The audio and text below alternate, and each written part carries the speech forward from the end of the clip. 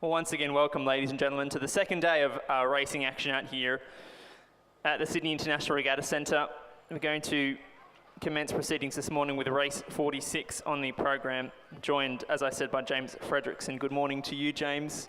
We're starting off with some para action this morning. Starting off with the women's event. This is contested by 3 athletes, lanes 4, 5 and 6.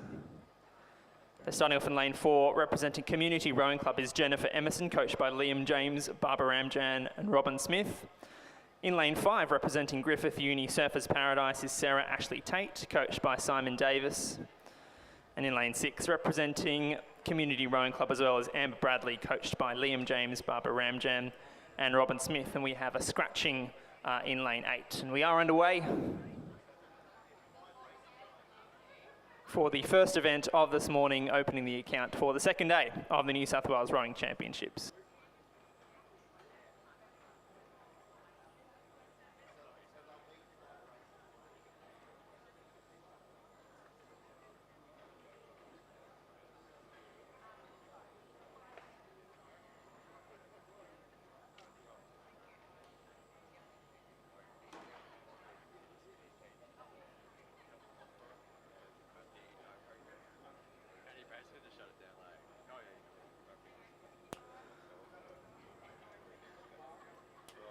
So conditions almost perfect for sculling on the competition lake this morning. And if you're joining us on the live stream, you can see in lane 4, Jennifer Emerson of Community Rowing Club, just in the right-hand side of your screen, in that very nice looking Felipe shell. And it looks as though we've had a couple of, or one boat not making the start line. James and I just having a discussion up here a moment ago. Might well be that the Griffith University Surfers Paradise sculler Sarah Ashley Tate not competing in this race, but it might well be that she's competing in the next race. So Community Rowing Club on the shores of the Lane Cove River in Sydney, a very a significant contributor to the para rowing scene in Australia, producing many up-and-coming scullers.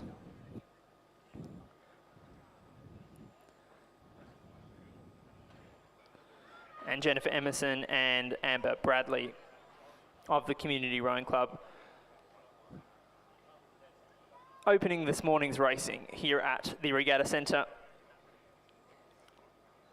So Emerson in lane 4 with perhaps 3 lengths advantage ahead of Amber Bradley. And these scullers are both in their PR3 category.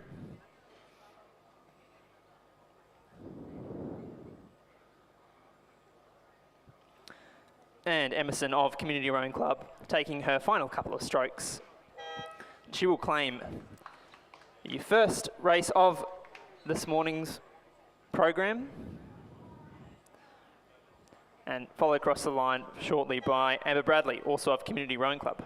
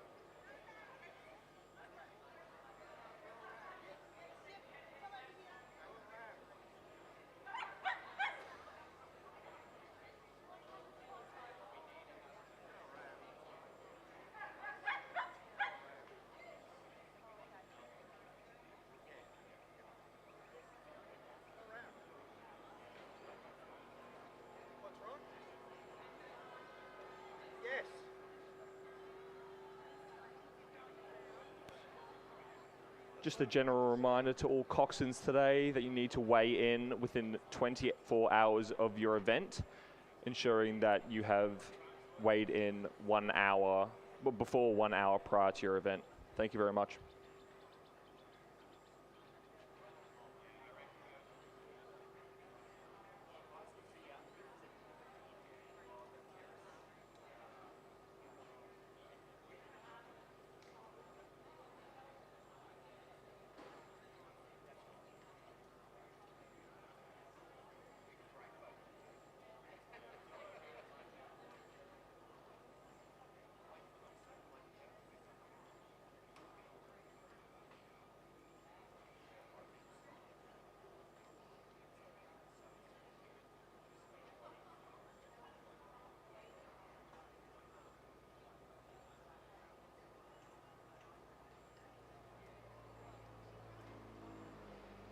Coming in now to race 47 as we're lining up on the starting blocks, the C Para Men's 1X and C Para Women's 1X. In lane 3 from Commercial Rowing Club, we have Tristan Orchard. In lane 4 from Sydney Rowing Club, we have Eric Horry. In lane 5 from Torrens, we have Mitchell Bales. And in lane 7 from Griffiths University Surfers Paradise, we have Sarah Ashley.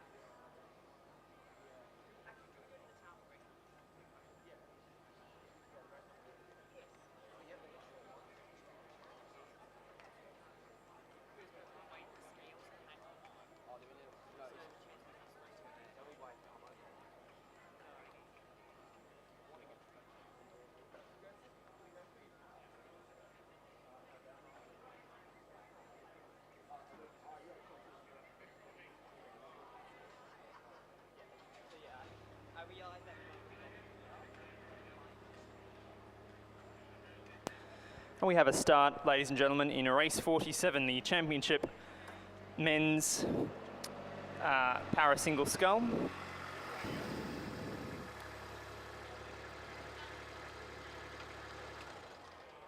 So this race is contested by 4 athletes, 3 men and 1 woman. So in lane 3, representing Commercial Rowing Club, is Tristan Orchard, coached by Agustin Rodero of Commercial Rowing Club and the Queensland Academy of Sport. In lane 4, representing Sydney Rowing Club and the Queensland Academy of Sport, is Eric Horry. Lane 5, representing Torrens Rowing Club out of South Australia, is Mitchell Bales. And finally in lane 7 of Griffith Uni Surfers Paradise, in the PR1 category, is Sarah Ashley Tate, coached by Simon Davis.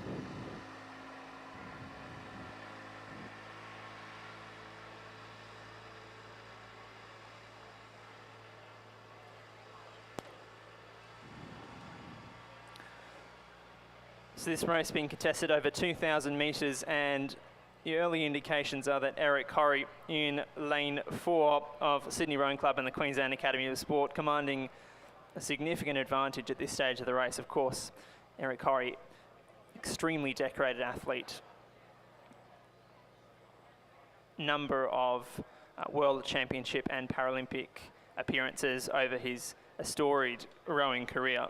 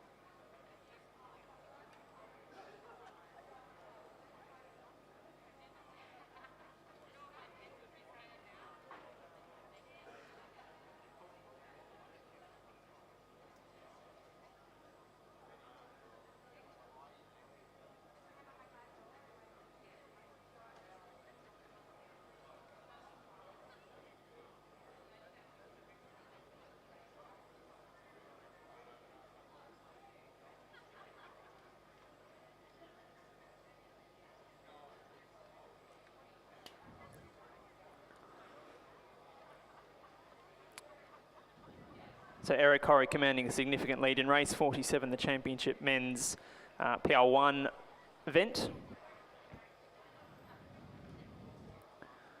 I think we've had Mitchell Bales of the Torrens Rowing Club in lane 5 just cross through the 500 metre mark. Of course, this race being contested over 2,000 metres.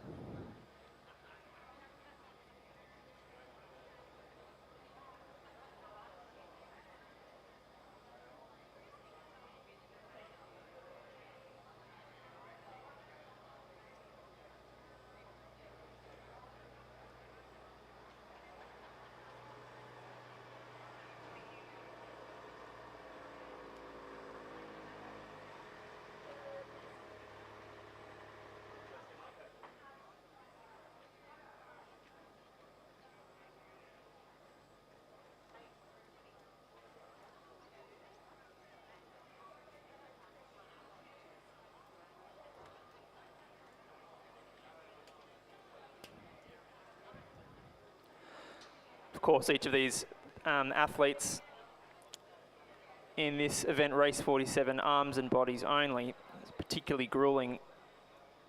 Over 2,000 metres, Eric Horry really demonstrating how it's done this morning.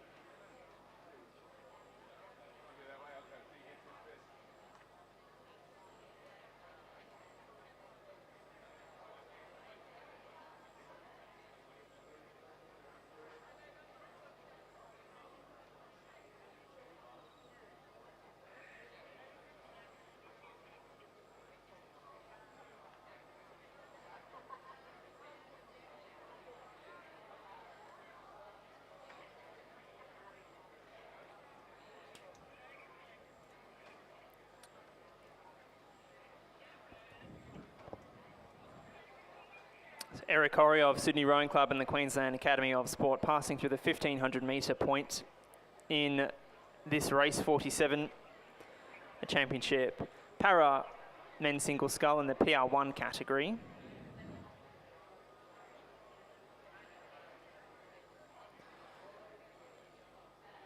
And Eric Horry commanding a significant advantage ahead of Mitchell Bales of the Torrens Rowing Club in South Australia.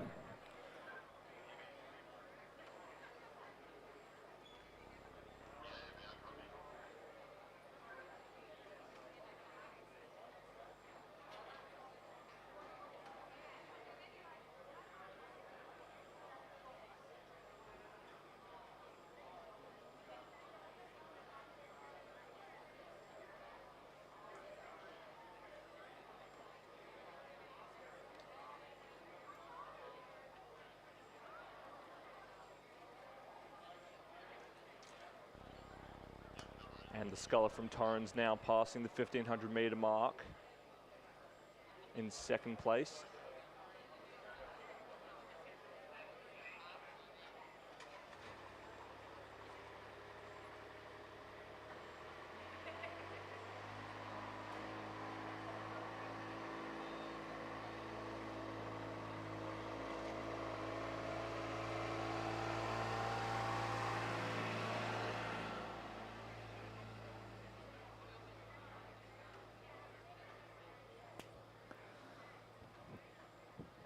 Into the final 200 metres or so of this race is Eric Horry of Sydney Rowing Club and the Queensland Academy of Sport, passing the grandstand here at the Regatta Centre and maintaining a healthy rate of striking.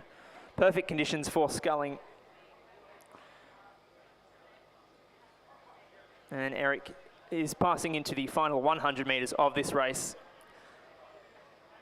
completely unchallenged from the start of this race to the finish. So it'll be another New South Wales Championship for Eric Horry.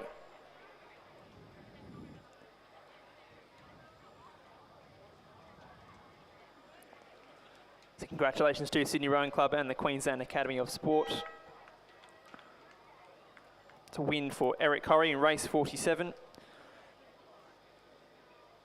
And we will have the presentation of these para events later on in the day, whereas we would usually present all the presentation medals immediately following the conclusion of the race.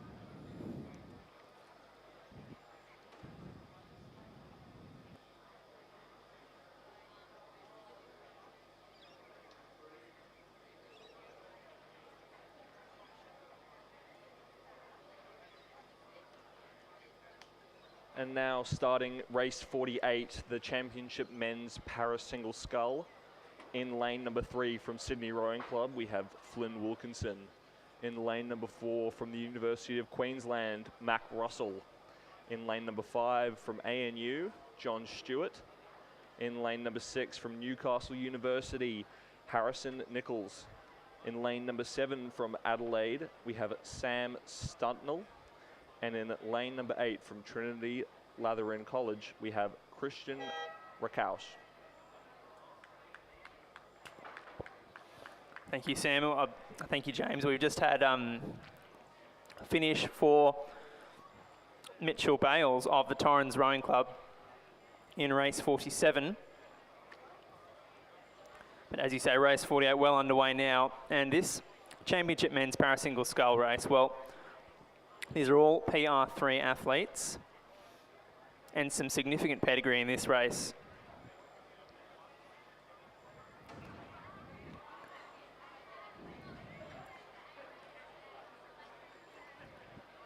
So Mac Russell in lane 4 of the University of Queensland, a repeat Australian and Queensland representative in the interstate men's PR3 event. Same too with Stuart John representing the Australian Capital Territory, who this morning is competing out of lane 5 in the colours of the Australian National University. But it's Flynn Wilkinson at this stage of the race, passing the 500 metres, who commands the lead by a significant margin as well, coached by Shane Mulvaney and Brooke Robinson out of Sydney Rowing Club on the shores of the Parramatta River in Sydney. And a blistering pace, 1:49 through the 500 metres. Mac Russell some 7.4 seconds behind him. Third place at this stage is Christian Rashu of Trinity Lutheran College. Harrison Nichols of Newcastle Uni currently in 4th. 5th place at the moment is Sam Stuntnell, and 6th place is ANU's Stuart John. And Flynn Wilkinson doing really well in this final for the para men's single scull. Young guy, only about 21 years old. Raced in the under 23 men's single scull yesterday, giving quite a good performance. Yeah, well, that's right, James, and he's going from strength to strength by the looks of things in this race, and already commanding a significant lead over 500 metres. So let's see what kind of damage he inflicts by the time they get down to the pointy end of the regatta course. Camera just panning over to Mac Russell in lane 4 in the colours of the University of Queensland. As I said before, very experienced sculler and has enjoyed plenty of success in colours for the University of Queensland and also the state of Queensland at the interstate regatta over the years. But certainly he's got his work cut out for him today. Flynn Wilkinson of Sydney Rowing Club certainly making things very easy for himself, and he's just maintaining a very nice long stroke.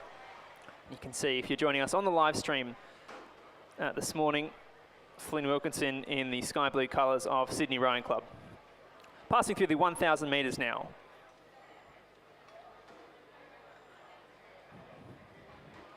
There's some distance between Wilkinson and Russell. He's currently occupying second place. Third place currently being held down by Sam Stunnell of the Adelaide Rowing Club. Nichols of Newcastle Uni remains in 4th position at this stage, and Christian Rashu of Trinity Lutheran College in Queensland in 5th place. Stuart John of the Australian National University in 6th.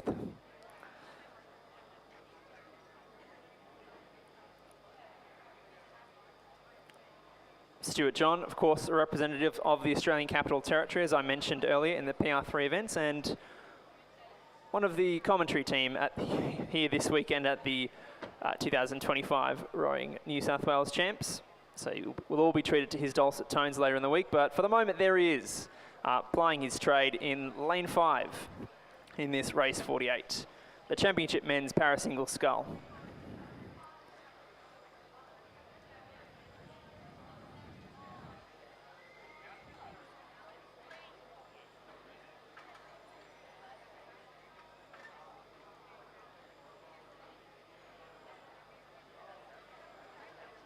And coming back now to race number 47, Sarah Ashley Tate crossing the finish line. Congratulations to Sarah Ashley and Griffith Unicep's Paradise.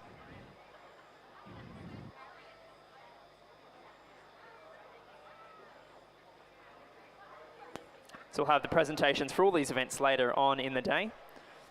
For the moment, Flynn Wilkinson putting on a clinic for us out here at the Regatta Centre. Race 48 in the final 500 metres. Passing through the 1,500 metre mark in a time of 5 minutes 40 seconds. And he's joined in the final quarter of this race by Mac Russell, some 15 seconds behind him. And Sam Stunnell has made up some ground on behalf of the Adelaide Rowing Club.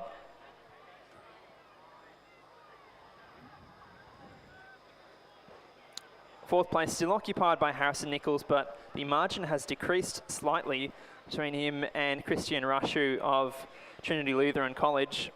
He's just biting at his heels. And Stuart John of the Australian National University currently in 6th place. But Flynn Wilkinson is in great form this morning, increasing the lead from the 1K to the 1,500 by about 3 seconds. He is rode strong this race and has been out front the entire time.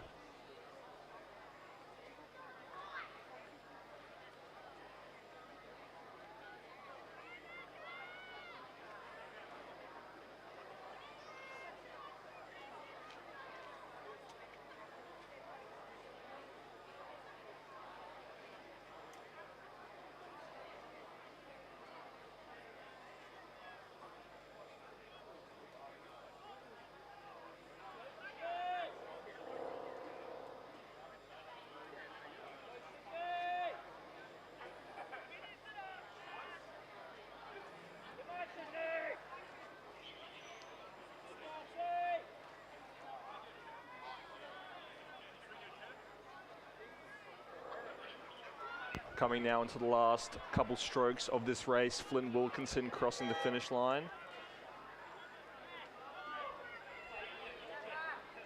Great race from Flynn this morning.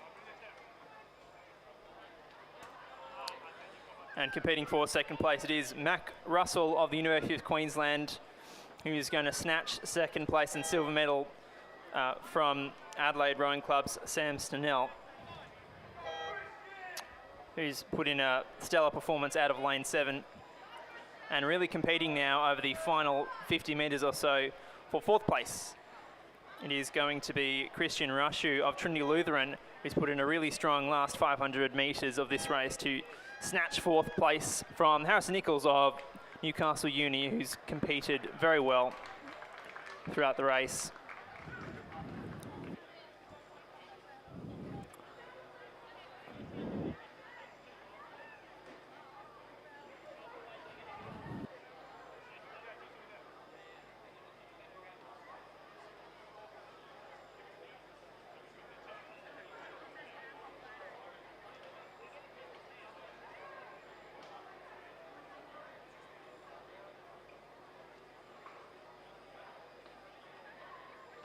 Coming into race number 49 now, the championship women's para single scull.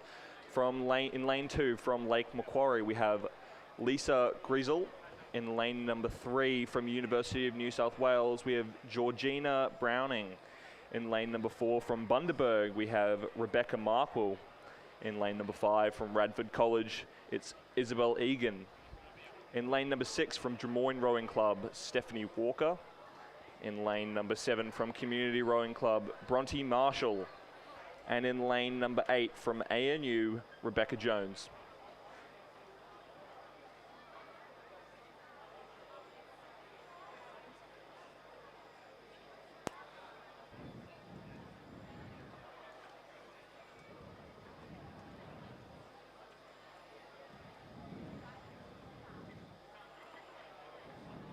So race 49 well and truly underway, and it is Isabel Egan of Radford College in the ACT who's commanding the lead at this stage, and it's a healthy lead ahead of Lisa Greisel, New South Wales PR3 interstate representative. Rebecca Jones currently occupying 3rd place from the Australian National University. Georgina Browning currently in 4th place in the colours of the University of New South Wales. 5th place being held by Bronte Marshall of Community Rowing Club, and 6th place currently occupied by Stephanie Walker of Drummoyne Rowing Club. Both those two clubs, strong and proud history of supporting para rowing.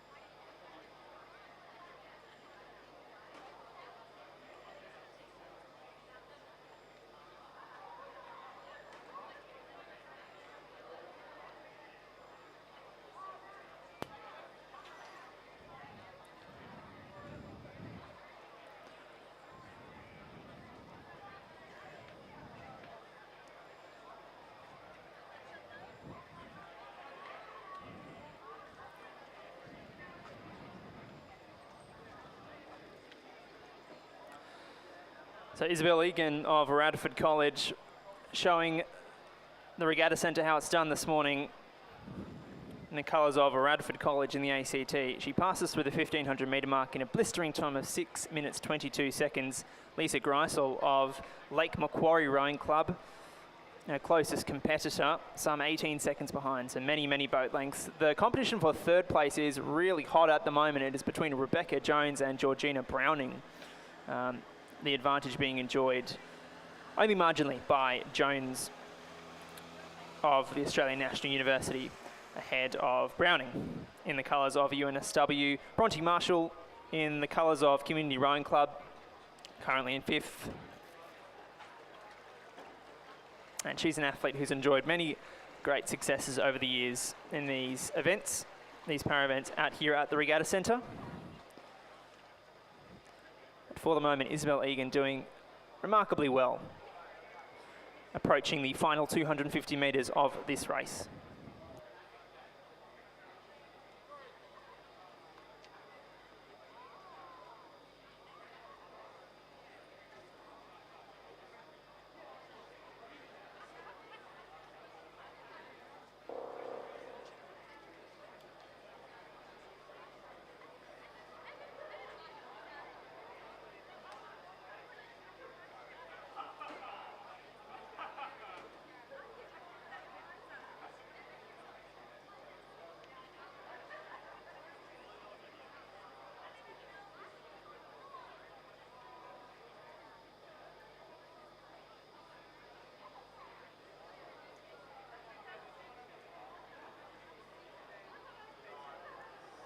Coming now into the last 30 strokes of the race. Isabel Egan providing a commanding lead over the rest of the field, and she'll take out first place in today's final. Followed closely by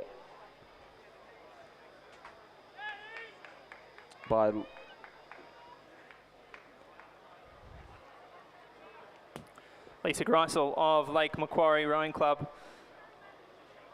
is going to take out second place, comfortably ahead of lane 3. It's Georgina Browning of the University of New South Wales, who appears to have leapfrogged Rebecca Jones, with whom she was engaged in a tight battle earlier on in the race. So congratulations to Georgina. Rebecca Jones having to settle for 4th place. 5th place is going to go the way of Bronte Marshall in lane 7, out of the Community Rowing Club.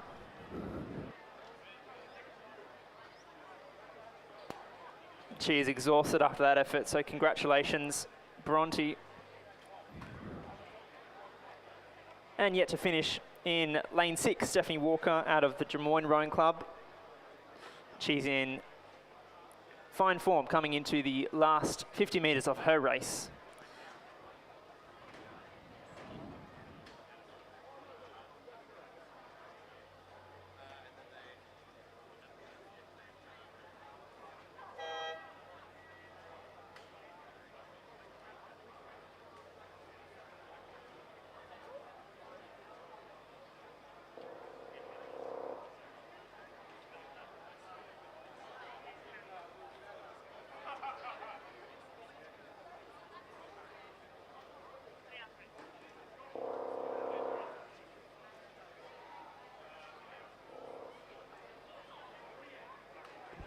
And finishing off the race in lane number 4, Rebecca Markwell from Bundaberg.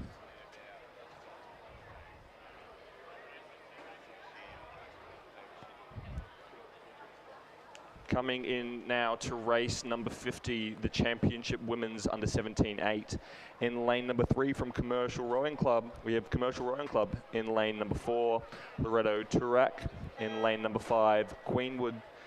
In lane number 6, Pimbles Lady College number 2. And in lane number 7, Loretto Kirribilli. And finally in lane number 8, Canberra Girls Grammar. Thank you, James. We're going to turn our attention briefly to the medal presentations for race 48, the Championship Men's Para Single Scull. In 3rd place and representing Adelaide, Sam Stunnell.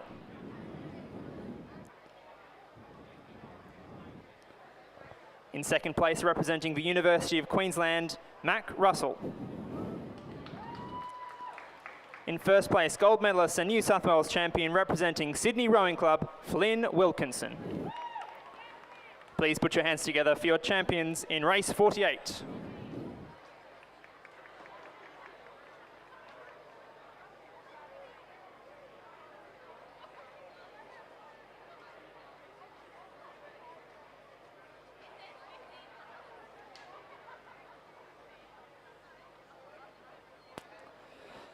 And so we return our attention to the competition lake, where race 50 is underway.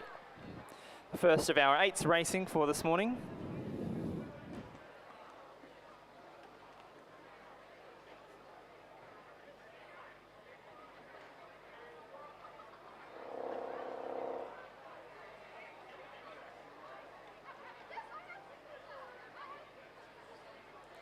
And all these girls giving a great account of their abilities, leading into the schoolgirl head of the river in a couple of weeks' time.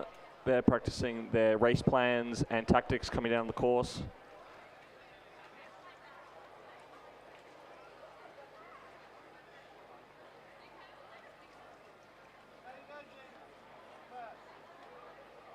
And through the 1K, we have Commercial in 1st place, followed closely behind by Loretto Turak. And behind them in 3rd place, Loretto Kirribilli, followed by Pimbles Ladies, Canberra Grammar Girls, and Queenwood in 6th.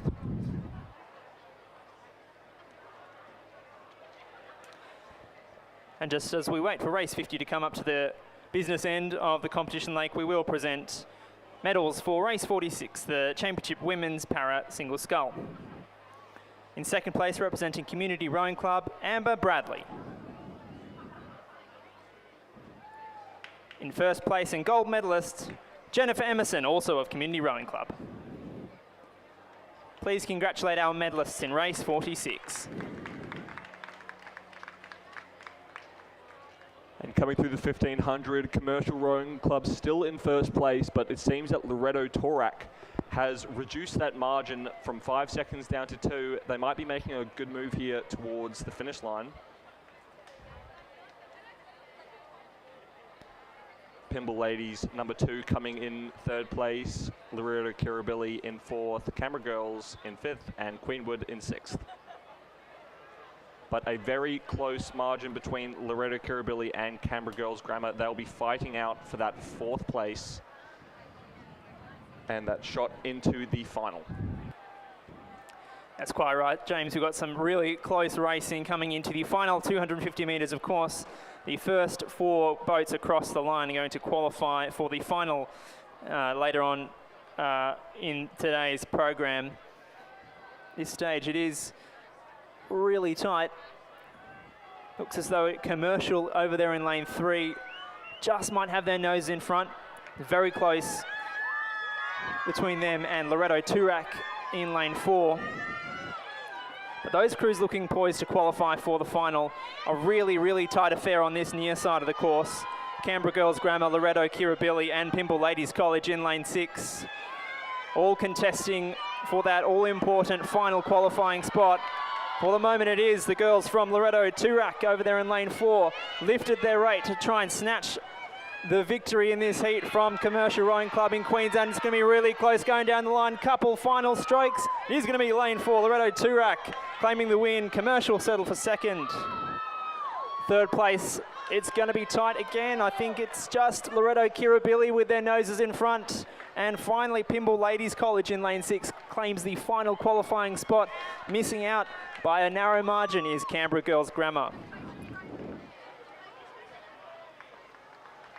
And finally, to cross the line in 6th place, it'll be Queenwood, represented in lane 6. Well, in case you haven't had your coffee, I hope that's woken you up this morning.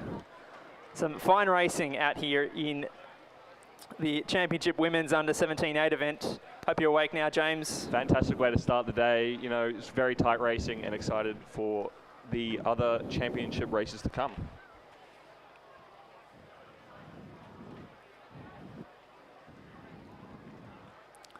So we'll have a start shortly in the second heat of the Championship Women's Under-17 8.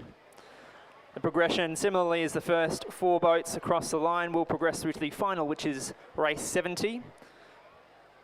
So in lane 3 is Gippsland Grammar, lane 4 Pimble Ladies, lane 5 is Queenwood, lane 6 is Caulfield Grammar from Victoria, and lane 7 is St Catherine's.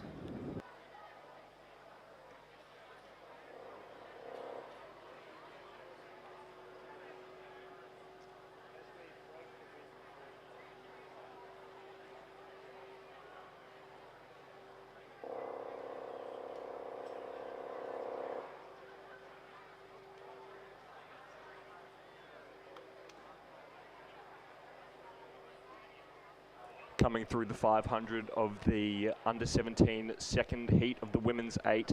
Pimble Ladies College leading the pack with Queenwood behind with a margin of 3 seconds, followed by St Catherine's, Caulfield Grammar and Gippsland.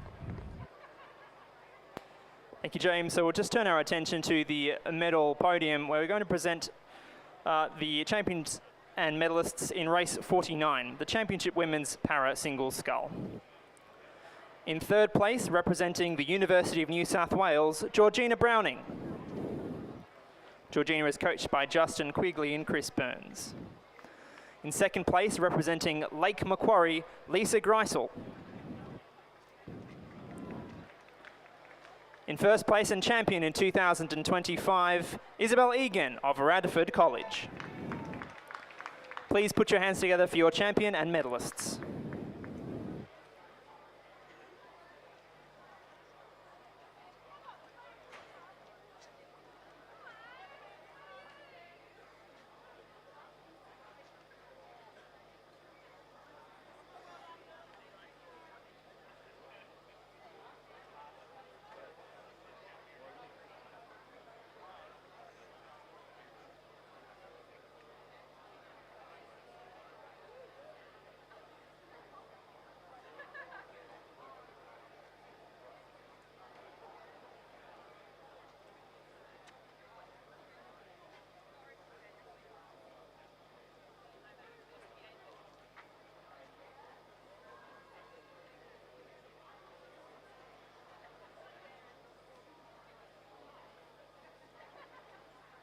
coming through the 1K. Pymbles Ladies College still leading the pack over Queenwood with a margin of 3.76 seconds, followed closely behind by St. Cath's and Caulfield Grammar.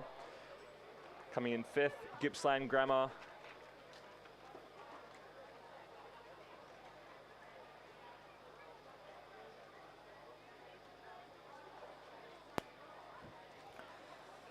James, yes, the margins are looking tight in race 51. So at the moment it is the young women from Gippsland Grammar in Victoria who are in the hot seat, hoping to avoid relegation in this event. As I mentioned, it's the first 4 boats across the line who will qualify for the final in race 70. And they'll go head to head with those 4 boats in race 50, last race, who qualified. So that's Loretto Toorak, Commercial, Loretto Kirribilli and Pymble Ladies College. Should be a cracking race this afternoon for the Championship Women's Under 17-8.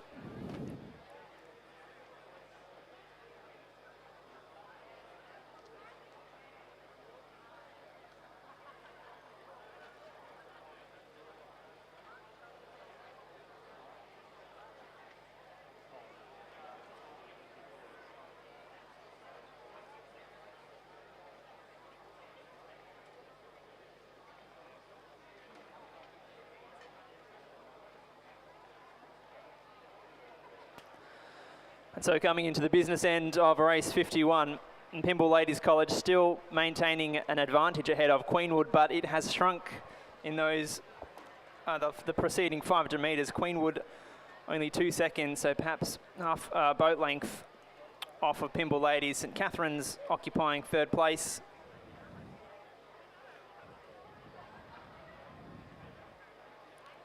Caulfield Grammar at the moment the final qualifier, and Gippsland Grammar with work to do to claw back the advantage currently being commanded by Caulfield. So those 4 crews, Pymble, Queenwood, St Catherine's and Caulfield, looking as though they're going to qualify for the final.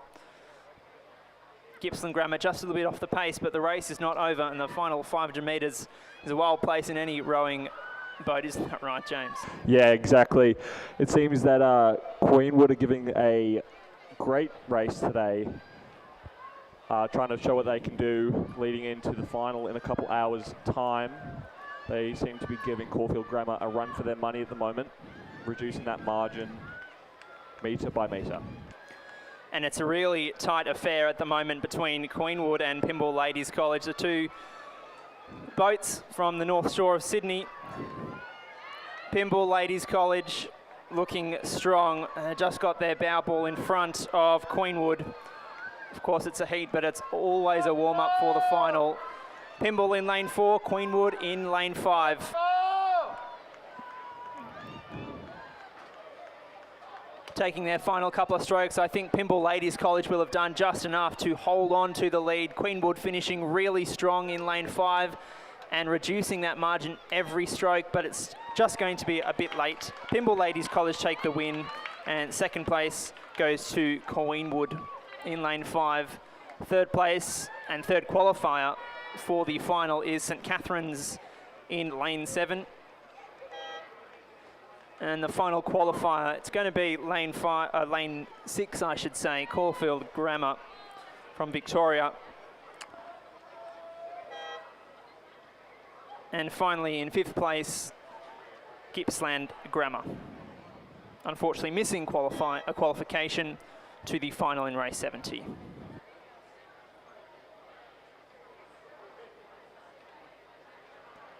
And now coming into race number 52, the Championship Men's Under 17 Heat.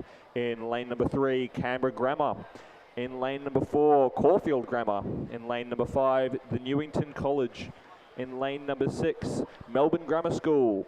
In lane number 7, the King's School. And in lane number 8, St Kevin's.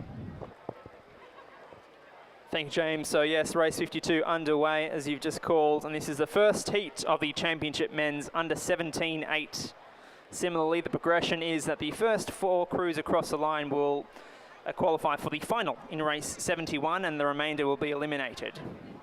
So we'll have 2 crews miss out on the final, whilst the first 4 will go across, and this is a tight affair. Just have a look at those margins if you're joining us on the live stream, or indeed on the big screen out here at the Regatta Centre. St Kevin's from Victoria currently in the lead, but it's a very slight advantage ahead of Kings. 1 second behind Newington, Melbourne Grammar School, Caulfield and Canberra in that order. And the margins are very tight. That was at 1,000 metres. I wouldn't like to predict the winner or the qualifiers in this race just yet. There's still plenty of water. Safe to say that none of these crews will be reducing their rate of striking towards the end of this race. That's right. I suspect it will be increasingly frantic and desperate as we get down to the as we enter the last 500 metres of this race.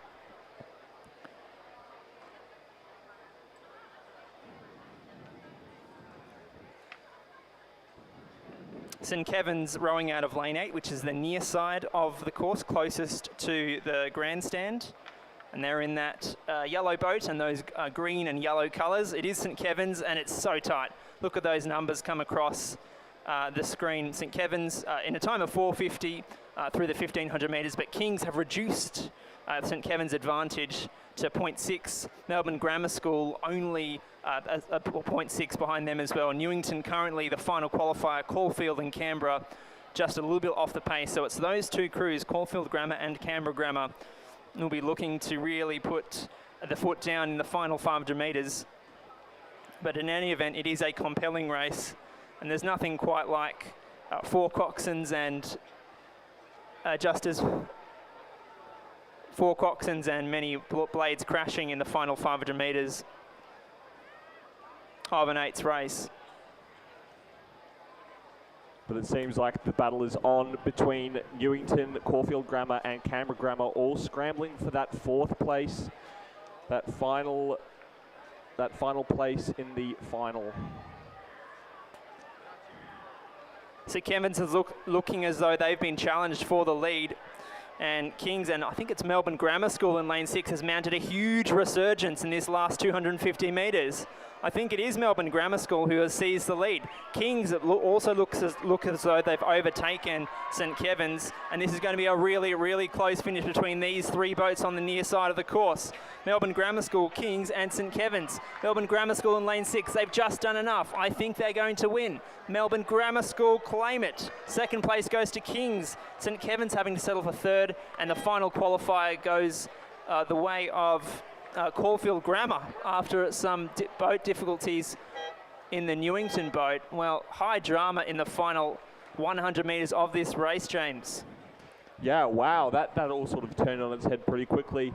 The Newington boat catching a crab and Caulfield Grammar just moving through them, showing that composure in those final stages of the race is so important. Well, that's exactly right. It's all just about maintaining the cool and not changing as little as possible as the blood pressure goes up and the heart rate rises in the final 100 metres of that race. But unlucky Newington just missing out on qualifying on account of some blade work in the final 100 metres. But congratulations to Caulfield Grammar, who snatches a qualifying place. But now moving on to the 2nd heat of the championship men's under 17-8 in lane 3, St Joseph's College. In lane 4, St Ignatius. In lane 5, the Shaw School. In lane number 6, St Augustine's. In lane 7, Prince Alfred College. And in lane number 8, Brighton Grammar.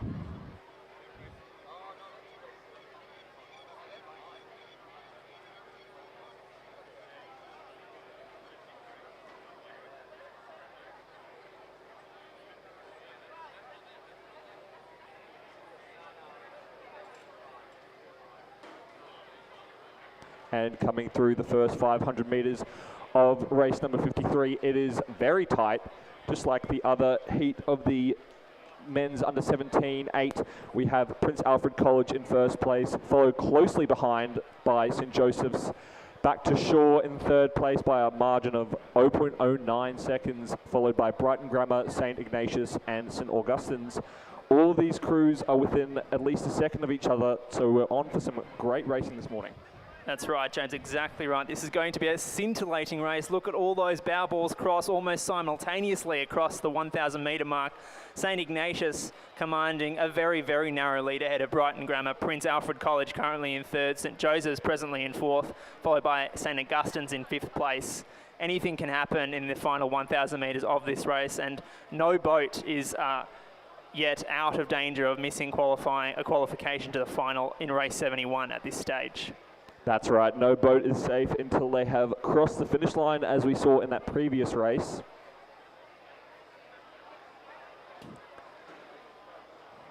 St Ignatius College, coached by Olympic champion Jack Hargraves in this race. So some pedigree, coaching ability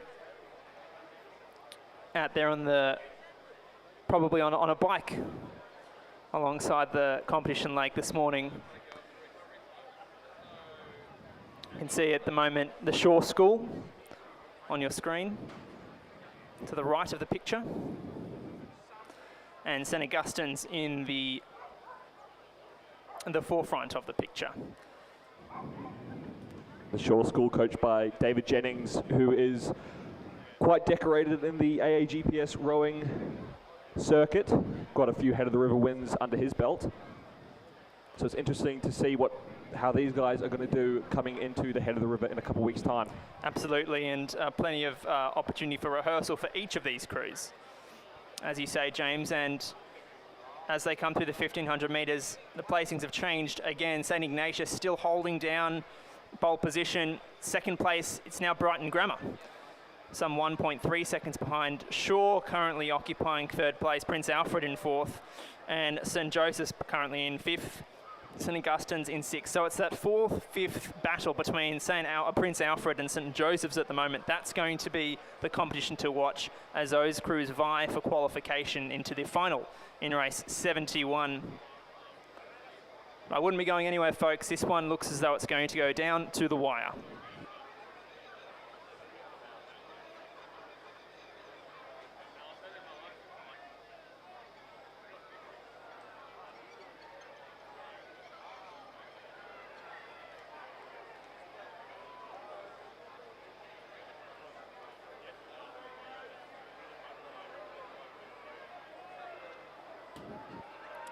Okay, here we go. The rates are going to be thrown through the roof in the final 200 metres or so of this race. It is on the near side. Brighton Grammar maintaining a very, very high rate of striking, but St Ignatius currently in lane 4. I think they're still commanding the lead. It's a narrow lead indeed. So we've got Brighton Grammar on the near side. We've got St Ignatius. Shore School really in with a chance as well. Fourth place, I think it is lane 7, Prince Alfred, and they're just going to snatch the final qualifying place. St Ignatius first, second Brighton Grammar, third place goes to the Shore School, fourth and final qualifier. It's going to be Prince Alfred. Fifth place, St Joseph's narrowly missing out on qualification to the final in race 71. Sixth place going the way of St Augustine's College. A very, very high standard of 8-oared racing coming down the course at the moment, isn't it, James? Extremely high standard of racing. No light strokes are being taken in either of those heats. Usually a lot of crews will tactically choose to take the rate down, maybe drop the pressure a little bit coming into the last 500 metres if they have a safe margin, but all of these crews have such tight margins that that's just not an option if they want to be able to make the final. Well, that's exactly right, and we're going to stay with Schoolboy 8 racing, but now this is the championship event. So you would imagine that many of these boats currently on the course in race 54, the first heat I should say, will be contesting the first 8 race in their respective head of the rivers. So just running through the crews. In lane 2, representing Geelong Grammar. Lane 3 is Melbourne Grammar School. Lane 4, Scotch College. Lane 5 is the Shore School. Lane 6 is St Joseph's. Lane 7, Brighton Grammar. And lane 8 is Sydney Grammar. So this is the first of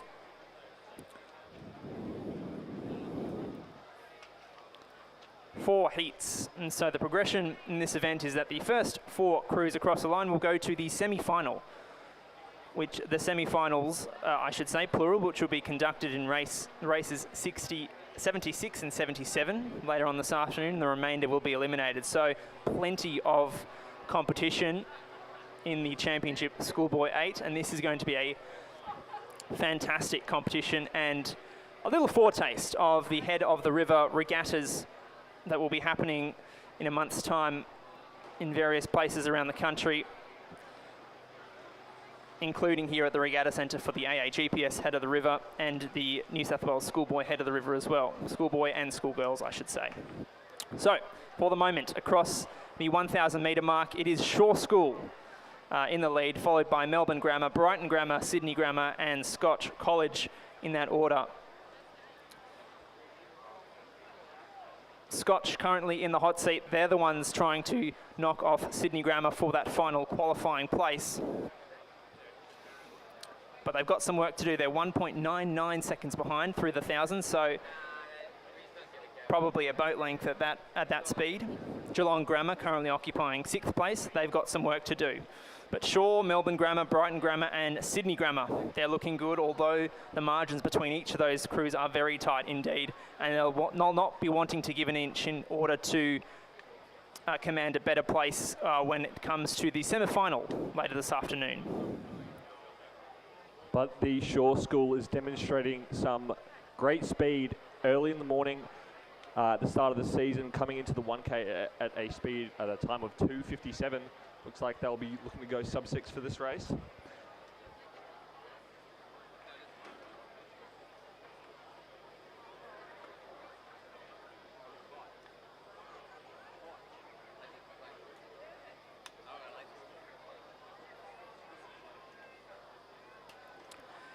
You can see the distinctive colours of the Shaw School in lane 5.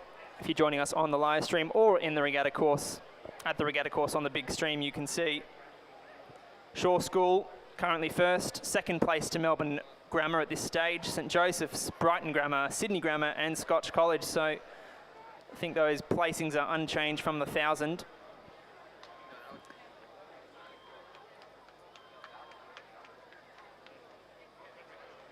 So it's now Sydney Grammar, I should say, who's currently looking to avoid relegation in this event. Brighton have leapfrogged them. And so a battle will be unfolding between those two crews. Brighton in lane 7 and Sydney in lane 8. So on the near side of the course should make for some fantastic spectating. Those two crews locking horns to see who will go through to the final.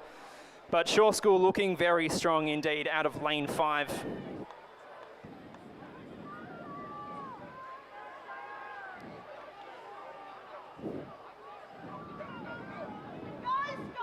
Geelong Grammar on the far side of the course. They're looking as though they are raising their rate of striking to really take the fight to the Shaw School in the final 100 metres of this race. The boys have now turned red. Shaw School looking strong, and it looks like it'll be too little too late for Melbourne Grammar School in lane 3 to snatch the win. Win for Shaw, lane 5. Second place goes to Melbourne Grammar School. Third to Brighton Grammar. Fourth place goes to St Joseph's, who've put in a fantastic final 500 metres to take the final qualifying spot. Brighton Grammar have leapfrogged them. So we've got all sorts of things happening in the final 500 metres of that race.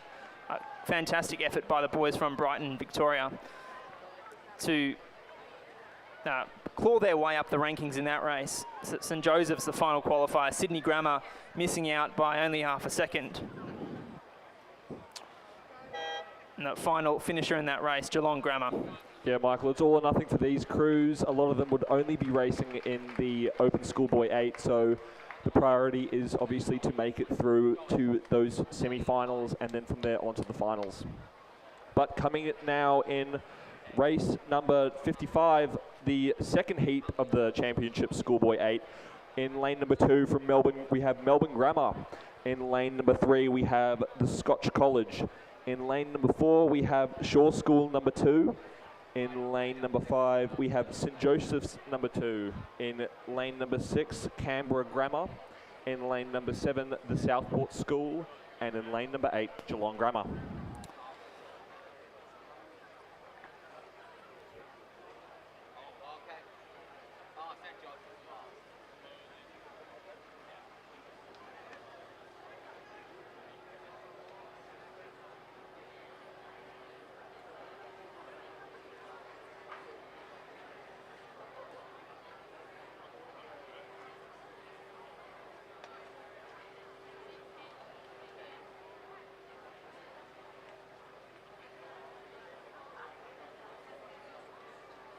coming through the first 500 metres of this race. The Southport School takes the lead, followed closely behind by Scotch College in third place. We have Geelong Grammar behind by a margin of 1.17 seconds.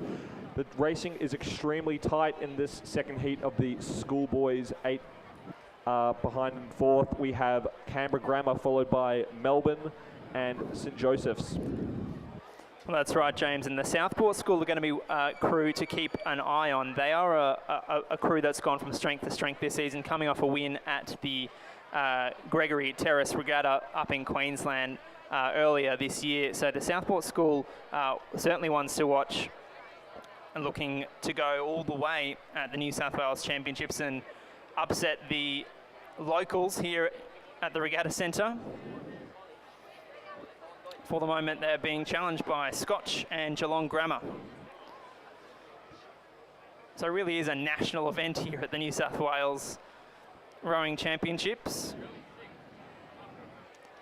At the St Joseph's College, the only New South Wales boat in this race, 55. It really is a proper warm-up for the head of respective head of the rivers and of course, the Australian Rowing Championships down in Lake Barrington in March.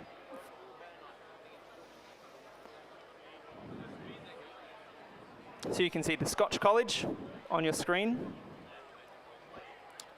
That's Angus Maloney, Lachlan Lawson, Adrian Marrow, James Temple, Joe Collingwood, Hugo Purnell, Ted Burney, Fletcher Douglas, and their cox, Sebastian Pagnan. Now looking strong in their distinctive red and yellow colours. It's a crew rowing on the Yarra River in Victoria.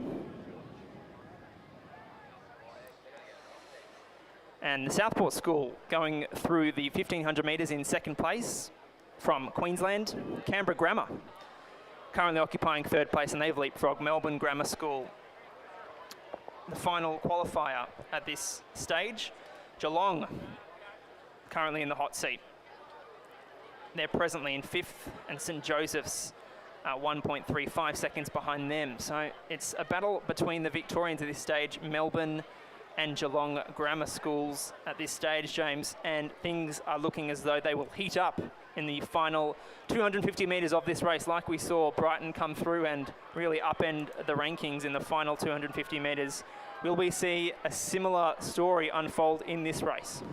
Yeah, it's looking quite close. The row between the Southport School and the Scotch College coming in to take the bragging rights of a win in the heat, and then coming back to Melbourne and Melbourne and Geelong Grammar fighting for that fourth place to make it through to the semi-finals. It seems like everyone's lifting their rate of striking, and this will be a very close one. Yeah, that's right. Scotch College looking very strong coming into the final 50 metres or so. So they're looking as though they'll take the win. Second place looking as though it'll go the way of the Southport School. Third place, oh gee, it's too tight to call at the moment. It's between Canberra Grammar, it's between Melbourne Grammar School, and the final qualifying place, it's going to go to Canberra and Melbourne. Geelong just missing out. Sixth place going the way of St Joseph's. So some more tight racing. Unfortunately, the Geelong Grammar School just missing out. Melbourne Grammar 0.7 ahead of them, and St Joseph's 2.18 behind them unofficially. So some really tight racing. We'll have some scintillating racing in the semi-finals of that event, the Schoolboy Championship 8 races 76 and 77 on the program.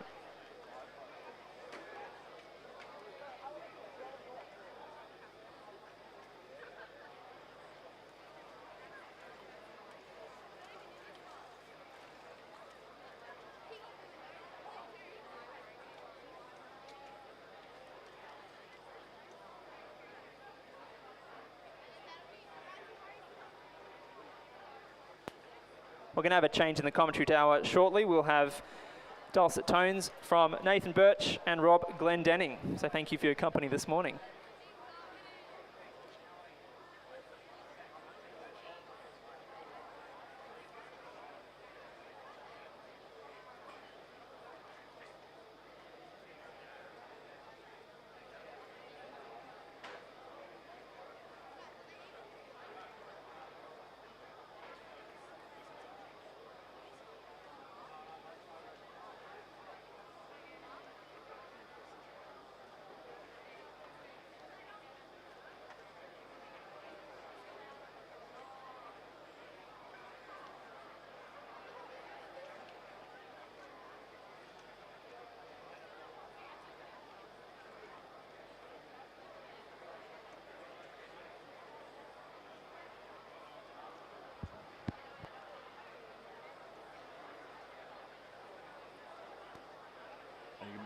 welcome Nathan to the commentary position, and thanks guys for holding up the last hour and a half. But we move straight on to race 56, the Schoolboy Championship 8, Heat 3. We have Kings in lane 2, Newington 1 in lane 3, Scots College in lane number 1 in lane 4, St Ignatius College in 5, St Kevin's number 1 in lane 6, Caulfield Grammar in 7, and Wesley College in lane 8. So we've through the 1,000 metre mark, and St Ignatius in lane 5, just going through with a ever so slight lead over the Newington 1 crew, and followed closely by Scots. Nothing in it between Kings, St Kevin's and Wesley College, and Caulfield Grammar to round out the field. As they moving down here, it is a very tight race, but the action looks to be happening in the middle of the pack.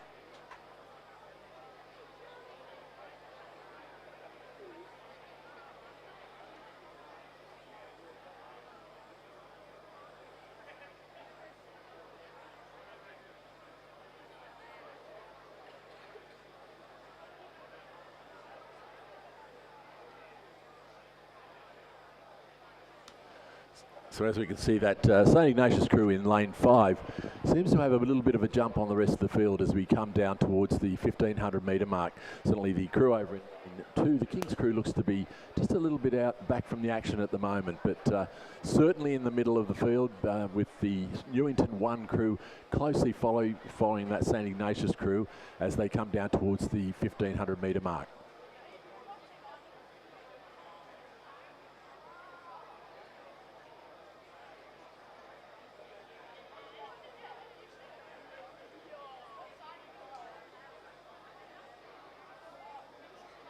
And through the 1,500 metre mark, we have the St Ignatius number 1 crew in 4:26.34, and certainly holding a little bit of a lead now, about 3 seconds over the Newington crew, so just under a length over the Newington, followed by St Kevin's, King's School, Scots 1, Wesley College and Caulfield Grammar. So they're all through that 1,500 metre mark as they make their way down into the last 400 odd metres. It is a clear lead now by the St Ignatius crew. They look to be extending that lead as they push on towards the finish. There is a hot chase though by Newington over in lane 3, and it does look to be the St Kevin's number 1 over in lane 6 that are out on the in the chase pack. Remembering that the first 4 go through to the semi-final, so that 4th and 5th position are all important, but it will be this St Ignatius crew as they come into the last 250 metres. They still hold about a boat length lead. There is a big push coming though from the Scots number 1 crew over in lane 4, and they look to be pushing right through, and at the moment they're challenging for that 4th spot. So it's there's about 6 crews in it at the moment. The St Ignatius crew in the middle of the field now have dropped their rate. They look like they're fairly comfortable. They have a view they're going to go through. Newington number 1 will be, looks like they will come across the line second, but the race is on. It doesn't look like the Scots are just going to be able to pick it up, but the Kings crew really putting on a big burst coming towards the line, leaving nothing to chance. It will be the St Ignatius crew crossing in first, and followed closely by the Newington Kings, ever so close, but St Kevin's crew will take out ahead of Scots College, Wesley College over here in lane 8, followed by Caulfield Grammar.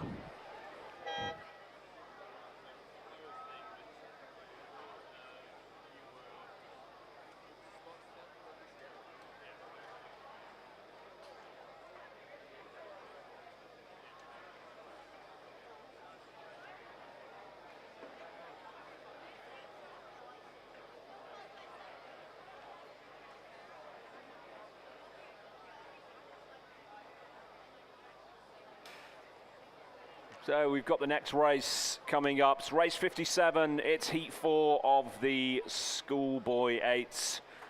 Again, 2,000 meters. It's the first 4 that progress through to the semi-final.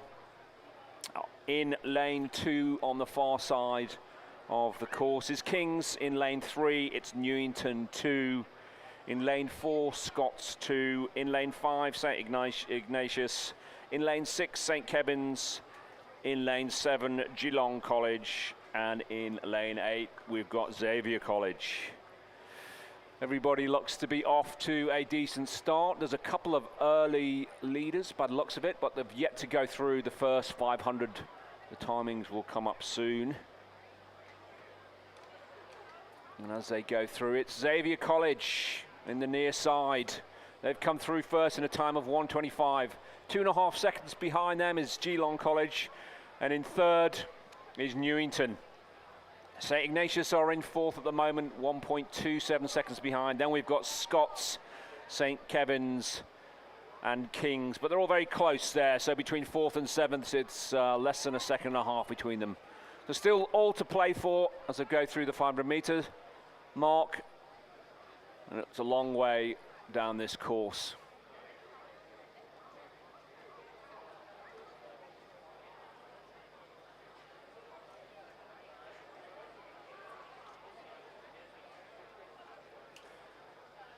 And as a public service announcement, can I please remind all people on bicycles, coaches, spectators, supporters, mums and dads, if you're on a bicycle, you must wear a helmet. We've already had an incident yesterday and this morning. Please wear a helmet if you're on a bicycle. I'm going through the 1,000-meter mark. It's still Xavier College. Good time coming through in less than 3 minutes.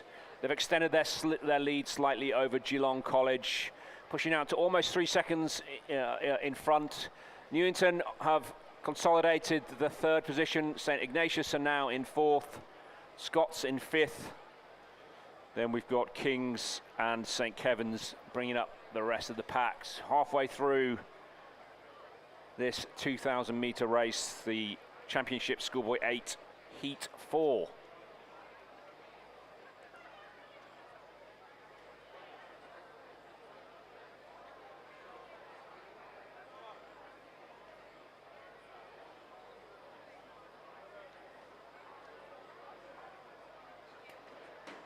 And as they're approaching the final 500 meters, it still looks like Xavier College has got just almost a length, maybe, yeah, just some clear water away from Geelong College. That's about 4 seconds in front. St Ignatius are third. Newington have a strong push there in the third 500 meters to push on up to St Ignatius.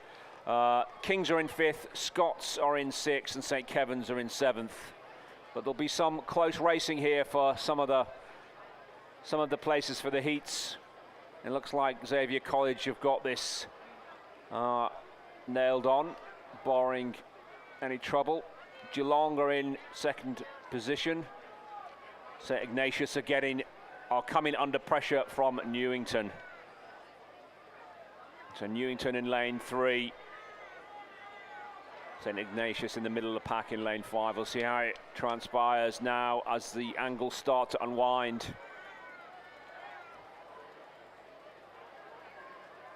Some slight steering correction there from Geelong College. They seem to be shortening up Geelong. Looks like St Ignatius and Newington are pushing back strongly here. Let's see if they can hold on, but it looks like Xavier College in the distinctive red and black boat, or red and blue boat, should I say. They're going to cross the line. Xavier take the win, and then it's a strong push there from St Ignatius to take second position, snatching it away from Geelong.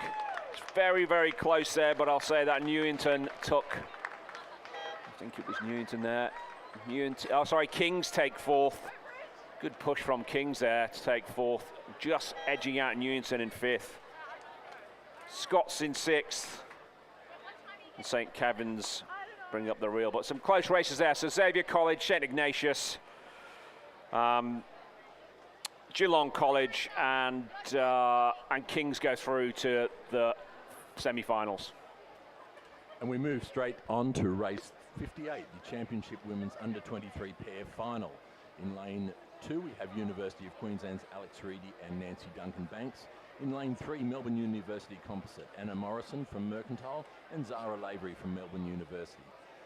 In lane 4, Sydney University's Olivia Natty and Tiffany Botha. In lane 5, Adelaide Uni Composite, Isabel Scammell from Sydney Rowing Club and Sophie Barr from Adelaide University.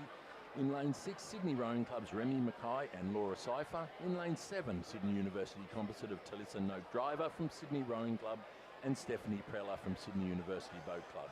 In lane 8, Sydney Rowing Club, Freya Neville and Lily Anderton. And in lane 9, UTS Composite, Georgina Tager and April Draney. And this race is well underway now, and so through the first 500 metres, it was the Adelaide Uni Sydney Composite of Isabella Scammell and Sophie Barr going through with 1:46 seconds, followed closely by Sydney Rowing Club's Remy Mackay and Laura Cypher. And as we've just gone through the 1,000 metre mark, it is the Adelaide University Sydney combination of Isabella Scammell and Sophie Barr with about a length's lead over the Sydney University Sydney Composite of Talissa Noak Driver and Stephanie Preller, followed closely by the Sydney Rowing Club crew of Remy Mackay and Laura Cypher, and then the second Sydney crew of Freya Neville and Lily Anderton. But it is certainly a fairly dominant position that the Sydney Adelaide University crew hold going through the 1,000 metre mark as the field ties settled in for that all-important third 500.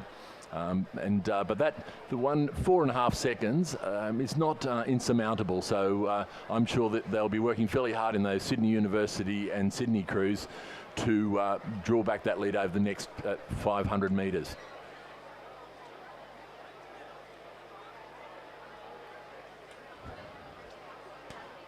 So just as Nathan just alluded to, just a warning, we've got an ambulance on the other side of the track. I'm not sure if it is a bike accident, but certainly be very careful in, particularly when following races up and down, for the coaches following races up and down the course, to keep an eye out for pedestrians, make sure we stay in the right lanes and have that helmet on.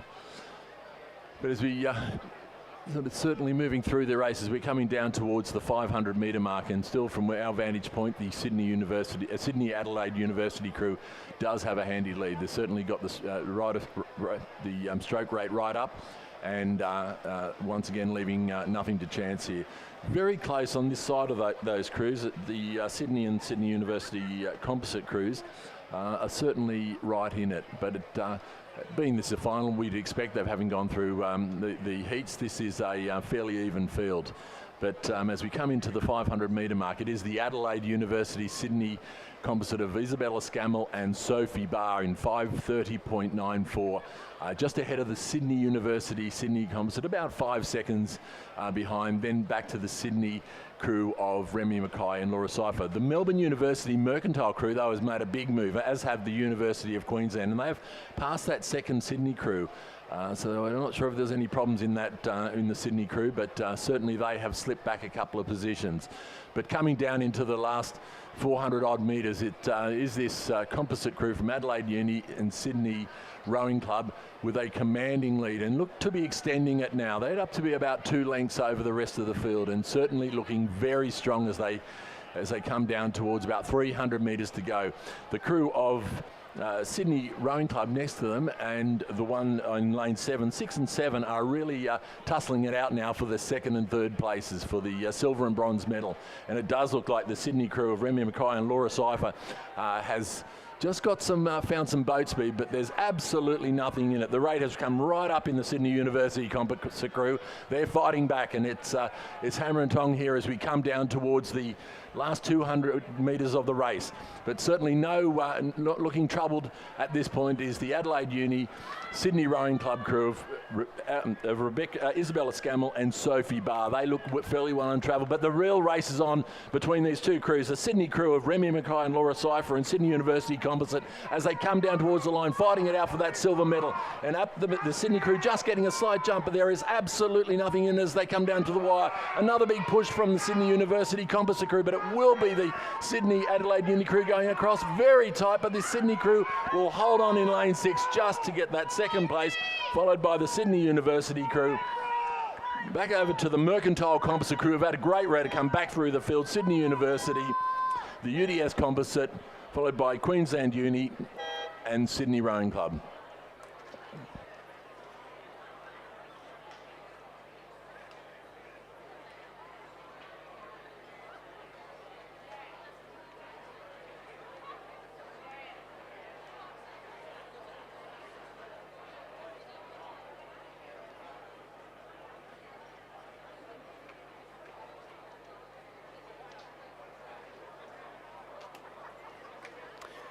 Yeah, and the race coming down the line is the championship men's under 23 pair.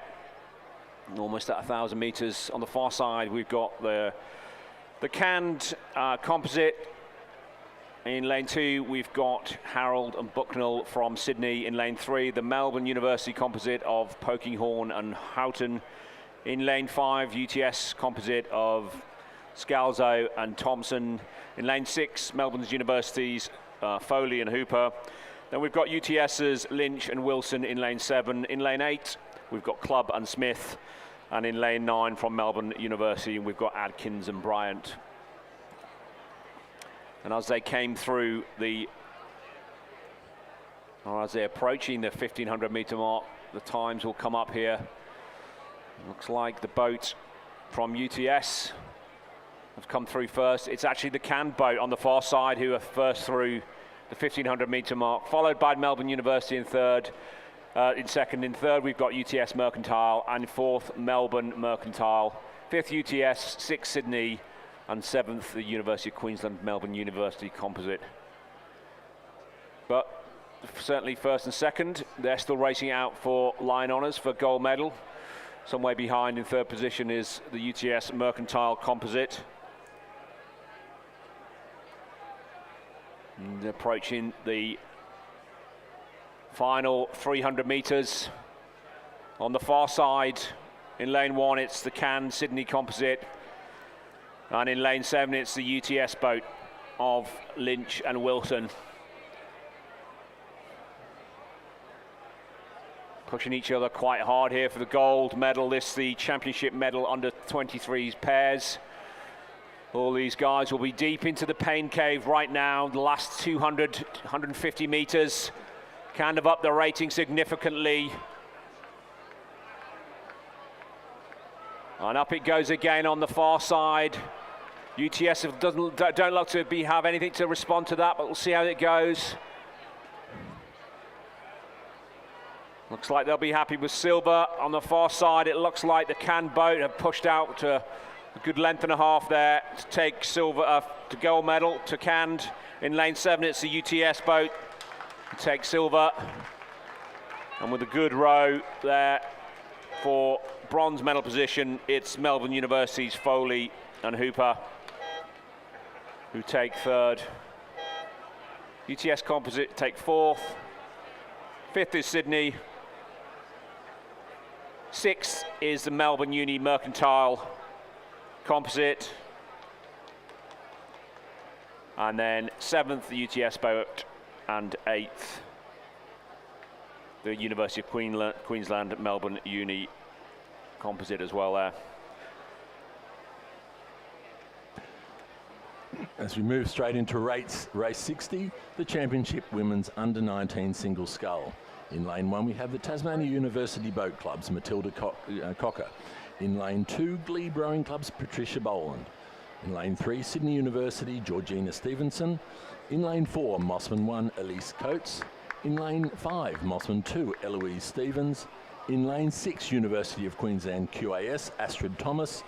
In lane 7, Glebe Rowing Club's Lucy Yabsley. In lane 8, Sydney University's Addison Rolls. And in lane 9, University of Queensland, Gabriel Ryan. And through the 500 metre mark, it was University of Queensland with a slight advantage. A bit more than slight. They've just gone through the 1,000 metre mark. So calling the places, it's Queensland University's Astrid Thomas through in 3:49.89, followed by Glebe's Patricia Boland and Lucy Yabsley from Glebe.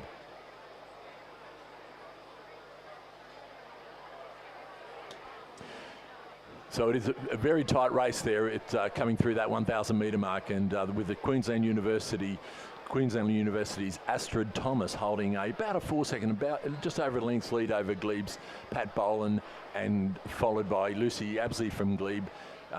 Then through the 1,000 metre mark, it was Mossman, Eloise Stevens, Tasmania University, Matilda Cocker, Sydney University's Addison Rolls, University of Queensland and Sydney University's Georgina Stevenson. They're certainly all through the 1,000 metre mark, and moving through the as we come down towards the 1,500 metre mark.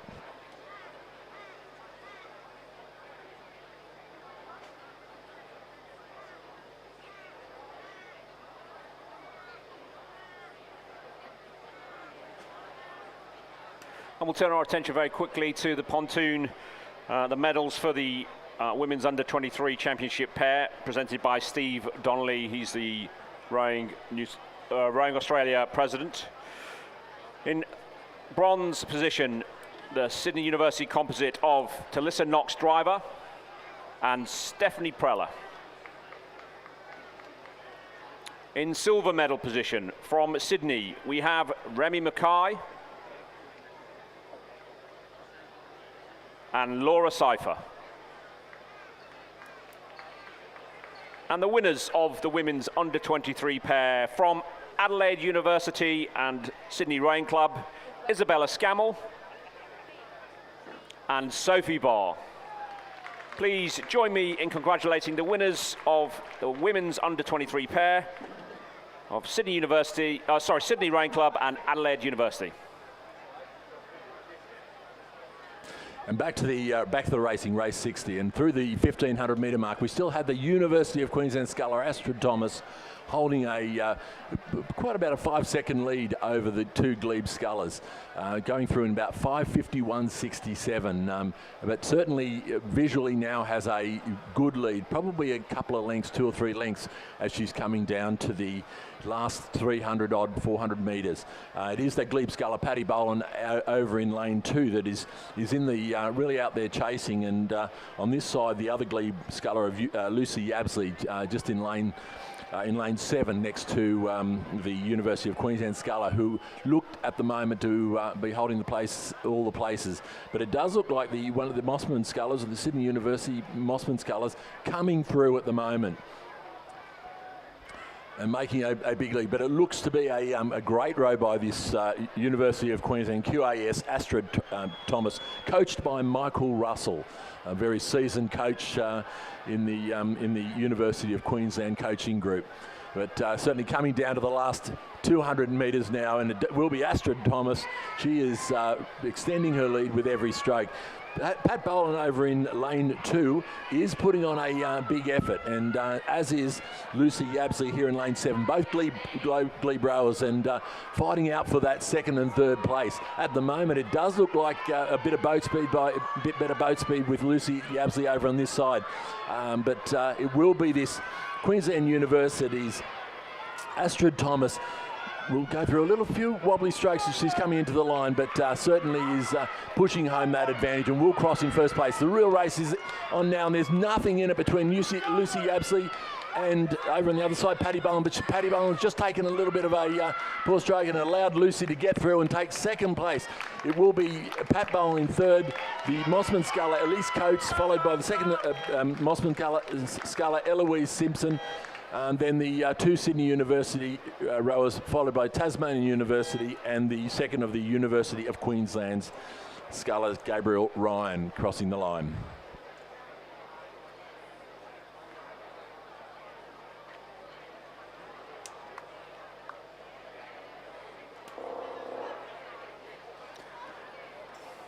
And we will move over to the men's under-19 single sculls, which is well underway. So we've already gone through the 1,000-metre mark on the far side from Commercial. We've got Johnson in lane 3 from Friends. We've got Henry Manning in lane 4 from Mossman. We've got Tobias Elias in lane 5 from Wendouree Ballarat. Max Mason in lane 6 from Hunter Valley Grammar. We've got Luke Purdy. In lane 7 from Kinross Wallaroy, we have Harry Dimmock. In lane 8 from TUBC, we've got Noah Haas. And in lane 9 from Cannes, we've got George Curry. And as they are coming through the 1,000-metre mark, it was Mossman's Toby Elias who had a good lead of almost 5 seconds over Luke Purdy from Hunter Valley, who was very, very closely followed by Ian Johnson from Commercial. In 4th place was Wendouree Ballarat. In 5th place, George Corey from Cannes. In 6th place from Kinross Wallaroy was Henry Dimmock. Noah Haas was in 7th, and in 8th was Henry Manning.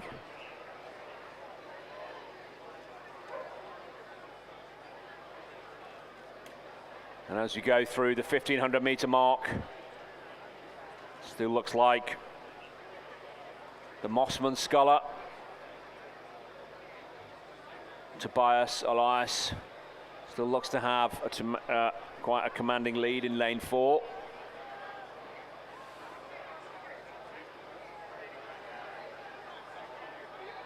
As they go into the final 400 meters.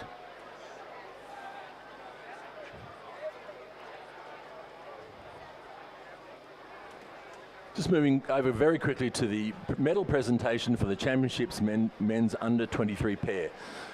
In third place and bronze medalists, Melbourne University, Tom Foley and Winston Hooper.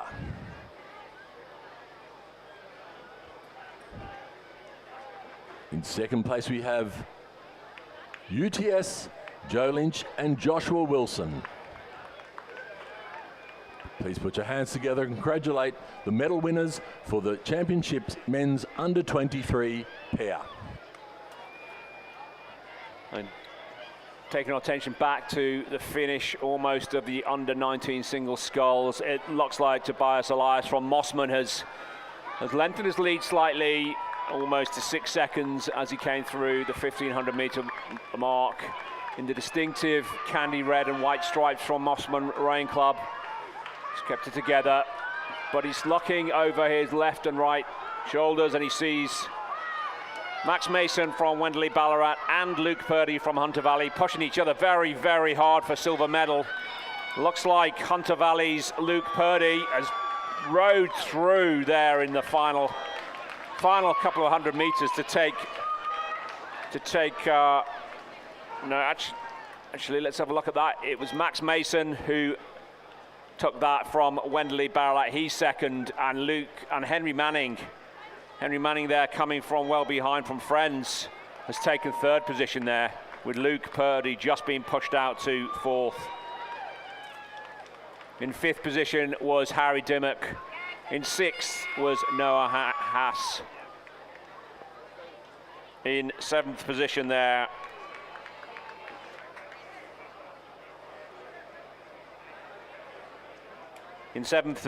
was the sculler George Corey from Cannon, and eighth from Commercial was Ian Johnson. On the course we currently have race 62, the Championship Women's Under 21 Single Scull Final. In lane 2, Sydney University's Mia Booth. In lane 3, University of Queensland's Holly Fleming. In lane 4, Sydney Rowing Club, Georgia Allen. In lane 5, Bucks, Alana Edwards. In lane 6, Mercantile, Zarek Forey. In lane 7, Adelaide University's Carolyn McNally. Lane 8, UTS, Leila Gaston. Lane 9, Tasmania University's Olivia Walter.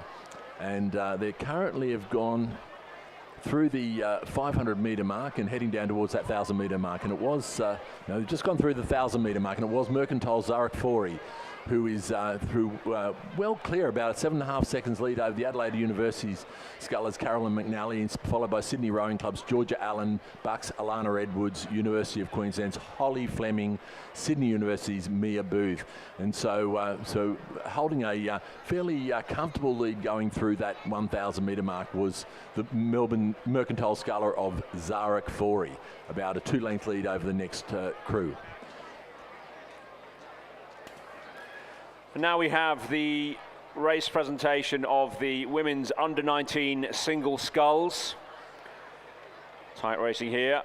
In bronze medal position from Glebe, we have Patricia Boland.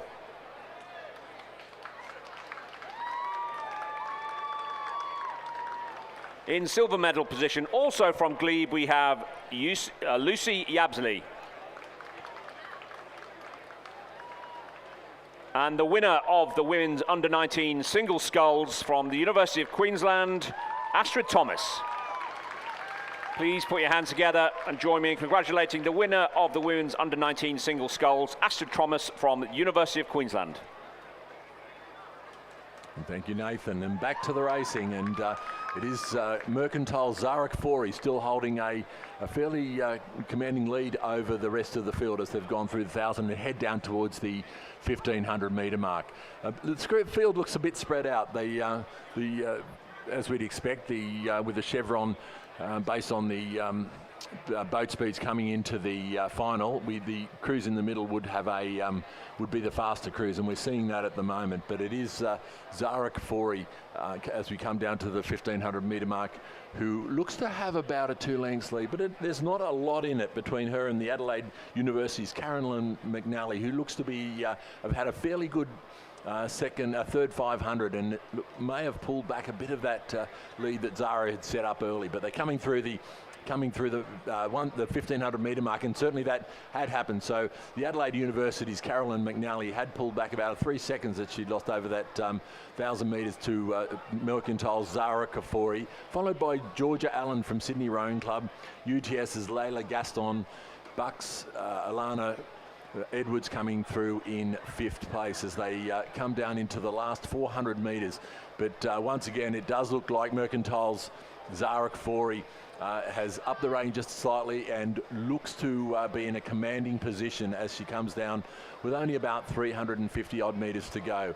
The sculler, though, off to her left out on the field, which is lane 7, the Adelaide University's Carolyn McNally, is certainly right up there. She's pushing fairly hard, about a length's lead she would hold at the moment over the Sydney and University of Technology Sydney scullers as we come into the last 250 metres. But looking fairly well untroubled at the moment is Zara Kafori. A nice display of sculling from these under 21 scullers, and certainly showing a lot of ability as she comes down towards the line with about 200 odd metres to go.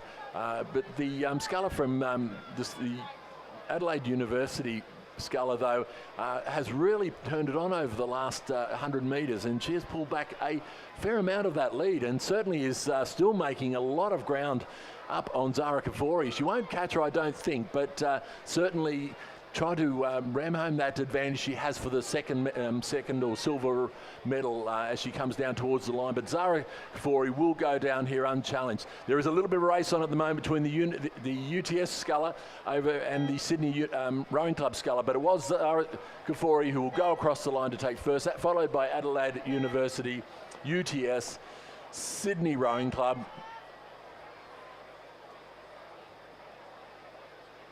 and the final scull is just coming down to the line now. It will be the Bucks sculler, followed by the University of Queensland, Sydney University's Mia Booth, and just coming down to the line, we have the final sculler, the Tasmanian University's Olivia Walter. So they're a great win by Zara Kafori from Mercantile Rowing Club. The positions were Zara Kafori from Mercantile Rowing Club in first position, Carolyn McNally from Adelaide University in silver, and UTS's Layla Gaston in third.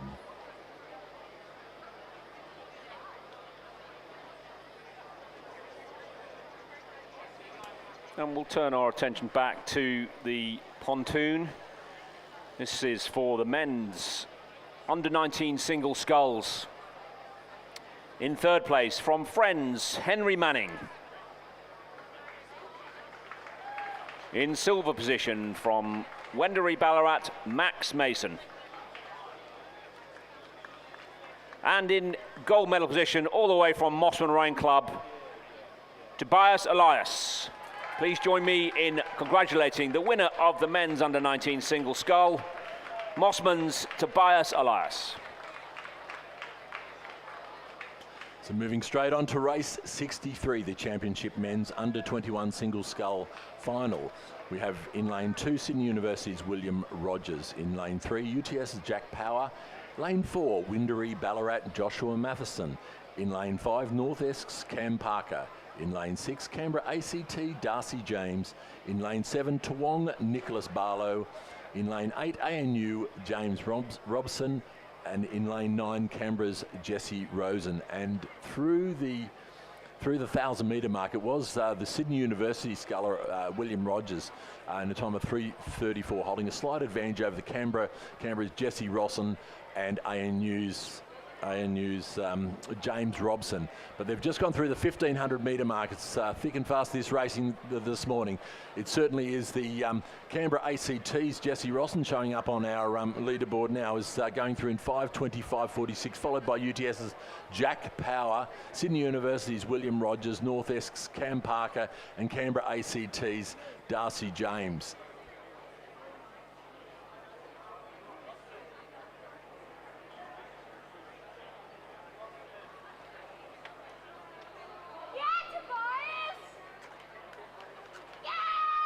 We've just got some timing hard issues, but it does look like the ANU sculler James Robson is certainly right up there, as we can see from our vantage point here. But as they come down into the final stages of this race, but it does appear to be.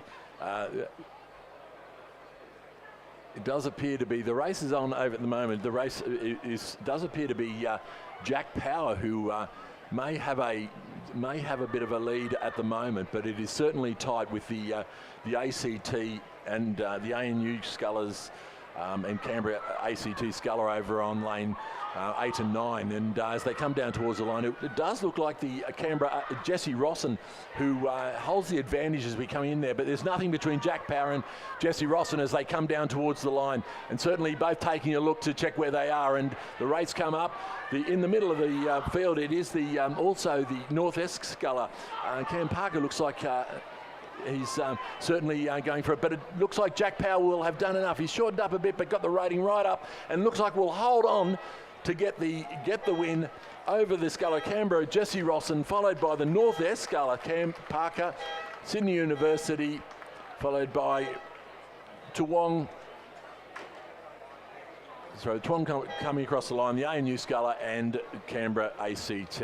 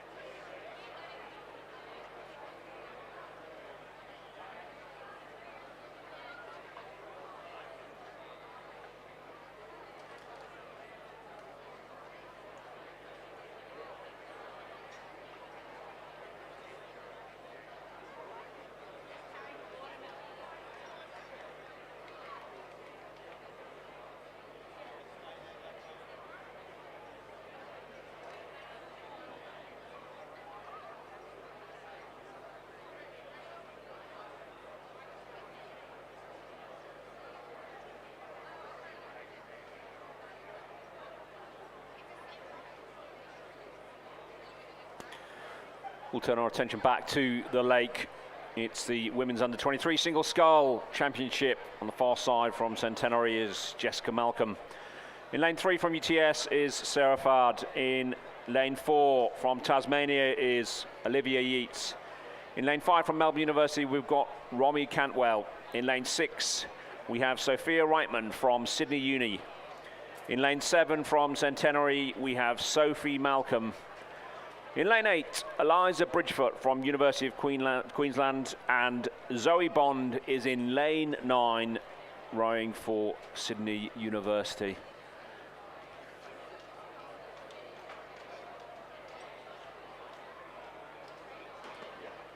We move our attention to the medal presentation for race 62, the Championship Women's Under-21 Single Scull Final. In third position, and bronze medalist Layla Gaston from UTS Rowing Club.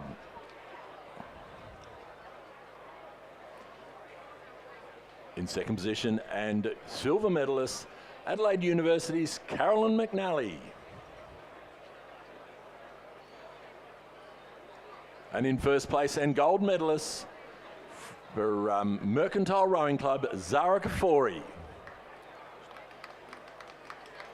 Please join me in congratulating the crews for the winners and place getters of the Championship Women's Under-21 Single Scull.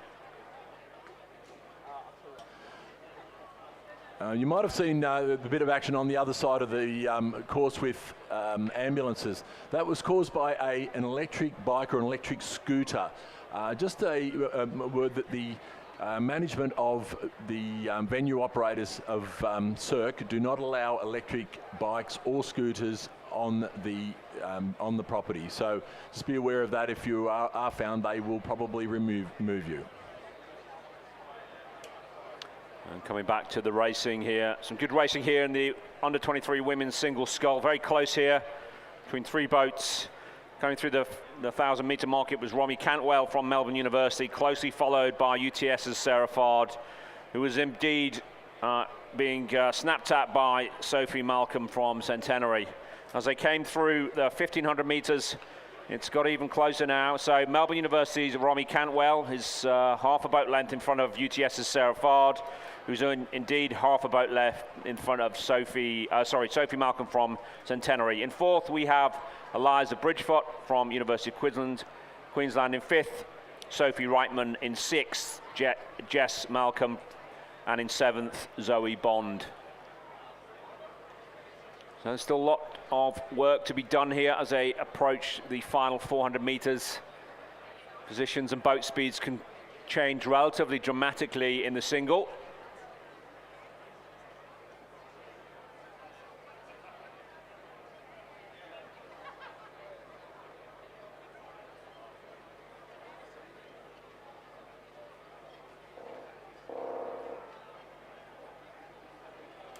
As they start to wind up, Romy Cantwell still under pressure. She's not got this in the bag yet, and she's starting to wind up. She's being pushed by Sarah Fard on her right and Sophie Malcolm on her left. So Romy Cantwell in the middle of the pack in lane 5 from Melbourne University. She's done enough. Sophie Malcolm starting to drop the hammer a bit, as is Sarah Fard as they're coming through. Sarah Fard keeping her length, but good exercise in composed sculling from these under 23 women in the championship. It's going to be close though, as Romy Cantwell just hung on for long enough. Looks like she has. She's got it by half a length. Romy Cantwell wins. In second place from UTS is Sarah Fard, and in lane 7 we have Sophie Malcolm from Centenary. In fourth we have Sophia Reitman from Tasmania. In fifth place Olivia Yates. In sixth we've got Eliza Bridgefoot from University of Queensland. In seventh, we've got Jess Malcolm from Centenary, and in eighth position, we've got Zoe Bond from Sydney Uni.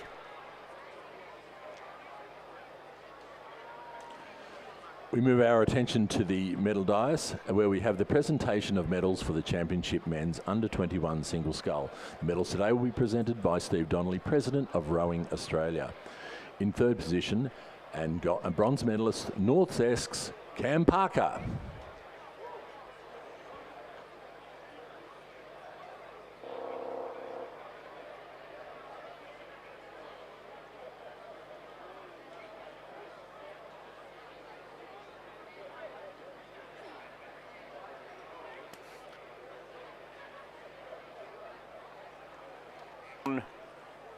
So we'll turn our attention to the medal ceremony. This is the men's under-21 single scull.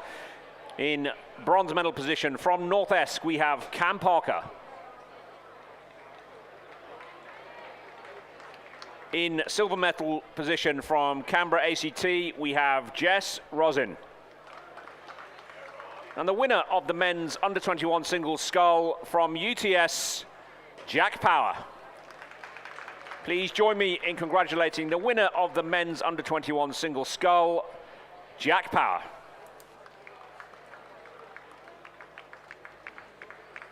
And on the course now we have race 65, the Championship Men's Under-23 Single Scull. As we're coming down to the about 750 odd metres to go, we have University of Queensland's Monty Martin in lane 1. In lane 2, Tasmania University's Boat Club Samuel Mounter. In lane 3, Griffith University Surfers Paradise Ben Hornsel. In lane 4, Sydney University's Hamish Danks. In lane 5, University of Queensland's Andrew Waitman. In lane 6, Hawthorn's Max Curry. In lane 7, UTS Oscar Baregi. And in lane 8, Adelaide Adam Holland. And in lane 9, University of Queensland's Riley Williams. And as we gone through the coming down to the 1500 metre mark, and they're certainly well through that now, and it was Adelaide's Adam Holland going through in first place, followed closely by Sydney University's Hamish Danks, a little bit back to University of Queensland's Monty Martin and Tasmania University's Samuel Mounter, but certainly the sculler in the middle of the field, the sculler from Adelaide University, holding just a slight lead. It does look like the sculler on this side of the field, the University of Queensland, does look like might have one or two missing, because it does look like it is the Sydney University's Hamish Danks also pushing out there in the lead. Yeah, but it is the race is absolutely on, and certainly over in lane 4, Hamish Danks from Sydney University. They're going on a big push as they come towards the line. Adam Holland has led all the way, but it looks like will be overtaken. There's nothing in it as they come down towards the line. About 5 or 6 strokes to go, and just a little bit of a falter over in the Sydney University crew. Will that allow Adam Holland from Adelaide to come back? It is going to be close across the line, but it will be Hamish Danks of Sydney University going across the line just in front of Riley Williams, Adam Holland from Adelaide University, followed by over in lane 1, it will be Monty Martin from Queensland University, followed by Tasmania University, Hawthorn Rowing Clubs, University of Queensland, Griffith University and UTS.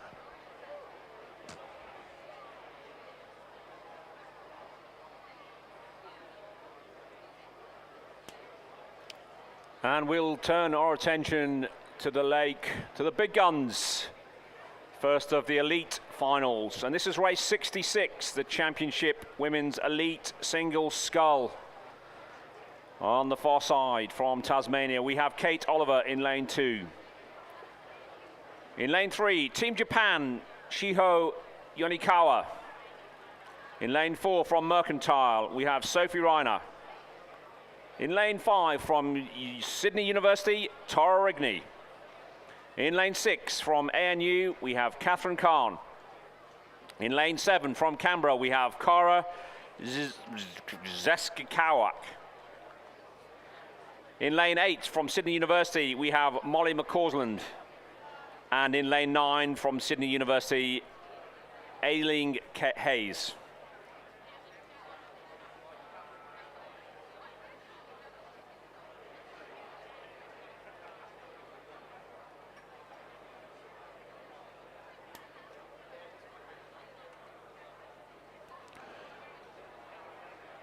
And we move our attention to the medals and place getters for the Championship Women's Under-23 Single Scull. Once again presented by Steve Donnelly, President of Rowing Australia. In third place and bronze medalists, we have Centenary Rowing Club's Sophie Malcolm. In second place and silver medalist from UTS Rowing Club, Sarah Fard. And in first place and gold medalists from Melbourne University, Romy Cantwell. Please put your hands together and help congratulate the winners and place getters for the women's under-23 single scull. Back to the lake through 1,000 metres for the elite women's single scullers. I'm sure it comes as no surprise that out in front we have Tara Rigney leading at the halfway line. In second position from Canberra, Kara Zeskikawak, who is 3.3 seconds behind Tara Rigney. In third place from Tasmania, we have Kate Oliver, who's pushing very, very hard into the silver medal position at the moment. Then Catherine Kahn from ANU is in fourth. Mercantile Sophie Reiner is in fifth. Molly McCausland from Sydney University in sixth. Seventh is Kate Oliver from Tasmania. And in eighth position, we have Shiho Yonikawa.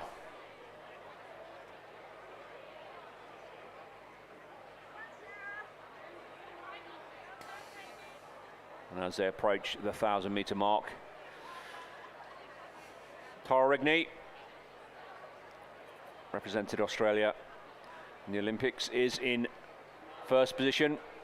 Kara Zeskowiak is in second, and it's actually the sculler from Japan, Shiho Yonikawa, who's in third position. Aileen Hayes is in fourth, some 5 seconds behind. Then we've got Catherine Kahn, Sophie Reiner, and Molly McCausland, all very close, with Katie Oliver bringing up the rear in 8th position there.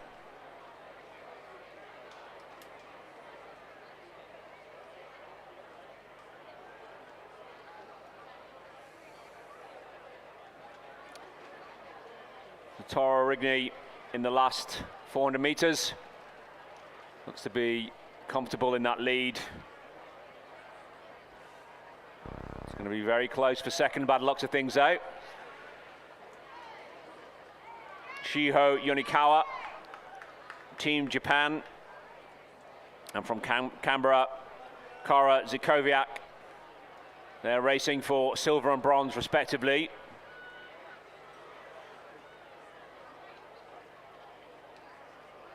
Tara Rigney, coached by Alfie Young out of Sydney University. He's in the final 150 meters.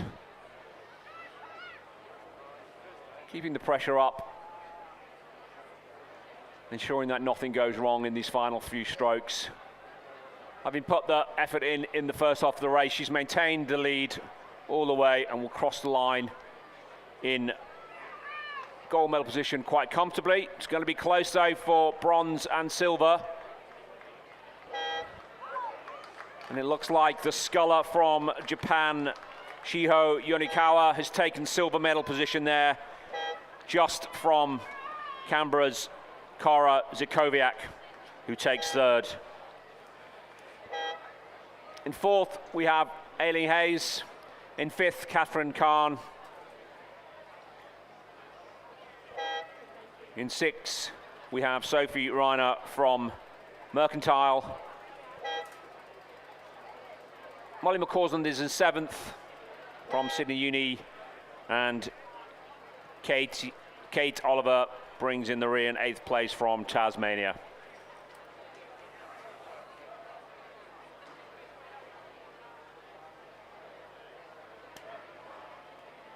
And we'll turn our attention quickly to the medal pontoon. This is the men's under-23 single scull positions. In third place from the University of Queensland, we have Monty Martin. In silver medal position from Adelaide, we have Adam Holland. And in gold medal position from Sydney University, Hamish Danks. Please join me in congratulating the winners of the men's under-23 single scull, Hamish Danks from Sydney University. And turning our attention out on the racecourse to the Championship Men's Elite Single Scull. In lane 1, we have Adelaide University's Nick Blackman. In lane 2, Melbourne University's Lucas Matic. In lane 3, Sydney University's Marcus Delamata. In lane 4, Adelaide 2, Mitchell Reinhard. In lane 5, Adelaide 1, Oscar McGuinness. In lane 6, Sydney ACT, Cormac Kennedy Leverett. In lane 7, Griffith University Surface Paradise, Jackson Free. In lane 8, ANU, Hamish Harding. And in lane 9, Sydney's Nicholas Miro. And through the 1,000 metre mark, it was Marcus Delamata holding an ever so slight lead. It was literally 0.38 of a second back to Marcus, back to another 0.39 back to Oscar McGuinness, and Nicholas Miro from Sydney in fourth going through that 1,000 metres. So literally you could throw a blanket over the four scullers coming through there. Just a slight, about a half length disadvantage back to the Sydney ACT sculler, and then once again very close between those other three scullers. This is a very close race. All the scullers crossing the 1,000 metres within 5 seconds of each other. So it certainly is a race coming down to the 1,500 metre mark.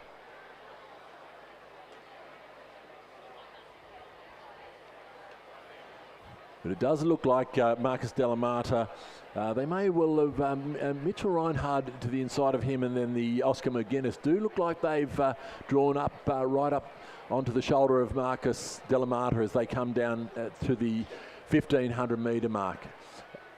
And going through that was certainly the case. Mitchell Reinhard in Adelaide 2 had overtaken and has gone through in first position, coming through the 1,500 metre mark, with Adelaide's Oscar McGuinness in second, Marcus Delamata from Sydney University in third, but only 0.31 behind.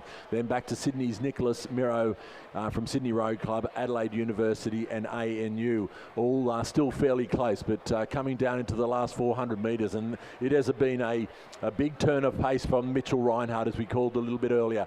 He certainly made a bit of a big effort through that third 500, and that's paid dividends at the moment. But Marcus Delamata is certainly not letting it go easily, and is now pushing back towards Mitchell Reinhard over in the lane next to him. It is actually neck and neck. The other sculler, Oscar McGuinness, certainly to the left of Mitchell Reinhard, is certainly in it as well. Over on this side, though, we have Hamish Harding and Sydney's Nicholas Miro are also right in this race as they come down towards the line, but the sprint is on, and it's the sprint between Mitchell Reinhard. It looks to be the sprint between Mitchell Reinhard and Marcus Delamata. Marcus has a little bit more boat speed at the moment, but has a bit of time to make up, but certainly coming down to the line. It is neck and neck as they race towards the line, about 50 metres to go. There is absolutely nothing in it, and who will hold their form to the end? And it looks like it will be just across the line. Marcus Delamata just pips Mitchell Reinhard, followed by Oscar McGuinness.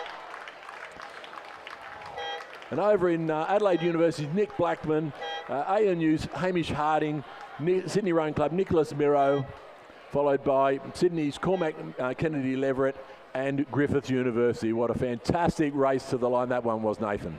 What a cracker. Less than 0.4 of a second there. That's a great piece of racing there.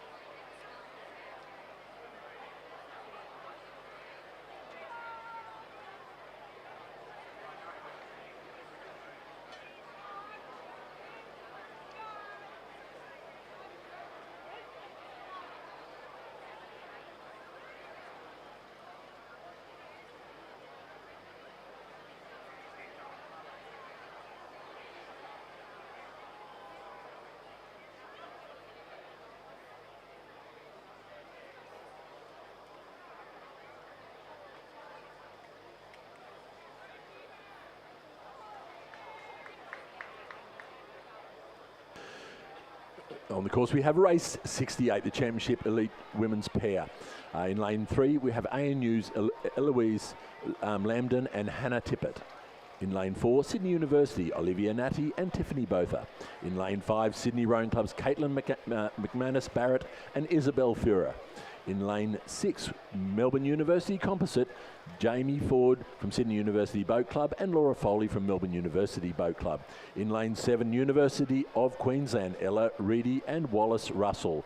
And in lane 8, Sydney University, Taylor Caudle and Zoe McKellar. And through the 1,000 metre mark, it is the Sydney University crew of Taylor Caudle and Zoe McKellar who are holding about a length's lead over Melbourne University, Sydney University Composite, Jamie Ford and Laura Foley, and Sydney Rowing Club's Caitlin McManus Barrett and Isabel Fura going through in third place. A little bit of a gap back then to the University of Queensland crew of Ella Reedy and Wallace Russell, and further back to ANU's Eloise Lambden and Hannah Tippett.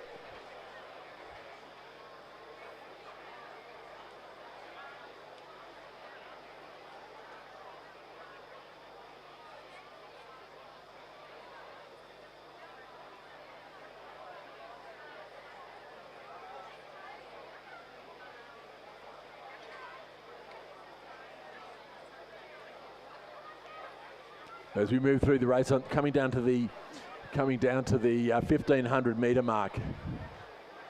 As we'll cross through the 1500 metre mark in about another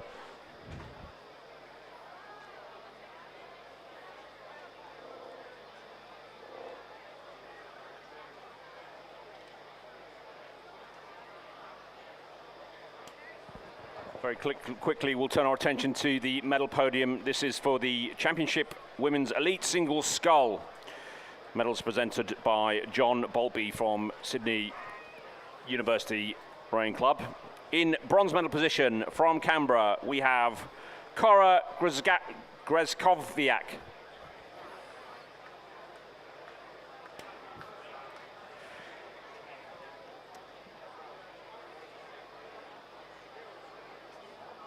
In silver medal position from Team Japan, we have Shiho Yonikawa.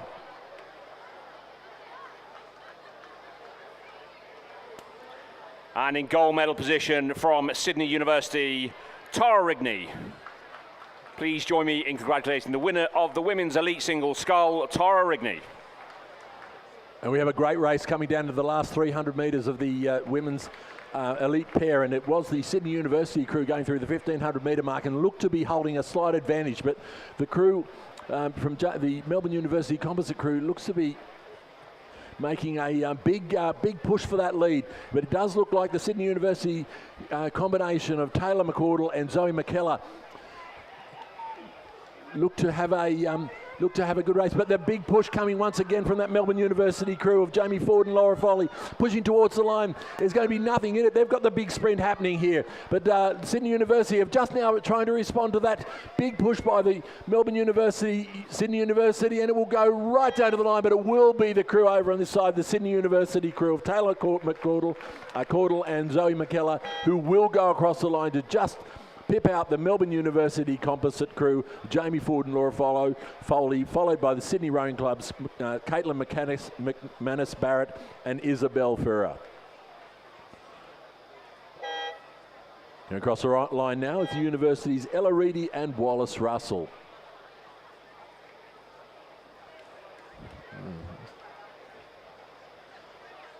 And ANU's Eloise Lambden and Hannah Tippett.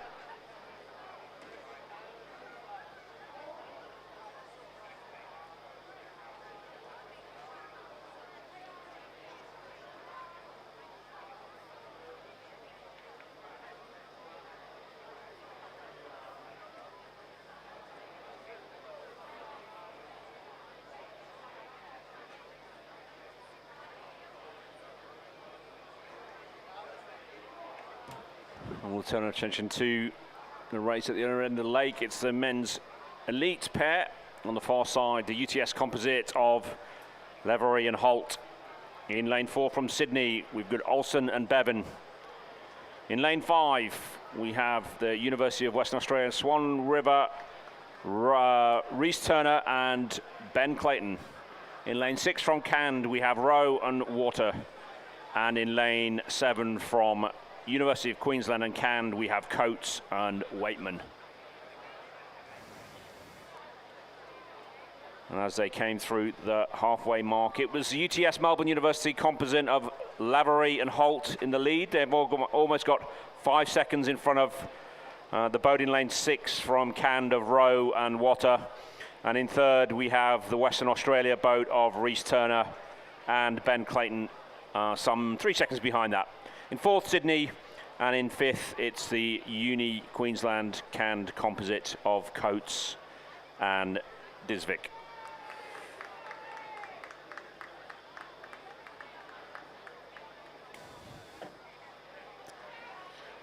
And with the length lead, I think they've pushed it out, a length lead at halfway, they push it out a bit further at the 1500 metre mark. It's the UTS Melbourne University composite of Lavery and Holt on the far side. Kander in second, Rowe and Water. And they've pushed on a bit from the Sydney pair of Olsen and Bevan, who are sitting currently in third position. Reese Turner and Clayton are in fourth. And in 5th, it's going to be Coates and Waitman, some way behind. So can they pull this back? Lavery and Holt on the far side to be quite comfortable, consolidating that 5-second gap. Would expect the boat from Cand of Rowe and Water to start to wind it up early if they've got any hope of catching this boat from UTS, and they do in the last 200 meters, but has it been enough? The rate is certainly higher. With a bit shorter strokes, but they're going for it. The red and white of the Cand boat from Queensland. It looks like the UTS composite got this quite comfortably under control. But they're coming quickly, the Cand boat. They are motoring. Have they done enough? Very close. UTS will just take that from an absolutely barnstorming finish from Rowe and Water in Cand. In lane 4 from Sydney, Olsen and Bevan will take 3rd. Gosh, that was a close race. If Cand had started their wine strokes before that, I think they'd have taken that. In lane 5, the Western Australia boat of Reece Turner and Clayton will take 4th, which just leaves the Cand and Uni of Queensland composite of Coates and Waitman in 5th position.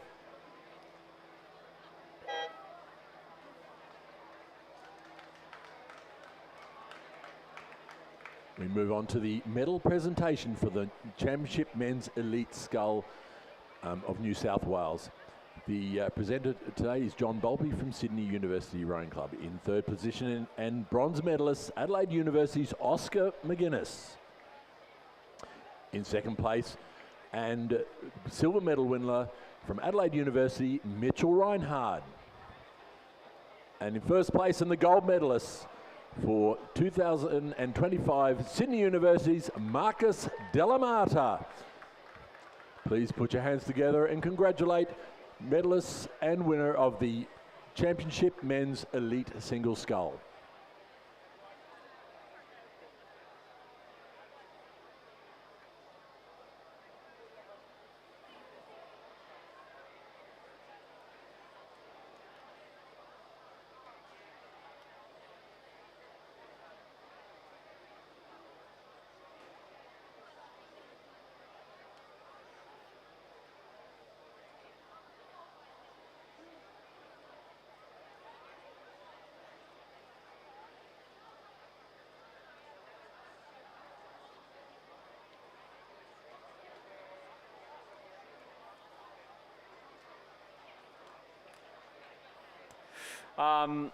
This is race 70 on the course. This is the Championship Women's Under 17 eights. On the far side, we've got Caulfield Grammar.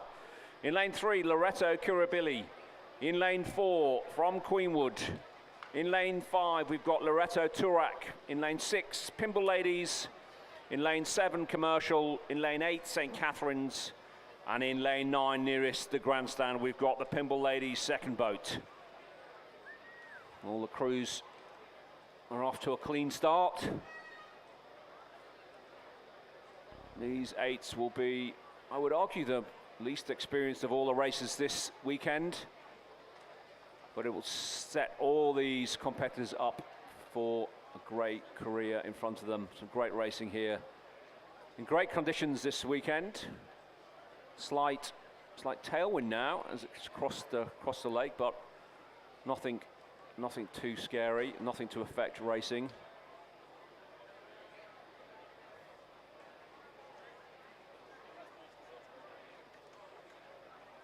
And as the eights, the women's under 17 eights meander to the first 500 meters. We have a rather leisurely looking eight out in front.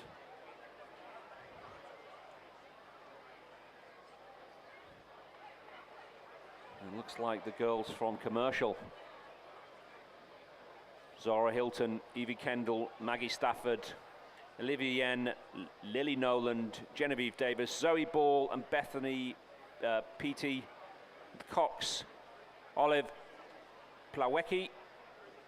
Commercial boat winning, coming through in first place at 1,000 meters. Followed closely by Pimble Ladies. In third, Loretto Turak. In fourth, Queenwood. In fifth, Pimble Ladies. Second boat. In sixth, Loretto Kirribilli. In seventh, St. Catherine's. And in eighth, Caulfield Grammar. Just quickly moving on to the medal presentation for race 68, the champion women's elite pair.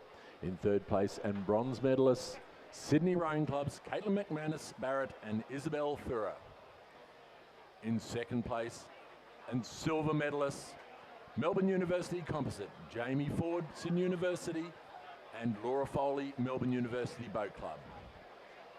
In first place and gold medalists, Sydney University, Taylor Caudle and Zoe McKellar. Please join in congratulating medalists in the championship women's elite pair.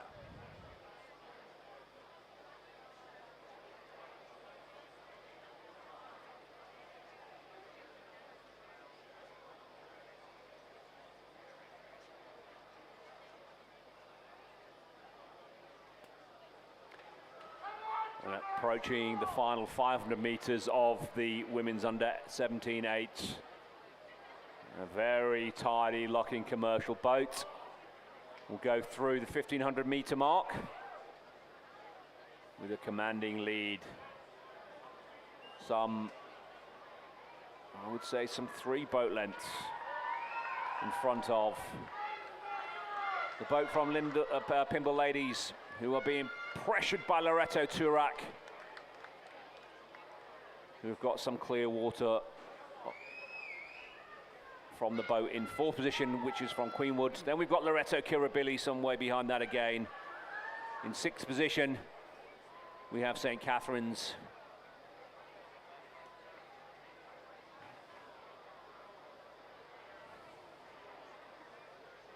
And we have Caulfield Grammar on the far side in lane 2. We missed the boat on the timing. We're missing the Pimble Ladies boat, which is in lane 9 on the timing, but they're absolutely in the mix there. It looks like this boat from Commercial has got this in the bag. Done all the hard work up front in the first 500 meters and drew actually a lead in the first 500 meters of almost 5 seconds, and they've been able to maintain that and push away from the boats behind them. It's Commercial looking very comfortable.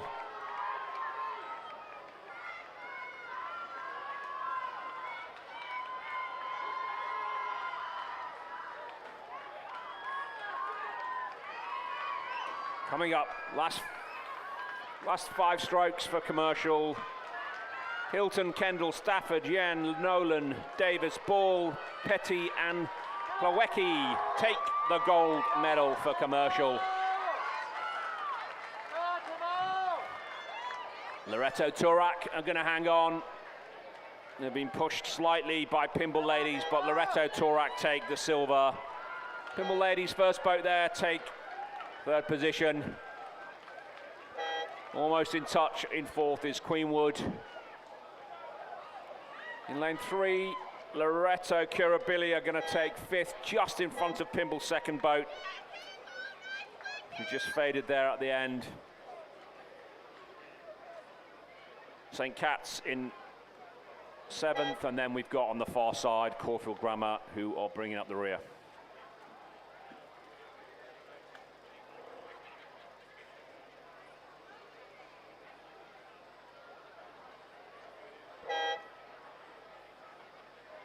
And we'll turn our attention to the medal pontoon once again. This is the championship men's elite pair. In bronze medal position from Sydney, we have Turan Olsen and Pasha Bevan. In silver medal position from Cand, we have Miller Rowe and Darcy Water. And in gold medal position, the UTS composite from UTS Haberfield and Melbourne University, Rowan Lavery and Paddy Holt. Please join me in congratulating the winners of the championship men's elite pair, UTS's Rowan Lavery and, Paddy Holt, and Melbourne University's Rohan Lavery.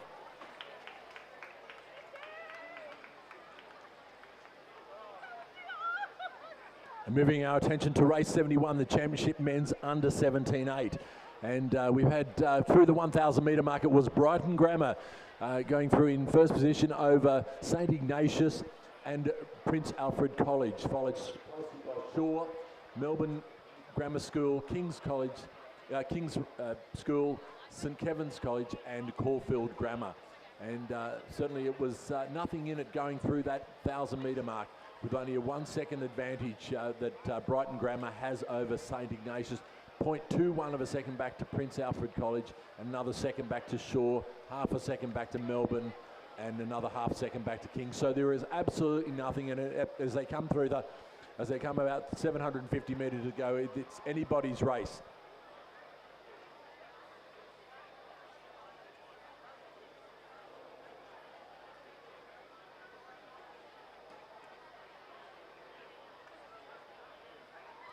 Certainly the race is on out in front with Brighton Grammar, St Ignatius and Prince Alfred College. They do look to have pulled a little bit ahead as we have come into the Brighton Grammar. Does look like it may have just moved away from the boats behind, although the St Ignatius crew over in lane 6 is now on a big push. They may well have taken the lead coming down to through the 1,500 metre mark. We did have St Ignatius just leading in 4:45, going through just ahead, absolutely nothing in it to Brighton Grammar, a little bit back to Prince Alfred College and Shaw, Melbourne Grammar School, St Kevin's and Caulfield Grammar. So St Ignatius have had a very good third 500 and now look to be pushing away from the Brighton Grammar and Prince Alfred College crews as they come down into the last 250 metres. And it's a very good looking crew from St Ignatius College, stroked by Harry Walker. It is they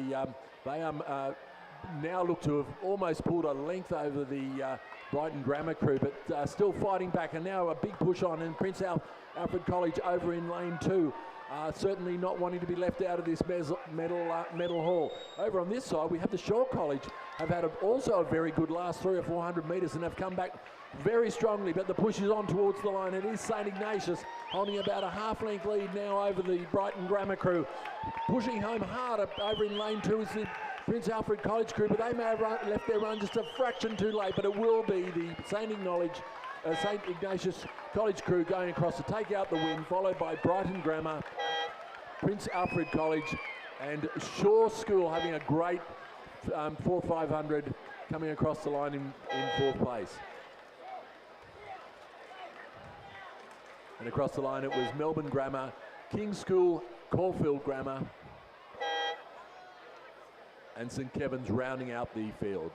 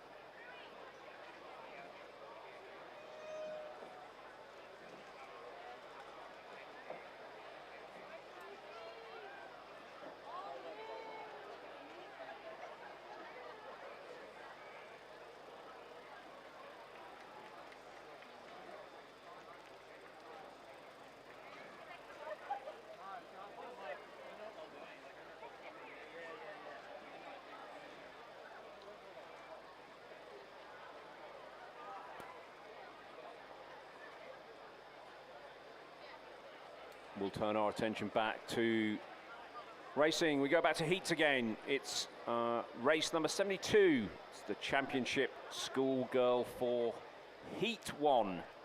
On the far side, we have Kinross Walleroy in lane 3. In lane 4, Loretto Kirribilli. In lane 5, Tara School. In lane 6, Canberra Grammar. In lane 7, Lauriston, and in lane 8, Roseville. And as they went through the 500-meter mark, it was the Loreto Kirribilli girls who just had their nose out in front, stroked by Chloe Alsop. They've just got probably half a boat length, not even that, maybe a canvas on Kinross Walleroy, who are also being chased by Canberra Grammar School. Roseville in 4th, Tara in 5th, and Lauriston in 6th at the moment. And still an awful long way to go for these. This is the Championship Schoolgirl 4. It's Heat 1. The first 4 boats go through to the final, and the rest are eliminated.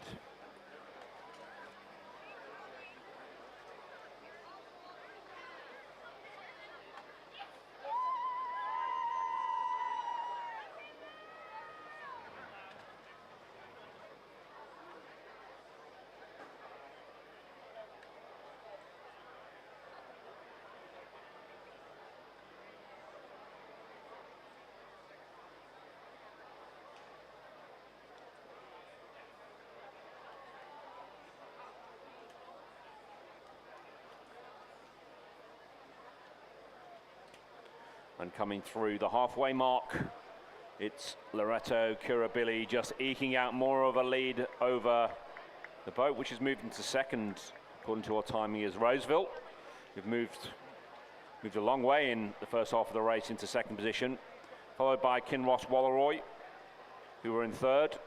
Canberra Grammar are in 4th, Tara 5th, and Lauriston are in 6th.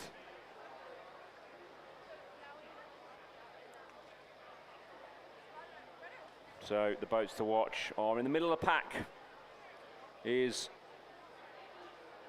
lane 4 on the far side is Loreto Kirribilli. Then we've got Roseville on lane 8 nearest the grandstand, and Kinross Walleroy just to the right of Loreto Kirribilli on the far side. And still a long way to go, and this is the Championship Schoolgirl 4 heats. First 4 going through directly to the final.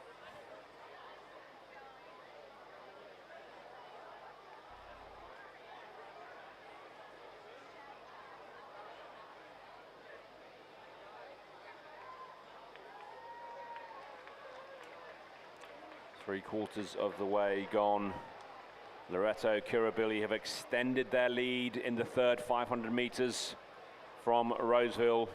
Some clear water now between them and Roseville.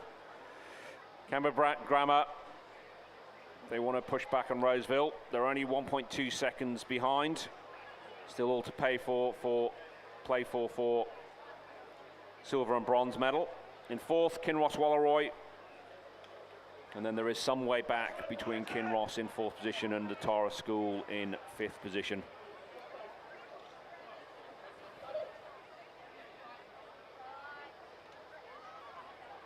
And then Lauriston again some way behind that. They've had some problems in that Lauriston boat there.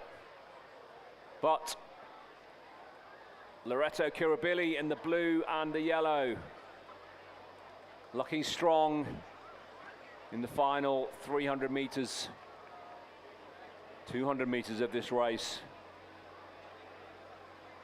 Coached by Gareth Deacon. They've certainly been putting the hours on the water out in Middle Harbour at Mossman. I can attest personally that. So Loreto Kirribilli, good win for them here. Straight through to the final. Don't seem to be bothered that much. Looks like the boat from Roseville has just dropped off in pace a bit.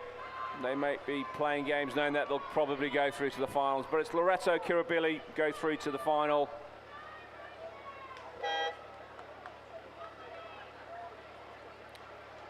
Followed by Canberra Grammar go through to the final.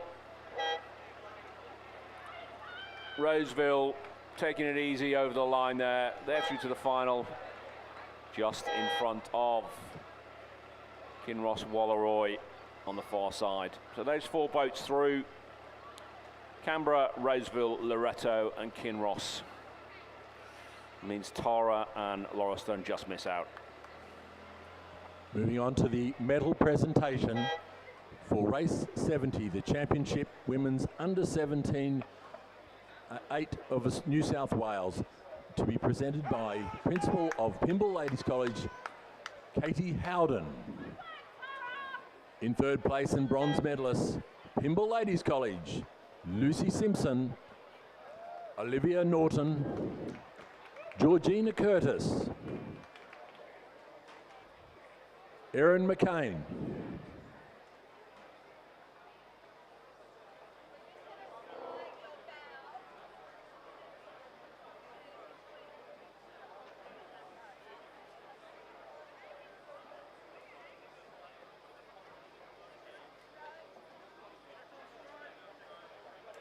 We'll turn our attention to the medal podium. It's the women's under 17 eights.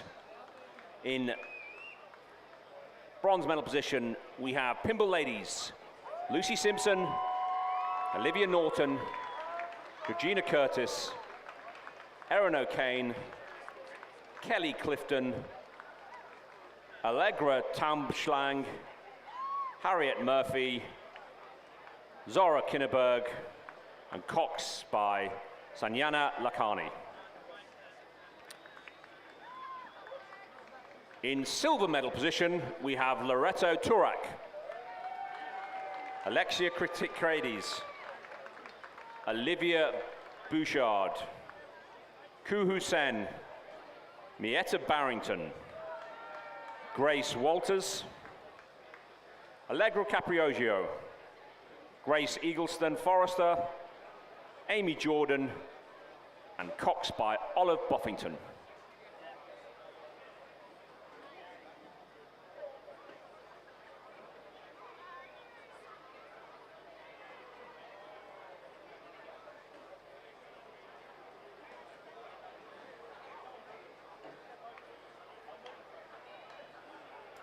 And in gold medal position, and state champions for the women's under 17-8.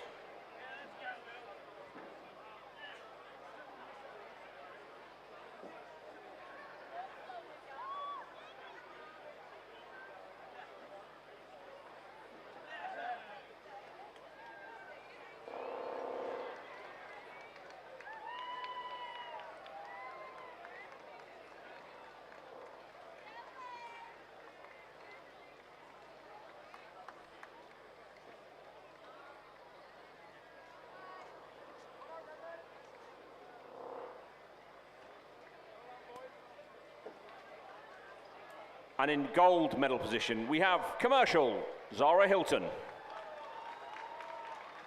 Evie Kendall, Maggie Stafford, Olivia Yuan, Lily Nolan,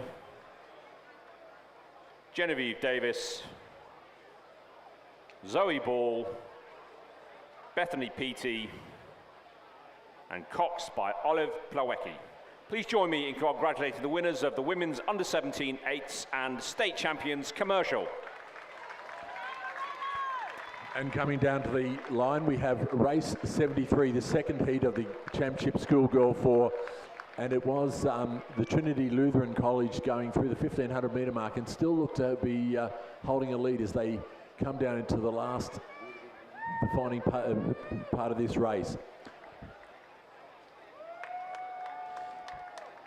Over on this side, we have Loretto Ballarat, Meg Lynch, Isabel Rosetto, Olive Lanyon, and Annabelle Pituch, who look like they'll go through in second. But it will be the Trinity Lutheran College crew of Elena Doherty, Sophie Clifford, Emily Dobbin, and Lily Fruin, who take out first place. And in third, Loretto Kirribilli 2. Just a little bit of a step back now. The Canberra Grammar 3 crew and Canberra Grammar 2 crew just coming across the line to round out this field.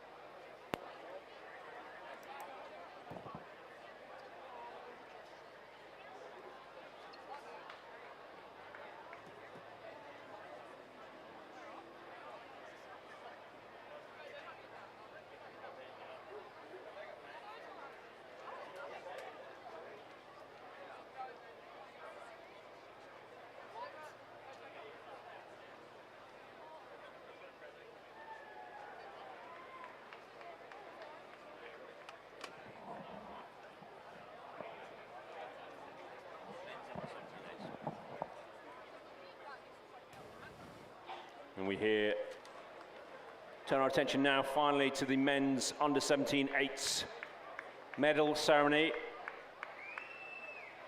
In silver medal position, Prince Alfred College, Dougal McLaughlin, Harry Grandioso, Harrison Gibson,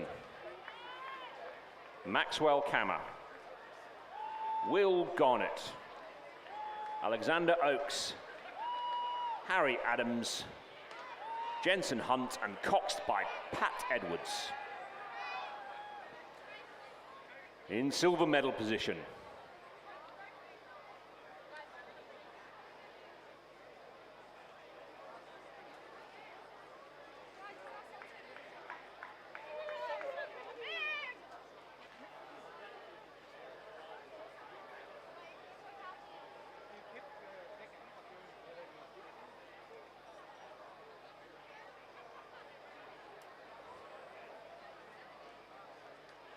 in silver medal position from Brighton Grammar, we have Hamish Lawson,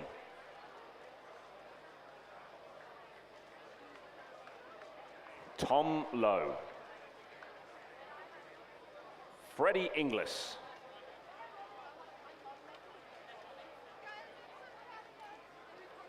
Ed Urquhart,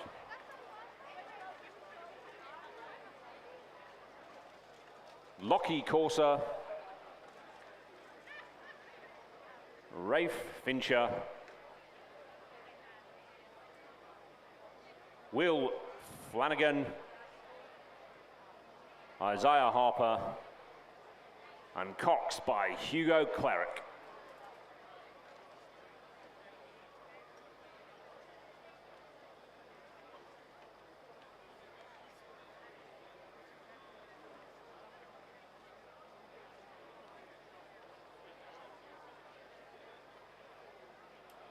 And now the winners of the men's under-17 eights and state champions, St. Ignatius,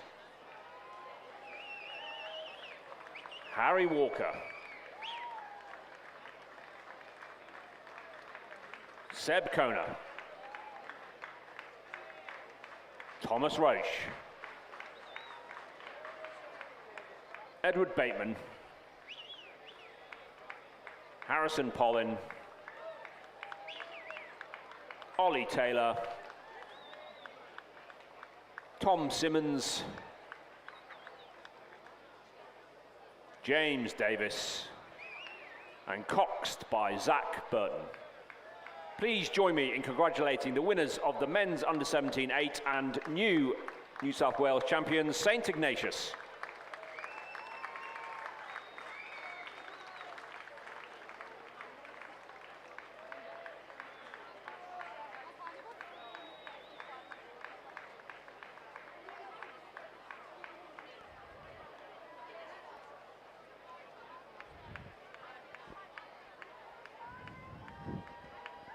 Thanks, Nathan. Alrighty, we...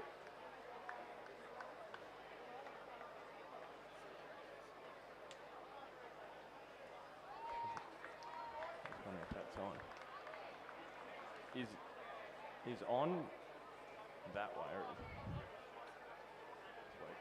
Race 74 here. It's heat 1 of the Championship Schoolgirls 8. Now, so top 4 here through to the final, which is race 89. At the 1K, it was just 1.25 seconds separating 4th from 5th, which was Wesley College in 4th and Loretto Normanhurst in 5th place. Tom drove alongside for this back end of the race, Tom, and it looks to be really heating up for those 4 qualification spots. Yes, it does. Just as they're going through, it is the 1,500 metres. It's St. Catherine's going through in a comfortable first place, but as we mentioned, this is just a heat, with the top 4 progressing.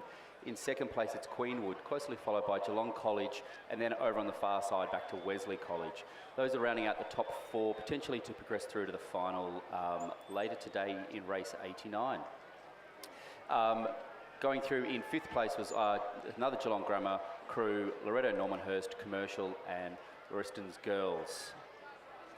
So that Geelong Grammar crew currently sitting outside the top 4 spots to qualify for the final. So 1.68 the gap, so they're in lane 2. So it's a battle between lane 2 and lane 1. So they're going to know all about it, right next to each other on the course. But out in front quite comfortably, St Catherine's in lane 4. They had an 8-second advantage at the 1500 metre mark. So beautiful shots here from the drone. Day 2 of the New South Wales Rowing Championships, and it's pretty spectacular conditions, warm, but water looking very, very nice, and St Catherine's making the most of it here.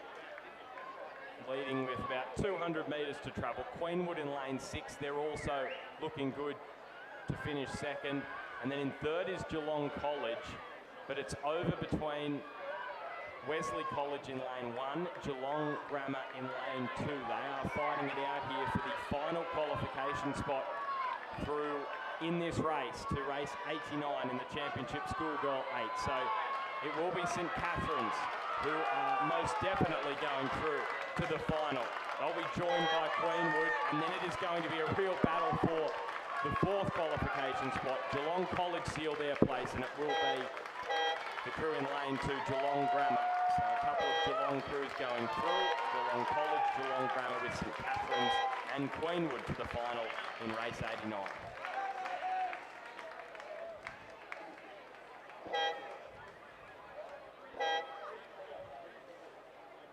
So Wesley College in 5th, Loretto Normanhurst 6th, Commercial in 7th, and Lauriston Girls in 8th place, rounding out Heat 1 of the Championship Schoolgirl 8. A couple of heats of this. Yeah, that's right. Just as the Pymble ladies crew finishes and crosses the line here closest to the grandstand, we will go back to now what is heat number 2 of the Championship Schoolgirl 8. Over in lane 1 we have Geelong Grammar, lane 2 Pymble ladies, lane 3 Queenwood, lane 4 St Catherine's, lane 5 Caulfield Grammar, lane 6 Fairbank Grammar, lane 7 Kinross Walleroy, lane 8 Loretto Turak, and closest to the grandstand in lane 9 we'll have a University of Queensland 8 coming down. Again, just the top 4 progressing through. As you can imagine, they're just a minute into the race, so everything's looking pretty tight there. That looks like we can see the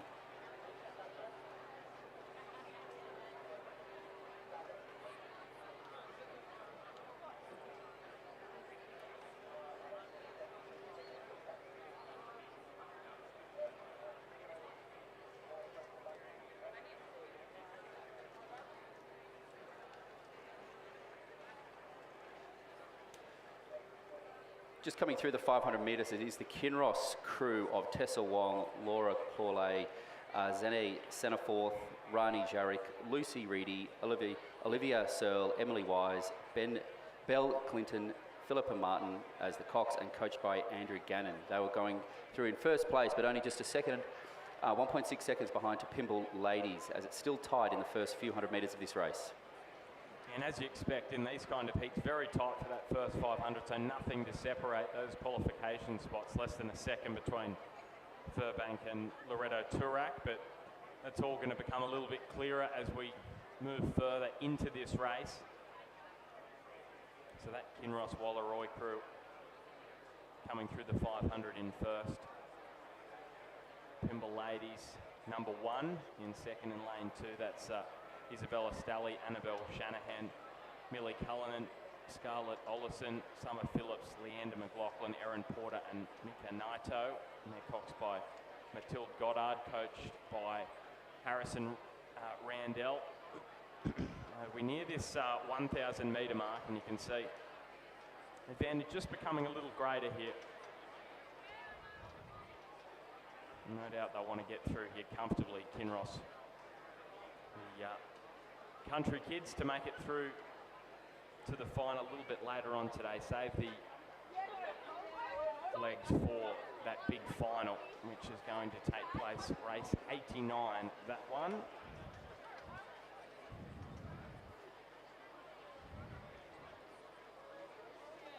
And I'm just having a look, so race 89, that's going to take place at 5 minutes to 12. So Kinross Walleroy through the 1K timing point, 3:18.06. Pymble ladies in second, Geelong Grammar third. Loretto Turak in fourth. That's a a little bit of a gap opening up, almost 2.5 seconds at the 1K mark. Uni of Queensland have got some work to do. Furbank Grammar not far behind, so too St Catherine's.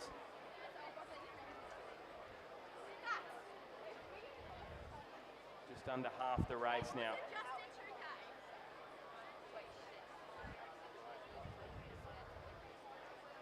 We've got the schoolboy 8 semi-finals after this, and then we're into the lightweight divisions of this state championships. But it's that Kinross Wallaroy crew: Wong, Chudley, Staniforth, Jarrett, Reedy, Searle, Wise and Clinton, Cox by Martin and coached by Andrew Gannon. Yeah, they definitely have held the lead through that first 500 metres and now still hanging on to it as we're progressing through the 1,000 metres here. Looking like they're going to just probably sit on the rest of the pack for the remaining probably 900 metres. As you mentioned, rest the legs for later on in the day. Only a couple of hours away until that final of the championship schoolgirl 8. Well, we know it's often spoken about as basically a proxy nationals, but you don't get the same kind of recovery time that you'd get at the week-long nationals regatta. So it's a very quick turnaround to get through from the heats to the final. And Kinross basically 5 minutes flat, almost 5:95. Pymble Ladies in second, Geelong Grammar third, Loretto Turak in fourth. So Furbank Grammar have now moved into 5th place, but it's still 2.5 seconds. That's still a fair bit to pull back over the closing stages of this race. So that's the crew in lane 6. So they are battling it out with the crew in lane 8 to try and work their way into the final. So there's 4 spots up for grabs. Kinross, Wallaroy, Pymble Ladies and Geelong Grammar looking good for 3 of them. Loretto Turak in that 4th position. They'll want to consolidate here with about 300 metres to travel.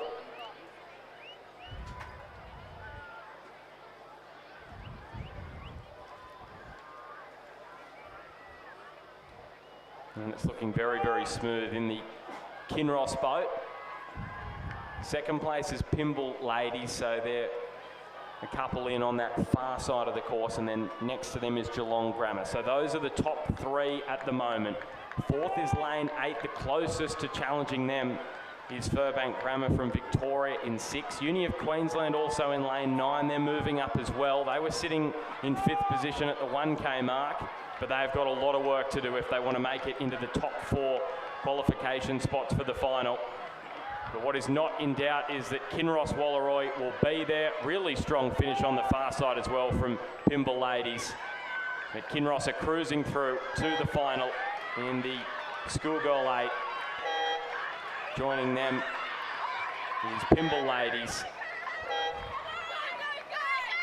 and Geelong Grammar with Loretto Turak, who is comfortable in the end, almost 3 seconds back to Furbank Grammar. Uni of Queensland in 6th, Caulfield Grammar in 7th place, and then in 8th and 9th it is St Catherine's currently in 8th position, and then in 9th is Queenwood.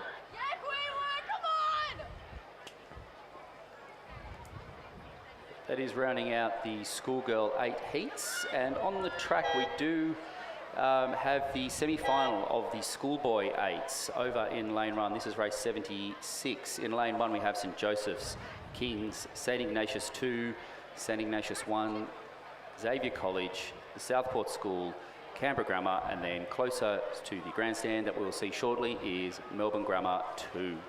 They did go through the 500 metre mark. It was Xavier College from Victoria in first, but just 0.1 seconds behind to St Ignatius 1.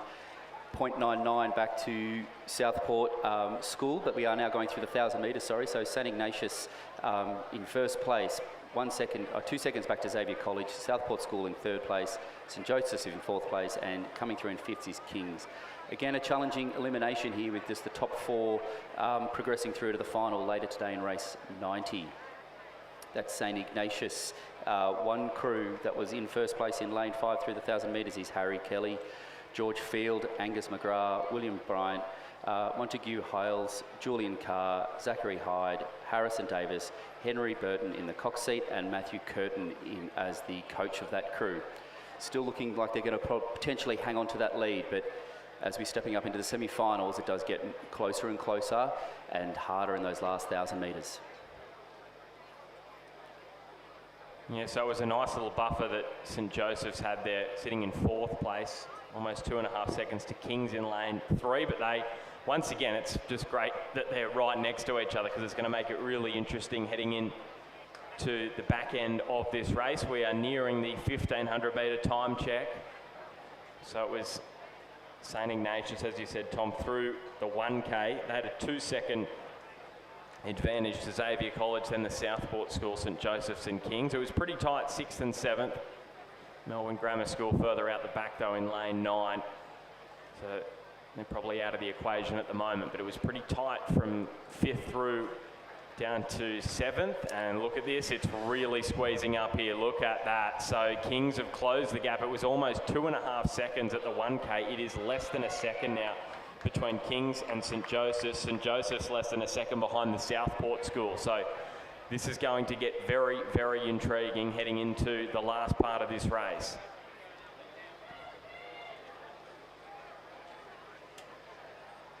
So St Ignatius there on that beautiful drone shot there in lane 5. Next to them, Xavier College in 2nd, the Southport School in 3rd, but it's that race between St Joseph's and Kings in lane 2 and 3, and they're closing in here on the Southport School, who have got to get themselves moving as well, because they could get overhauled by those 2 boats next to each other who are flying and could pinch 3rd and 4th if they're not careful. So the Southport School out of Queensland, they have to get moving here.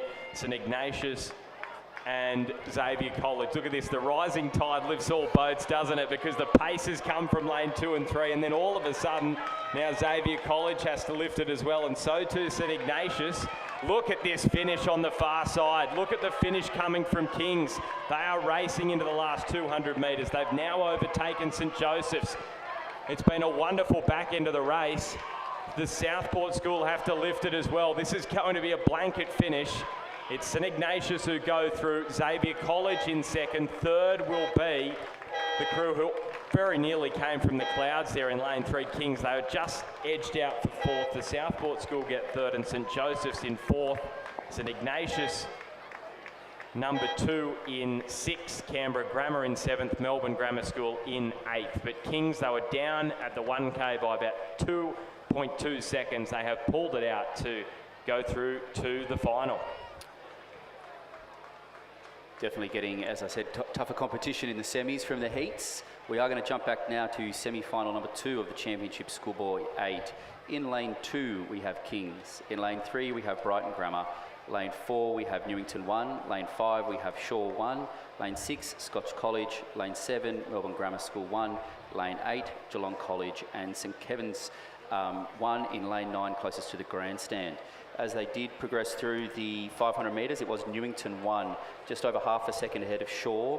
Melbourne Grammar School in 3rd, Brighton Grammar in 4th, 5th was St Kevin's, 6th Geelong College, 7th Kings and 8th Brighton Grammar. But the reality is there was only about 7 seconds across all crews there, so still definitely very tight as they are now getting up to the 1,000 metre mark. Well, a strong Victorian theme to this race. 5 crews out of Victoria, Melbourne Grammar, Brighton Grammar, St Kevin's, Geelong College and Brighton Grammar, and then the New South Wales boats Newington, Shaw and King. So after the 500 metre mark, you can see very tight as you would expect. You wouldn't expect anything different, but there is a little bit of a gap there. Geelong College and Kings a little out of it at this point, so you'd be a bit concerned with a 1.5 second gap at the 500 in the 8.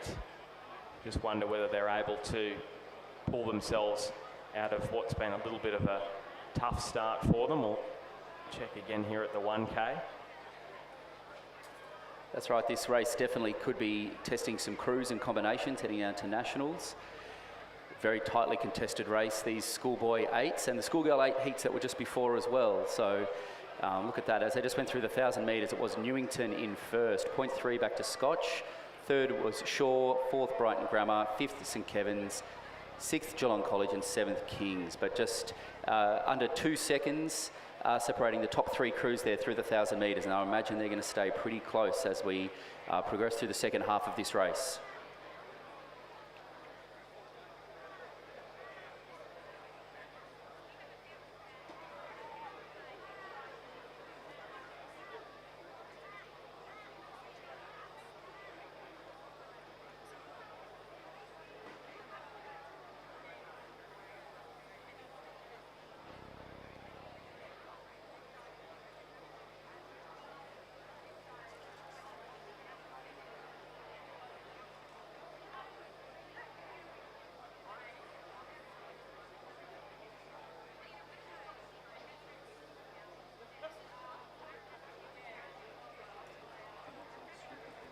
So we've got the 1K splits coming through. Newington from Scotch College, Shaw in 3rd place, Brighton Grammar in 4th, but look at that, there is nothing between 4th and 5th. Brighton Grammar, Melbourne Grammar School. So they know each other very well, those 2 schools out of Victoria. St Kevin's 1.5 seconds further back, so they're well and truly not out of it. But then Geelong College and Kings bring up the rear of this one. So they're going to find it really difficult, those 2 boats, to get themselves back anywhere near the race for the 4. So it's 6 into 4.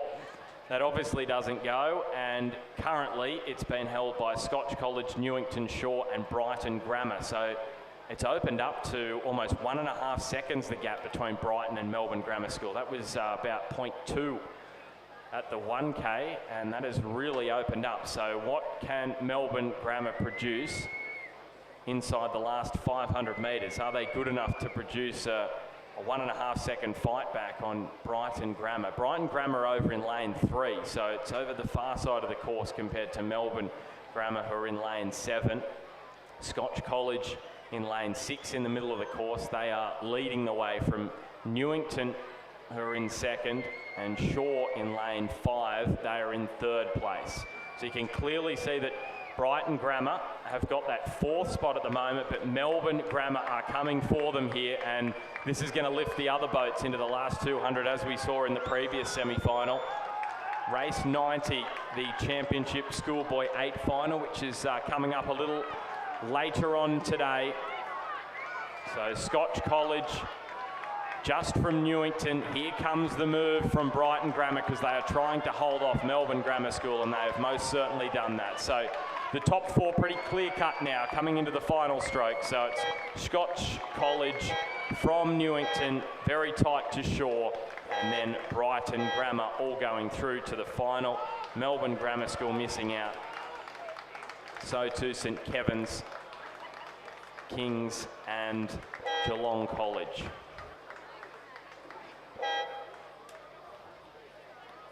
Definitely looking forward to that race. We can probably imagine that will be about noon later today, the final of the Schoolboy 8.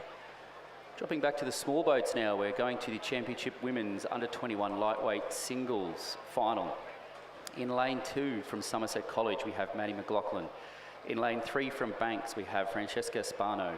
In lane 5 from Bundaberg, Georgia Mortimer. From lane 5 from Essendon, we have Alyssa Mirabelli, coached by Wright Spinner. In lane 6 from Sydney, we have Neve Tenery, coached by Lachlan Carter and Florence Griffiths. In lane 7 from Cairns, we have Millie Campbell, coached by Charles Betts. And in lane 8 from Newcastle Grammar, Annabelle McKenzie. And in lane 9, we have Victoria Binns, coached by Lachlan Carter and Florence Griffiths. Well, excuse my Newcastle bias, Tom, but Annabelle McKenzie, that's a really good start from her inside the opening 500 in the top 2 there. Mirabella has a big lead though, and then Spano back in 3rd. But there's some big splits there after the first timing check. That is 5 seconds after 500 metres is a fair advantage to have going through. Just to prove that you've had a good start, and then 4.3 seconds back to 3rd. So 10 seconds for the first 3 single scullers here, which is the Championship Women's Under-21 Single Scull. Similar to the previous race, got some big interstate attendees here, from 2 from Victoria, Essendon and Banks, and then Somerset College, Cairns, also from Queensland coming through. But just through the 1,000 metres there, we could see Alyssa into what looks like a very, very commanding lead, with the 2nd place not even on the screen as we watch them go through the 1,000 metres. Pulled that margin of 5 seconds, now up to 12 seconds over 500 metres. So stepping out to a strong lead. Victoria Binns in third place, in 3.8 seconds behind was the margin, and Francesca Spano 3.5 seconds behind in fourth place. And just while we have a moment, just those official times in the Championship Schoolboy 8 semi-finals. So the first semi, the time 6 minutes 41, and semi-final 2 6 minutes 0.18. So there is not much between them. So that race is taking place at midday. So it's a high noon showdown in the in the Championship Schoolboy 8. So absolutely cannot wait for that one. So something to look forward to in. Wow, is that only an hour away? That's right. That's a tight turnaround. that is coming up pretty quickly. We can imagine there were heats earlier today, so it'll be their third race of the morning. Yeah, in warm conditions in Penrith, that's going to really test them out a little bit later on today. As is this one in the Championship Women's Under 21 Lightweight Single. Alyssa Mirabella had a 12-second advantage, the Essendon sculler at the halfway point. Annabelle McKenzie from Newcastle Grammar in second. She was almost 4 seconds ahead of Victoria Binns from Sydney. Neve Tierney also from Sydney in fourth. So there's a real battle for the silver and bronze medals in this race. Francesca Spano was about 3 seconds back in fifth from Banks, Maddie McLaughlin, Georgia Mortimer and Millie Campbell, 6th, 7th and 8th. But margins are a lot tighter if you look at second through until 8th, as opposed to the gap between first and the rest, because it's Alyssa Mirabella who is laying down a marker here.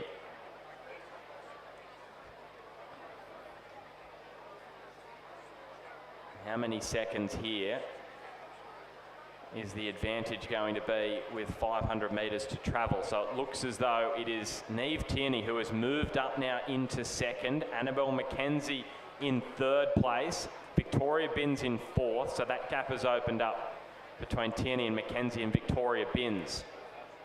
So almost 5 seconds to pull back. That is going to be difficult for Binns. So maybe now we're really looking at the battle for silver and bronze between McKenzie of Newcastle Grammar, coached by Jack Hanley and Brad Smith, and Neve Tierney from Sydney Rowing Club, coached by Lachlan Carter and Florence Griffiths. And this has been an impressive row, hasn't it, from Alyssa Mirabella? 16 seconds she's pushed that out to with 500 to go, and it's probably increasing further. That's right. That lead from 5 seconds through the first timing hut of 500 metres, now out to 16 seconds, just continually pulling away from the pack and definitely not letting that lead get the better of her and extending it throughout the whole race. We can see here just into the last 250 metres now, comfortable lead that is in lane 5 from Alyssa Mirabella, coached by Wright Spinner from Essendon. Back there into the pack, coming up behind in lane 8 from Newcastle Grammar, Annabelle McKenzie, definitely looking like in a medal contending position there in third through the 1500. Sydney Rowing Club's Neve Tierney was in second place through the 1500, but as we know, the little boats do have the ability to change speed really quickly. It does though look like the Sydney Rowing Club Neve Tierney is in second place, but coming over the line in first place in a very comfortable victory here in lane 5, Alyssa Mirabella. Congratulations for coming over first and then back what is almost 150 metres behind. It's going to be a tight race between the Sydney Rowing Club in lane 6. That is Neve Tierney taking out second place. A couple of lengths over lane 8. Which was Newcastle Grammar, Annabelle McKenzie. Look at that. Fourth place. It looks like it could have been Sydney Rowing Club, Victoria Binns in fourth. Yes, correct. Annabelle McKenzie in 5th. And 6th was Francesca Spano, and then a photo finish for 7th and 8th. So very impressive row by the Championship Women's Under 21 Lightweight Single Scull. No one giving up there over the 2,000 metres. Yeah, so wonderful performance from Alyssa Mirabella in the Championship Women's Under 21 Lightweight Single.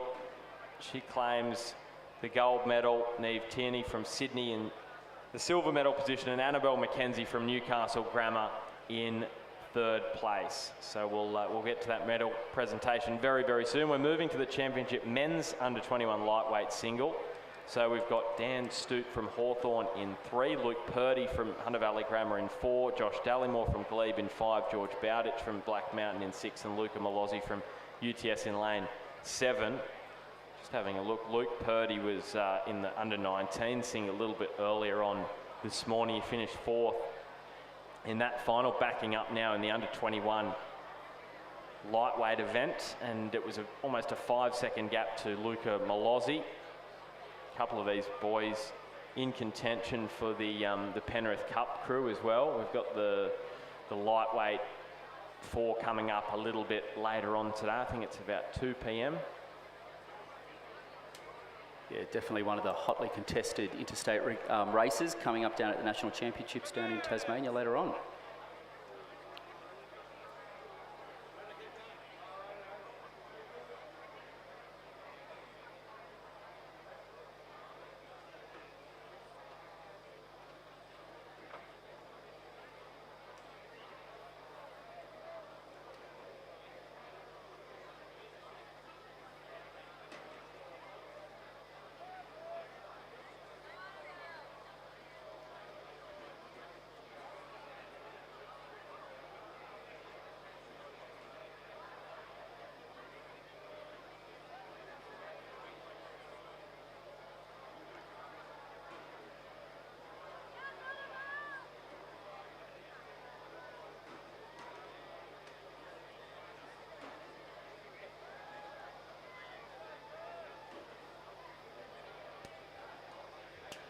Yeah, coming into the last 200 metres now, it is Luke Purdy from Hunter Valley Grammar.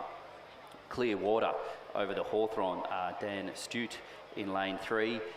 And then it looked like it is going to be a close race, closer to the grandstand side here between the UTS Luca Malozzi and George Bowditch from Black Mountain here. Could be the UTS rower just with a comfortable length over the Black Mountain rower for our closest hit out in this event, but coming over in first place in lane 4 from Hunter Valley Grammar, it's Luke Purdy, coached by Odin McIntosh and Rowan Hislop.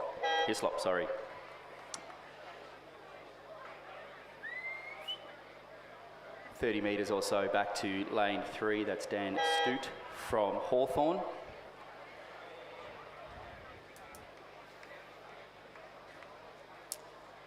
Crossing in third will be the UTS rower of Luca Malozzi.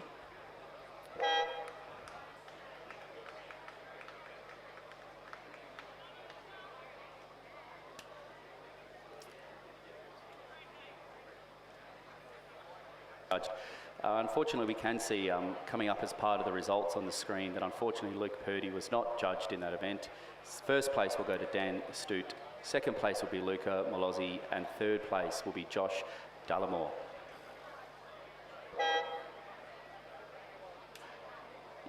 Those are the unofficial results, as we'll just wait for that to be updated.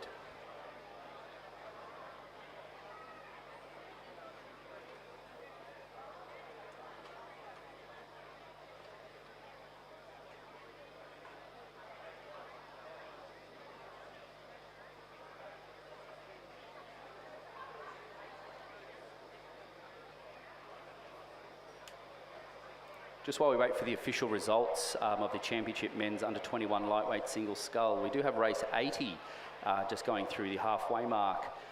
In lane 4 from Banks, we have Ellie Brennan.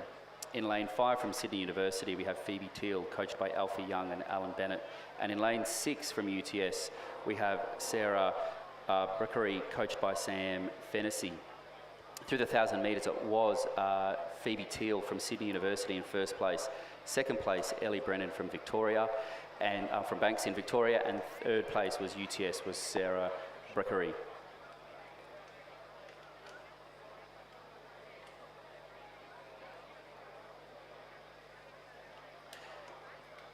Just while the under 23 lightweight single scull comes down the course, we are going to turn our attention to the medal presentation of the Championship Women's Under 21 Lightweight Single Scull.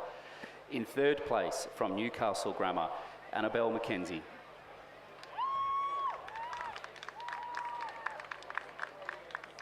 In second place from Sydney Rowing Club, Neve Turney.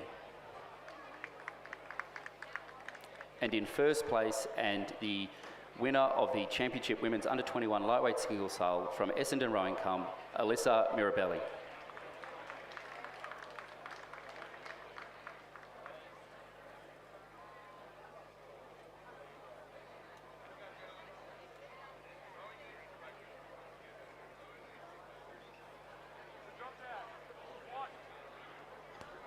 So 3 in the final here, the Championship Women's Under-23 Lightweight Single. Phoebe Teal with a 9-second advantage back to Ellie Brennan.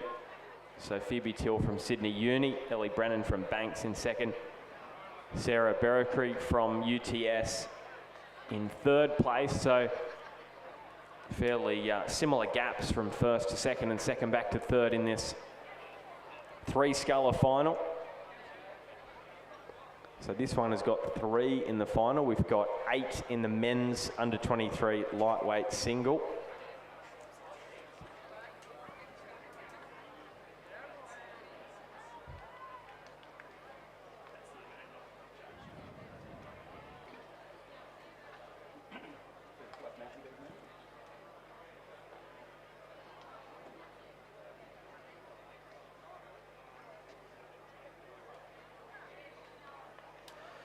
Coming into the last 250 metres, it is in the Championship Women's Under-23 Lightweight Single Scull. It is the rower from Sydney University, Phoebe Teal, who has maintained that lead for the majority of this race and just pulling out, looks like what is probably up to 4 boat lengths ahead of the Banks rower, Ellie Brennan. And then in third place, UTS is Sarah Berrickrey, coached by Sam Fennessy. Looking very comfortable in the lead here, Phoebe Teal. Not taking that lead for granted, starting to step up the rating here as she's coming into the last 200 metres. But what a position to be in the championship of the Under-23 Lightweight Single Scull, commanding lead for the majority of the race, and then being able to row your own race, coming into the last 10 metres, few strokes to go, and that will be Phoebe Teal from Sydney University in first place for the Championship Women's Under-23 Single Scull. The Banks rower in lane 2, Ellie Brennan, also maintaining her race plan and starting to lift her rate of striking as it was in the last 200 metres there to finish in second.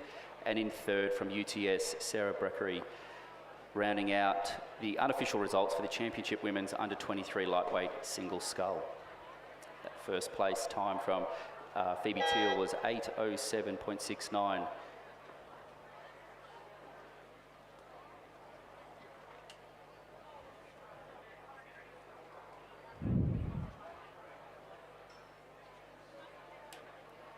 Back to the medal presentation for the Championship Men's Under-21 Lightweight Single Scull.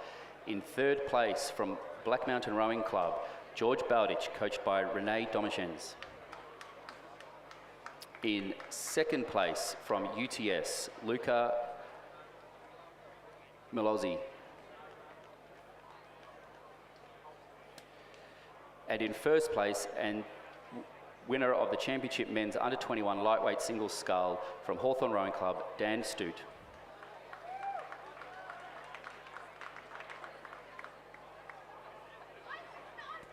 All right, back down the course, Championship Men's Under-23 Lightweight Single. Hugo Worm from Adelaide Uni in 2, Isaac Siritich from Essendon in 3, Oscar Birtwistle from North Esk in 4, Josh Lassick from Adelaide in 5, Harry Dixon from Commercial in 6, Riley Williams from the Uni of Queensland in lane 7, Will Gregory from Sydney Uni in 8, and Matthew Rickard from Black Mountain in lane 9. Now, we aren't getting any timing checks at the moment through this race, so we're going to have to go by sight, and at the moment that looks as though it is lane 7 currently in front. Riley Williams, William Gregory from Sydney Uni also up there, and then over on the far side you can see North Esk's Oscar Birtwistle as well. He's sitting in medal contention. Lane 2 as well, Hugo Worm from Adelaide Uni moving nicely over on the far side of the course, but it definitely is Riley Williams from the Uni of Queensland. You can see the rate though, the lift from Hugo Worm from Adelaide University. He's got to look all the way over this far side of the course, though. Is he able to claim silver in this battle with William Gregory from Sydney University? But it's the Queenslander in front. Riley Williams from the Uni of Queensland has a little look over to his right and sees Hugo Worm further back.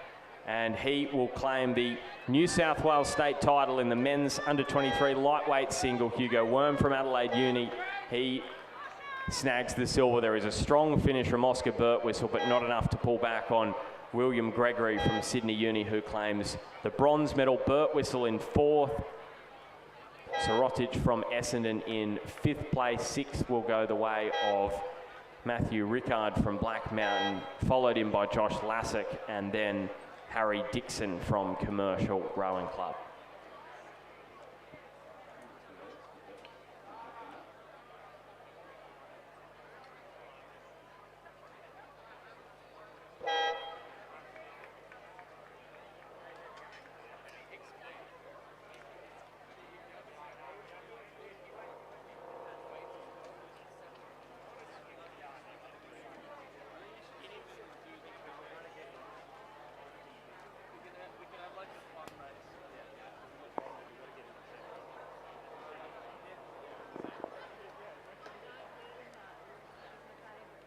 Do have on the course now the Championship Women's Elite Lightweight Singles Scull. In lane 3 from Bundaberg, Georgia Mortimer. In lane 4 from Black Mountain Rowing Club, Abby Richards. In lane 5 from Wendouree Ballarat, Kelly Egan. In lane 6 from Toowong, Jemima Powell. And in lane 7 from Corio Bay, Maggie Fowley. And as they went through the 500 metres, it was Maggie Fowley from Corio Bay, just with 2.3 seconds over Jemima Powell, 0.2 seconds back to Keely Egan, and then 1.4 seconds back to Abby Richards from Black Mountain Rowing Club. But while those girls come down the course, we are going to turn our attention just briefly to the medal presentation for race number 80, which was the Championship Women's Under-23 Lightweight Single Scull.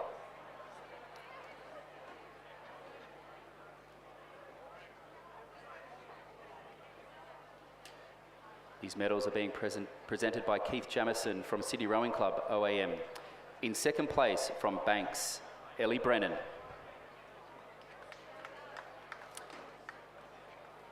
And in 1st place from Sydney University, Phoebe Teal. Congratulations for the Championship Women's Under-23 Lightweight Single.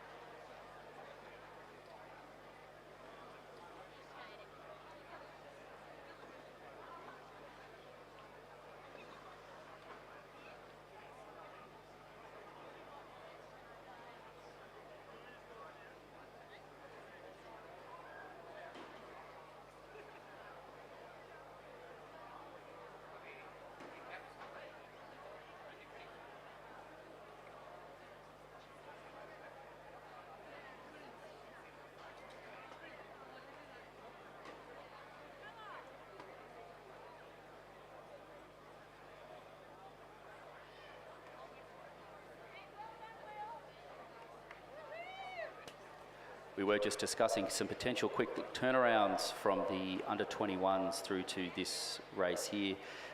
Georgia Mortimer from Bundaberg is a scratching, so it's down to 4 contenders here for the Championship Women's Elite Lightweight Singles Scull. Haven't had any timing come through yet, but it looks like it could be Jemima Powell from Toowong having a good as contender for the lead. She is in lane 6, second in from the grandstand, but also close by is Maggie Fowley from Corio Bay.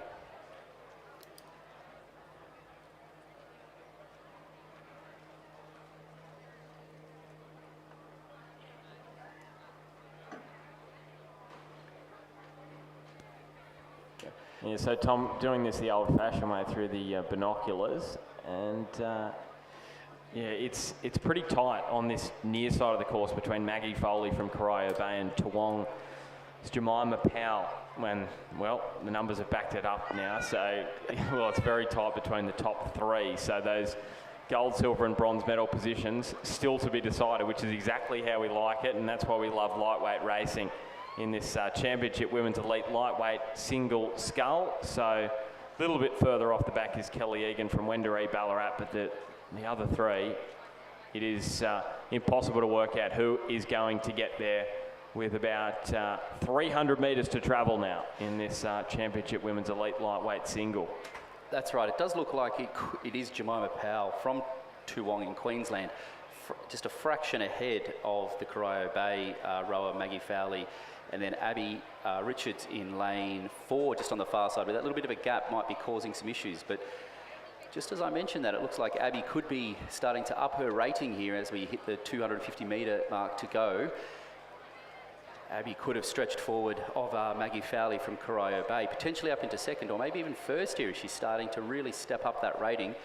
The two rowers closer to the grandstand in lane 6 and 7 maybe just becoming only aware of themselves, with a bit of a swoop around from the far side in lane 4 there from Black Mountain Rowing Club. Abigail Richards. Lane 7, Corio Bay Maggie Fowley up, looking like she's pulled into second place as well, but it is going to really be a tough last 200 metres here for the Championship Women's Elite Lightweight Single Scull. Maggie Fowley looks like she's just placed her race perfectly as she's now pulling into the lead here to take out the first place in lane 7. Second place looking like it will go to Abby Richards from Black Mountain, and then half a boat length back to lane 6, Jemima Powell in third. And then fourth place from Wendouree Ballarat will be Kelly Egan. That was a great display of some lightweight rowing there.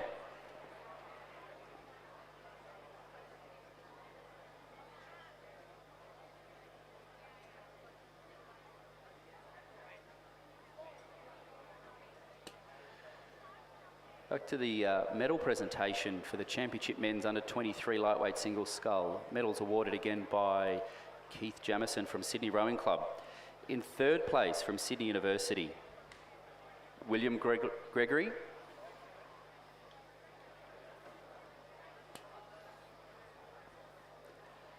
In second place from Adelaide Uni, Hugo Worm. And in first place and Championship Men's Under 23 Lightweight Single Scull from University of Queensland, Riley Williams.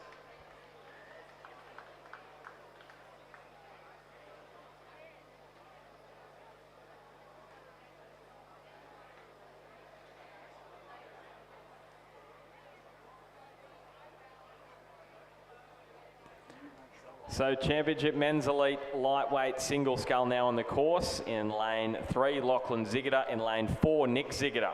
Lane 5, Remy Keats, Jason Waddell. In lane 6, and Jordan Roberts from Mercantile in 7. So the two Ziggiter boys from Banks, Remy Keats from Newcastle, Jason Waddell from Nepean. And at the halfway point, it was Nick Ziggiter who actually won the Uni Games event in the lightweight single.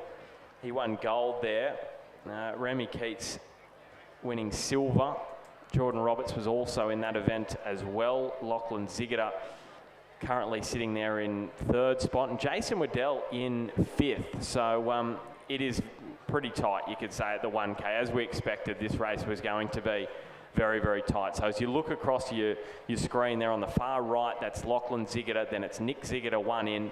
In the middle of the course is Remy Keats from Newcastle, Jason Waddell from Nepean in 4, and Jordan Roberts from Mercantile in 5. So I know that the two New South Wales boys in Waddell and Keats, they've had some really tight races in recent weeks at the Reindeer Regatta, but also in the small boats as well at the back end of January. So through the 1,500 metre mark, Nick Ziggiter from Lachlan Ziggiter. Remy Keats has moved up here into third place, and Remy's had an outstanding season, really stepping up in this division. This is his first season racing in the men's elite lightweight single scull. So he's got a little bit of a lead back to Jason Waddell. Jordan Roberts, who was up there at the 1K, he won the B final, I'm pretty sure, at the University Games. So thought for a moment there was going to be a little bit of an upset brewing, but he has slipped back down the field. But it's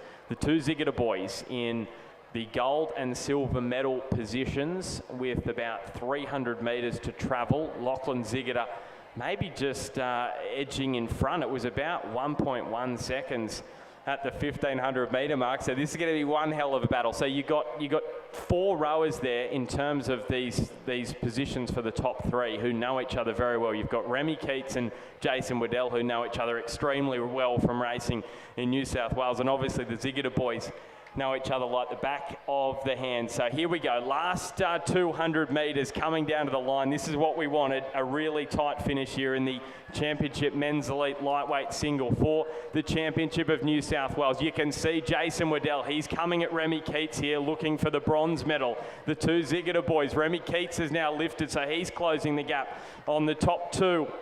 It's Nick and Lockie coming down to the line. It is Nick just ahead at the moment, maybe just by a canvas, but the response is coming from Lockie Ziggoda. Jason Waddell is coming at Remy Keats on the line looking for the bronze medal, but it is Nick Ziggoda from Lockie Ziggoda. Remy Keats on the line. It will be so tight, that's going to require a photo. That is impossible to split between Keats and Waddell. We knew those two were going to be tight. And, well, that didn't disappoint, and Jordan Roberts is going to finish in 5th place. And, well, that would be, if Newcastle could claim that medal, that'd be a first medal at the state championships in quite some time for Newcastle Rowing Club. That'd be some kind of an achievement for Remy Keats. So Nick Ziggoda from Lockie Ziggoda, that was clear cut. This is the push. Waddell on the line. Oh, that is impossible. I'm not even going to call that. Tom, are you going to be brave enough to say? I think it could be Keats on the fly, but it was definitely, we're still waiting for the photo finish. Well, being a mate of his, I'm trying to stay out of it. I think it will be Keats. I'm going to put my money on Keats for that 3rd place in the Championship Men's lightweight single scull. We might just quickly drop back down to the medal presentation of the Championship Women's Elite Lightweight Single Scull. Medals presented by Keith Jamison from Sydney Rowing Club OAM. In 3rd place from Toowong, Jemima Powell.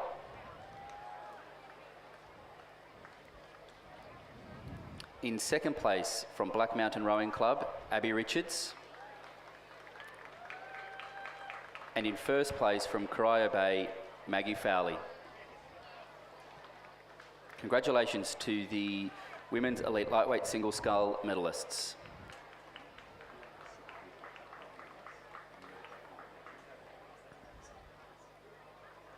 Alrighty, so we're still waiting for the official results in that Men's Elite Lightweight Single.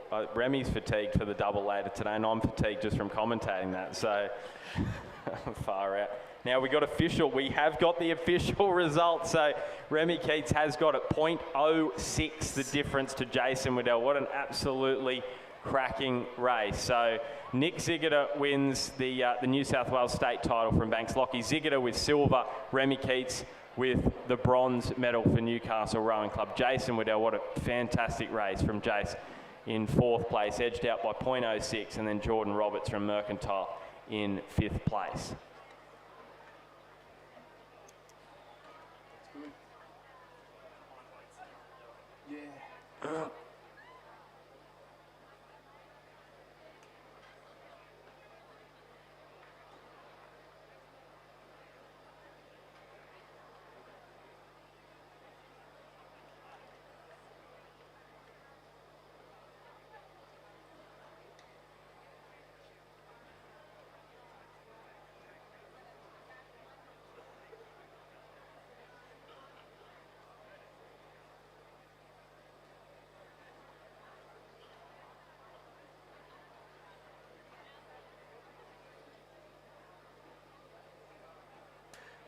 We do have race 84 underway, which is the Championship Women's Under-21 pair. In lane 2 from University of Queensland, Lily Bragg and Nell Murphy. In lane 3 from Melbourne University, Lulu Burney and Frankie Diva.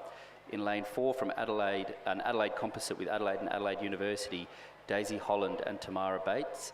In lane 5 from Uni Queensland, Scarlett Woodbury and Sarah Burke. In lane 6 from Sydney, we have Georgia Montague and Nicola Vance. In lane 7 from Sydney University, Mia Booth and Addison Rolls. Lane 8, Melbourne University, Maddie Croker and Lola Don. And in lane 9, closest to the grandstand, is Georgia Campbell and Grace Turnbull. They are just about to get through to the 500 metre mark we can see on the screen now. As you'd expect from the Championship Women's Under-21 pair, it'll be close definitely for the first 500 metres, and we might see some of those crews in the middle and the composite crews stepping out into a lead, but we will wait for some official results. Now, I've just been told that the bar and buffet opens at 12 at the restaurant, so if you want to get into some drinks or food excites me a little bit more, getting to the buffet, so that sounds like a good feast. So that's opening at 12, so get involved in that. Also, it is warm today, so the heat policy was in action yesterday. It's in action as well here. We're still rising up with the temperatures at the moment, so just make sure you're keeping yourself hydrated and looking after yourself as well on your bikes when you're riding. Make sure you keep your helmet on, because that's very important across the weekend. We don't want any accidents. And I just see Brad Smith down there at the bottom of the grandstand. I failed to mention during that race that Brad Smith and Jack Hanley from Newcastle Grammar, they've been working a lot with Remy Keats in that single, so congratulations to them as well. As we move now to this Championship Women's Under-21 pair, as you said, Tom, so we've got 8 boats in this one. Sydney in first place, it was 0.01 back to Uni of Queensland in second, Cand in third, Melbourne Uni in fourth. So this is a final, so top 3 positions here for the medals in the New South Wales State Championship.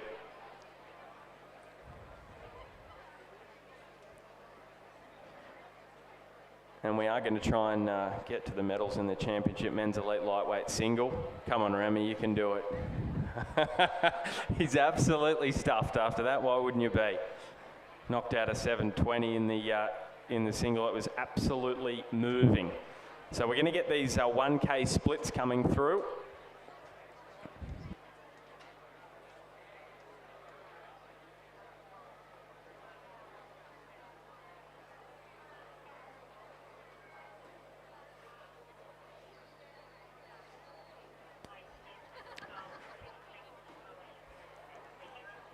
All right, we've got the medal presentation now for the Championship Men's Elite Lightweight Single Scull. Medals to be presented by Keith Jamison, OAM, from Sydney Rowing Club.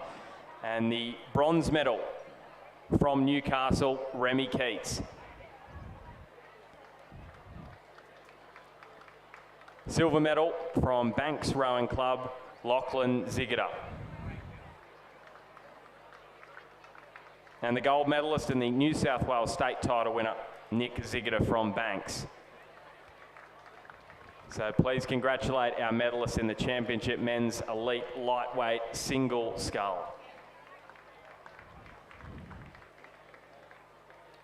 Alrighty, now we'll get back down the course, Tom, to this final, which is looking like we may have a bit of a gap here between Sydney and Uni of Queensland, but the silver and bronze medals most certainly up for grabs, and there are a number of crews, probably maybe 5, that are in contention for silver and bronze. Yeah, that's right. The Sydney crew went through the 1,000 metre mark with a 4-second margin back to Uni of Queensland, and then 1.23 back to Cand. But as you mentioned, very close between Cand, Adelaide Uni Composite, Melbourne University and Sydney University.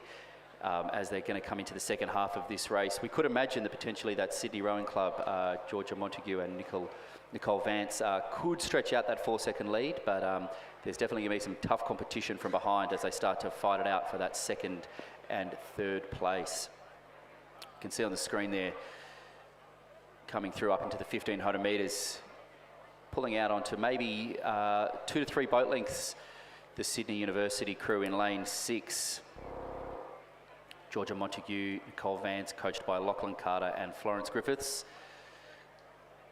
Always a comfortable place to be with 500 metres to go, a few lengths ahead. You can see the whole pack here, but it was definitely tight between for second, third. There's Sydney University in second place, just a margin of just 6 seconds behind Sydney, but 0.8 to Canned and 0.9 to the Adelaide Composite crew. So it will be tight for those minor placings in the Championship Women's Under 21 pair. Getting some great footage here. Looks like it's possibly from one of the timing huts here of that Sydney crew in lane 6. As mentioned, they have pulled their lead out by an extra couple of seconds over that third 500 metres. Crucial part of the 2K racing, that third 500 metres. A lot of crews look to make their moves, and I think the Sydney Rowing Club crew has successfully made that lift. University of Queensland crew in lane 5, just to their right, was in second place, and in third place, Canned in lane 9. Could be tight, but, challenging for the Canned crew in lane 9 in third, with a closely contended crew from Adelaide in lane 4, just halfway across the course. They are a little bit out on their own, the Canned crew in lane 9. Coming up to the last 200 metres here of the Championship Women's Under 21 pair. Sydney Rowing Club crew of Georgia Montague and Nicole Vance. I don't want to call it too early, but looking like they will take out the race. And as I mentioned, that Adelaide crew in lane 4 definitely starting to come up next to University of Queensland in second place. The outlier here is the Canned crew in lane 9. Potentially a little bit off the pace here after those last few hundred metres. Looking like they're going to go back into fourth place, but getting challenged by the Sydney University crew in lane 7 of Mia Booth and Addison Rolls. But in first place, Sydney Rowing Club, Georgia Montague and Nicole Vance. They did extend that lead out again in the fourth 500 metres over the Sydney University Uni Queensland crew. Third place to Canned. As I mentioned, they were a little bit of an outside contender there. And then fourth was Adelaide University Composite, 6th Sydney University, 7th Melbourne University. Coming across in 7th place, also from Melbourne University.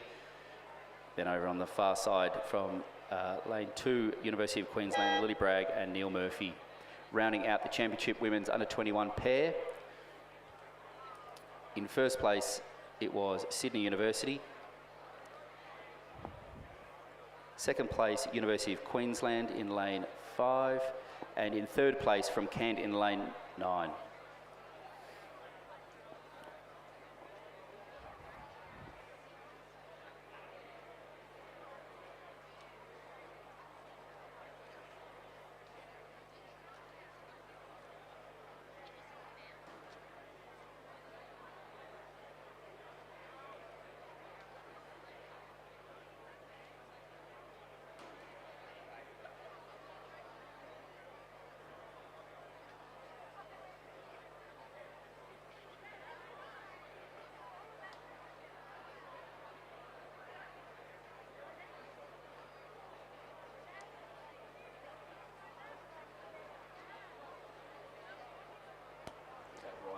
Championship men's under 21 pair on the water at the moment. We've got Alexander Tetley and Charles Baker from Sydney Uni in 2, coached by Donald McLaughlin and Simon Huxley. Uni of Queensland in lane 3, Bailey Clark and Finlay Harris, coached by Randall Martin and Lachlan Johnston. Sydney Rowing Club in 4, Jackson Gersoy and Ambrose Hennessy, coached by Shane Mulvaney and Brooke Robertson. WA Rowing Club, Fremantle Composite, Jack Hansen, Nahoy and Lachlan Brown in 5. Sydney Rowing Club's Henry Pershouse and Franz Burdett, coached by Shane Mulvaney and Brooke Robertson in 6. Uni of Queensland in 7, Tom Stevens and Sam Forbes, coached by Randall Martin and Lachlan Johnson. Sydney in lane 8, Ben Murford and Jerry Anderson, coached by Shane Mulvaney and Brooke Robertson. And Sydney Uni in lane 9, Campbell Wickham and Gus Sazolka, they're coached by Donald McLaughlin and Simon Huxley. So 8 in this final. We're getting the 1500 metre splits through here. Uni of Queensland in 1st, WA Rowing Club Fremantle in 2nd, Sydney Rowing Club 3rd, Uni of Queensland Clark and Harris in 4th place. So less than 2 seconds the gap there between 3rd and 4th. So trying to get themselves into medal contention. Uni of Queensland, Clark and Harris. And their compatriots though, Stevens and Forbes are winning this one by about 2.5 seconds from the West Australians. Sydney Rowing Club in 3rd, so got a number of states represented in the Championship men's under 21 pair final. So we've got about 6 more races after this before we head towards the lunch break, and you don't want to miss the championship schoolgirl and schoolboy 8s, the schoolgirl and schoolboy 4s as well, coming up very, very soon. But this is a cracking finish here. Look at the boats. Uni of Queensland in lane 7. Then you've got the WA Fremantle Composite in lane 5. They are coming at them with the last 150 metres approaching. Can Stevens and Forbes from the Uni of Queensland hold on? They may not be able to. This is so impressive from Hansen Nahoy and Brown. Down by 2.5 seconds with 500 metres to travel. What a finish from the West Australians. Uni of Queensland, nothing they could do about it. It's the WA Rowing Club Fremantle Composite who claim the New South Wales state title in the men's under 21 pair. Uni of Queensland, Stevens and Forbes get silver, and it will be a bronze medal also to the Uni of Queensland. Clark and Harris. Sydney just edged out. Sydney Uni in 5th. 6th place also Sydney Rowing Club's Gersoy and Hennessy. And then in 7th place is Murfitt and Anderson from Sydney. 8th place over on the far side is Tetley and Baker from Sydney University. So terrific racing there. Hansen Nahoy and Brown claiming the championship men's under 21 pair from about 2.5 seconds down at the 1500 metre mark.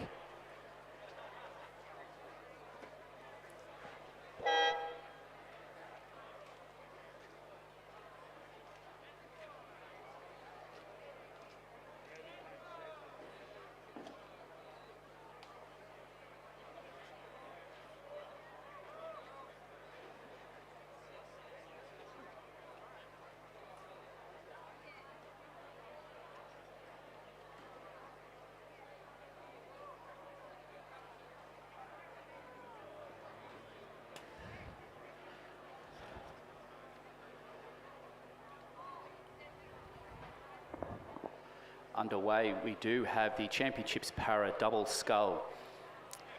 Over in lane 2 from University of New South Wales, Jargo Lambert and Georgina Browning. In lane 3 from Bundaberg Community Composite, Alexandra Bailey Coleman and Rebecca Markwell. In lane 4 from Radford College, Joshua Miller and Isabel Egan. In lane 5 from Community, Bronte Marshall and Catherine Zagowski. In lane 6 from Adelaide, an Adelaide Composite Adelaide University, Emily Liang and Sam Stuntwell. In lane 7 from University, Newcastle Uni Composite with Lake Macquarie is Lisa Grezel and Harrison Nichols. In lane 8 from University of Queensland, Mac Russell and Wallace Russell. And in lane 9 from ANU, a late substitution with Will Cusack and Rebecca Jones.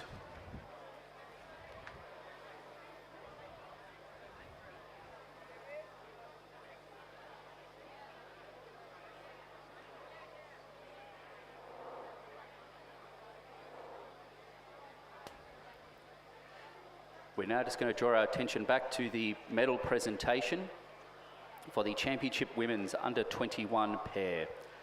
In 3rd place from Cairns Rowing Club, Georgia Campbell and Grace Turnbull.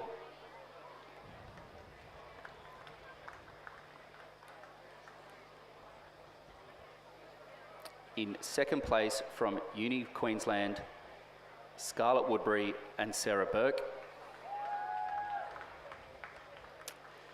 And in 1st place from Sydney Rowing Club, Georgia Montague and Nicole Vance. It's the Championship Women's Under 21 pair.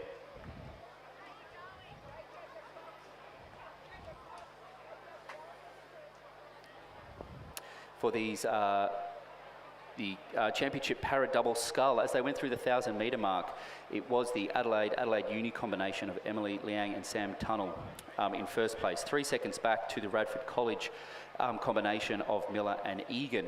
And then 1.5 seconds back to the Uni Queensland combination of Russell and Russell in the Championship Para Double. Rounding out the whole race through, it was the ANU combination of Will Cusack and Rebecca Jones in 4th. In 5th, Newcastle Uni Lake Macquarie.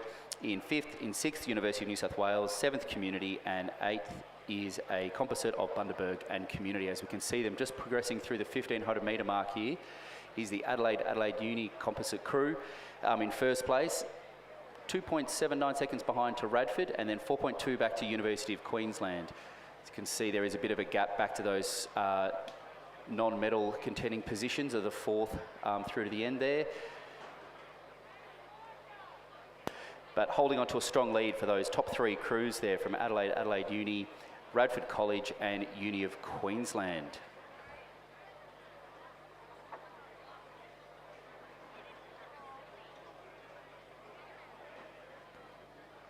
So is there the possibility here that Radford College in lane 4 can pull back some ground on the crew in lane 6 from Adelaide and Adelaide Uni? That's probably the storyline we're watching here, with about 300 metres to travel. Uni of Queensland in lane 8.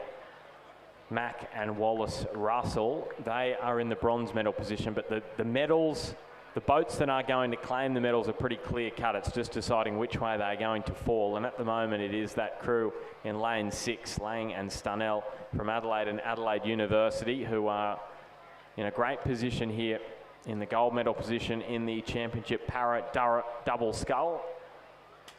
That's right, it is that Radford crew. They're not letting go easily to that potential first place. They are starting to step up their rating, but it could be this composite Adelaide composite crew going to hold off their fight back as they come into the last 200 metres. We might have seen a little cheeky look from that Radford crew just over their left side to see where they're sitting. Pulling out some clear water now. Lane 6, Adelaide Uni and Adelaide composite crew of Lang and Stuntle taking out what's looking like first place in the championship para double. Second place, a great race from the Radford College crew. They're from school, still in an underage, probably under 17, under 19 category. And then in third place in lane 8 from University of Queensland, Mac Russell and Wallace Russell, sorry. Tight racing here for the 4th place. As we mentioned, it was a bit of a gap, but it looks like that ANU combination of Cusack and Jones will take out 4th, just over the lane 7 combination from University of Queensland, Grizel and Nichols in 5th. 6th place to University of New South Wales.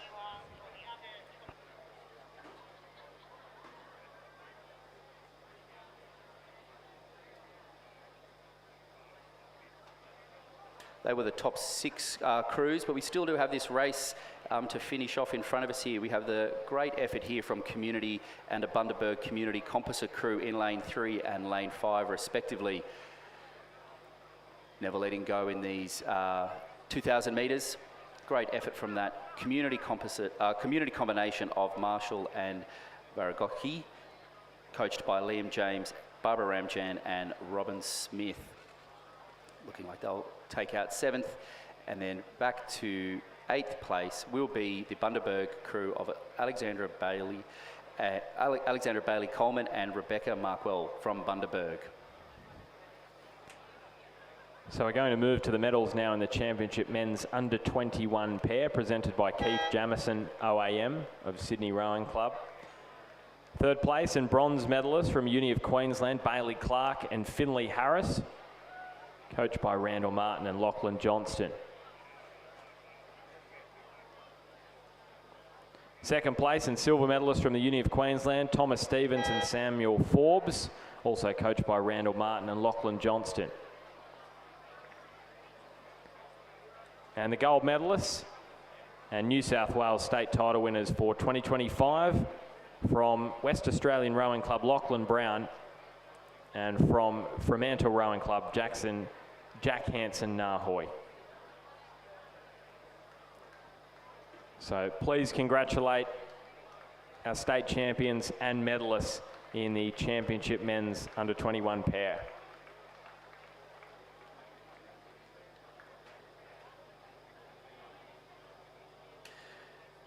Just rounding out the last few, must be in the last 5 races of the morning session. We do have race 87, which is the Championship Schoolgirl 4. We could have seen a few races of these crews come down early today. Definitely some heats, potentially some semi-finals. You can see some great footage there from the on-water camera. In lane 2, we have Kinross Wallaroi. Lane 3, Loretto Kirribilli 2. Lane 4, Canberra Grammar 1. Lane 5, Trinity Lutheran College 1. Lane 6, Loretto Kirribilli 1. Lane 7, Loretto Ballarat.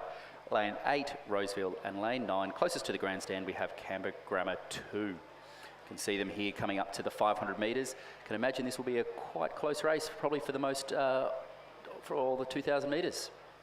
Well, isn't this going to be fantastic, Tom? Because we've got a couple of 1 and 2 crews in this one. We've actually got in the schoolboys race, we've got a 1, 2, 3, 4, and 5 from shore. So it's always good to see whether you know, the second or third 4 can get up and cause a little bit of a stir. So we're going to get some splits through here at the first 500, and very, very tight at the top, as you'd expect in this Championship Schoolgirl 4 final. So Kinross Wallaroi, 150.47 from Loretto Kirribilli, then Canberra Grammar Roseville, Loretto Ballarat, Trinity Lutheran, and then Canberra Grammar and Loretto Kirribilli. So nothing out of the ordinary there in terms of the 1 and 2 boats of the Canberra Grammar 1 boat, clearly ahead of the 2 boat, and so too Loretto Kirribilli, number 1 up there in second place.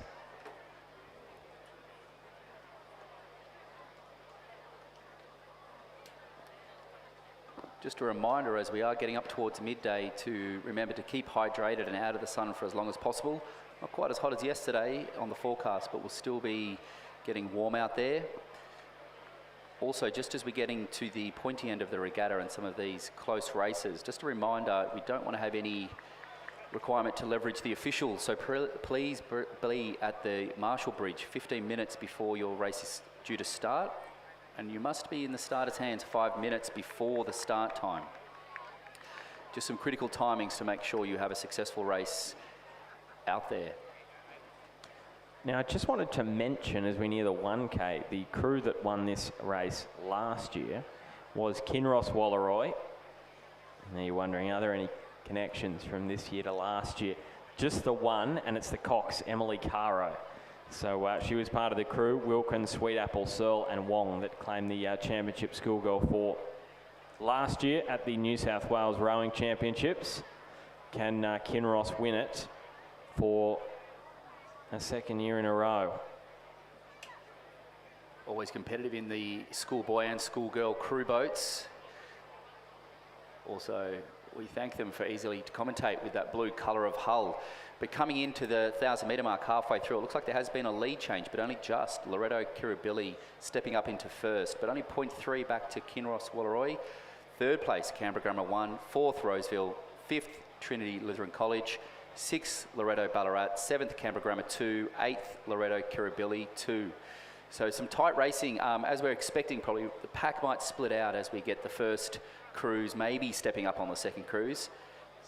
When we get the first and second from schools, bit of validation from some selection processes potentially, but also some good grudge matches between the first, second, and as mentioned, third and fourth in the upcoming race.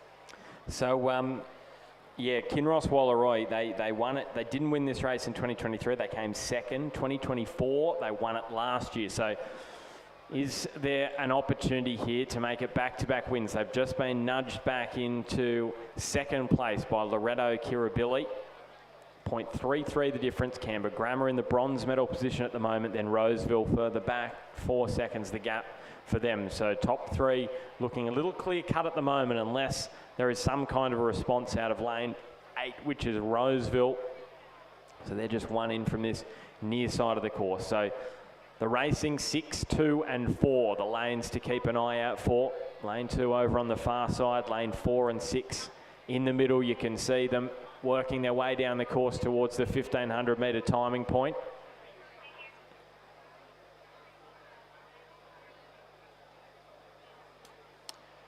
Just while we get into the last 500 metres for the Schoolgirl 4, we are going to jump to the medal presentation of the Championship's Para Double Scull.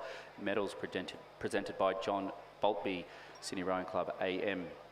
In third place, from Uni of Queensland, Mac Russell, Wallace Russell, coached by Michael Russell.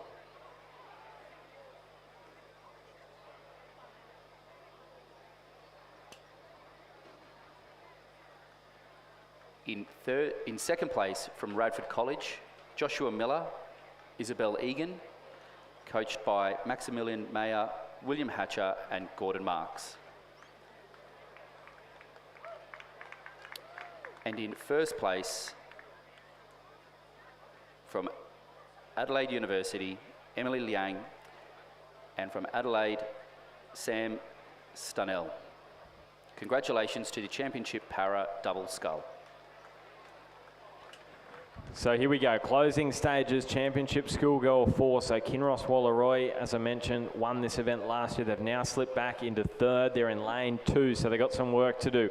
Loretto Kirribilli in first place. That is the crew over in lane 6, featuring Allsop, Eels, Bramble and Woodward.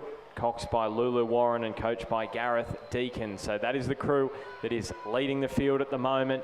They're in lane 6, but coming at them is Trinity Lutheran, who are also having a great go of it as well. Kinross Wallaroi over in lane 2. And we may have had a little bit of a timing hiccup, so I can confirm it's actually Canberra Grammar over in second place at the moment. It's the crew, though, in lane 6 from Loretto Kirribilli. There's no doubt about them. They are currently in the gold medal position. But look at Canberra Grammar from lane 4. They are coming at them with 50 metres to travel. Can they pull this one out of the fire, the Territorians? Loretto Kirribilli trying to hang on at the end here. Canberra Grammar, can they get it on the line? It is going to be so tight as they go to the line. It is just Loretto Kirribilli from Canberra Grammar. And then Kinross Wallaroi with the bronze medal. What a cracking finish there in the Championship Schoolgirl 4. Roseville in 4th place. And then in 5th is Trinity Lutheran.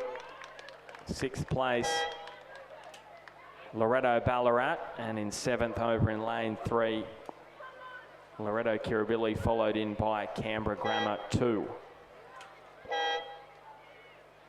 Just while we wait for those girls to come over to the medal presentation for the Schoolgirls Coxed 4 final, we will have underway very shortly the Championship Schoolboy 4.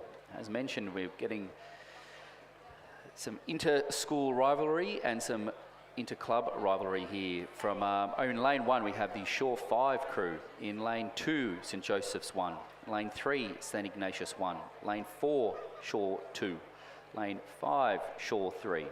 Lane 6, St Ignatius 2. Lane 7, St Joseph's 2. Lane 8, Shore 1. And Lane 9, Shore 4. Shore, St Joseph's, St Ignatius is this event here. Through the 1,000 metre mark, it was St Ignatius 1 in the lead. 3 seconds back to Shore 3, St Joseph's 2 in 3rd place. 4th place, St Ignatius 2. 5th place, St Joseph's 1. 6th place, Shore 4. 7th, Shore 2. 8th, Shore 5. See what St Ignatius can do into the second half of this race. Can they hold off that Shore 3 crew? Potentially being a little bit of an upset as their number 3 ranked crew. We also might be assuming too much into the rankings here, and potentially it's just the randomisation has got us. There you go, so Shore 3 there, sitting in second. St Ignatius, as you mentioned, in first. The St Ignatius second crew further back in 5th. So, well, here comes the Shore number 1 boat. So they're maybe a little bit slower off the start. They are working their way up. They're only 0.07 behind the Shore 3 crew. One thing for sure is the Shore 2 boat is a fair way back in lane 4. St Ignatius, it was a 3-second gap. You can see them looking nice in that deep blue Zudi. Next them over in lane 2 is St Joseph's 1. They're in 6th at the 1K, so they're a little bit further back, so don't be deceived by this angle. It's not as big a lead as what it may have seemed from that shot. We'll get more of an indication here at the 1,500 metre mark. You can see At the start, we've got the Championship Schoolgirl 8 about to begin, top left of screen, so we'll be going to that straight after the conclusion of this Championship Schoolboy 4 final. St Ignatius have opened up a 4.5 second lead. The Shore 1 crew, well, they have really moved through the field. Are they able to pull back 4.5 seconds though? St Ignatius 2 in 3rd place, and then Shore 3 in 4th. St Joseph's, their first crew is in 5th place. So it looks as though it's going to be St Ignatius and Shore battling it out now for the medal positions in this Championship Schoolboy 4. Yeah, as expected, those number 1 crews from St Ignatius in lane 3, just a little bit further away from the grandstand, 4.5 seconds ahead of Shore 1 in lane 8. So splitting the course in half here, the first crews from St Ignatius and Shore. St Ignatius 2 was in 3rd place through the 1,500 metres. They're in lane 6 in the middle of the course. That's looking like it's going to be a bit of a close race between the St Ignatius 2 and potentially Shore 3 crew for 3rd.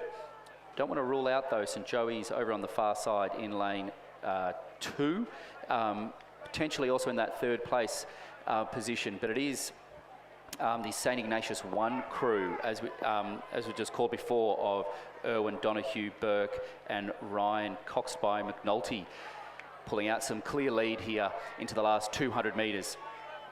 They do have that crew over there on their right, the St Joseph's crew, to keep them honest. And it is exciting here in this lane 8. Shore 1 crew have made a great comeback from earlier in the race. This combination of Hamilton, Kersey, Paris, Stamberg and Coxby Miller in 2nd place here, but it will be first in lane 3 to St Ignatius 1. 2nd place, Shore 1 coming over the line. In 3rd place, unofficial, is St Joseph, St Ignatius 2. Shore 4, Shore 3 in 6th place. Another tight finish there for 7th and 8th, St Joseph's 2 and Shore 2. Some great racing there, boys. And then over there on the far side, in lane 1, it will be Shore 5 rounding out the Schoolboys 4 final. The unofficial results were St Ignatius 1, Shore 1, St Joseph's 1, but we'll wait for those official results to come through to confirm that 3rd place. Go through the next race coming down. As mentioned, we do have some 8s coming down as we get to the last 3 races of the morning session. In lane 2, Geelong Grammar. Lane 3, Geelong Grammar. Lane 4, Queenwood. Lane 5, Kinross Wallaroi. Lane 6, St Catherine's. Lane 7, Pymble Ladies 1. Lane 8, Geelong College. And lane 9, Loretto Toorak. That is the Championship Schoolgirls 8 coming down the track now. Through the 500 metres, it was the Kinross Wallaroi crew in 1st place, 1.01 seconds behind to Pymble Ladies, 3rd to St Catherine's, 4th to Queenwood, 5th to Loretto Toorak and 6th to Geelong Grammar. Again, some great footage there from the umpires' boats out there, looking like it could be the Geelong Grammar and Queenwood crew there. That we see lane 3 and lane 4, Queenwood right in the middle of the screen there. Queenwood were in 4th place through the start, but these big boats, once they get up to speed, those first 500 metres can set you up, but also allow for another 1,500 metres of glory as they come down.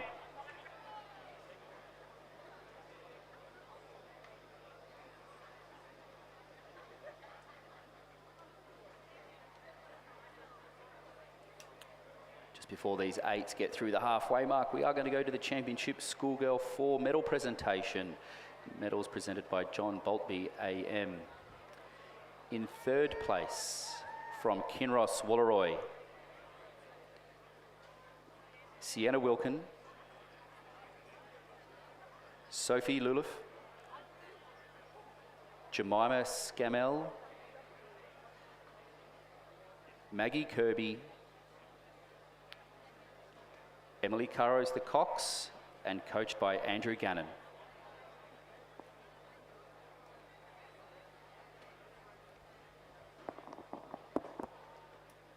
In 2nd place from Canberra Grammar, Nellie Byron, Sophia Smith, Estella Robertson, Hannah Griffiths, Sophia Matz as the Cox, and coached by Kendall Brody.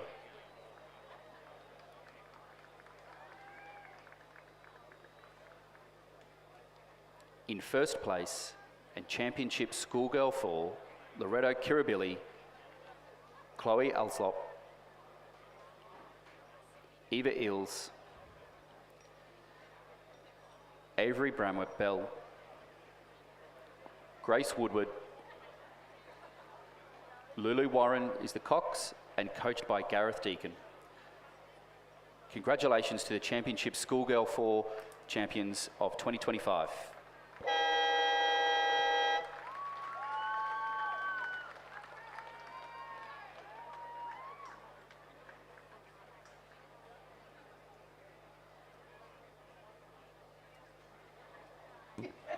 Championship Schoolgirl 8 on the course. Now this event was won by St Catherine's last year from Pymble Ladies and then Loretto Turak. And as you can see, we're not getting any timing checks to the 1K at this point, but through the middle of the course, that is the crew from Kinross Wallaroi. You can pick them. We absolutely love it because it's the blue boat, so very easy to pick. And that's the Kinross Wallaroi crew of Wong, Chudley, Staniforth, Jarek, Reedy, Searle, Wise, and Clinton, coxed by Philippa Martin, I should say, and Andrew Gannon. And I'm just having a look here to see whether there were some members of this particular boat. I believe there's some members of this boat that was in the 4 that won last year. Just remembering some of those names as I was reflecting back on last year. So Kinross, this is a very strong boat, which is currently in front, and you can see the arrowhead and just the even distance down the course. So Kinross from St Catherine's, then next to them on their left is Pymble Ladies, followed by Geelong College, and they're probably even there with Queenwood, who are in lane 4. But it's Kinross coming into the last 300 metres, leading it out from the crew alongside them, which is St Catherine's. The bronze medal position at the moment is with Pymble Ladies. Remembering that last year it was St Catherine's who won this particular event. They are going to have to pull back quite a margin. It looks at least a boat length they're going to have to fight back if they want to make it back-to-back state titles. Kinross Wallaroi, the country kids from Orange who are approaching the dark red boys here. The last 100 metres, this has been a really impressive performance, taking down some of the big Sydney schools. St Catherine's in second, Pymble Ladies still in third position, so those medal positions haven't changed since that 1500 metre mark, but it will be Kinross Wallaroi just strokes away now, and they claim the Championship Schoolgirl 8 at the New South Wales Rowing Championships. St Catherine's gold last year, they get silver in 2025. And then the bronze medal to Pymble Ladies, 4th place. It was tight for Geelong College. Queenwood in 5th place. 6th is Geelong Grammar. 7th is Loretto Turak. And then in 8th place on the far side is Geelong Grammar.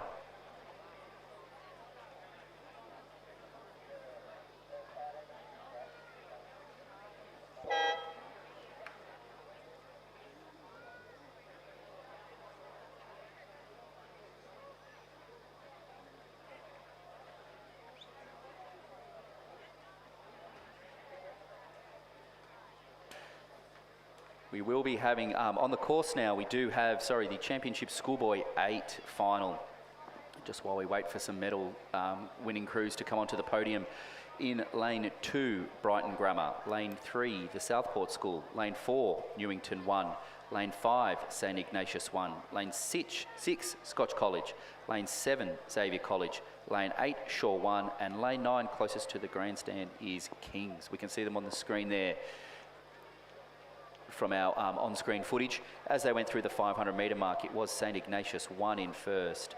0.3 back to Xavier, 0.01 back to Scotch, 0.6 back to Southport, 0.2 to Newington, Shaw 1.7, Kings 0.2 and 0.6 back to Brighton Grammar.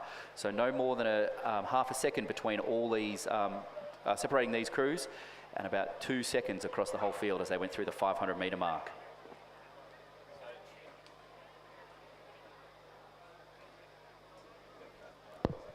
So as these 8s make their way up the course, just a reminder that to keep yourself hydrated as we near the afternoon where it's only going to get hotter here at the New South Wales Rowing Championships as well. If you're on a bike, please wear a helmet.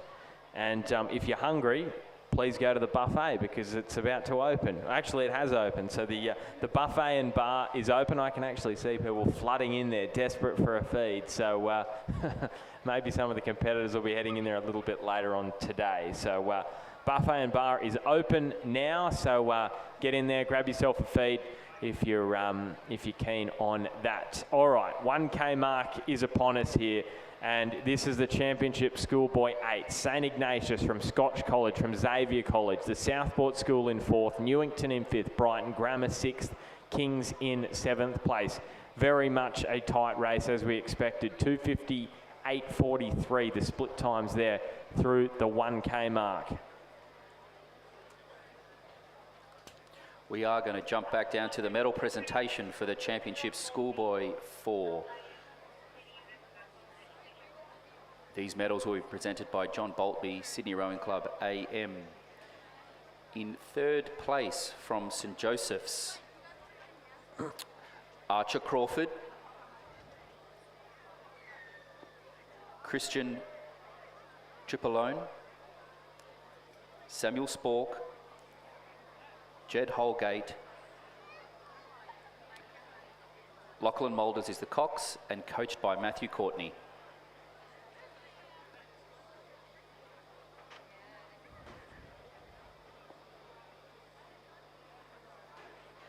In 2nd place, the Shore 1 crew,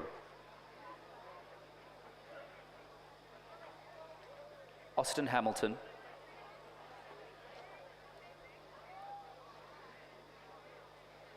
Tom Kersey, Lachlan Paris, Addison Stramberg, Oscar Miller was the cox and coached by Jack Message. And in 1st place from St Ignatius 1,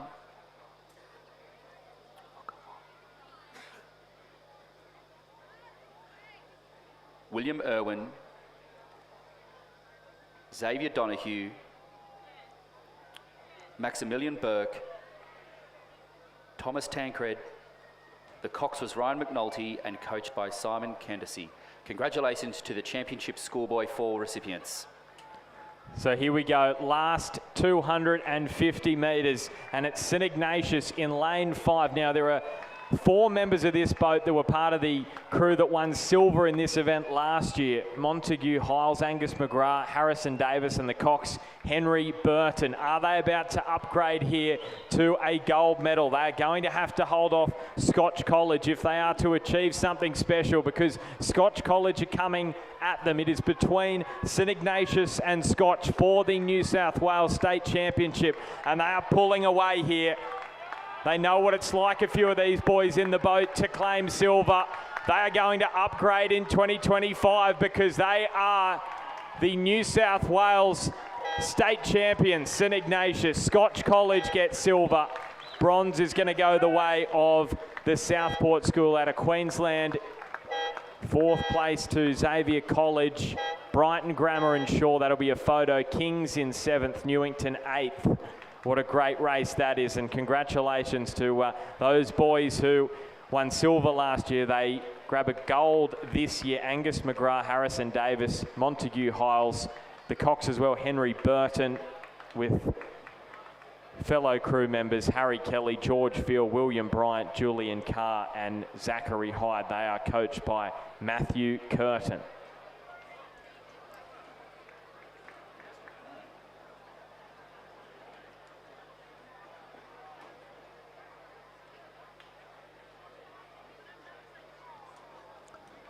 So we're going to have the medals very, very soon for the next batch of races, but this is the final race before lunch. So it's just 3 in it because Daniel Waddell and Jason Waddell have scratched.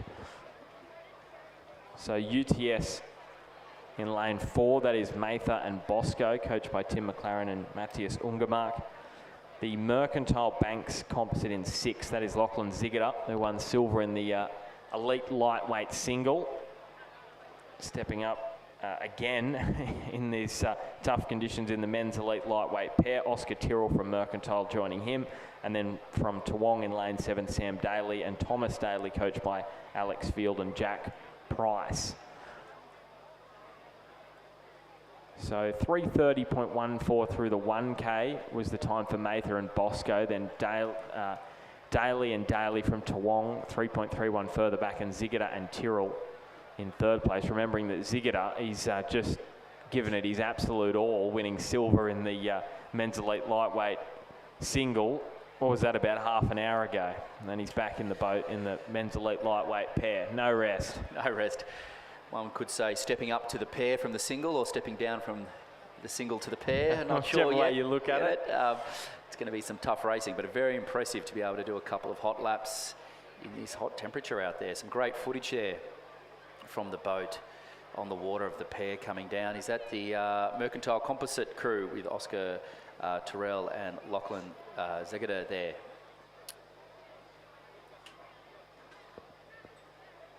So you can see UTS far right of screen, middle of the course, Mercantile Banks. They were in third at the 1K mark, and Toowong in third. Now, there were 4 entries in this race, so I'm pretty sure that means that there will be 3 medals. I believe so, yes. Gold, silver and bronze Might will have be to handed confirm, out. yes, downstairs with the officials. And it looks as though they have overtaken them. Zigida and Tyrrell into the silver medal position now. Mather and Bosco still with the handy lead of almost 4 seconds in the gold medal position.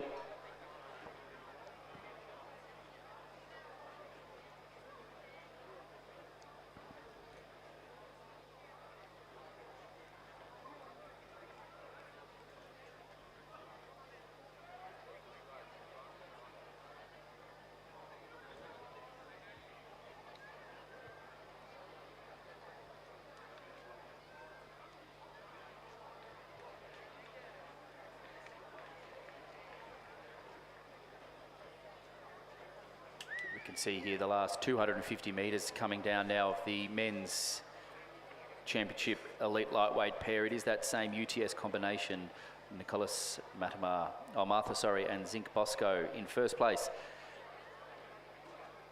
holding the lead over the Mercantile Banks Composite crew in second place.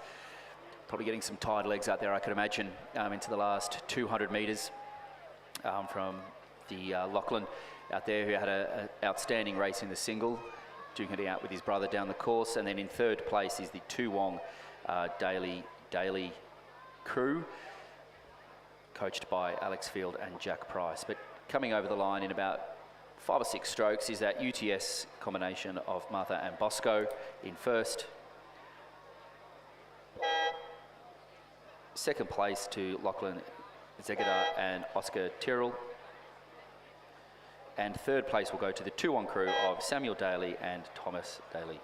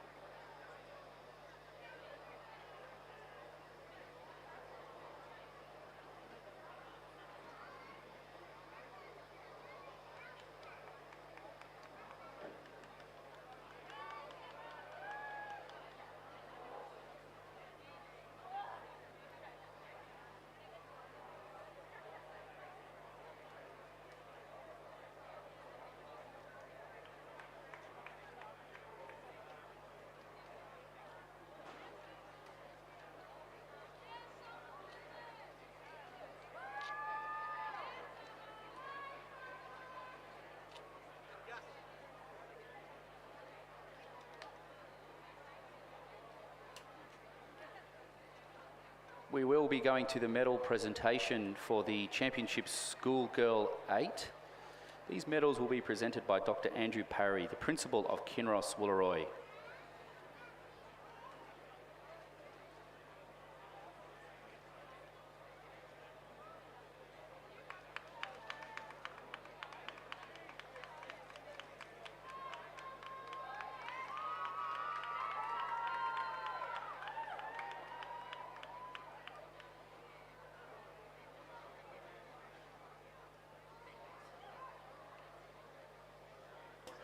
In third place, Pymble Ladies, Isabella Stally,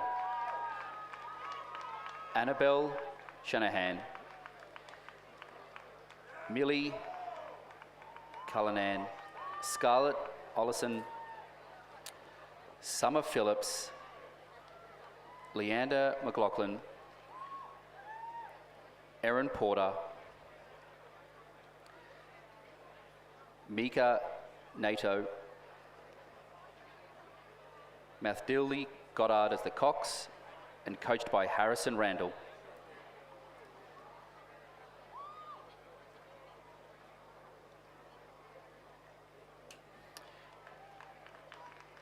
In second place, from St Catherine's,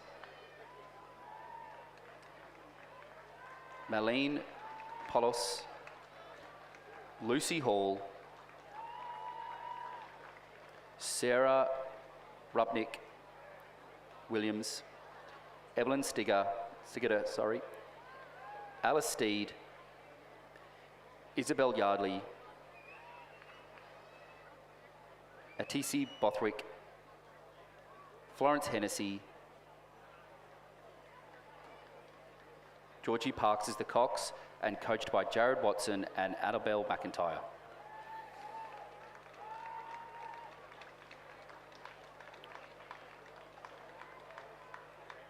And in first place, and the Championship Schoolgirl 8 from Kinross Woolloomooloo, Tessa Wong,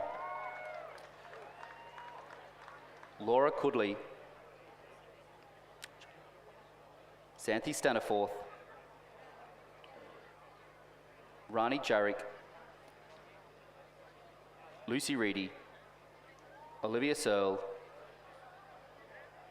Emily Wise, Belle Clinton, Philippa Martin as the Cock, and coached by Andrew Gannon. Congratulations to the Championship Schoolgirl 8.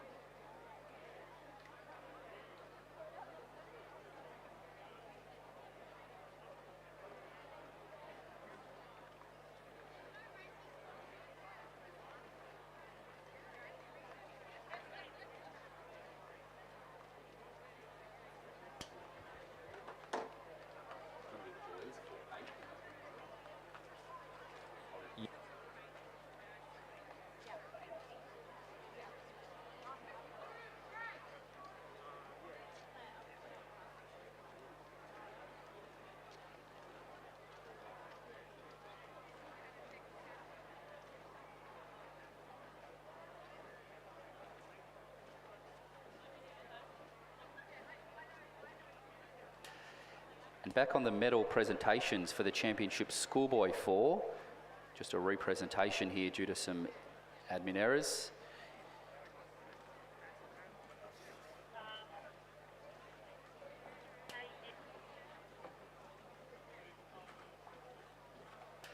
These medals will be presented by John Boltby, AM, Sydney University Boat Club. In third place from St Joseph's, Archer Crawford, Christian Tripolone, Samuel Spork, Jed Holgate, Lachlan Moulders is the cox and coached by Matthew Courtney.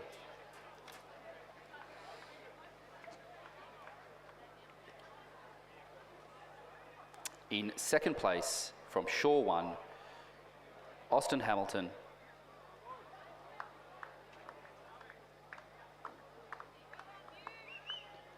Tom Kersey, Lachlan Paris, Addison Stramberg, Oscar Miller as the cox and coached by Jack Message.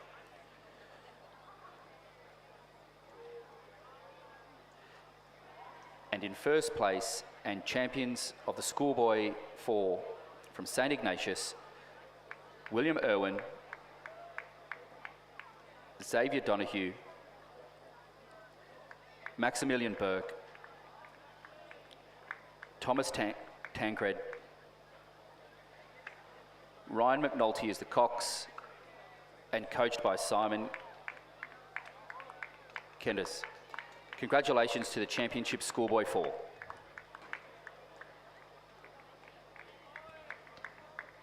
Just a reminder that Level 1 heat alert has been enacted here at the Sydney International Regatta Centre. So follow heat management procedures, hydrate, limit warm-up time and stay shaded. You can get more updates at rowingmanager.com/regattas/6610.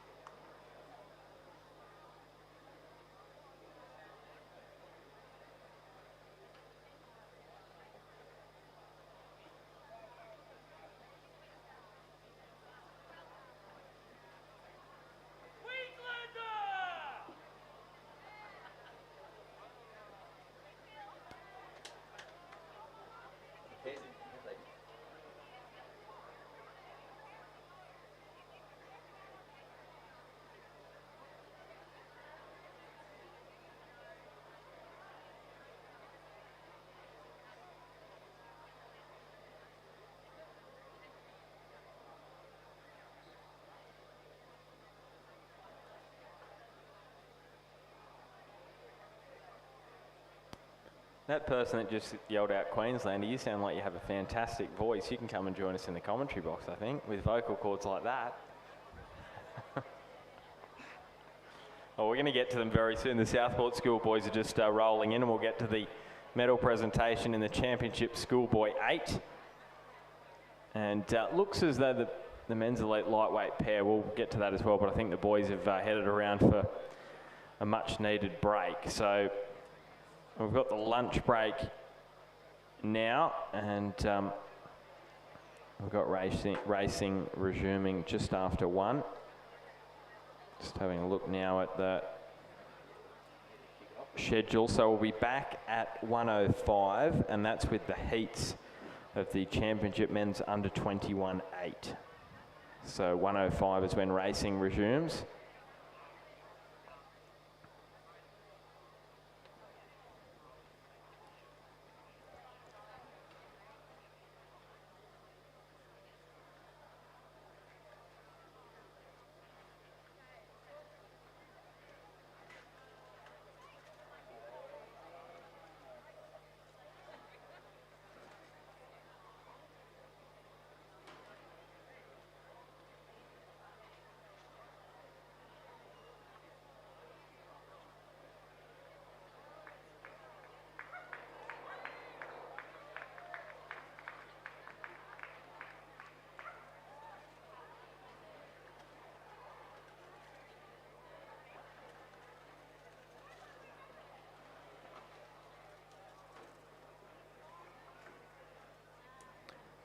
It's time now for the presentation of medals for the Championship Schoolboy 8, presented by Sinclair Taylor, President of Rowing New South Wales and UTS.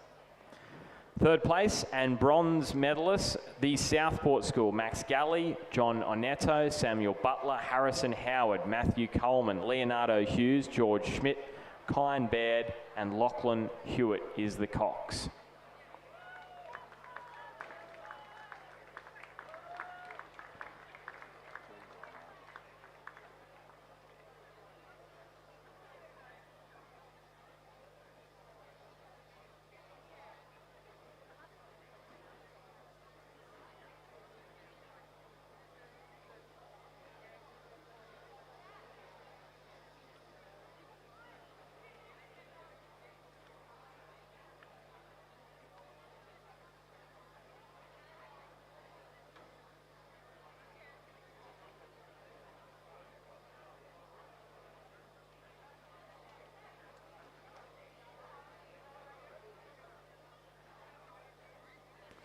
Second place and silver medalists, Scotch College, Angus Maloney, Lachlan Lawson, Adrian Marrow, James Temple, Joe Collingwood, Hugo Purnell, Ted Burney, Fletcher Douglas, and their cox Sebastian Pagnan.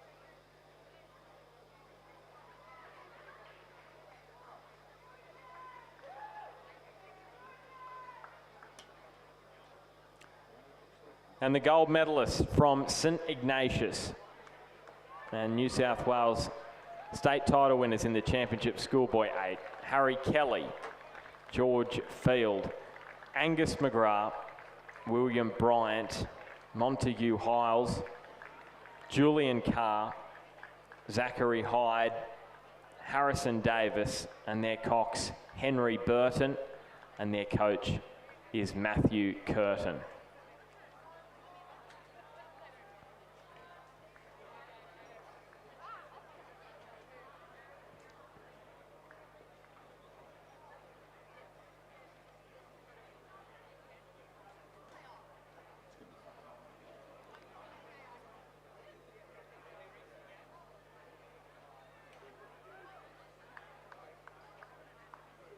Please congratulate our medalists and state champions in the Championship Schoolboy 8.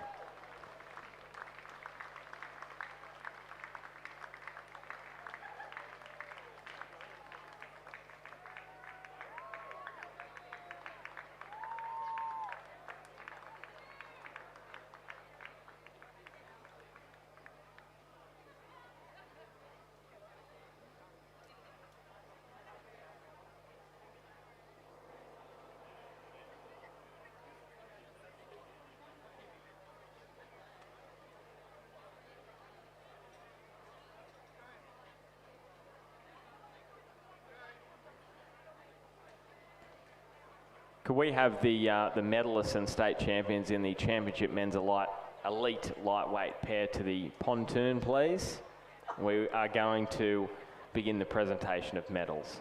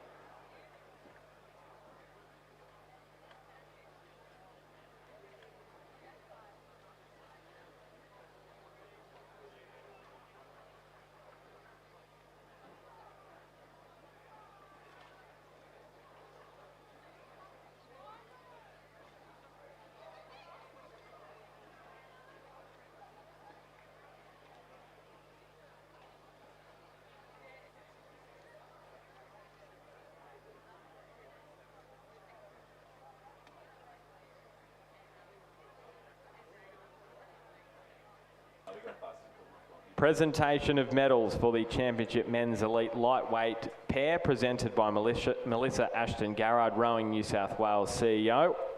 Third place and bronze medalist from Toowong Rowing Club, Samuel Daly and Thomas Daly, coached by Alex Field and Jack Price. Second place and silver medalist from Banks Rowing Club, Lachlan Ziggler, and from Mercantile, Oscar Terrell. And gold medalists and state champions from UTS, Nicholas Mather and Zinc Bosco, coached by Tim McLaren and Matthias Ungermark. Please congratulate our medalists and state champions in the Championship Men's Elite Lightweight pair.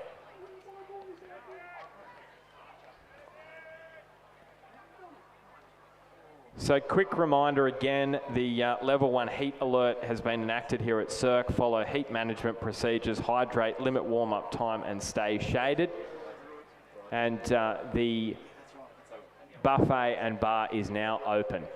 So if you can, head in there, and we'll be back just before 1 with the resumption of racing. The under 21 8s will be on the water then. Thank you.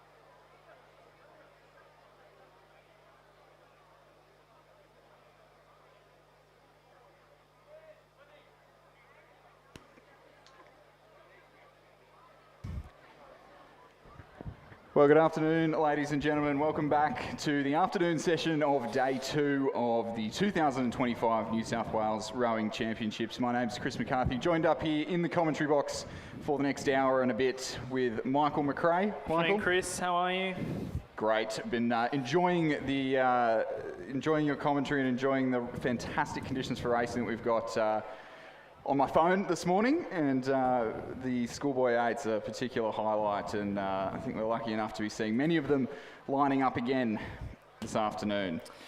Yeah, that's right. Conditions for racing have been absolutely perfect, and we've seen some scintillating competition this morning on the lake, Chris. But yeah, as you say, the highlights, the schoolgirl and schoolboy 8's just before the lunch break about an hour ago. But yeah, as you say, plenty more action to come this afternoon. Yeah, so at the moment we're due to get underway a couple of minutes ago, but we've had a number of late scratchings in the men's under 21 8. Previously we were meant to have heats, semis and finals, and it has been consolidated down to just 3 heats and straight to the final. What that has meant, though, is that there were crews lining up on the start line who are not actually in the first heat anymore, and we're just seeing the first heat getting themselves organised on the starting fingers. So it will be a pretty tough progression. Only 1, 2 and 3 through to the final of the under 21 8.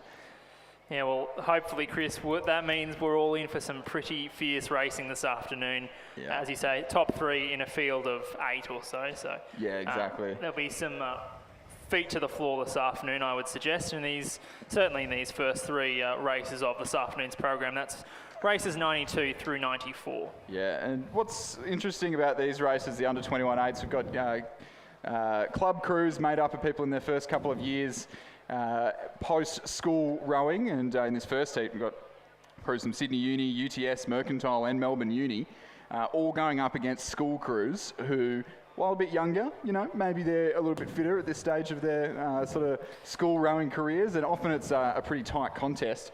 But what's going to be really interesting to see is how these school crews back up, as many of them have done 3 races already this morning in the heats, semis and finals of the Schoolboy 8 in very hot conditions.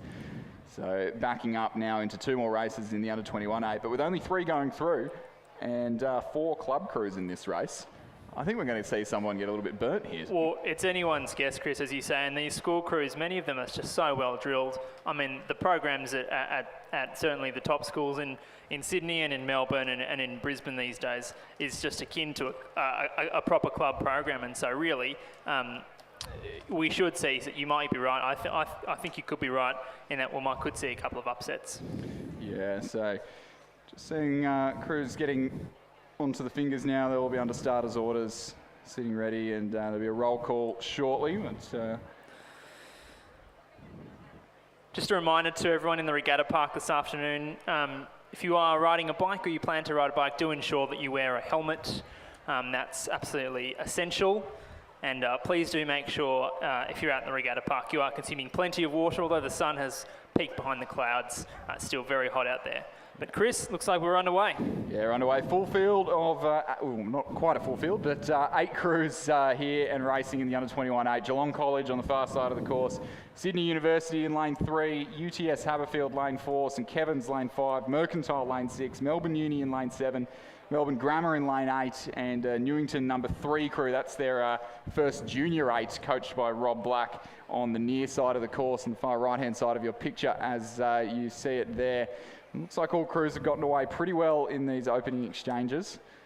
Yeah, well, this should be a fascinating contest, Chris. As you say, there's lightweights, heavyweights, school guys, club guys. It's just a mixed bag and an all-in brawl for the Saturday afternoon of racing. Yeah, I'd say we should be looking probably towards UTS and Sydney Uni for the lead here, maybe Melbourne Uni as well. I'm seeing a couple videos on James Rook's story, who's coaching the youth squad down at Melbourne University. And they certainly look like big boys that are well more than capable of moving an 8. But UTS, as well as some pretty well-credentialed crew members, Edward Kelly, Caelan Routley, William Pender, Will Clubb, Lawson Banks, Joe Lynch, Jack Power, Luca Malozzi and Ryder Taylor. The Cox coached by Matthias Ungemak. It looks like they're just a canvas down to Sydney University and Melbourne University at this early stages of the race. They're bow ball to bow ball through the 500. Melbourne Uni, Sydney Uni, UTS and Mercantile, who have cleared the school eights by about a boat length at that first timing point. Yeah, perhaps unsurprisingly, some maturity from those club crews coming through there, Chris. So they've got off to a really good start, and perhaps that was part of the plan, just to blast out and make sure they assert their dominance early on in the race. Yeah, absolutely. We saw the bow four of the Melbourne Uni 8 all scratching from the under-21 pairs heats yesterday afternoon. Our co-commentator James Fredrickson suggested there might be a little bit of some underhand tactics there, just well, maybe not even underhand, but just some clever tactics in conserving themselves for today's sufferfest out here in the heat and potential of 3 races. Having that little bit extra in the legs would certainly pay dividends. Yeah, that's right. But certainly, Chris, you couldn't say that the club guys have done no racing. Many of them have done small boats, singles, pairs throughout the morning. Jack Powell, for example, in the UTS boat, winner in the under-21 open single scull. And similarly, Luca Malozzi in that boat, in the a bronze medalist in the lightweight category of a similar age category. So there's some tired legs out there, not just in the school boats, who have, as you mentioned, done 3 2K races at the least. Certainly some tired legs in all boats out there. Yeah, the Sydney University boat, they've all raced in small boats this weekend as well. But it is Melbourne University who's broken out to just over half a boat length lead, then back to UTS, and then it is very, very tight indeed between Sydney Uni and Mercantile for that all-important 3rd place. So will those extra races in the legs of the Sydney University boys, Alex Tetley, Finlay Mitchell, Angus Mitchell, Charles Baker, Stefan Tramboli, Gus Sesiolka, Campbell, Wickham, Will Rogers and the coxswain Jono Yates, will the extra races under their legs just be enough to just put them at that slight disadvantage in this battle with Mercantile in the closing, or in the second 1,000 metres of this race? You see the Mercantile crew in the centre of your picture there. St Kevin's in the background, well out of this race at this stage, but another valuable racing experience over 2 kilometres for the school crews. It does look like an issue in the Melbourne University Boat Club boat. We've had a mechanical issue in the 5 and 6 seat, and that'll be, we've seen some frustration there from the stroke seat, and that'll be absolutely heartbreaking for Melbourne University. They've travelled all the way up here from Melbourne. Big trip up the Hume. This is the premier event, or it was the premier event. We do have this event at the National Championships, but they've been keen to get their name on this trophy for a number of years now, and they're not going to go through to the final, and that's devastating for Melbourne University Boat Club. But I'm sure Sydney Uni, Mercantile and UTS will not be sharing their frustration, as they now have a clear advantage over the school crews. The top 3 looking to progress through to the A final will be UTS, Mercantile and the Sydney Uni composite, with Treffin Stamboli of Newcastle Uni, the only Newcastle University member in there.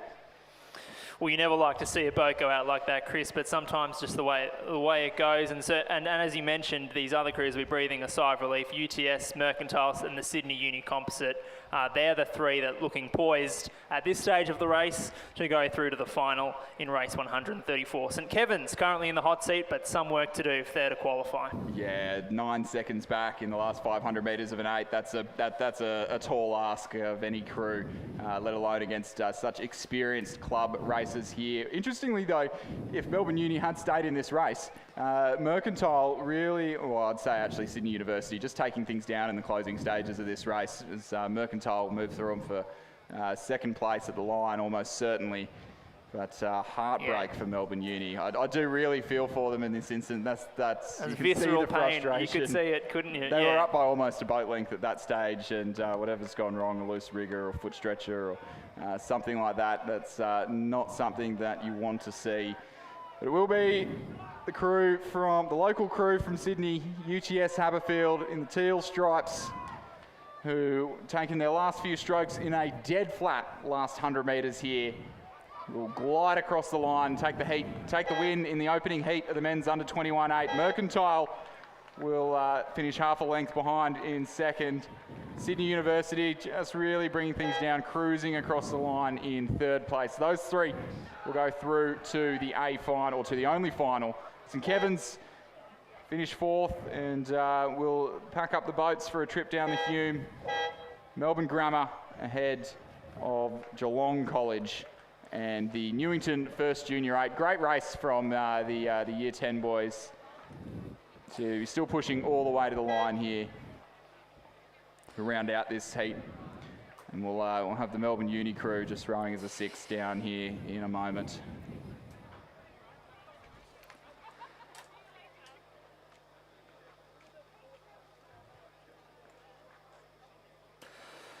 Righto, so we'll move on right away to the next heat in the Championship Men's Under 21-8.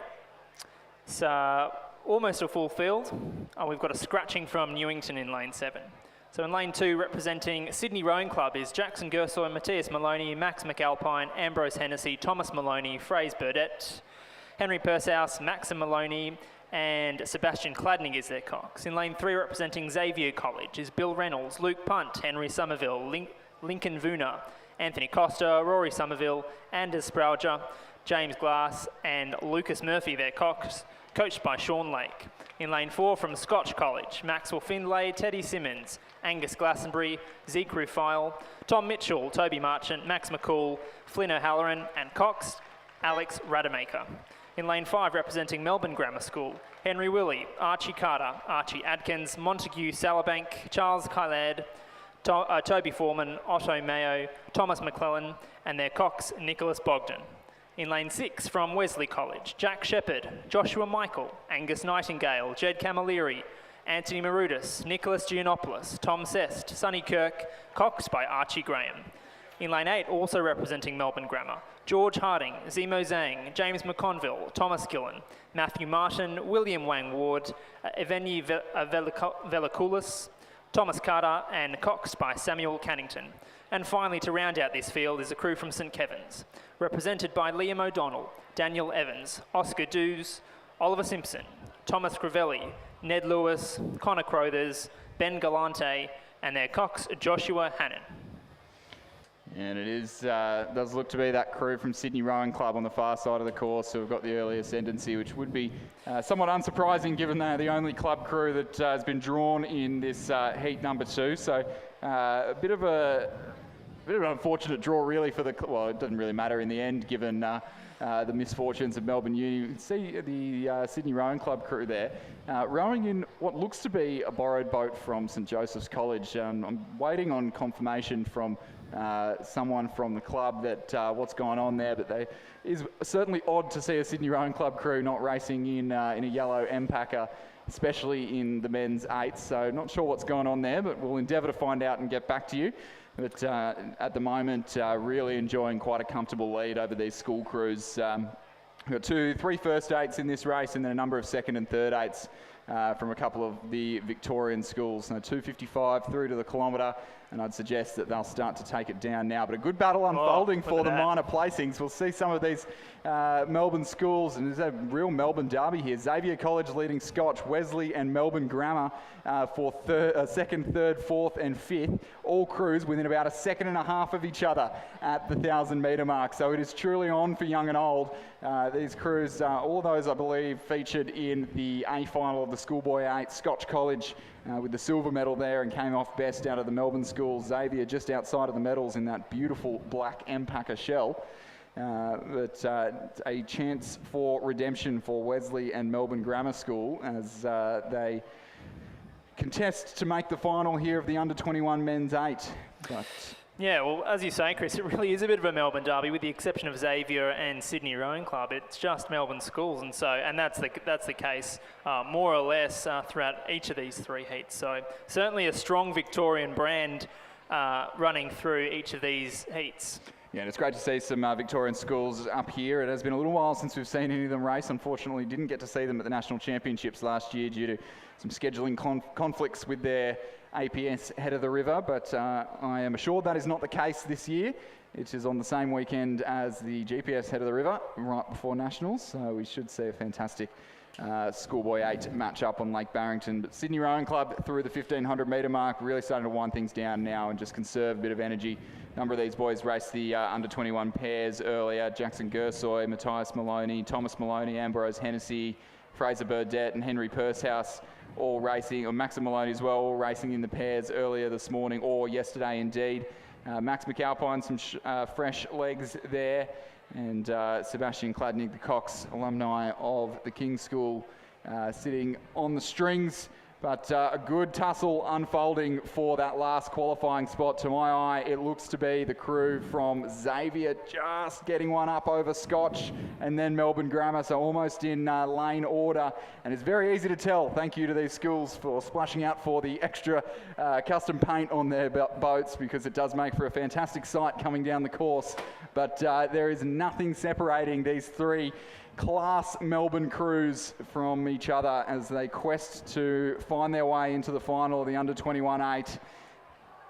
Well, yeah, going down into the last 250 metres of this race, Sydney Rowing Club, without a doubt, in the ascendancy, and they have been in complete control of this race from start to finish. But as you say, Chris, it is going down to the wire between Xavier College in lane 3, Scotch College in lane 4, Melbourne Grammar School in lane 5. That is where the race is happening. Only two of those crews will progress through the final, Chris. Sydney Rowing Club in the lead. Here comes Scotch College in the middle, and also Melbourne Grammar, lifting the rate of striking in both of those boats. Can Xavier College respond in lane 3? It's too hard to tell at this point. I think Xavier College is just in the lead. Melbourne Grammar. It's almost simultaneous, Chris. Here comes Xavier. I think Xavier are going to take it, but that's so close. Xavier definitely for second, but the interesting one is the photo finish for third. Top three through to the final. The timing here has Scotch College in front of me. I would suspect that it was that Black Felipe shell from Melbourne Grammar School. I think that's right. Just gotten one back on the Scotch crew that had them earlier in the day. We'll see a replay here. Oh, that's too close to tell on the replay. Maybe just on the surge. Oh, I'm going to go with Melbourne Grammar there, but we'll wait for the photo finish to confirm the results of that one. Wesley in 5th, St Kevin's second 8 in 6th. The Melbourne Grammar third 8 in 7th place of that heat. Well, if you're thinking about an afternoon snooze, you're not anymore after that race. No, I certainly wouldn't go anywhere if you're here or if you're watching on the live stream. And as we await the results for that one, I don't think I could put myself to sleep there. So the winning time, 6 minutes, 3 seconds. Not too comparable to the first race, but I'd say they maybe brought it down just a touch lower than the UTS crew who won the other race. They went 2 seconds slower, so pretty even peggings, I'd say, between the UTS, Sydney Uni and Sydney Rowing Club combinations in the lead of these in any event, gee, we're in for a good final. Oh, this is going to be fantastic. Contesting the Colleagues Cup. And we've got a start in race 94. I think we are underway and the crew's approaching the 1,000 metre mark shortly. We'll just run through the names of the crews. In lane 2 is Geelong Grammar. In lane 3 is St Kevin's. In lane 4, Brighton Grammar. In lane 5, Caulfield Grammar. In lane 6, Geelong Grammar. In lane 7, the Shaw School. And in lane 8, Scotch College. So lane 7, the Shaw School, the only local competitors in this one, Chris. Yeah, the Shaw School there in lane 7. That's the Shaw second 8 as well, not their first 8. First 8 having scratched from this event. Coached by Ollie Smith. They've not been quite at the top of... my apologies. They did win last weekend at the Shaw School Regatta. So they're probably the leading second 8 in New South Wales competition at the moment. And it's a combination of Joshua Salas, George Scammell, Angus Marshall, Charlie Glancy, Henry Roxburgh, Caelan Welch, Ethan Nam, Oliver Paris, Jethro Chapman, the coxswain. They did a very similar time to the Shaw first 8 last weekend, so definitely a class second 8 crew. But as you said, Michael, the only local combination here, Geelong Grammar with 2 crews, Brighton Grammar, Caulfield Grammar, Scotch College and St Kevin's, all well and truly outnumbering the Sydney crews in this event. Indeed, Chris. But having said that, Scotch College is really putting Shaw to the sword. 0.61 the margin at 1,000 metres, and and then some distance back to Brighton Grammar. So those two crews at the top of the pecking order at this stage, but we are looking for that all-important third and final qualifying spot. It's between Brighton Grammar and St Kevin's, or that's how they went through the 1,000 metres. We'll just have to see how things play out as they come into view as they pass through the 1,500 metres.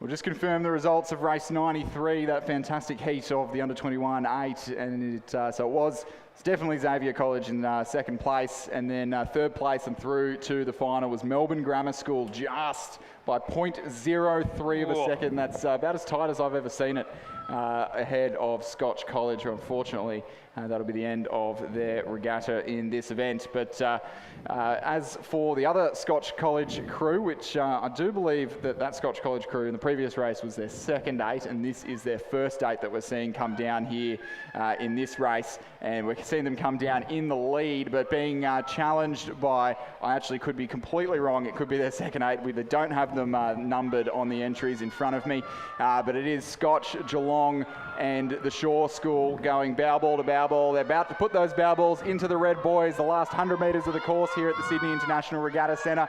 It is Scotch from Geelong, Geelong from Shaw, the Shaw second 8 there, the Geelong Grammar first 8. I'm not sure about the Scotch 8, but the Scotch 8 is certainly in the lead. Scotch by about half a boat length over Shaw and about a quarter of a boat length over Geelong Grammar.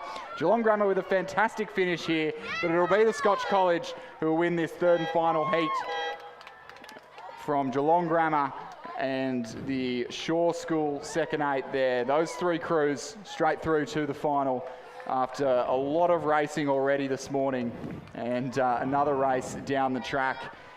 And but it will be the end of the regatta for the Brighton Grammar combination in lane 4, the St Kevin's crew over in lane 3, and the second of the Geelong Grammar crews in lane 2. Well, there was never really much doubt about who the qualifiers were going to be. It was just the order in which they finished that third and final heat of the Championship Men's Under-21A. But it was, just to recap the results, a win for Scotch College, second place to Geelong Grammar, and third and final qualifier through to the final in race 134 is the Shaw School. Just crossing the line there is Caulfield Grammar to round out the placings in race 94, the Championship Men's Under-21 8. And already underway on the competition lake is race 96, which is the Championship Women's Under-17 double scull. So just changing gears a bit here, Chris. Yes, we've got a change in pace. We've got a full field. This is a race that is contested across 9 lanes. So I'll just run through the crews as you can see them on the live stream if you're joining us that way, or on the big screen if you're in the grandstand. So in lane 1, representing Canberra Girls Grammar, is Grace Disney and Lucy Cordaris. In lane 2, also representing Canberra Grammar, Alice Allen and Claire Templeton, coached by Mike Brady and Sophie McKay. In lane 3, from Commercial, Maggie Stafford and Zoe Ball, coached by Ross Batho and Nicholas Langford. In lane 4, representing Loretto Kirribilli, Sophie Mansfield and Belle Tripp.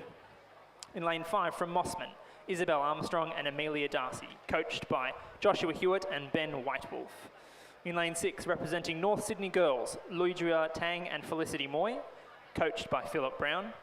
In lane 7, representing Pymble Ladies College, Saskia Alexander and Amber Eisenhower, coached by Alex McMillan and Howard Goodall. In lane 8, representing Redlands, Lillian Forsyth and Isabella Solgard. And finally in lane 9, representing Trinity Lutheran College from Queensland, Isabella McMahon and Ella Brown, coached by Eric Rowan, Georgia McKinnon and Olivia Georgilopoulos. And the crews have passed through the 1,000 metres, and at the moment, Chris, it's the crew from Commercial in lane 3 commanding the lead.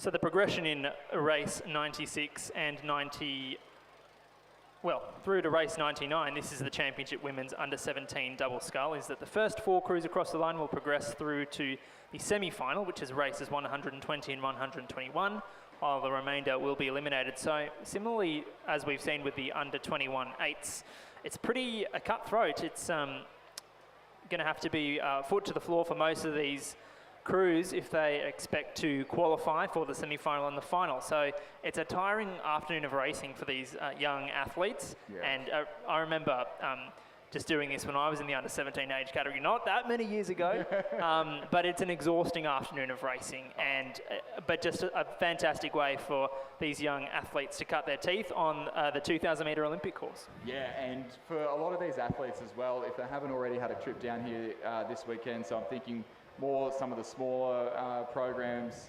Redlands, you know, commercial from interstate, Canberra Grammar, coming from interstate, this could be their first 2K run sort of down the track. Yeah. Maybe more Trinity Lutheran come from interstate. But first experience of the Sydney International Regatta Centre, as you see that Trinity Lutheran crew in the bright green boat at the bottom of the picture.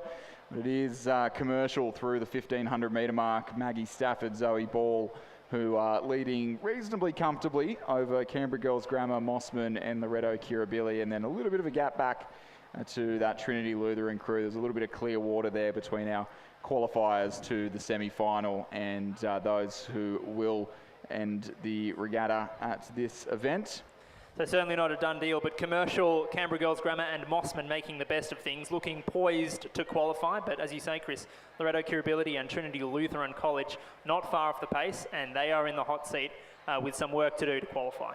Yeah, absolutely. The combinations from Pymble Ladies College and from Redlands, the 2 Sydney crews, as well as the Canberra Grammar number 2 crew on the far side of the course, all looking to just be a little bit out of contention at this stage of the race, but pretty even between the Canberra Girls Grammar number 1 crew, Commercial, Kirribilli, Mossman and Trinity Lutheran in terms of a chance to qualify directly through to the semi-final. As we said, 3 rounds of racing for this afternoon, on top of many of these athletes racing in the 8s this morning. As Pymble girls, 2 of the Pymble second year 10-8 from this morning. And I believe the commercial girls also having a row in some bigger boats.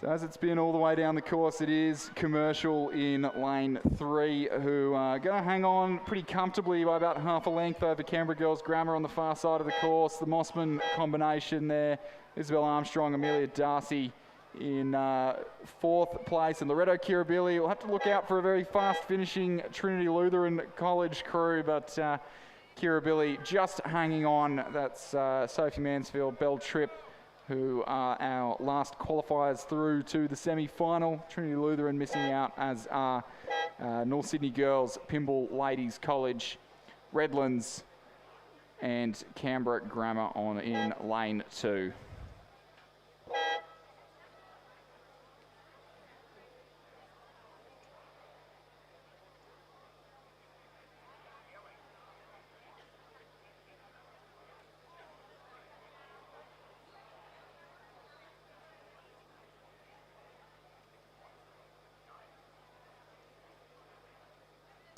So heat number 2 coming at us thick and fast. Race number 97 on your program. Heat 2 of the Championship Women's Under-17 Double Scull. Canberra Girls Grammar in lane 1. Olivia McBird, Fleur Baseby.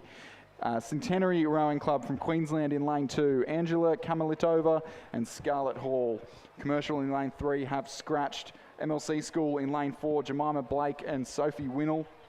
Mossman in lane 5. Amelia Reid and Amelie Kemper-Massey. North Sydney Girls in lane 6, Ji Jiao Liu and Imogen Zabo. Queenwood in lane 7, Flo Veach and Scout Ferguson. Redlands in lane 8, Liv Goodland and Isabel Campbell, and in lane 9, another bright green boat, presumably from Trinity Lutheran College, Amelia Thompson, Chelsea Kitto, although I'm not seeing a lane 9 entrant there, so possibly having withdrawn late from this race. But the Queenwood crew there in lane 7 with a very comfortable lead at this stage of the race, 6:05 through the 1500, and that's 11 seconds up on their competition. So Yeah. Queenwood certainly in the ascendancy and have stamped their dominance on this race early on. 500 metres throw, you would expect, Chris, that the Queenwood crew would just coast into the finish here. They are looking a sure thing in this race, barring disaster. Redlands, as you said, currently in second, Centenary third, MLC School poised to be our fourth and final qualifier at this stage. All to do for Canberra Girls Grammar, Mossman in lane 5 and North Sydney Girls in lane 6. And as you alluded to, we've had a scratching from Trinity Lutheran, who you would see in the very distinctive bright green boats anywhere where you watch rowing in Australia, but not here in this race at the moment. Got some fantastically coloured boats in this boat park, or in any national sort of event these days. My mind springs towards St Joseph's College with their, I'm not going to say what shade of colour it is because I'm sure I'll be wrong no matter what I say, but very striking empacker. Red Turak with a beautiful blue empacker. It's just a very slightly different blue in their Sykes. Kinross Wallaroy nail it with the same colour across multiple different brands of boats with SL and Sykes. But yes, ladies and gentlemen, we have gotten to that stage of the regatta where the commentators are comparing notes on the colour codes of boats. Got the Dulux card up here. Exactly right, but it is still the combination from Queenwood. Very mature racing from such a young combination, really bringing the rate down in the closing stages of this race. They know they've got 2 more rounds of this under-17 double scull left to go this afternoon, and they're really just cruising across the line.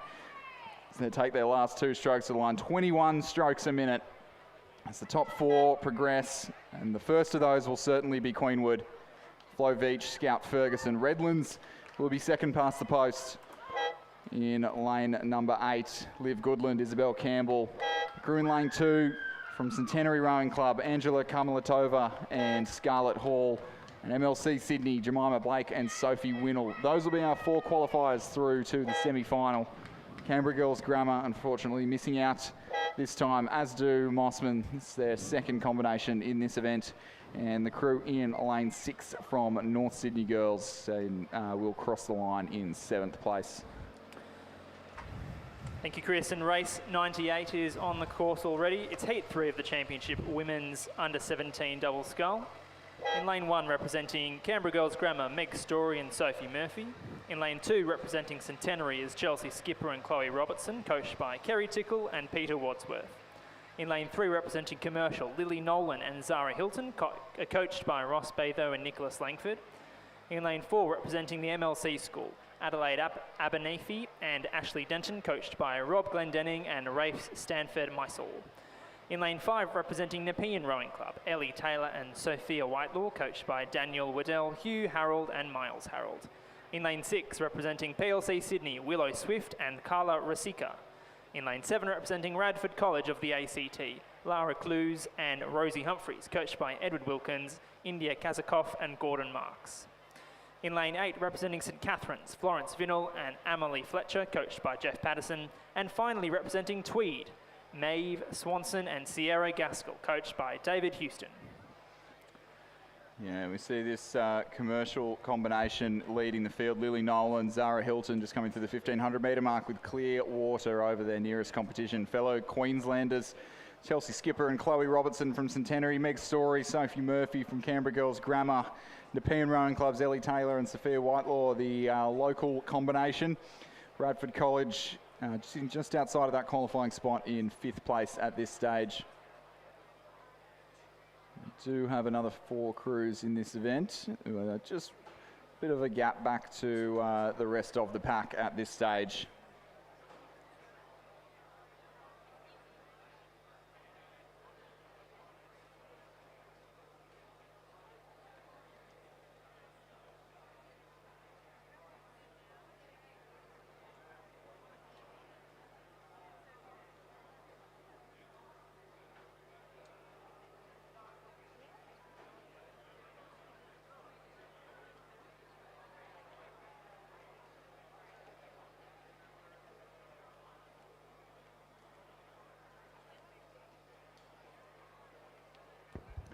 So these two girls from Commercial, our race leaders at this stage, certainly not having it all their own way, as Centenary and Canberra Girls Grammar try to just edge them out for a win in this event. So I'd suggest Commercial really conserving the energy. Both of these girls were in the, this was the bow pair, I believe, of the under 17-8 that we saw take a decisive victory this morning, 12 seconds into Loreto Turak in the under 17-8, which is very impressive for a club program at Commercial, and they've offered a couple of major school programs. Pimble Ladies have been the dominant force in the Year 10-8s in New South Wales, and Loreto Turak the same in Victoria, and these girls have come down from Queensland in their club combination, the under 17-8, done a fantastic job, had 2 trips down the course already, and are now just cruising across the line to a win in the heat of the under 17 double sculls. This is certainly a program to keep your eye on over the course of this regatta, Nationals, and over the next couple of seasons. Centenary in second, Canberra Girls Grammar in third place. The locals from Nepean will claim that 4th qualifying spot. The girls from Radford in lane 7, Lara Clues and Rosie Humphreys will miss out, as will MLC School over in lane 4, and Tweed and St Catherine's and PLC Sydney in the centre of the course.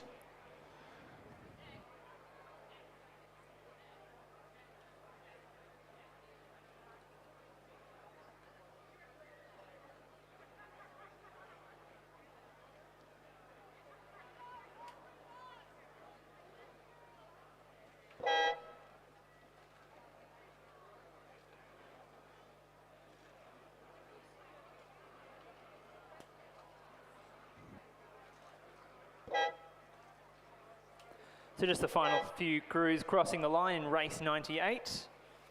And we have a start, and in fact, the crews are bearing down upon us in race 99, the 4th and final heat in the Championship Women's Under 17 double scull. So in lane 1, representing Canberra Grammar, is Edith Warboys and Abigail Reiner, coached by Mike Brady and Sophie McKay. In lane 2, representing Commercial, Evie Kendall and Olivia Ewan, coached by Ross Batho and Nicholas Langford. In lane 3, representing Loreto Kirribilli, Kiara Crino and Indiana Orth. In lane 4, representing Manning Valley Anglican, Naya Simons and Ava Falzon, coached by Murray Doust. In lane 5, representing Newcastle Grammar, Heidi McKenzie and Kensington Steele. In lane 6, representing PLC Sydney, Kiara Ewing and Jessica Burrows. In lane 7, representing Radford College, Eliza Punch and Phoebe Fox, coached by Edward Wilkins, India Kazakoff and Gordon Marks. In lane 8, from the Armidale School, Isabel Coddington and Georgia Henderson, coached by Martin Inglis. And finally, representing the Black Mountain Rowing Club, out of lane 9, is Maya Skochilas and Ava Rothel. Yeah, it looks like as we come through 1,500 metres road, it is a tight little battle between these two combinations. Commercial in lane 2, Evie Kendall, Olivia Ewan, and the Armidale Schools, Isabel Coddington, Georgia Henderson in lane 8. I've long since waxed lyrical in this commentary box about the dedication of the Armidale School. It's a good 6-7 hours with the trailer to get down to Sydney, and they're at every single regatta throughout the season, these girls, and they do a great job. And these two in particular have been racing the under-17 category for a couple of years now already, Isabel Coddington and Georgia Henderson, and it would be great to see them getting a result here at the state championships. But first they'll have to overcome a very handy looking commercial combination, Evie Kendall, Olivia Ewan, and they were two in that they were as well in that under 17-8 that we saw so dominant this morning. Yeah, some tired legs out there certainly this afternoon, Chris. But yeah, just a note on the distinctive colour scheme again of the Armidale School. Certainly they've been known to traipse around this regatta park in the distinctive yellow bucket hats and horizontally striped zoot suits. So certainly you won't miss them. And yeah, it's great to see the Armidale School down here in force again at the 2025 New South Wales Rowing Championships. But for the moment, it's all going the way of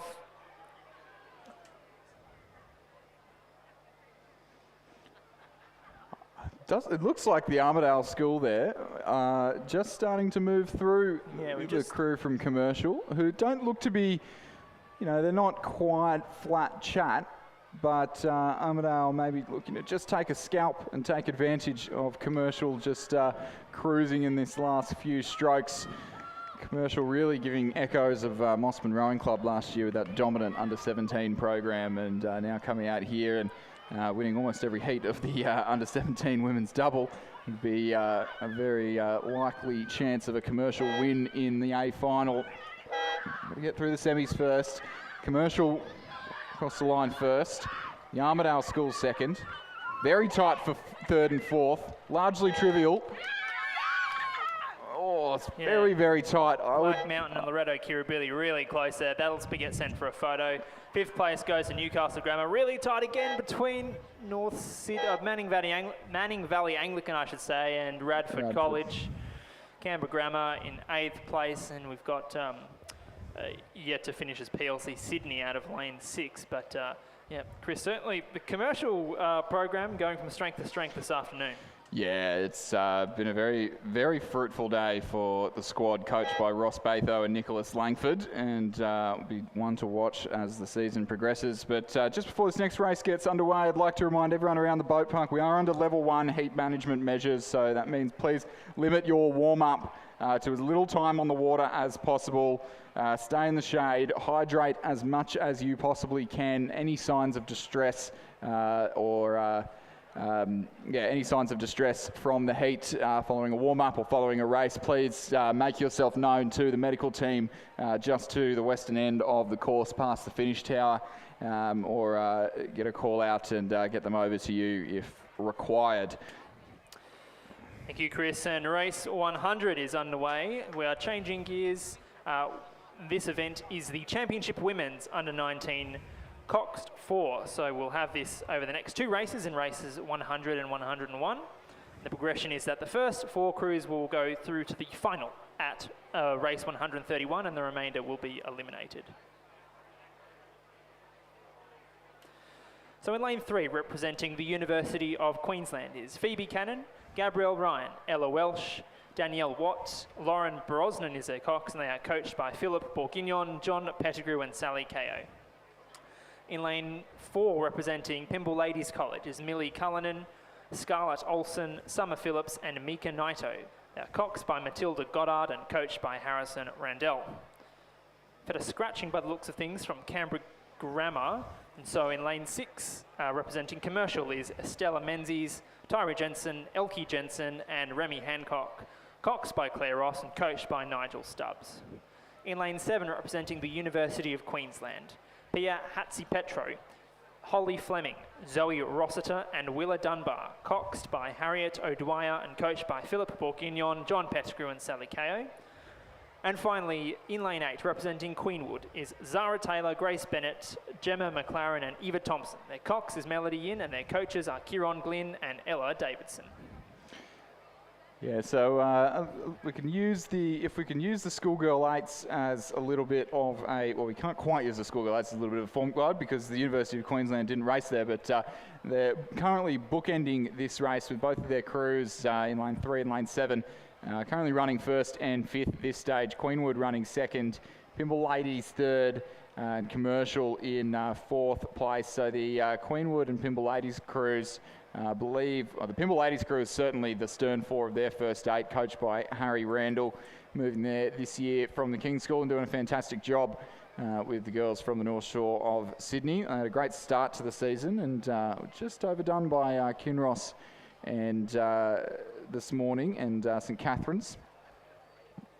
Pymble girls over there in lane number 4, just trailing behind the field slightly. It is top 4 through to the final. They know that they've done well more than enough.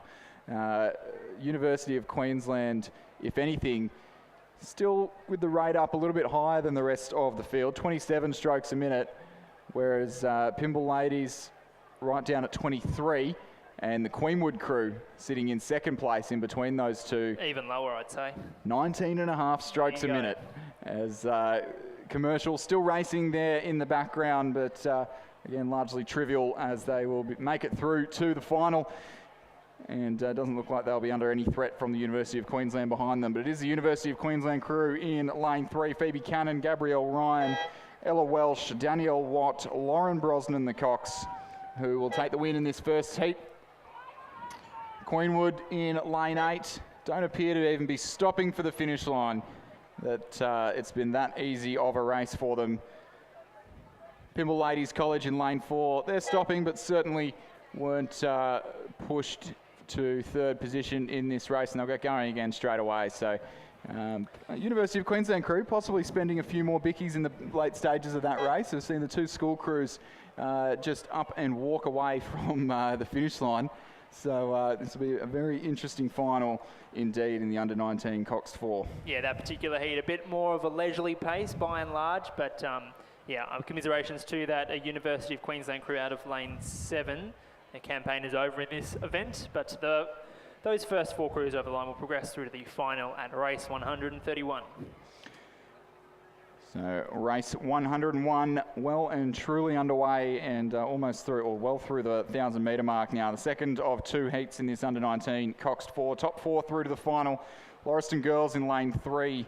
Kinross Walleroy in lane 4. Roseville College in lane 5. Canberra Grammar in lane 6.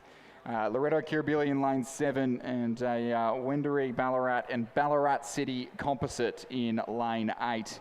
And I don't think it'll shock anyone to learn that at the 1,000 metre mark it was Kinross Walleroy, Lucy Reedy, Olivia Searle, Zancy Staniforth and Tessa Wong. Philippa Martin, the Cox, coached by Andrew Gannon, who were leading by 8.5 seconds at that first time, or that second timing point at the end of the first 1,000 metres of the race. That's exactly the crew that won the schoolgirl quad last year at the National Championships very convincingly. It's half of the first 8 that went about things in a very convincing manner this morning, and won by about a length in the schoolgirl 8. And now they're just cruising home to a very, very confident looking victory in the schoolgirl 4. In their with their bucket rig. Michael, why might they be rigged like that?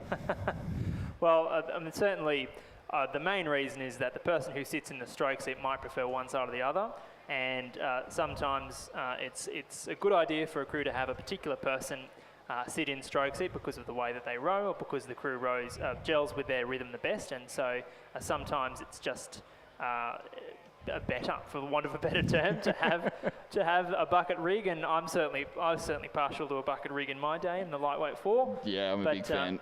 Yeah, I really like a bucket rig, and it's certainly doing no harm to the Kinross Walleroy crew in the lead in this race, and they're just such fierce competitors every time they come down to the regatta centre from the young men and women from Orange. Yeah, and another program extremely dedicated, the amount of travel they do, although Ben Watts told me it can be done in about 3 hours to Orange, which I don't want to be in the car when that happens, but it's certainly not an easy drive, and a program that is here, a great supporter of rowing in this state, and fantastic competitors. It is Roseville currently occupying that second spot through to the final. The Wendouree Ballarat Composite crew, who will be known henceforth as Ballarat. That is a little bit of a mouthful, naming those two clubs on the near side of the course. They're sitting in that third qualifying spot ahead of Loretto Kirribilli just to their right. And Meg Warburton, Gracie Murrell, Zara Luce, Charlie Reeves, Charlotte Clark and the Cox. They're currently in that final qualification spot. Kinross Walleroy, I think they're doing drills. They're taking it down that low in the final 250 metres of the course. Really getting good run on the boat. 21 strokes a minute. There's Roseville next to them, still up at 33, so still full racing noise for Roseville. A big difference here with Kinross Walleroy just walking away and not needing to do too much work in the late stages of this race to secure their spot through to this afternoon's final. Yeah, not at all, Chris, and certainly more racing to come this afternoon for the girls from Kinross Walleroy. So they've just been coached to perfection, and they're going to do it really easy in that tandem rig in lane 4 in that distinctive blue boat in the Kinross colours. So it'll be a win for Kinross Walleroy in lane 4. Lane 5, Roseville claims second in race 101. Third place is going to go the way of Wendouree Ballarat Composite in lane 8. Fourth place and final qualifier, it's going to be Loreto Kirribilli out of lane 7, so missing out on qualification. The first crew to miss out will be the crew from Canberra Grammar. Their regatta is over in this event. And commiserations as well to Lauriston Girls in lane 3.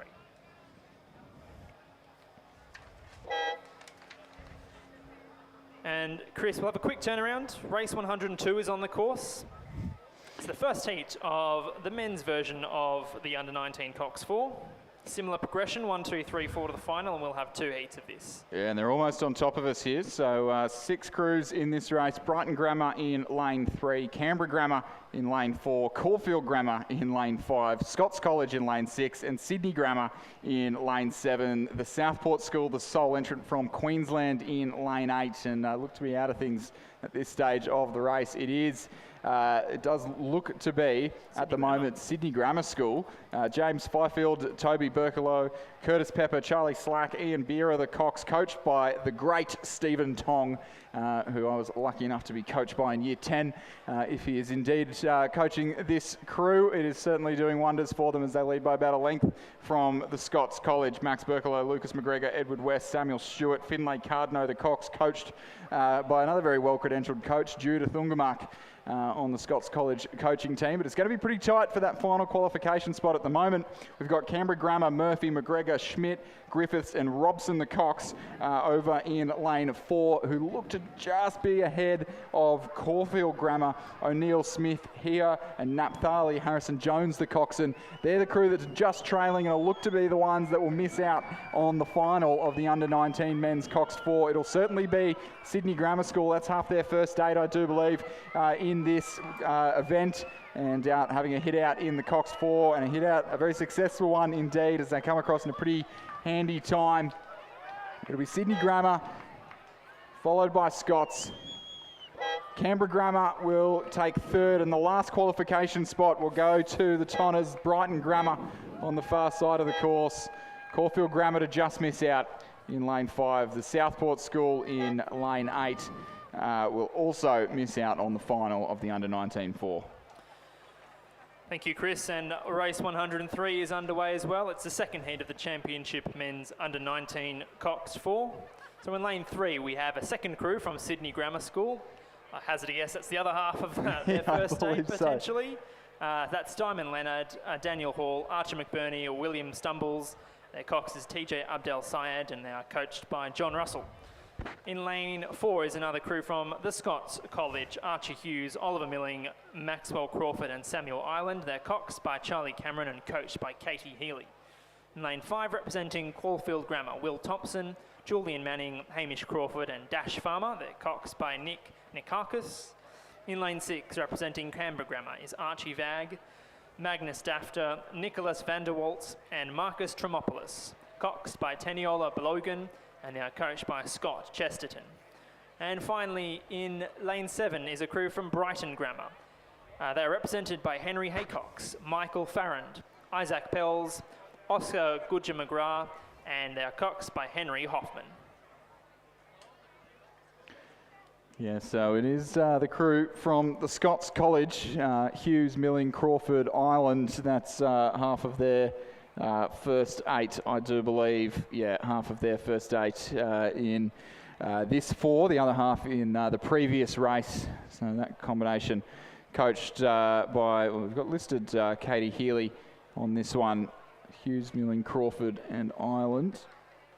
Half the first 8, which is coached by Judith Ungamark. Katie looking after the second 8 at the moment, as they lead out the combination on the near side of the course from Brighton Grammar, Haycox, Farrand, Pells, Gudja-McGrath and Henry Hoffman, the coxswain. A pretty tight little battle, actually, with Brighton Grammar maybe just looking to put behind the disappointment of finishing outside the qualifying spots in the, they did just finish inside the qualifying spots in the last race, and looks like they're going to have 2 crews in the final of the under-19 Cox 4, as will Scots. Caulfield Grammar looking to do one better than the crew that they entered in the previous race, who just missed out on the final. And Canberra Grammar looking to join their number one crew in the final of this race. Unfortunately, it looks like Sydney Grammar on the far side of the course there are not going to be able to match the valiant efforts of their classmates who did so well in the previous race, but it is certainly a race belonging to the Scots College. Exactly right, Chris. It's a race that's a bit more stretched out, and these top four crews know that they just need to qualify, so the rate of striking is a bit lower and the intensity perhaps isn't there, except for perhaps the Sydney Grammar School crew over in lane 3, who know that they have to knock off the fourth place crew to get into the final, but it's a tall order at this stage. I think it might just be a bit too much at this stage. But Scots in the lead, sorry, I should say Brighton in the lead. Scots in second place at this stage. Caulfield Grammar in lane 5, currently running third, and that's looking as though it'll be the order in which they cross the finish line, Chris, coming into the last 100 metres or so when the boys turn red. Yeah, it is the boys from Brighton Grammar who couldn't quite do it in the Schoolboy 8 this morning, but here in the 4 and looking very tidy indeed. I'd say they definitely earned that through rowing technically superior to the rest of the competition in this race, looking very neat and tidy as they come across to an all-the-way win here in the under-19 Cox 4. They'll head straight through to the final, as will Scots College and Caulfield Grammar. And Canberra Grammar, the final crew to join them in that final. Sydney Grammar School over in lane 3, not just doing enough to make the final. But we will turn our attention to a very hotly anticipated race coming down the course, the first heat of the women's under 21-8. Looks like we may be missing just a few crews from that race.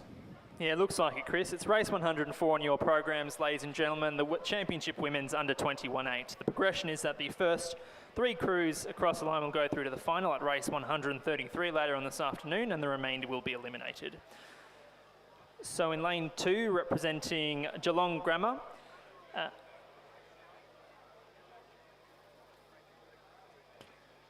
looks as though we've had a couple of scratchings, so we're just going to try and work out from the commentary tower with a trusty pair of binoculars who's actually lining up down the regatta course. But from here, Chris, it looks as though there are 4 crews coming down the lake.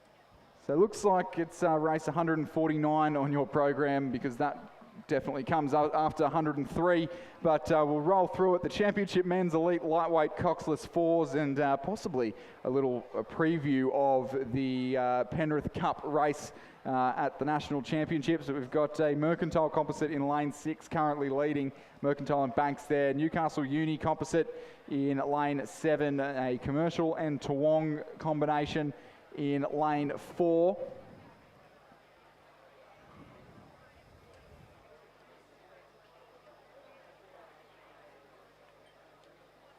It is certainly this combination in lane number 6 who are doing the best of things in at this stage of the race. That's Lachlan Ziggiter and Nick Ziggiter, the brothers from Banks, Oscar Birtwhistle from North Esk, and Jordan Roberts from Mercantile. And could we see those four combine to be a Victorian Penrith Cup? And if we do, I don't think it's going to be much of a contest as they lead by a couple of boat lengths, but a very fast finishing crew on the near side of the course. The Newcastle Uni composite, Remy Keats from Newcastle, who had a fantastic win, or third place rather, a fantastic medal in the single earlier today. Jason Waddell from Nepean, Luke Purdy from Newcastle Uni, and Will Gregory from Sydney University Boat Club. That's more than likely looking to be the New South Wales Penrith Cup crew, but they trail by 2 lengths behind the Victorians. It is going to be the Victorian, the Mercantile composite, who take the win in the elite lightweight Coxless 4. The New South Welshman from Newcastle Uni composite will have to settle for silver. The Adelaide Uni, UTS and Sydney composite for the bronze, and the commercial Toowong composite outside of the medals in 4th place in the elite lightweight Coxless 4. Well, there's nothing that gets two commentators like you and I, Chris, more excited than the lightweight 4. Even better when it's a surprise. Hey, you can always surprise me with an elite lightweight 4 event, and I'll never going to say no to that, am I? The Victorians done really well there. The New South Welshmen in 2nd, and then a composite crew, Adelaide and New South Wales, running 3rd, and then the Queensland-based crew in 4th. So that's a scintillating foretaste of what might be to come on the final day of the Australian Rowing Championships down in Barrington, the race for the Penrith Cup.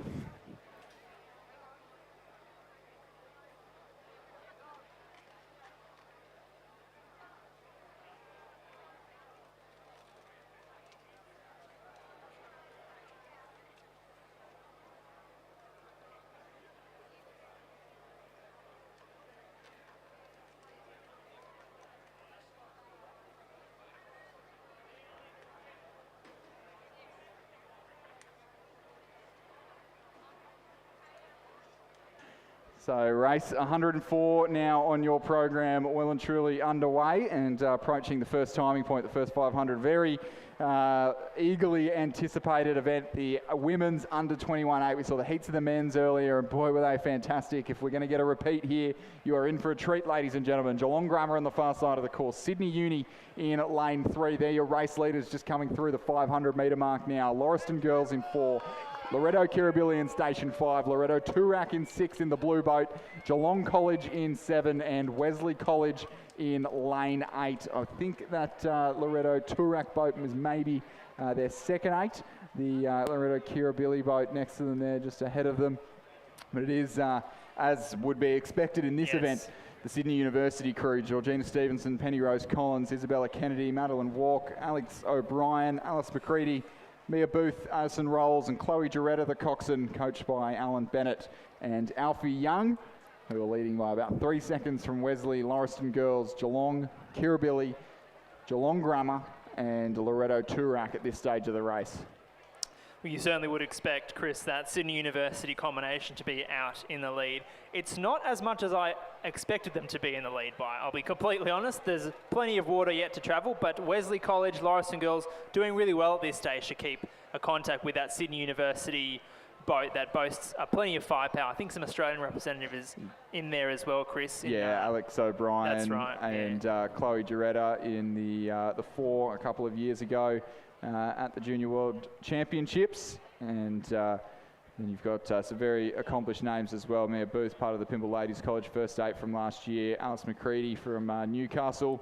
Addison Rolls from Queenwood, who've seen with a couple of good races already this weekend. We did see Alex O'Brien subbed out of a pair earlier in the weekend. So looking like she's back to full health as she's present in this 8th race. And through the 1,000 metre mark, 3:23. I suspect there's probably a little bit more in the tank there, but very tight to see who's going to take that last qualifying spot. There is a little bit of margin back to Loretto Kirribilli, so it's top 3 through to the final at the moment. Looks like Sydney Uni certainly, Geelong College and Lauriston Girls are looking to be those 3 to qualify to the final. Loretto Kirribilli just sitting outside of those qualifying places in 4th, and it will be some asked to come back in the late stages of this race, but very flat, calm conditions. There's no tailwind to make things any harder. than they need to be.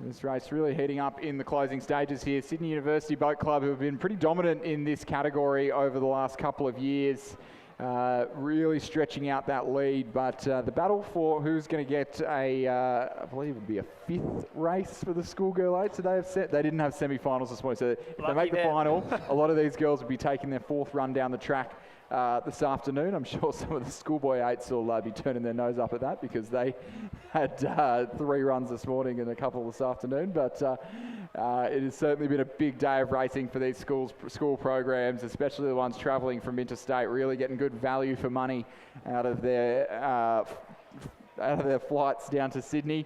Certainly promise that here at Rowing New South Wales, don't we, Chris? Value for money, if nothing else. Exactly. So at the moment, those top 4 being Sydney Uni, Geelong College, Wesley College, Lauriston Girls. Kirribilli just slipping back now to almost 4 seconds of margin, back to 5th.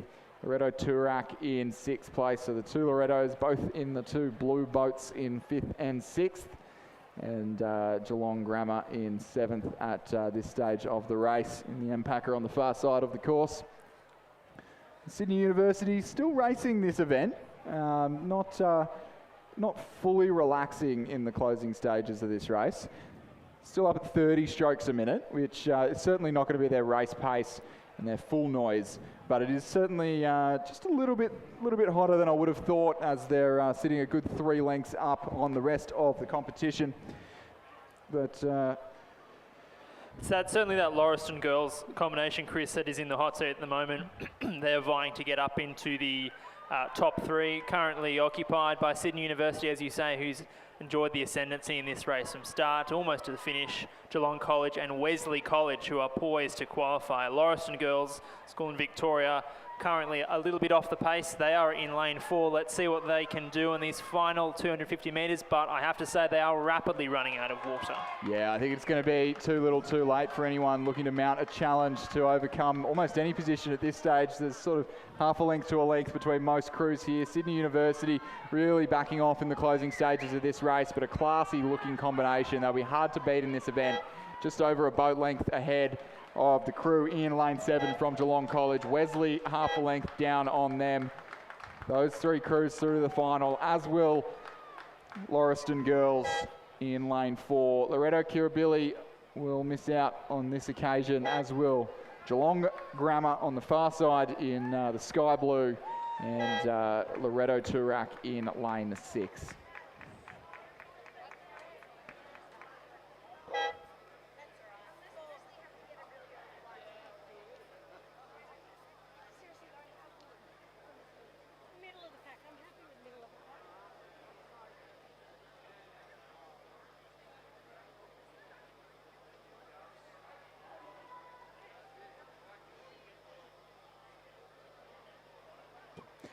Heat 2 of 3 here in the women's under 21-8 is top 3 through to the final, and this second heat approaching the 1,000-metre mark now. We've got 6 crews out there on the course.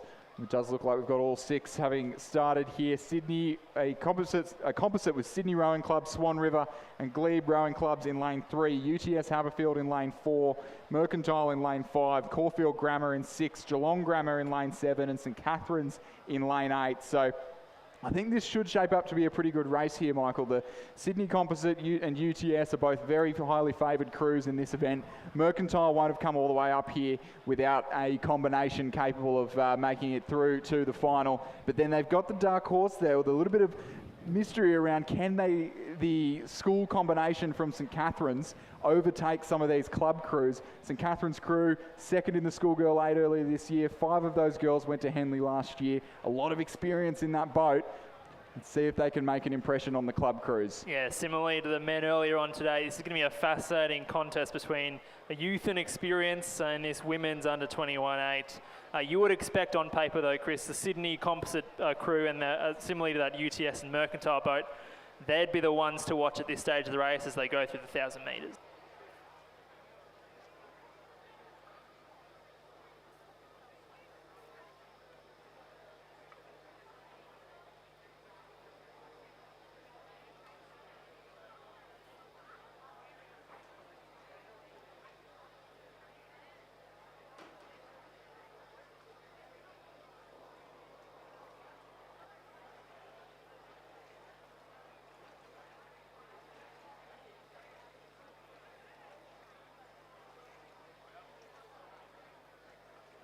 Ladies and gentlemen, just while we're waiting for race 105 to come down to us at the grandstand end of the course, we'll turn our attention to the pontoon for the presentation of medals for race 149, the Championship Men's Elite Lightweight Coxless 4 of New South Wales. In third place, Adelaide University Composite, Fletcher Smith, Nicholas Mather, Zinc Bosco, and Hugo Worm. The crew is coached by Matthias Ungermark and Shane Mulvaney.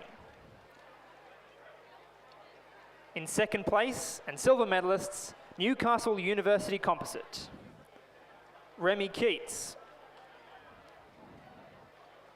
William Gregory, Jason Waddell, and Luke Purdy. The crew is coached by Robert Black and Daniel Waddell. And finally, gold medalists and New South Wales champions in 2025, Mercantile Rowing Club, North Esk and Banks, Lachlan Zigiter, Nick Zigiter, Oscar Birtwhistle, and Jordan Roberts. Please congratulate our winners and medalists in the Championship Men's Elite Lightweight Coxless 4. And we've got a race well and truly on for young and old here in the under 21 women's 8. The Sydney Rowing Club composite with Glebe and Swan River Rowing Clubs has straight out to a pretty confident lead here. But top three through, UTS trail in second, and St Catherine's look to have just overturned the crew from Boathouse Drive and Mercantile. You can see from that fantastic drone shot, courtesy of John Meekings, that they're just having a few issues with their steering in the middle of the race. There'll be a lot of club pride on the line here, not to get overtaken by a school crew in the heat. But it does look like St Catherine's have got the momentum here on the grandstand side of the course. That Sydney Rowing Club crew leading a very classy operation there. Lucy Yabsley of Glebe, fresh off a medal in the under 19 single this morning, Australian representative from last year. Nicole Vance and Georgia Montague both won the under 21 pair this morning in fine form. Georgia Montague, a multiple Australian representative, and driving that crew to a pretty comfortable win in the under 21-8, but it's going to come right down to the line here between Mercantile and St Catherine's. UTS have put some distance between them and the school who share a boathouse with them, who actually St Catherine's starting to move on UTS Haberfield now. I think it'll be too little too late for Mercantile to come back here. A little bit of an upset if Mercantile don't make the final in this one. Sydney Rowing Club will go through with an all-the-way win here in the under 21 women's 8. UTS Haberfield will just hang on for second. It doesn't look like Mercantile are going to be able to respond in time. UTS second, St Catherine's are going to go through to the final, knocking out the combination from Mercantile in lane 5, who will miss out here in the under 21-8. Crew in lane 7 from Caulfield Grammar. They'll finish in 6th place.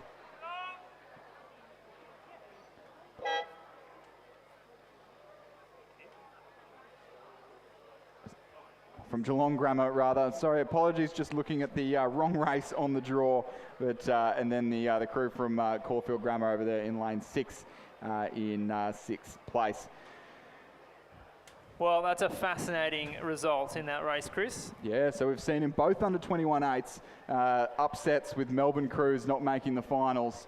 I will say, I don't think there's as many excuses for Mercantile as there was for Melbourne Uni, who look to have had a boat issue in that event. Fantastic effort by the young women from St Catherine's in any event.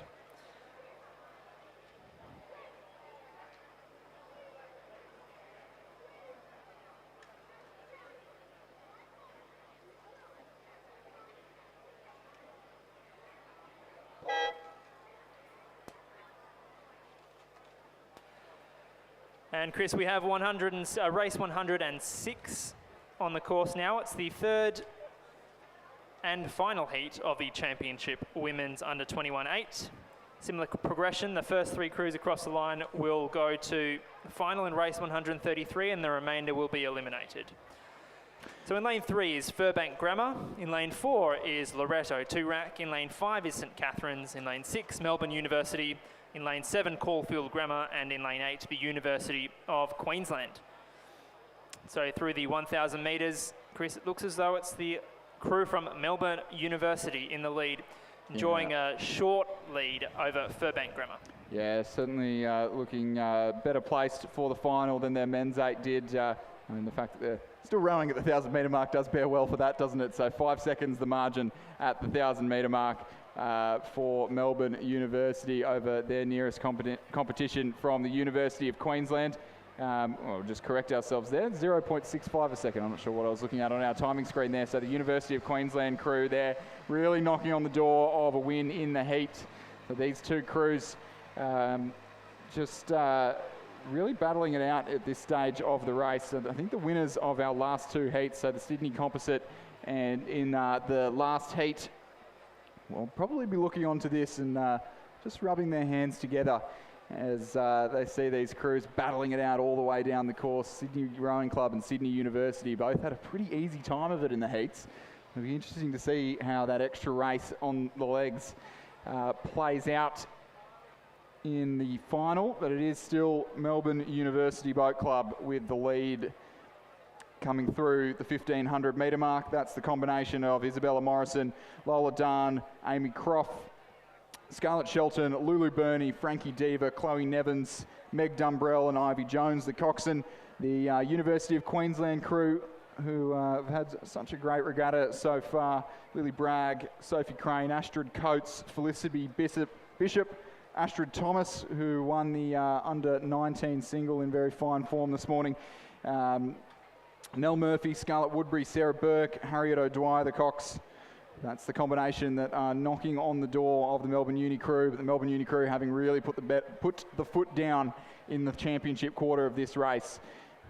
Melbourne Uni from University of Queensland. Furbank Grammar occupying that 3rd qualifying spot and looking very, very safe indeed as Caulfield Grammar trail them by 8.5 seconds.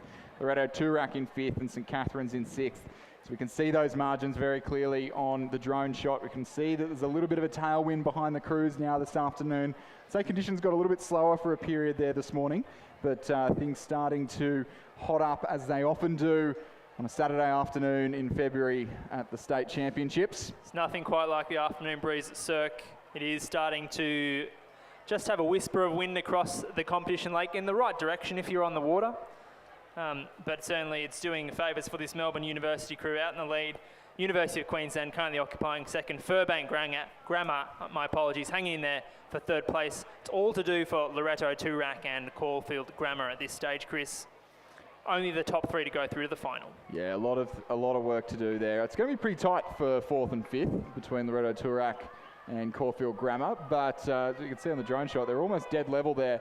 But they won't threaten the top 3 crews. Melbourne University Boat Club really going for it in the closing stages of this race. They're certainly not letting up. They're seeing what they can do. What they can do is about a 6:45 and really pushing things on in the heat of this race. They know they've got about an hour and a half or so to recover, jump in the ice bath, get rested for the final. So they'll be through. University of Queensland in 2nd. And Furbank Grammar on the far side of the course in 3rd. Caulfield Grammar will miss out on the final, but they will get up over Loreto Toorak by half a boat length, and the St Catherine's 2nd 8 will round out the field in 6th. As Michael and I bid you farewell, and we'll hand over to Rob Glendenning and James Fredrickson to take you through the next hour and a half or so of racing.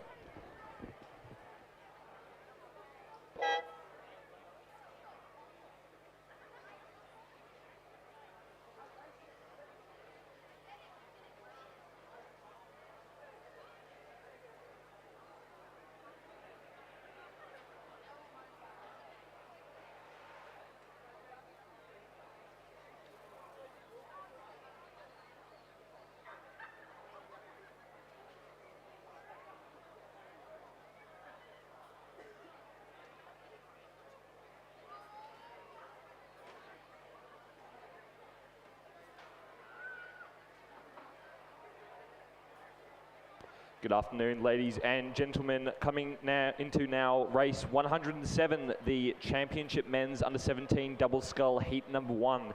In lane 2 from Centenary, we have Joshua Bradbury and Cassidy Elam Allen.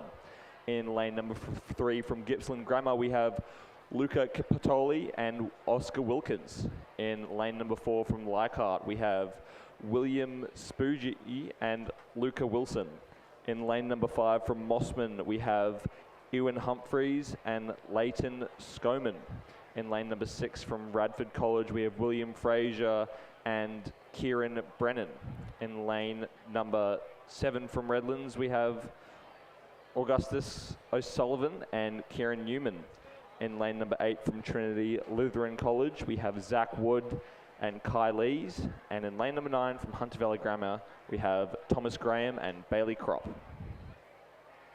And welcome, good afternoon, James. And it feels a little bit like we're following in from the Chris and Mike dream team of commentary, but we'll do our best to get you through this afternoon.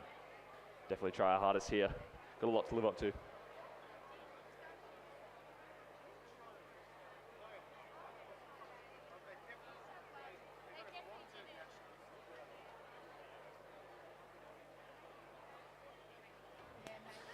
Okay, when we get through the 1,500 metre mark, we have the Mossman crew of Ewan Humphreys and Leighton Showman, just holding quite a commanding lead as it would turn out. They've gone through at about 5:13 and a little way back at the moment to the Radford College number 2, about 13 seconds adrift, and then Trinity Lutheran College and Centenary following them through, and they're very close together. A little bit of a distance back to the Leichhardt crew, but certainly this very polished Mossman crew out in front, they've got all of 3 or 4 lengths over the rest of the field, James.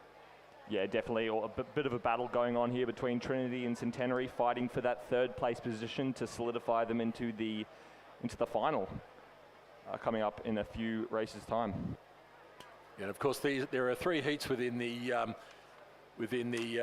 men's under 17 double sculls, so it means the first 3 will go straight into the final, the rest will be eliminated. But at this point, coming through the 250 to go, this Mossman crew looking very polished, very in sync, and certainly that is showing by the lead that they've built over that first 1,000 or the second 1,000 metres, and look fairly untroubled at this point in time. But the real race is going on for that 3rd position with the crews of the crews over in Trinity Lutheran College and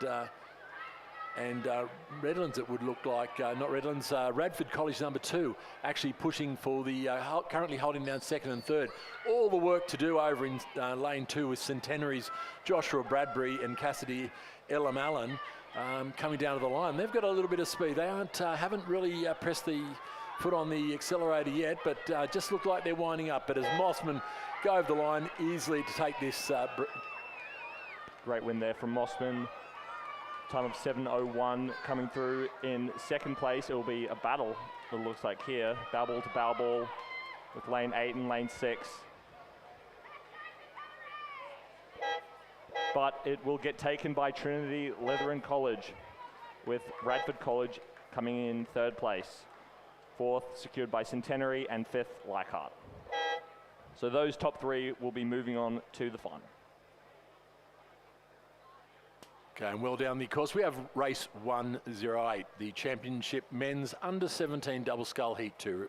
Reminder that 1st, 2nd, 3rd are straight to the final, which will be race 136 later this afternoon. In lane 2, we have Corio Bay, Taj Bailey and Xander Bailey. In lane 3, Gippsland Grammar, Cohen Cook and Obi Vardy. In lane 4, Marist College 1, Cooper Clark and Jesse Elwood. In lane 6, Radford College 3, Darcy Barlow and Charlie Viver. In lane 7, St Augustine's, Jesse Bray and Lachlan Schofield. And in lane 8, Trinity Lutheran College 2, Johan Iju and Kai Imolek.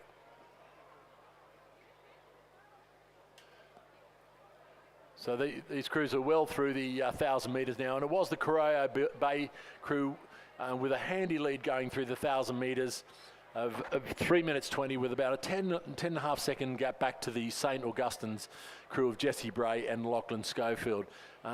Just a short gap back to the Marist College number 1 and very close between them and the Gippsland Grammar crew. So still a bit of a battle in those for that third position, but the first 2 positions in this race and going through the file look fairly clear, but a fair way to go.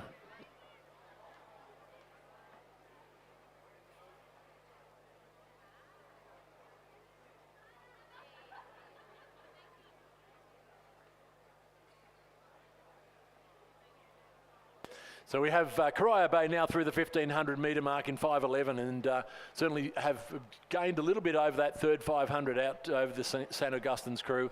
A little bit 6 seconds back to the Radford College crew, really tight between them and the Gippsland Grammar crew, and only 1.5 seconds between those and the Marist crew. So there's 3 crews in it now for that third place, so it'll be a hell of a run down to the finish line as they try to jockey for that third position. But it looks fairly clear at the moment of the Corio Bay crew and St Augustine's that hold a handy advantage over the rest of the field.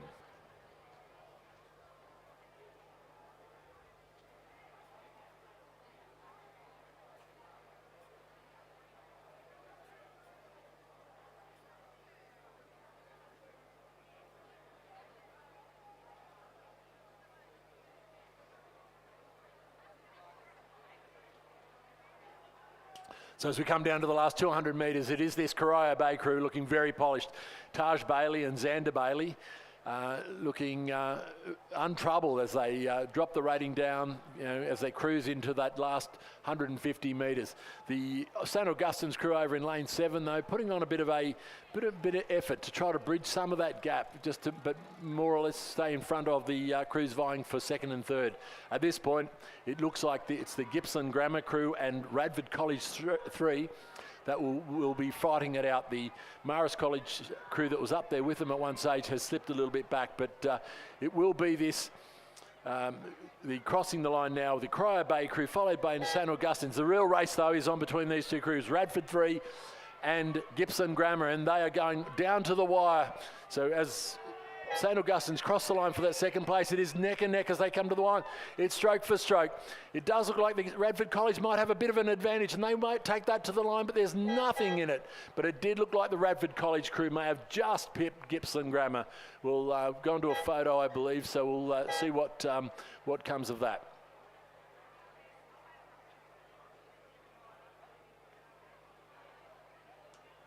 Coming now to race 109, the third heat for the champion men's under-17 double scull. In lane number 2, from Darramilan, we have Patrick Curran and Felix Penty. In lane number 3, from Kinross Walleroy, we have Hamish Searle and Will Kirby. In lane number 4, from Marist College, we have Fraser Smith and Bailey Marr. In lane number 5, from Radford College, we have Alexander Tailby and Charlie Knight. In lane number 6, also from the Radford College, we have Owen Sowcroft and Darren Wang. In lane number 7 from St Joseph's College, we have Raphael Cousins and River Phelps.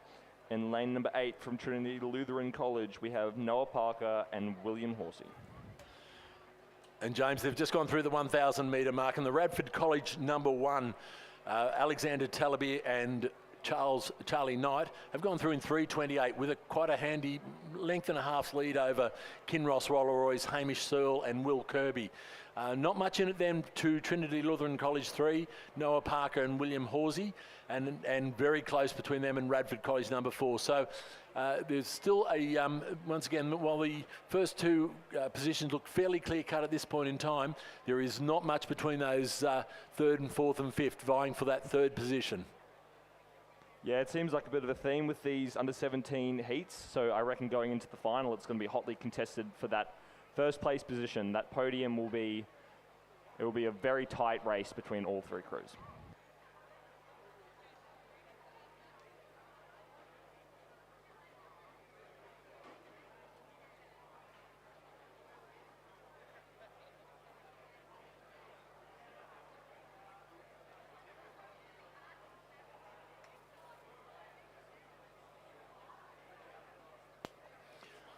And as we come down through the 1,500 metre mark, it is a Radford College number 1 going through in 5:17, and certainly now look to have extended that lead of 6 seconds they had at 1,000.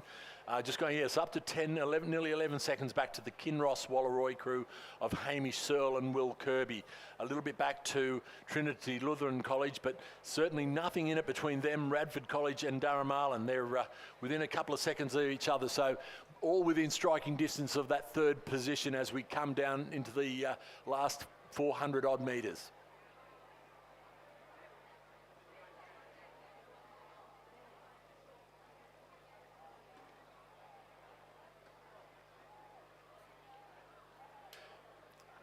But it is this Radford College crew number 1 looking very polished. They've brought the rating right down. Now they well and truly got this covered. The Kinross Wallaroi crew, I think, are still look to be working fairly hard. So they haven't had the run that the Radford College crew have had over the last 500 metres. And certainly are now in, well, really in danger of getting overtaken for that 2nd position by the crew over on this side, which is the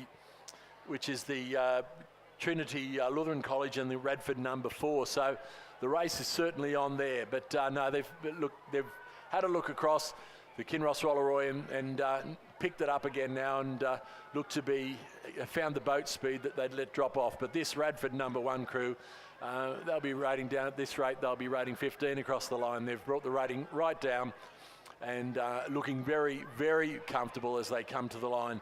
But the race now that was tight for that 3rd position looks to have got fairly clear now, and it does look like that Trinity College, Lutheran College number 3 is safely in 3rd place now and will come down to the line. I think there's much more that the Radford number 2 crew can do. It will be the Kinross Wallaroi double going through for 2nd place, the Trinity Lutheran coming across now, and Radford, and they'll be followed by Marist College.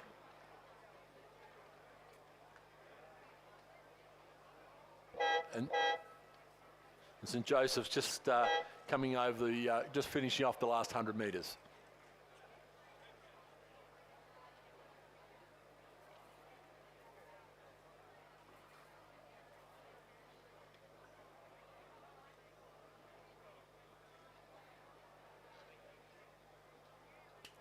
Yeah, so James, the placings in that one were Radford College 1 in 1st, Kinross Wallaroi in 2nd, and Trinity Lutheran College in 3rd. And they will go through to the final. So the times, that heat was a little bit slower than the previous 2. The first one was 7:01, 7:04, and then 7:10. But clearly they were working overly hard at the end, that Radford number 1 crew. So the final is going to be a hell of a race. I reckon it's going to be the race of the day. Tune in for the under-17 double scull final, and it'll be a good battle out between Mossman, Cairo Bay, and Radford College, I reckon.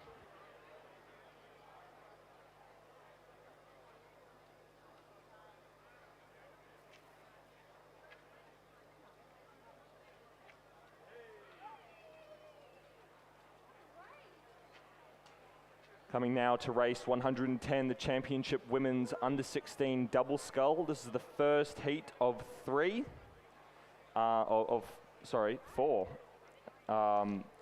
In lane number 2 from Barker College, we have Lucia Stamoli and Ivy Kim. In lane number 3 from Commercial Rowing Club, we have Saskia Schmidt and Lucinda Staley. In lane number 4 from Glee Rowing Club, we have Zoe Leisha and Isney Dive.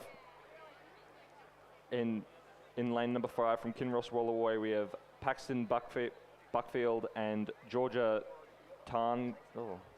Tancred, sorry about that. In lane number 6 from Nepean Rowing Club, we have Elise Curl and Maya Edwards. In lane number 7 from St Catherine's, we have Delphi Walsman and Madeline Ines. In lane number 8 from the Tara School, we have Rita Lee and Kelly Lee.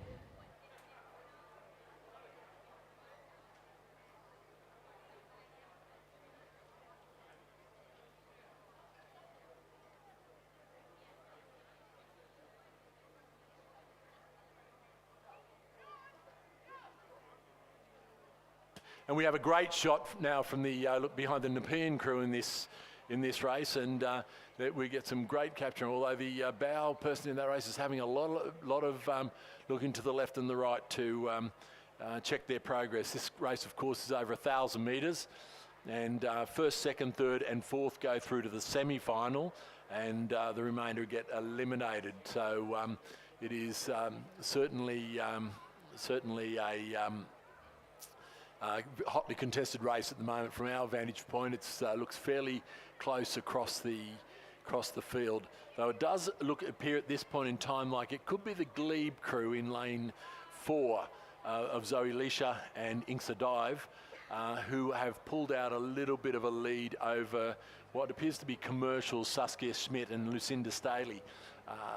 But a little bit hard, and we'll wait till they go through the 500 metre. They're through the 500 metre now, and yes, it was the Glebe crew going through in 1:47, followed by Commercials, Saskia Schmidt and Lucinda Staley. Kinross Wallaroy in third, St Catherine's in fourth, and the PN in fifth, and Tara in sixth. So we're just waiting for that Barker crew to come through, but it does appear all the crews are through the 500 metre mark, and certainly coming to this last half of the race. Looking fairly comfortable out in front now, this Glebe crew, this young Glebe crew of Zoe Leisha and Inksa Dive. Although they're getting pushed a little bit now by the Commercial crew. It may be taking a little time to get wound up and get into this race, being only 1,000 metres. So the race looks to be on between them and Kinross Wallaroy. Remembering the first 4 to the final, so it's going to be very tight for that 4th position. There looks to be about 3 or 4 crews in contention for that 4th position as it stands now. But the Glebe crew of Zoe Leisha and Inksa Dive still holding about a length's advantage over Commercial, Saskia Schmidt and Lucinda Staley.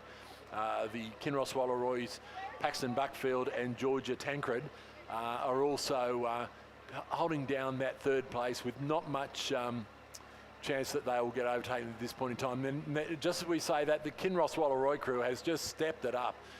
So they're wanting to just test themselves out over this last couple of 100 metres. Yeah, the Kinross crew just really pushing it to the line here. And then if we go back to the crews in the back end of the field, very, very close between the crew sitting in lane 2, lane 6 and lane 7, all contesting for that 4th place spot, trying to secure themselves a spot in the final. But as we come towards the finish line, it looks like the crew in lane 7 from St Catherine's is going to take out that 4th place position, rounding out the field and heading to the semi-finals.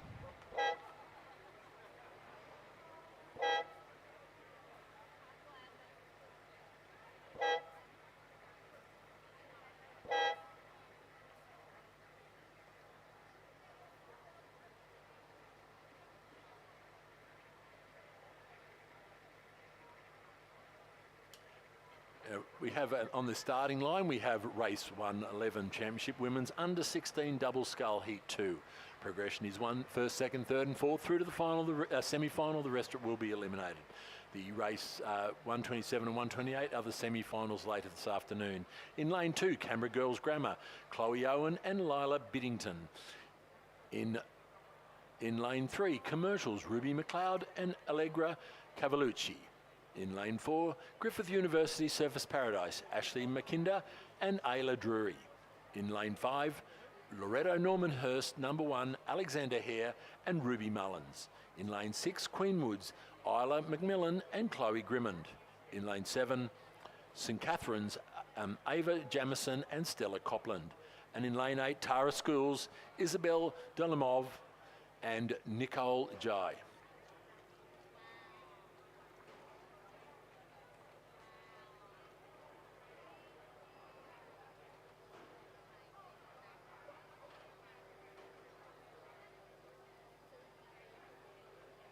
But they're off to a flyer in this second heat of the women's under 16 double scull, and we've got the camera off the view off the launch, the umpires launch at the moment, and getting a great view down the course. And the conditions out there, James, are absolutely spectacular for rowing this afternoon, and I'm sure the rowers will be just enjoying that ever so light touch of a tailwind to help them down the course.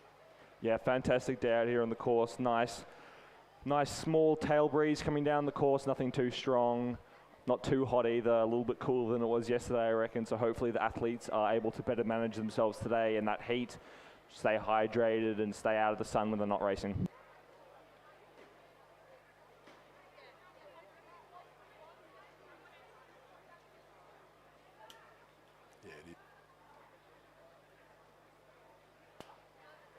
As they come down towards the 500 metre mark, it's a very close race at the moment between the Canberra Girls Grammar, it appears, and the Griffith University from where we sit, going through there. And it was indeed the Canberra Girls Grammar School going through with a half-second advantage over Griffith University Surfers Paradise.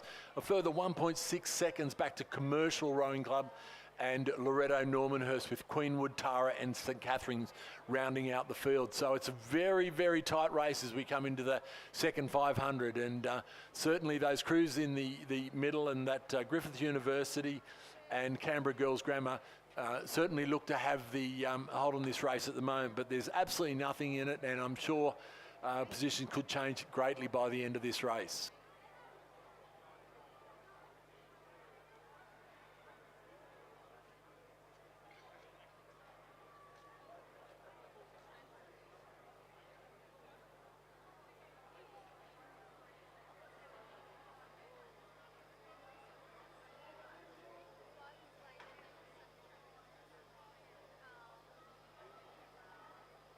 But we have this Griffith University Surfers Paradise crew that appears to have really put the hammer down. It's Ashley McKinder and Ayla Drury, and they certainly have skipped a gap over that 500 metres. They were only a second up, but the Canberra Girls Grammar crew over in lane 2 must have had a little bit of a problem, because they look like they've got their boat speed back up again and look to be in second place, just holding that place over the Commercial crew of Ruby McLeod and Allegra Cavalucci, and the Loretto Normanhurst, Alexandra Hare and Ruby Mullins.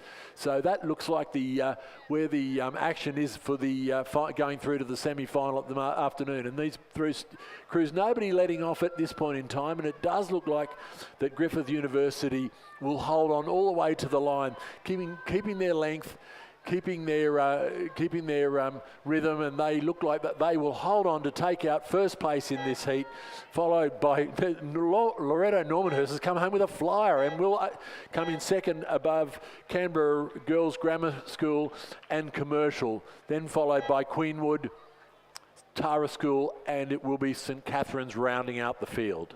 It seemed that St Catherine's had a bit of trouble on the boys, and maybe a problem with their steering back there. Rob, they got stuck on the boys and nearly lost an all by the looks of it, but they've made it over the line now, and all the crews have done a fantastic job racing.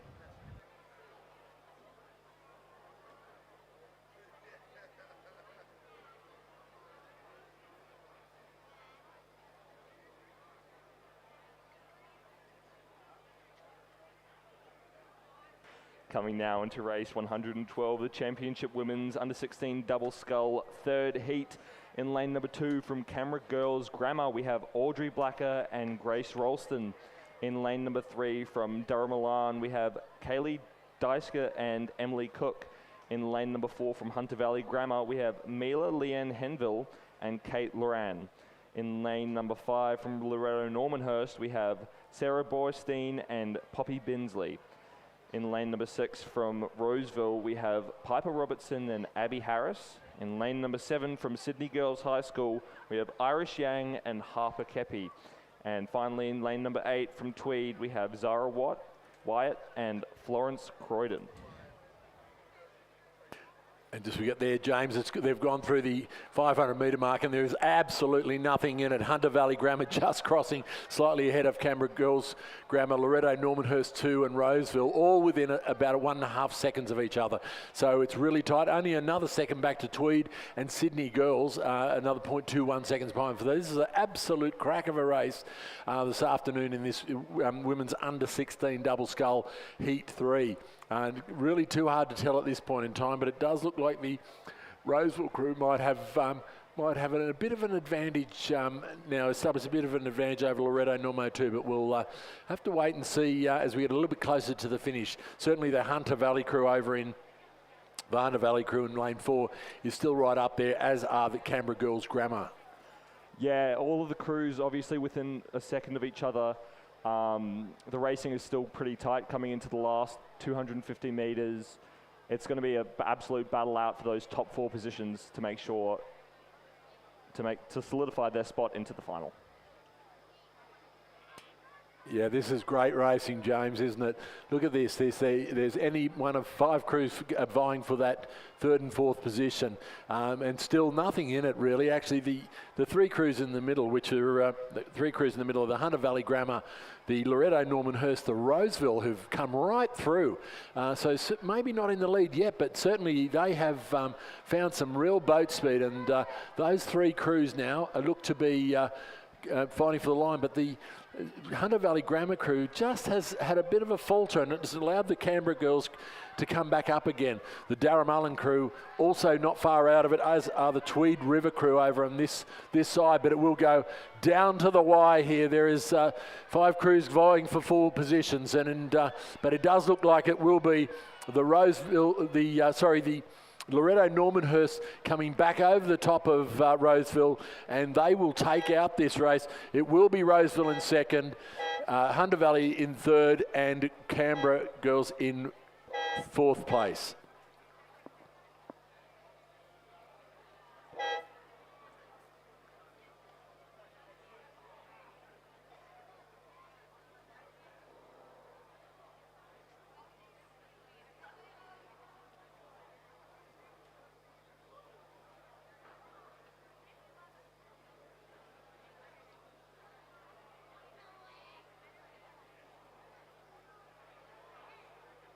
Now moving on to race 113, the 4th heat of the Championship Women's Under 16 Double Scull. In lane number 2 from Canberra Grammar Girls, we have Zoe Tran and Camilla Griffin. In lane number 3 from Darramullen, we have Olivia Spurtet and Zoe Glover. In lane number 4 from Hunter Valley Grammar, we have Georgia Foster and Ella Cousins. In lane number 5 from Loretto Normanhurst, we have Lara Dwyer and Lucy Meek. Coming in lane number 6 from Roseville, we have Millie Phillips and Sophie Ben. In number 7 from Sydney Girls, we have Alison Rao and Camilla Zhang. In lane number 8 from Pymble Ladies College, we have Lucy Simpson and Harriet Murphy. So, James, lots of depth in this under 16 double scull, which is great to see. So pulling from both club and school, obviously predominantly schools in this event, but certainly lots of opportunity to get clubs and schools involved. And as they come down towards the 500 metre mark, it's still, once again, it's a very tight race. We have a crew that has got a little bit of a lead up, and that appears to be the Canberra Girls Grammar crew.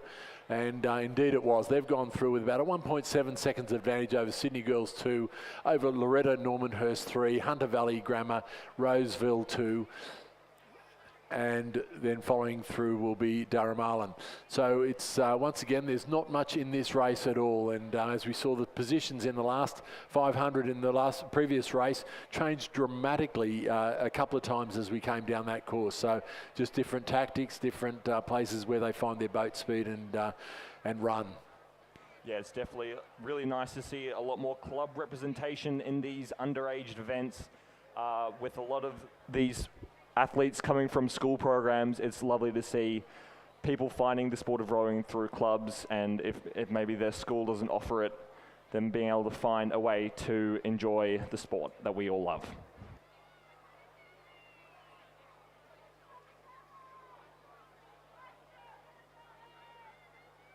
But coming into this last 250 metres, the racing is looking pretty close, with first and second with Canberra Girls Grammar out the front, still hotly contested behind by Roseville. And then a little bit further down, we have Loretto Normanhurst looking like they're sitting in third position here.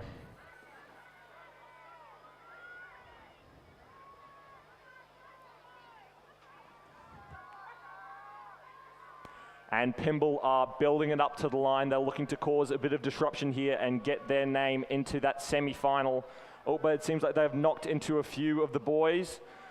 Hopefully that won't slow them down too much as they wind towards the line. And as we come to the finish line, it seems that Camera Girls Grammar are going to take out the win in this heat, followed by lane number 7, Sydney Girls number 2. And Pymble are just narrowly edging out number 5, Loretto Normanhurst, as they'll take the 3rd position, and then in 4th, Loretto Normanhurst. Coming through in 5th position, we have Hunter Valley Grammar and Roseville number 2 in 6th place.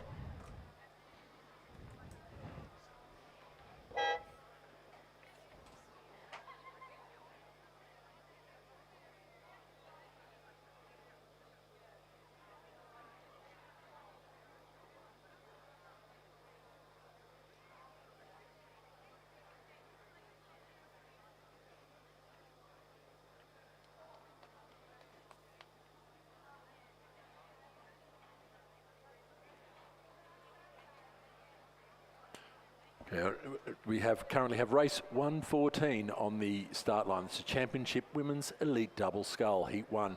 Progression is 1st, 2nd, 3rd and 4th to the final, which is race 137 this afternoon. The rest will be eliminated. In lane 3, we have University of Queensland Composite.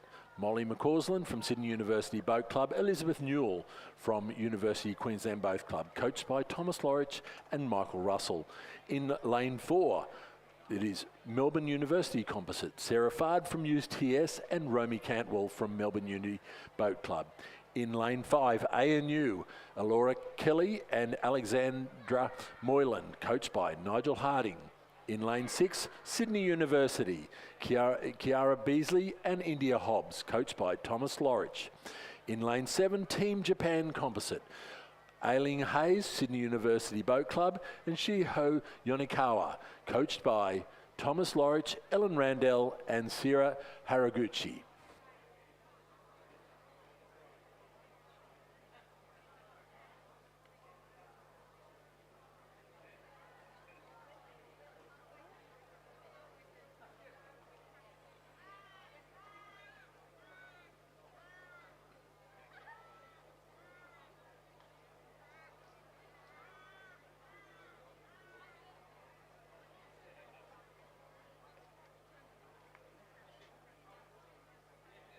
So we've just got a little bit of a delay before we start this race. About 3:05 is the start time, so we're actually running slightly ahead of schedule. Just a reminder that we should be be mindful of the heat protocols for the regatta today, and just making sure we remain hydrated and spend as little time out on the before the race as possible while still getting warmed up.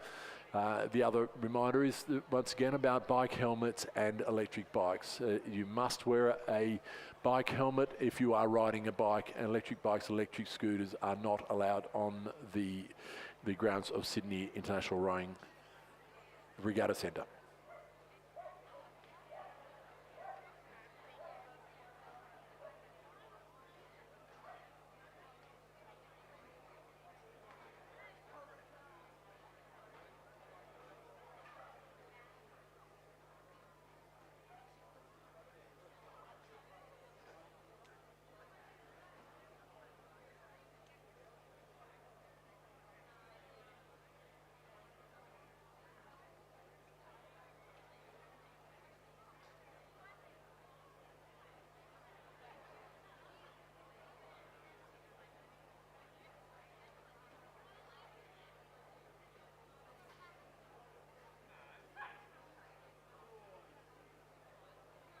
And we are now underway for the Championship Women's Elite Double Scull Heat number 1.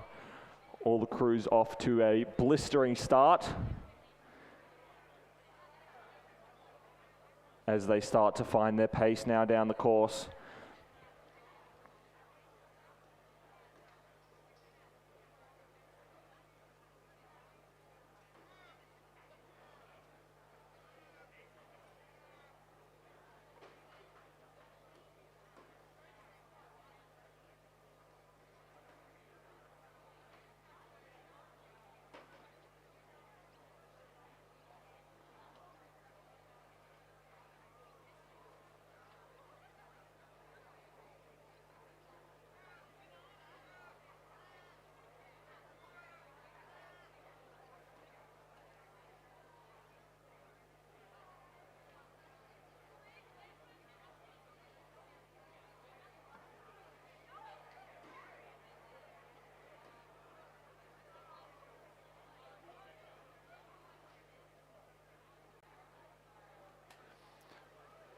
So as we come down towards the 500-metre mark, we have this combination, the Team Japan composite, and it appears to be the Melbourne Uni composite, who are out to a slight advantage, but it does appear that it is going through the 500-metre. It is indeed the Team Japan composite of Ailing Hayes, Sydney University Boat Club, and Shiho Yonikawa from Japan rowing team, who have gone through with a slight advantage over the Melbourne University UTS combination of Sarah Fard and Romy Cantwell, only about a second behind, and back to the University of Queensland Sydney University composite of Molly McCausland and Elizabeth Newell, 1.8 seconds behind them. The ACT ANU crew of Elora Kelly and Alexandra Molan also just only a half a second behind them. So very tight across all the 5 boats in this this heat.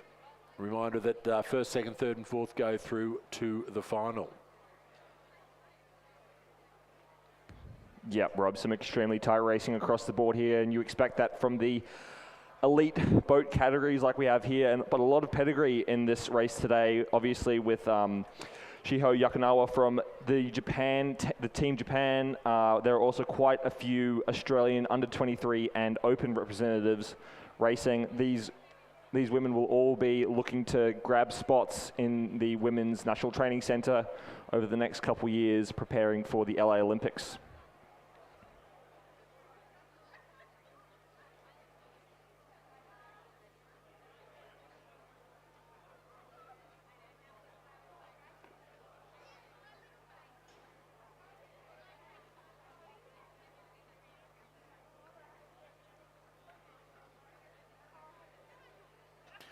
Yes, as we come down towards the 1,000-metre mark, it is still the Team Japan composite, Ailing Hayes and Shiho Yonikawa, who go through with about the same lead they had going through the 500, about a 2.7 second advantage over Melbourne University, another 2.5 seconds back to the ANU composite and University of Queensland Sydney Uni composite. Now, the Sydney University crew of Kira Beasley and India Hobbs have just trailed out a little bit, about 5 or 6 seconds behind the ANU crew, but certainly looking like a very well-polished crew of Ailing Hayes and Shiho Yonikawa coming down through that 1,000-metre mark and heading down for that last 500 metres, but certainly looking untroubled at this time.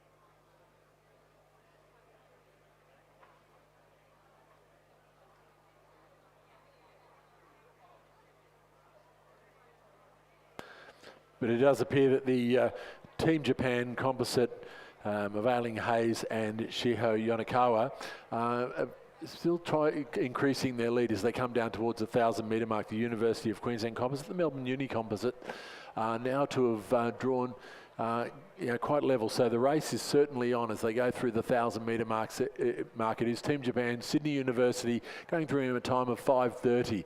They will be followed through by ANU, who've made a big move over that third 500 and certainly have moved right up and moved in front of the University of Queensland Sydney University composite and Melbourne University UTS composite. So they have been the big movers in this race, James. They come down to the last 400 metres. Yeah, great move from ANU there. There are no easy races in these elite categories, no easy heats, no easy finals, so it will be a battle for the 3rd and 4th place.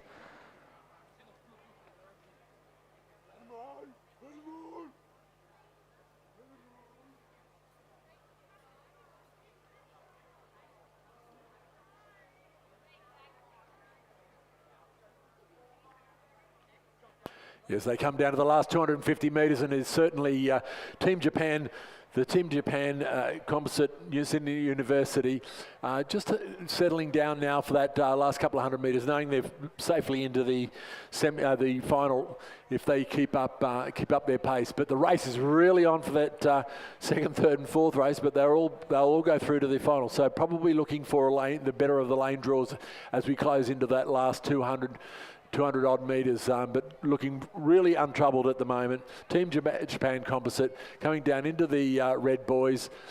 Big push coming from the ANU again. Doesn't look like the Melbourne Uni UTS composite. Either we've got the timing marked up at the 1500 or they've also had a great comeback and certainly racing towards the line. The rate they're going at the speed that they've got at the moment, they could even overtake the crew over on this side for the lead. But no, they'll hold on, and it will be the Team Japan composite going through to take first place. Extremely close result, but it will be the Melbourne Uni UTS composite going through just ahead of ANU, with the University of Queensland composite coming through to take that fourth place, followed by Sydney University in fifth place. And just a quick announcement before moving on to our next scheduled race, just an announcement for all athletes and coaches to make sure that all boats are tied down, as we have some weather rolling in that may cause boat damage. Thank you very much.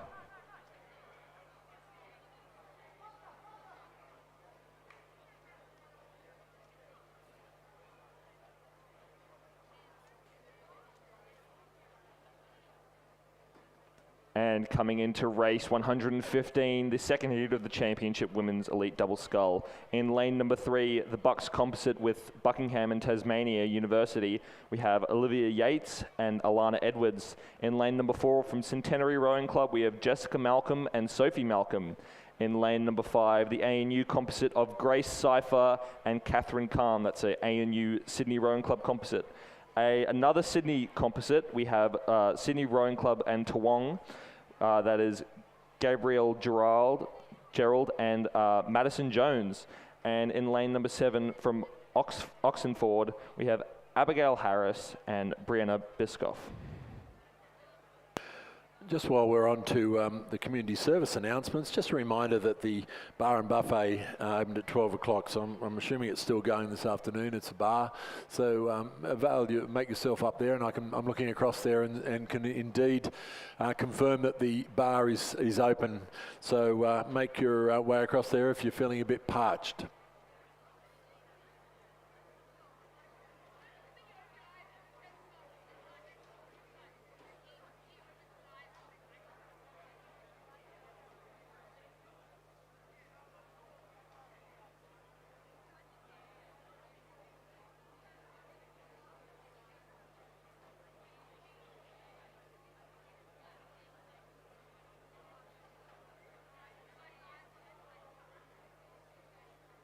And coming towards the 1500 metre mark, the ANU composite crew of Grace Cipher and Catherine Kahn have rolled out to about a length or two lead.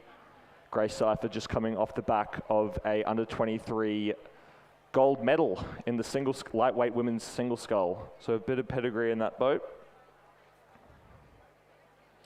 Followed closely behind by Centenary Rowing Club, followed by Bucks, and then the Sydney composite in fourth.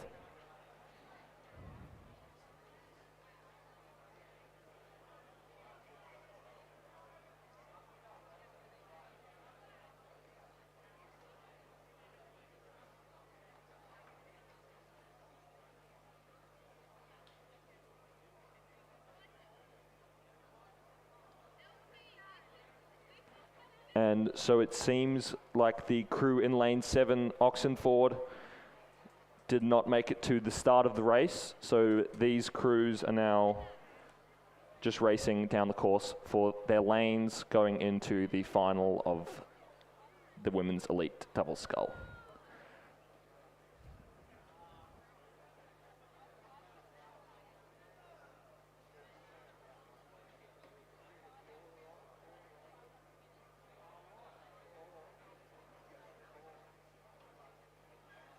So as we come into the last 200 metres, you couldn't do much better than have Grace Cipher in the bow of your boat, and certainly really turning it on for us here in this second heat of the women's elite double scull. Of course, it takes two to tango, and Catherine Kahn stroking that boat, stroking all the way, and they will take out this win in this second heat of the Women's Championship Women's Elite Double Scull. It does look like the crew of Centenary, Jessica Malcolm and Sophie Malcolm, have backed it off now. They're safely in. We're not really sure about the whether all four will go through the final. The last one gets dropped off, but we'll see if we can find that out. The Bucks composite coming through in third position, followed by the Sydney composite, Toowong composite of Geraldine, Gabriel Geldard and Madison Joins coming across the line, taking fourth. But a very convincing win from that ANU Sydney composite. It'll be very interesting going into the final to see who comes out on top. But now moving into race 116, the championship men's double scull heat number 1. From Corio Bay composite with Melbourne University, we have Lucas Matic and Xavier Hall-Sullivan. In lane number 4 from Adelaide, we have Mitchell Reinhard and Oscar McGuinness. In lane number 5 from Adelaide University, it's Hamish Allen and Henry Bletcher. In lane number 6, the Toowong composite of Joshua Toolong and West Australian Rowing Club composite of Joshua Hateki and Mitchell Bridge. And in lane number 7 from Newcastle Rowing Club, we have Ben Homer and Remy Cates. And in lane number 8 from Wendouree Ballarat composite, the Wendouree and Ballarat composite, James Meads and William Gilbert. And of course, this Adelaide crew in lane 4 is a fairly handy crew. I think they came second and third in the elite men's single this morning. We've also got one of our fellow commentators, Ben Homer, in the Newcastle crew over in lane 7. But coming through the 1500 metre mark, it was that Adelaide crew, as we just talked about, and coming through in 4:56. Toowong and West Australian Rowing Club coming through in closely following them through. Then Wendouree, Ballarat, Banks, Newcastle and Adelaide Uni. Of course, the first 4 go straight to the final, which is race 138. The rest will be eliminated.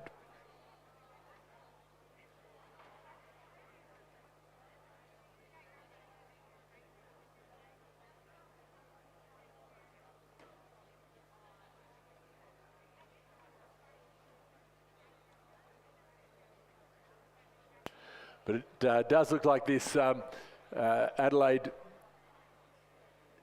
crew over in lane 3. It doesn't look like we're missing the Cryo Bay crew. So at this point, we've only got 5 crews in the race, and certainly it does look like the Cryo Bay crew is missing. But certainly the Adelaide crew of Mitchell Reinhard and Oscar McGuinness certainly looking control of this race. A bit of a effort coming over here in the Toowong composite, Toowong Western Australia composite of Joshua Hankey and Mitchell Bridge from Toowong. They are giving them a little bit of a push at the moment, and certainly these two will go through to the final, but looking totally untroubled, Mitchell Reinhard and Oscar McGuinness, certainly looking smooth, got all the goods over there, and have brought it right down, and just keeping a good flow in that boat, and will cross the line to take first place.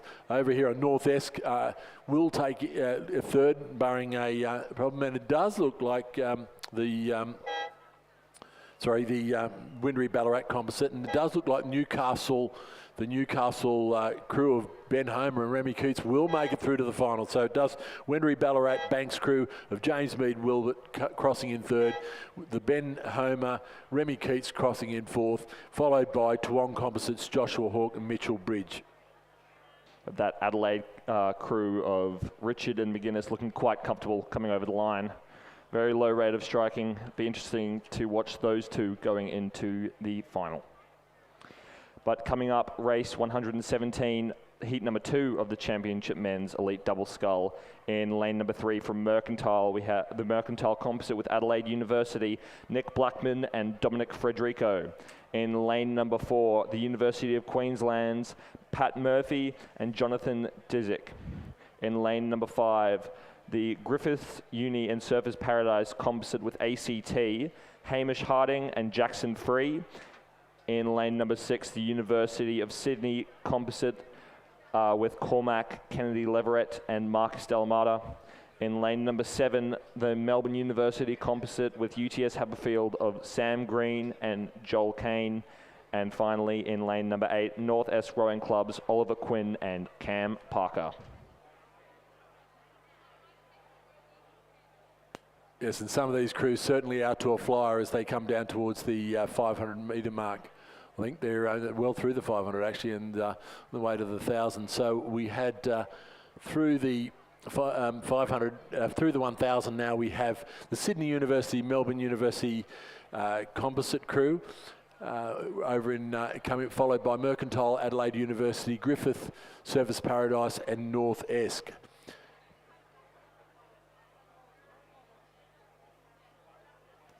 But definitely a lot of contention in this race with the likes of Marcus Delamata, who was on the Australian Open team in the quad that tried to qualify last year. We have Dom Frederico and Nick Blackman, who have both represented in the under-23 double last season in St. Catharines, Canada. They received a medal, so they'll be in hot contention for this race. Sam Green and Joe Cole from the UTS MUBC composite, they'll be hot on the water as well. It does appear, James, that we've got a change in that crew. Sydney University, Melbourne University, and Harry Fox appears to be in that crew with Marcus Delamata, so there must have been a late change. Cormac Kennedy Everett must have been a withdrawal.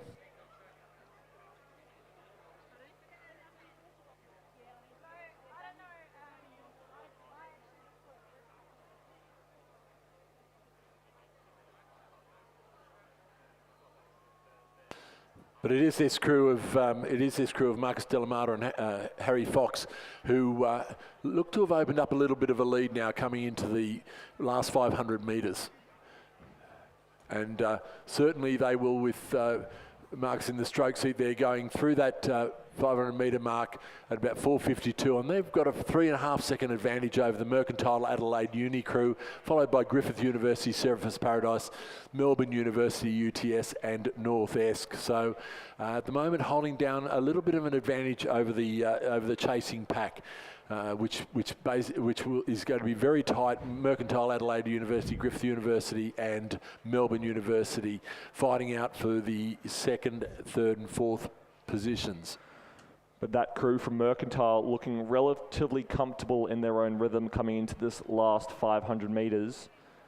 But that Sydney Uni and Melbourne Uni composite crew are looking extremely strong at the front, demonstrating a blistering pace and glorious rhythm.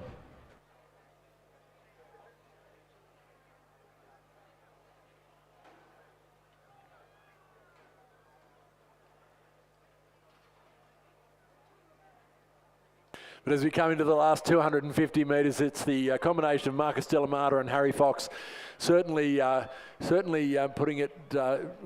putting out the dominant performance, but the crew just inside them, the Griffith University Service Paradise composite, and right over on the other side, the Mercantile composite, certainly just looking to show these two out in front that they've still got some pace, and it will go down to the line, but they do look fairly comfortable, don't they, James, as they come into that last 100 metres. Just a little bit of a kick there, just to say, just to let them know that they've still got a bit left over there, but it will be the Marcus Delamata Harry Fox combination finishing in front of the Mercantile composite, very close for 3rd and 4th, and it looks like we have Griffith University just edging out North Esk. They're in a photo, but a little bit of a gap back. So it does appear that it will be the Sydney University, Melbourne University combination, Mercantile Uni, Adelaide Uni, and Griffith University Service Paradise, and North Esk going through to the final.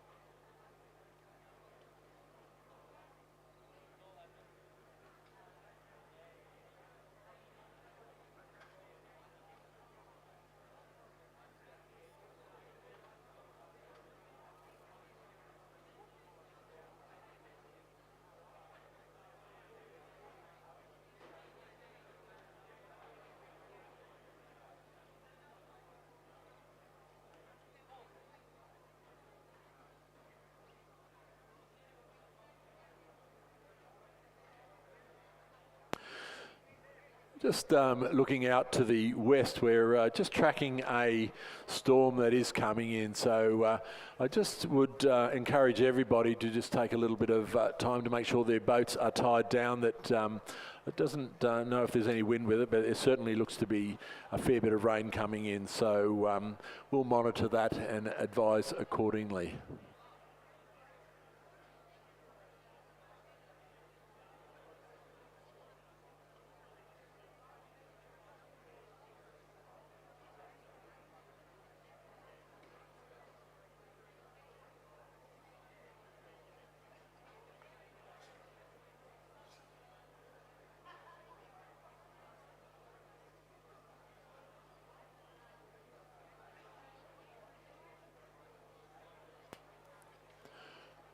Just a reminder of our sponsors for the New South Wales Championships.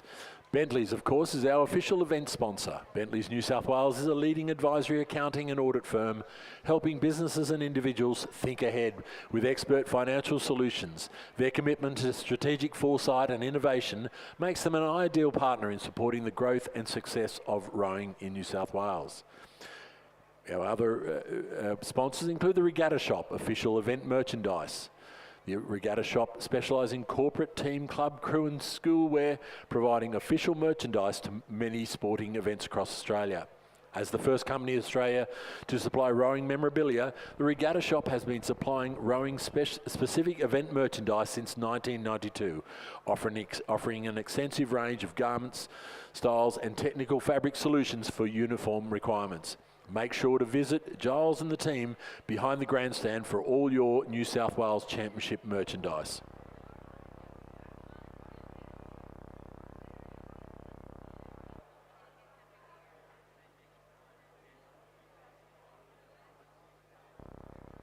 We'd also like to reach out to our stall holders at the 2025 New South Wales State Championship.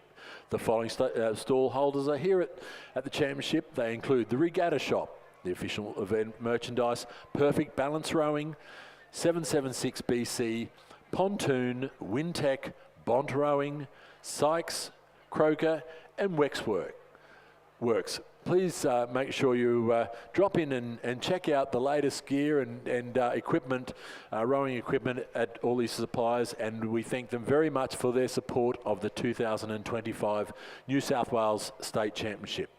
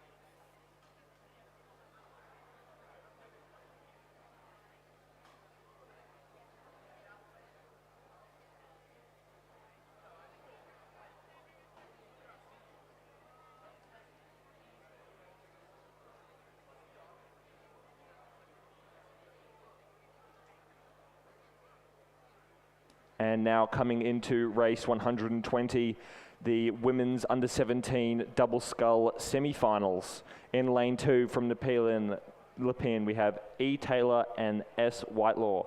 In lane number 3 from Mossman, we have Armstrong and Darcy. In lane number 4 from the Armidale School, we have Coddington and Henderson. In lane number 5 from Commercial, we have M. Stafford and Z. Ball.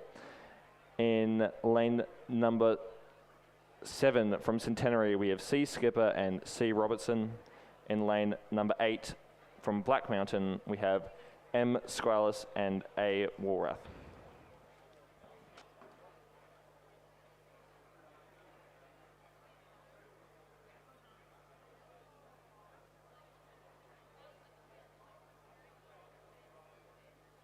And of course, this is the semi-final in this event. The first 4 going through to the final, which will be race 135 this afternoon. A couple of withdrawals, Queenwood out of lane 6 and MLC School out of lane 9 have been withdrawals for this, this race. But certainly as they come down towards the 500 metre mark, it is quite a tight race with between the Nepean, Mossman, Armidale School, it does appear, over on the far side of the course.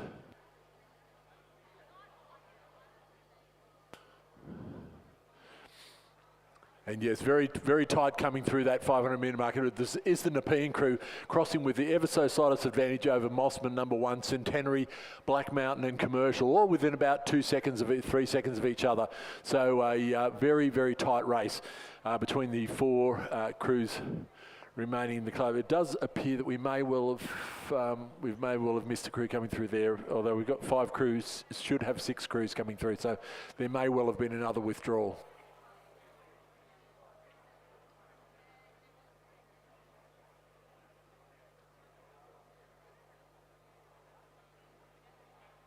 But some very tight racing coming through into the 750, all crews separated within 1 second of each other. I think this will be an extremely close race.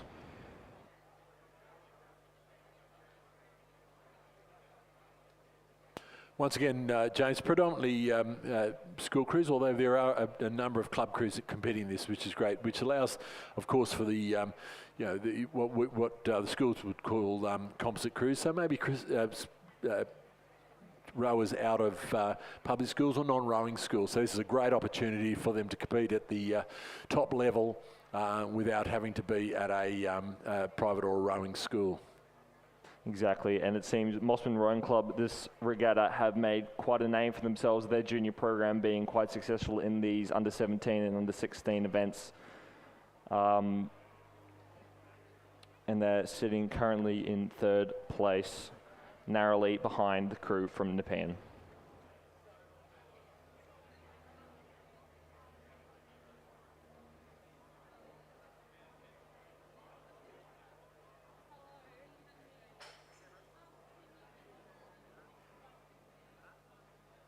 But as we come down to the 1,000 metre mark, there has been a change, and the Centenary crew has come through and has gone through the 1,000 metre mark with a time of 3:57.9, followed closely by Nepean at 1.31 seconds down, the Armidale School, Mossman, Commercial and Black Mountain rounding out the field as they come through there. So it has been a big move by the Centenary crew and they certainly have made some great inroads in this race, but over at the Nepean and Mossman crew still standing up fairly strongly on the lanes 1 and 2.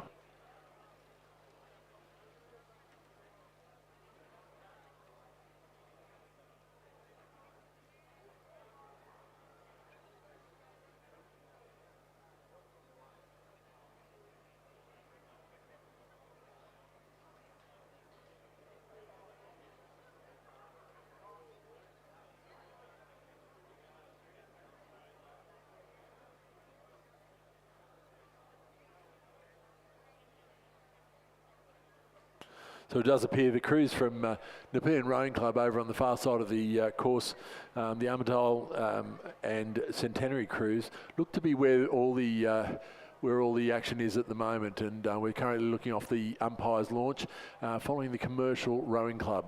And they're just a little bit of work to do if they're going to draw back into these first 4 positions. But yes, it does appear that the Centenary crew of Chelsea Skipper and Chloe Robertson over in lane 7 certainly have turned it on, and the Armidale School also of Isabel Coddington and Georgina Henderson putting in a great effort there, and further over to the other side to the Mossman and Nepean crews. But going through the 500 metre mark now, and it is a Centenary crew, and they've extended that lead. They held at the 1,000 metre mark, going through in time just shade under 6 minutes. That followed by the Armidale School, Nepean, and we're just waiting to see who will come through in that 4th position. But it's still very close for 4th position with Commercial and Mossman, very close together, and only about another couple of seconds back to Black Mountain. So any of those crews, the Commercial, Mossman and Black Mountain, could fight it out for that 4th position and the run into the final. So this is a very strong event for the run into the finals. And at the moment, it does appear that the Centenary crew, though, is extending its lead and look to stamp their authority on this race.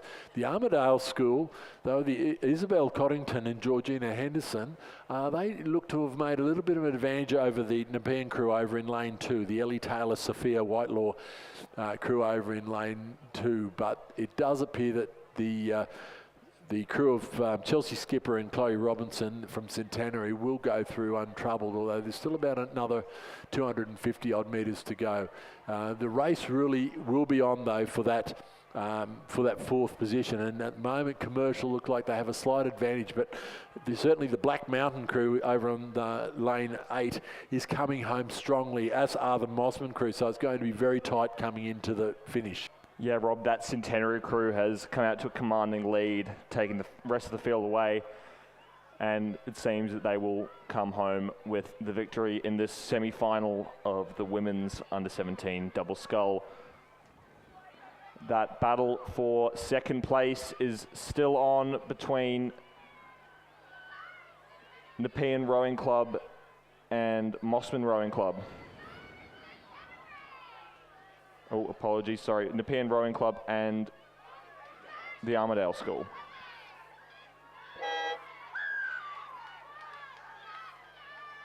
But it seems that the Armidale School has just edged out over Nepean Rowing Club to claim that 2nd place. And now the battle is on for the 4th place, and it looks like lane number 5, Commercial, will take out 4th place, with 5th place going to Mossman number 1 and 6th place going to Black Mountain.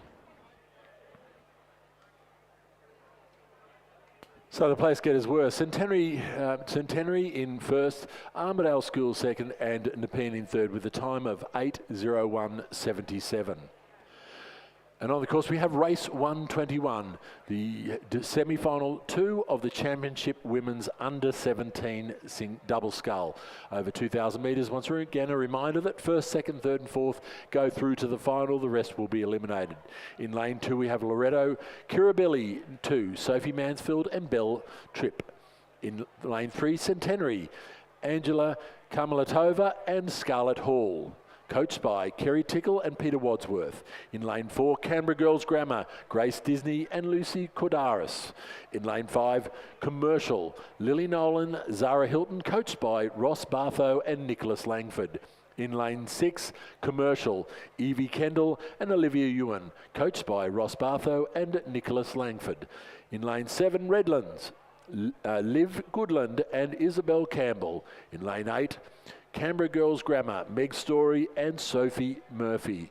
In lane 9, Loretto Kirribilli 1, Chiara Crino and Indiana Orth.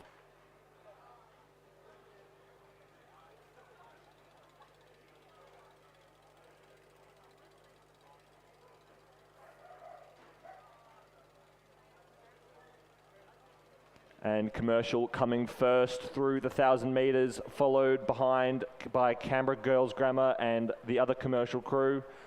In 4th place, Centenary and Loretto Kirribilli and Redlands, making up the rest of the field. A little bit more spread in this semi-final compared to the race beforehand. It seems like Commercial have come out to a really nice lead here. They're settling into their rhythm, just letting the boat run underneath them.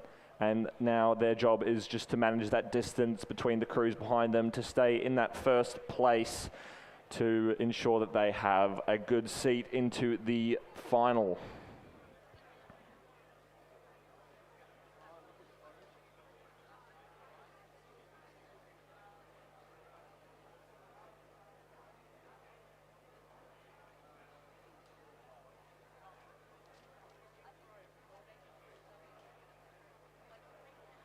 And James, that Commercial crew looking well in control of this race. I think we saw in the heats that there were quite some substantial margins in between the top place getters in those the heats for this event. So we're seeing that play out now, and certainly this Commercial crew in lane 5, Lily Nolan and Zara Hilton, looking very, very strong as they come down towards the 500 metre mark. Pretty close for the rest of the for that second, third and fourth. It does appear that the Canberra Girls Grammar crew of Meg Story and Sophie Murphy over in lane 8 are probably currently holding second place, although it's going to be very close between them and the second Commercial crew of Evie Kendall and Olivia Ewan in lane 6. On the other side, the Loretto Kirribilli and Centenary look to be just a little bit behind at the moment, but certainly with 4 places standing to go through to the final, there's still plenty of opportunity for those crews in 4th, 5th and 6th at the moment. Yeah, Rob, rowing semi-finals is an exact science, and it seems like these girls from Commercial have perfected it, finding that balance between going out hard enough at the start to get enough of a length, to get enough of a lead, and then being able to manage and respond to those guys who are sitting behind you for the rest of the race, while not exerting too much energy, leaving a little bit in the legs for the finals to come. Yes, and it was that Commercial crew coming of Lily Nolan and Zara Hilton coming through the 1500 metre mark with a handy lead over the rest of the pack.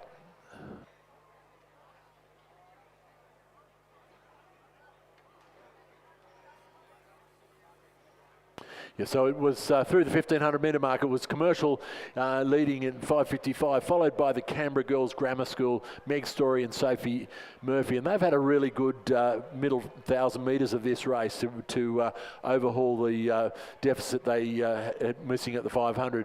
Commercial Rowing Club and Centenary are certainly right up there. A little bit of a gap back to Loretto, the Kirribilli 1 and 2, Redlands and Canberra Girls Grammar, but they come into the final. The Commercial crew of Lily Nolan and Zara Hilton have got the rating down extremely low as they come down. That is one confident double scull coming down towards the line, but certainly mirrored by the Canberra Girls Grammar crew, certainly under instruction to not exert too much energy and save it for that final, because it's going to be a ding dong row. The second Commercial crew have stepped it up, but and just holding off the Loretto. It looks like the Loretto Kirribilli crew in lane 3. No, sorry, the Centenary crew over in lane 3 look to be coming through, and they will take that 4th place. A little bit further back now to the Loretto Kirribilli number 1, followed by Redlands, and it will be Loretto Kirribilli 2, and then Canberra Girls Grammar coming through in to close out the field.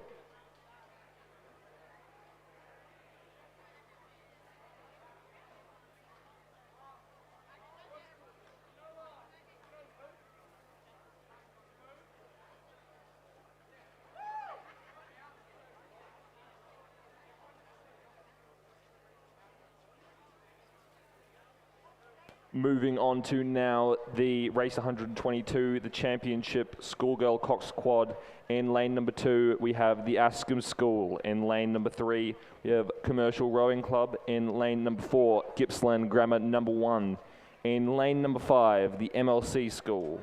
In lane number 6, Melbourne Girls. In lane number 7, PLC Sydney. In lane number 8, Radford College number 2. And in lane number 9, Roseville.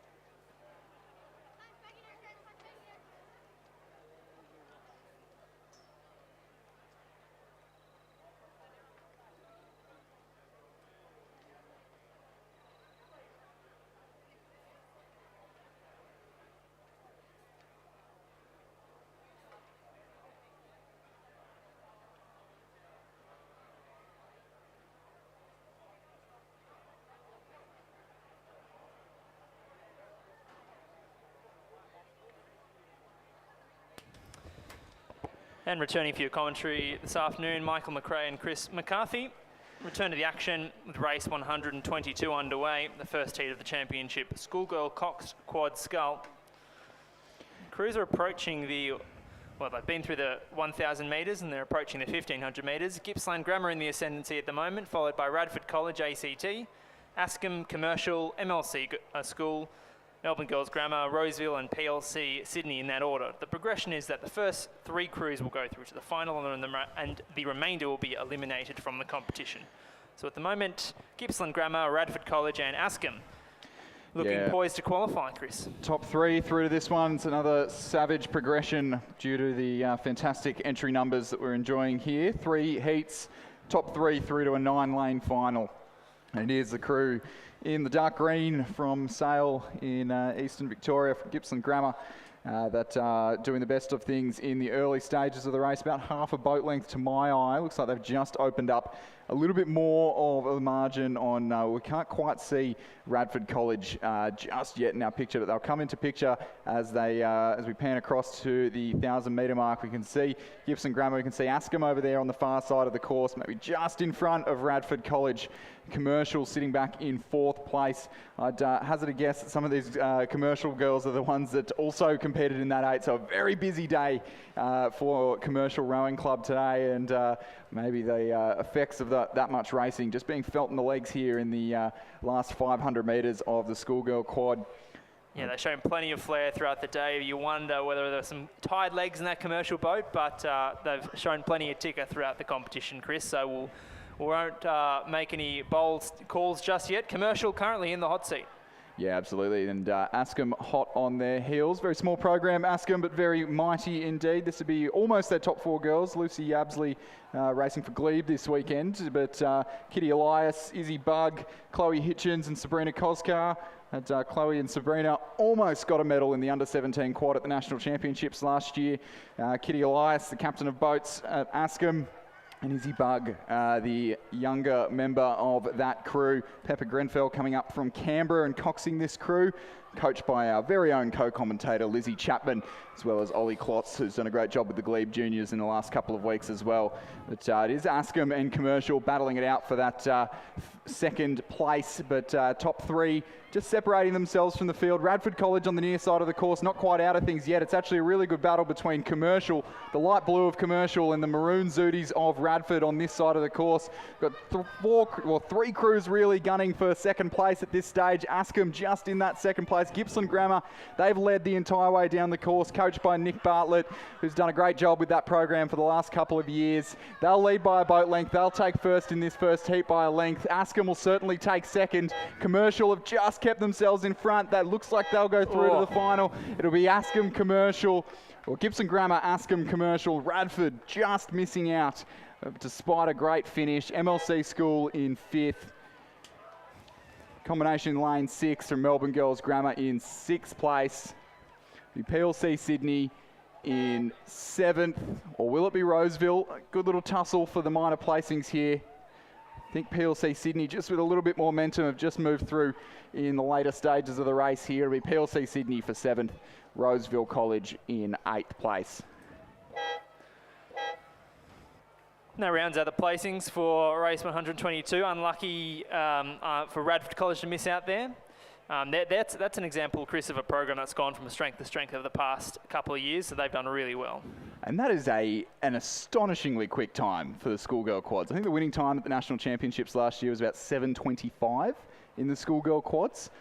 I'm gonna double check that before I start spouting on, but 7:17 in the heat of a schoolgirl quad for girls that will Gibson Grammar fairly fresh. Haven't seen them much today, but 7:17 certainly not a slow time at this point in the regatta. Yeah, blistering, absolutely, and some tired legs on board too. But for the moment, while Chris does his fact checking, we'll do the roll call for race 123. It's the second heat of the Championship Schoolgirl Coxed Quad Scull. The progression is that the first 3 boats will go through to the final at race 143 on your programs, and the remainder will be eliminated. So in lane 2, representing Canberra Girls Grammar, is Maddie Beasley, Audrey West, Mia Wiley, and Emmanuel Hoskin. They're coxed by Heidi Bell. In lane 3, representing Furbank Grammar, is Zara Excel, Brooke DiTiro, Pippa Morgan, Lorna Cairns, and their cox is Lauren Box. In lane 4 is a crew from Kinross Wallaroy School. They're represented by Sienna Wilkin, Grace Tancred, Ruby Liego, Maggie Kirby, and Emily Caro is their cox, and they're coached by Andrew Gannon. In lane 5, representing the MLC School, Clementine Hendricks, Phoebe Zion, Ashley Denton, Isabella Ung. Their cox is Steffi Liang, and they're coached by Robert Glendenning and Ashley Brooking. In lane 6, representing Northern Beaches Secondary, Tanya Hornby, Frida Kirkham, Eloise Stevens, and Elise Coates. They're coxed by Hamish Reid and coached by Rowena Meredith and Tom Schramko. In lane 7, representing the Queenwood School, is Danielle Stridham, Lucinda Doku, Winter Shervington, and Natasha Hughes. Their cox is Zara Milner. In lane 8, representing Redlands, Kira Attard, Jemima Hugman, Alana Winder, and Annabelle Huang. Their cox is Carolina Pedro Inacio, and their coach is Kate Tidbury. And finally, in lane 9, from Trinity Lutheran College, is Alina Doherty, Sophie Clifford, Emily Dobbin, Lily Fruin. Their cox is Chloe Fielding, and their coach is Eric Rowan. Yeah, so it is Northern Beaches Secondary who are leading this second heat of the schoolgirl coxed quad scull. Not typically one of the big name rowing schools, but you may know them better by their other name, Mossman Rowing Club. This combination of Tanya Hornby, Freda Kirkham, Eloise Stevens and Elise Coates were the same 4 girls who won the under-17 quad at the National Championships last year. Also took first and third in the single and first and third in the double sculls as well in that age category. So moving up into the schoolgirl category. They're up against Kinross Wallaroy, who are sitting back in second place. Sienna Wilkin in the bow seat of that crew was in the Kinross crew that won Nationals last year in a time of 7:17. So we're pretty on pace in terms of schoolgirl quads racing today. She's the only returner from that crew. Grace Tancred, Ruby Lego, Maggie Kirky, and Emily Caro, the cox, are all new to the schoolgirl quad for this year. But they'll have to fend off Trinity Lutheran, who are sitting back in third place. Doherty, Clifford, Dobbin, Fruin, and Chloe Fielding, coached by Eric Rowan, the Irishman, who will no doubt enjoy the green colours of the boat, and as they trail in third place, but reasonably comfortably clear of fourth, which is the important position in this heat. As we see in the dying light of the afternoon, the Mossman crew there on your picture, or on the big screen if you're seated in the grandstand, doing a fantastic job of things out in the head of this field. Quad rowing in a tailwind, Michael, something to behold. It's a lot of fun, isn't it? Oh, it's fantastic fun. It's almost as if the blades act as your sails on an afternoon like this. And that Northern Beaches secondary crew, as you alluded to, Chris, there are some names in that boat that are very, very familiar to the commentators that sit up in this tower. And they've enjoyed, and they've gone from strength to strength out here at the Regatta Centre. Tanya Hornby, Frida Kirkham, Eloise Stevens and Elise Coates. And their cox, Hamish Reid. And certainly their coaches have enjoyed some success over the years out here at the Regatta Centre, Rowena Meredith and Tom Schramko. are very familiar names in rowing circuits in Australia. Yeah, Tom Stramko, under-23 world champion in the quad, and Rowena Meredith, Olympic bronze medalist in the quad. So in terms of two coaches for quad sculls rowing, I don't think you can get much better than that at least in New South Wales, if certainly in Australia in this day and age. And it will be this fantastic, very experienced combination, Tanya Hornby, Freda Kirkham, Eloise Stevens and Elise Coates, who will go through and take the win in the first heat of the schoolgirl quad. 7:12.5, so a full 5 seconds quicker than the last race. Kinross in second place, Trinity Lutheran in third. It'll be reasonably tight for fourth, but largely trivial as Redlands just get up over Canberra Girls Grammar on the far side of the course. I believe that is the Canberra Girls Grammar second crew over there. Queenwood in sixth place. Furbank Grammar in seventh. Look to have maybe slightly new Zudi design this year, a little bit more distinguishable from an old Australian Zudi. And MLC School in lane 5 to round out this heat. Well, it looks as though the wind is whipping up the first half of the competition lake, making some pretty quick conditions. Certainly if the last couple of races are anything to go by, 7:17, 7:12, the times unofficially in those last two heats. But race 124 is underway. It's the third heat of the Championship Schoolgirl Coxed Quad Scull. So in lane 2, representing Canberra Girls Grammar, Sophie Frost, Emily Walker, Charlotte Bowen, Isabel King, and their cox is Eliza Miller. In lane 3, representing Gippsland Grammar, Anna Taylor, Emma Kewish, Catherine Bloomfield, Sorrel Fraser, and their cox is Grace Millington. They're coached by Nick Bartlett. In lane 4, it's another crew from Kinross Wallaroi, and they're represented by Rani Jarrick, Laura Chudley, Emily Wise, and Belle Clinton. Their cox is Jock Peterson. Their coach is Emma Fessy. In lane 5, from Melbourne Girls Grammar School is Claudia Cogler, Natalie Grant, Emily Rasmussen, and Georgia Berryman. Their cox by Brittany McCormack. In lane 6 is Newcastle Grammar, represented by Heidi McKenzie, Roxana Brown, Sadie Smart, and Annabelle McKenzie, and they're coxed by Zane Guzmarini. In lane 7, representing Radford, is Isabel Egan, Freya Teschendorf, Zara Turner, Emily Brennan. Their cox is Charles Kendall, and their coaches are Maximilian Meyer and Oscar Willink and Gordon Marks. And finally, to round out the field, is a crew from Redlands, and they're represented by Lily Weinberg, Ava Ford, Catherine Budden, and Sonia Pollock, and their cox is Lillian Chen. A little bit of a tighter affair in this third and final heat of the schoolgirl quad. We've got pictures from the first 500 metres now.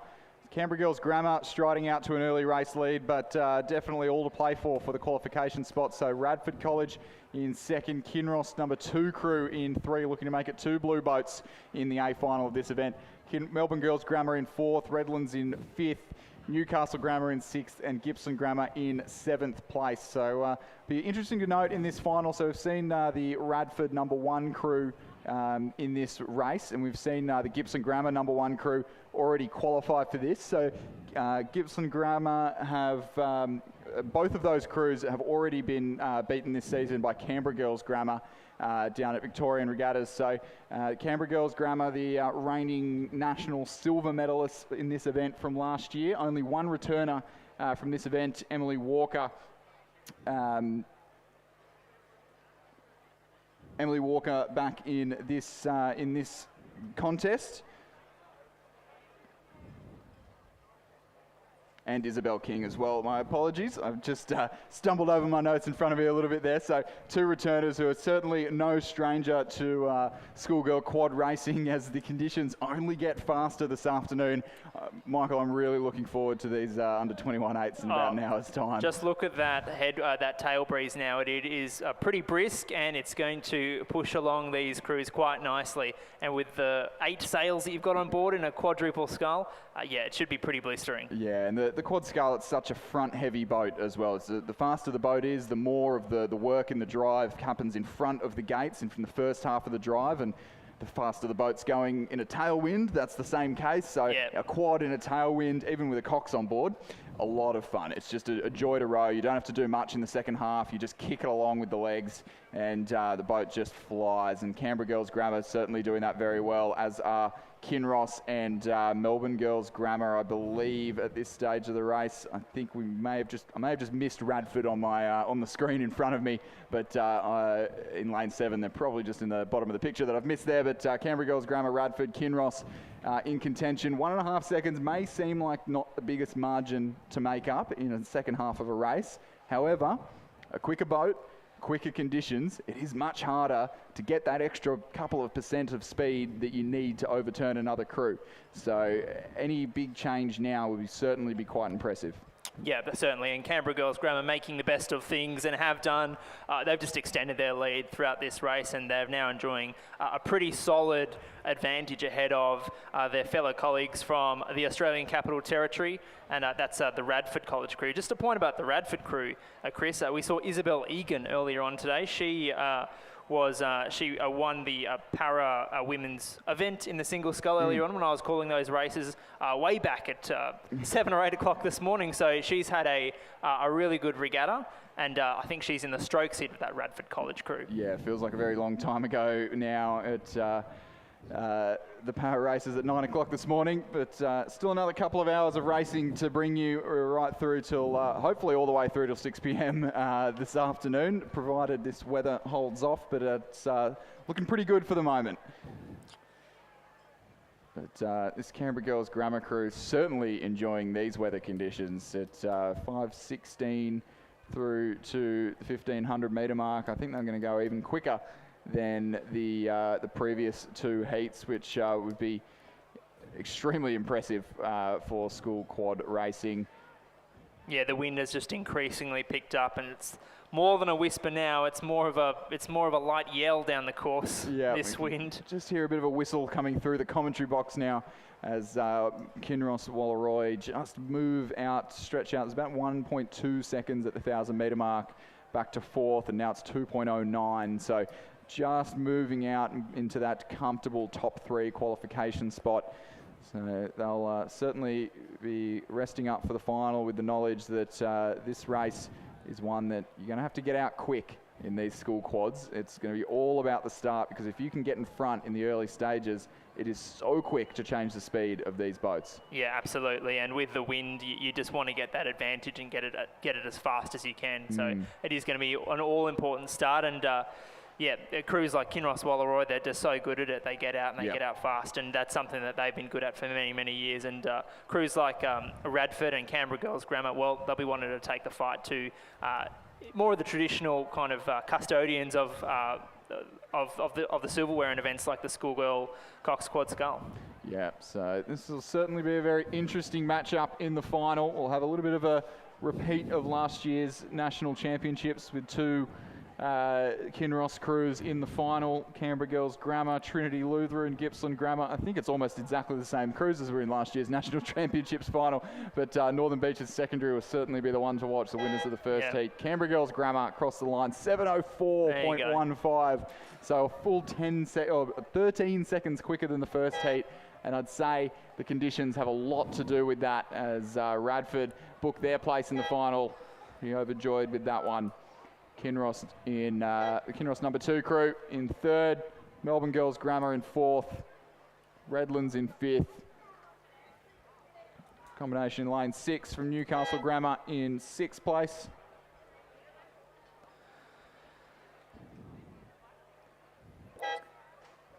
And the Gippsland Grammar number 2 crew on the far side of the course there in lane 3 to round out this 3rd and final heat of the Schoolgirl Quad Scull. Thank you, Chris. Yes, and just as the wind picks up and makes for some pretty fast racing conditions, a reminder to all coaches, competitors and supporters, please do make sure that all boats are tied down sufficiently in the boat park. The wind really is starting to pick up now, and we don't know what the weather's going to do over the next hour or 2, so make sure that all the boats are tied down properly to avoid any further accidents. And talk of quick races, I think, Michael, this is going to be a bold call. I'm going to call Australian record in this race. Australian record? Yep. So we've got Kinross Wallaroi, who are leading to the 1,000-metre mark. First heat of the schoolboy Cox Quad Scull. Cranbrook, Gippsland Grammar, Kinross, Marist College from Canberra, Newcastle Grammar, Radford College, Redlands number 2, and Southport. This Kinross crew, 3 of the 4 of them were the undefeated Kinross crew from last year, who won the Nationals, won the state champs, and at the state championships last year set a new national record of about 6:23, I believe, in that race in the Cox Quad.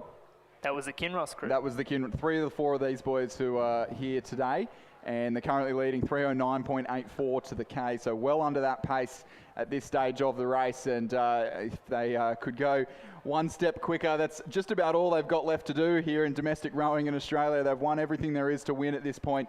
Although we will see these boys in action again tomorrow in the under-19 and the under-21 Coxless quads. So a big weekend of racing for Kinross. Yep, Harry Dimmick, Toby Buckland, Oscar Cleary, Oliver Smith. Those are names very familiar out here at the Regatta Centre. They've just gone from strength to strength, and it's been fascinating to watch them over the years come through the junior ages, and now they're into the premier event, the schoolboy Cox Quad Scull. And as you said, Chris, they've got some real pedigree in this event, and hoping to go one better today.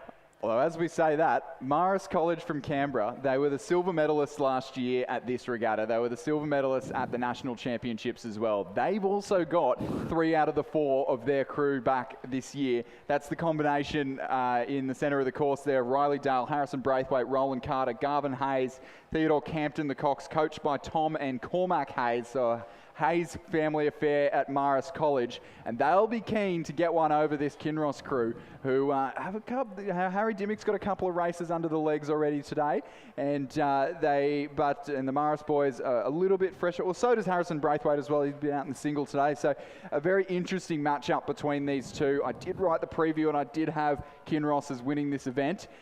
If they know they're on for a new record, I'm sure they're going to be pushing all the way to the line here. Worth noting as well, the Southport school on the near side of the course, who have just snuck up on me a little bit, but they're almost level pegging with our leading 2 crews. Radford are about half a length back. This is going to be a superb sprint to the line in very fast conditions in the schoolboy Quad Scull. This Southport school crew, half of the first 8 that we saw today, take a bronze medal in the championship schoolboy 8. Kine Baird, Matthew Coleman, Harrison Howard, Leonardo Hughes. Here they go. Southport School on the near side of the course. They are really taking the fight to Marist College ACT and Kinross Wallaroi. Southport have come through really strongly in the last 250 metres, and now the boys turn red with only 75 metres to go.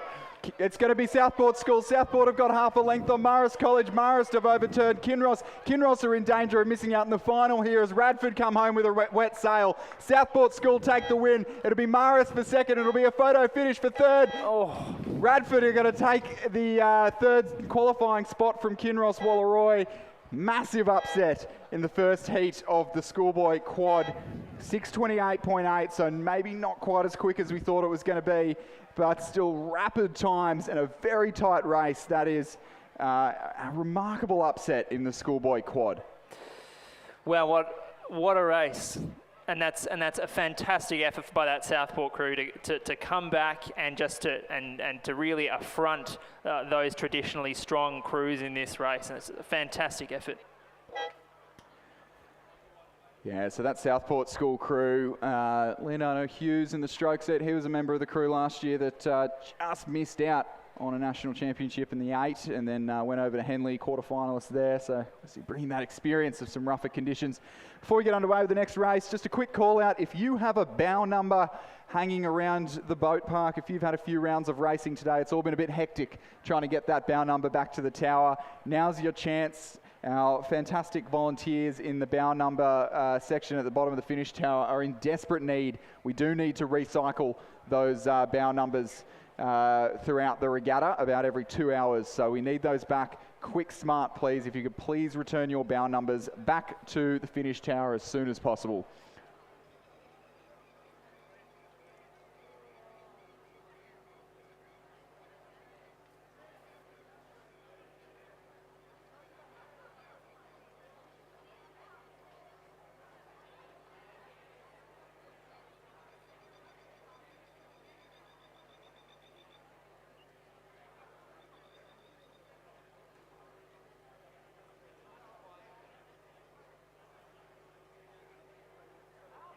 So Heat 2 now well and truly underway in the third 500 of the championship. Schoolboy, Coxed, Quad Skull, St Augustine's in lane 2. Rory Parker, Jason Cow, Henry O'Hare, Hamish Wise, Henry Goldsworthy, the Cox. Redlands in lane 3, Cranbrook in lane 4, Hunter Valley Grammar School in lane 5. Kinross number 2 crew are early race leaders in lane number 6, Newcastle Grammar in 7, and Marist College number 2 crew in lane 8. So a couple of second quads in this race, but with an incentive to make it through to the final. But also St Augustine's on the far side will be ones to keep an eye out for. As they approach 1,500 metres road, it does looks like Redlands as well, who have been one of the few crews to challenge Kinross Wallaroi, who we just saw knocked out in that earlier heat, but have been the favourites all the way through the season. And Redlands now going bow ball to bow ball with the Kinross number 2 crew, and Newcastle Grammar there sitting back in 3rd, St Augustine's in 4th at the 1,500 metre mark.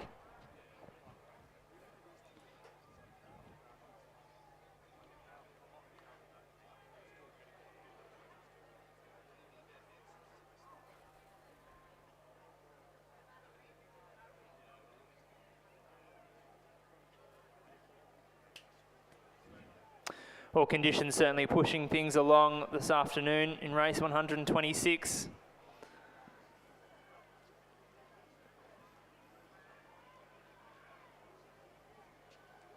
Redlands and Kinross Wallaroi in the lead, but Redlands have got a narrow margin indeed as they came through the 1,500. It was only 0.47 in it.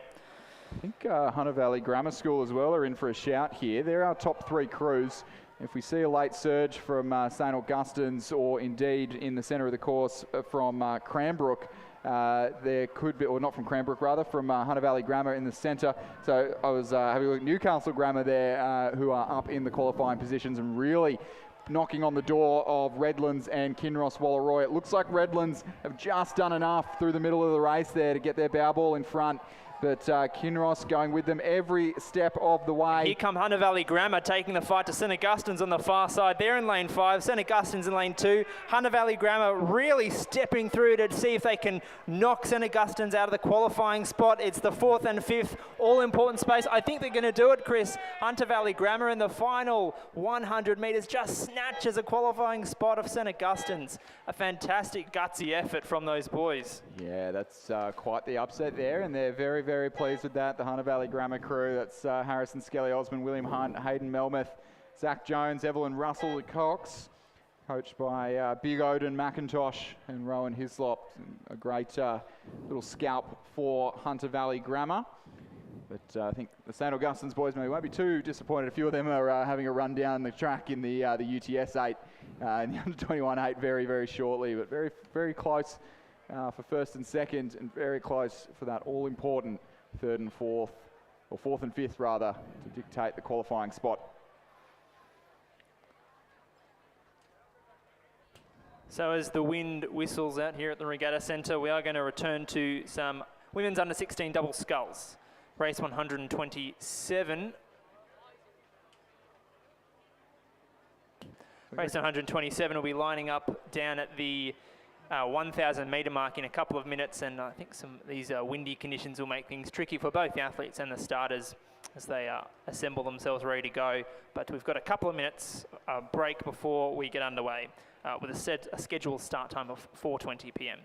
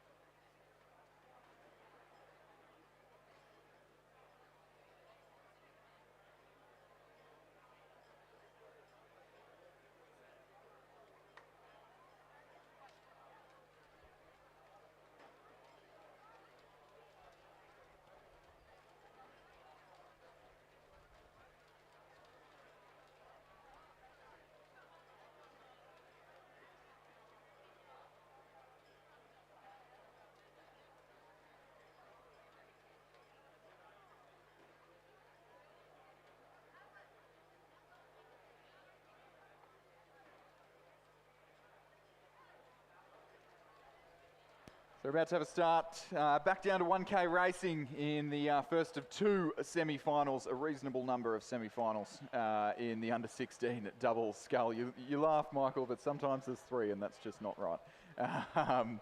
Definitely tricky conditions down on the start line for an unheld start in the under-16 double sculls. In these tailwind conditions, as the rain is just starting to land on the window of our commentary box up here.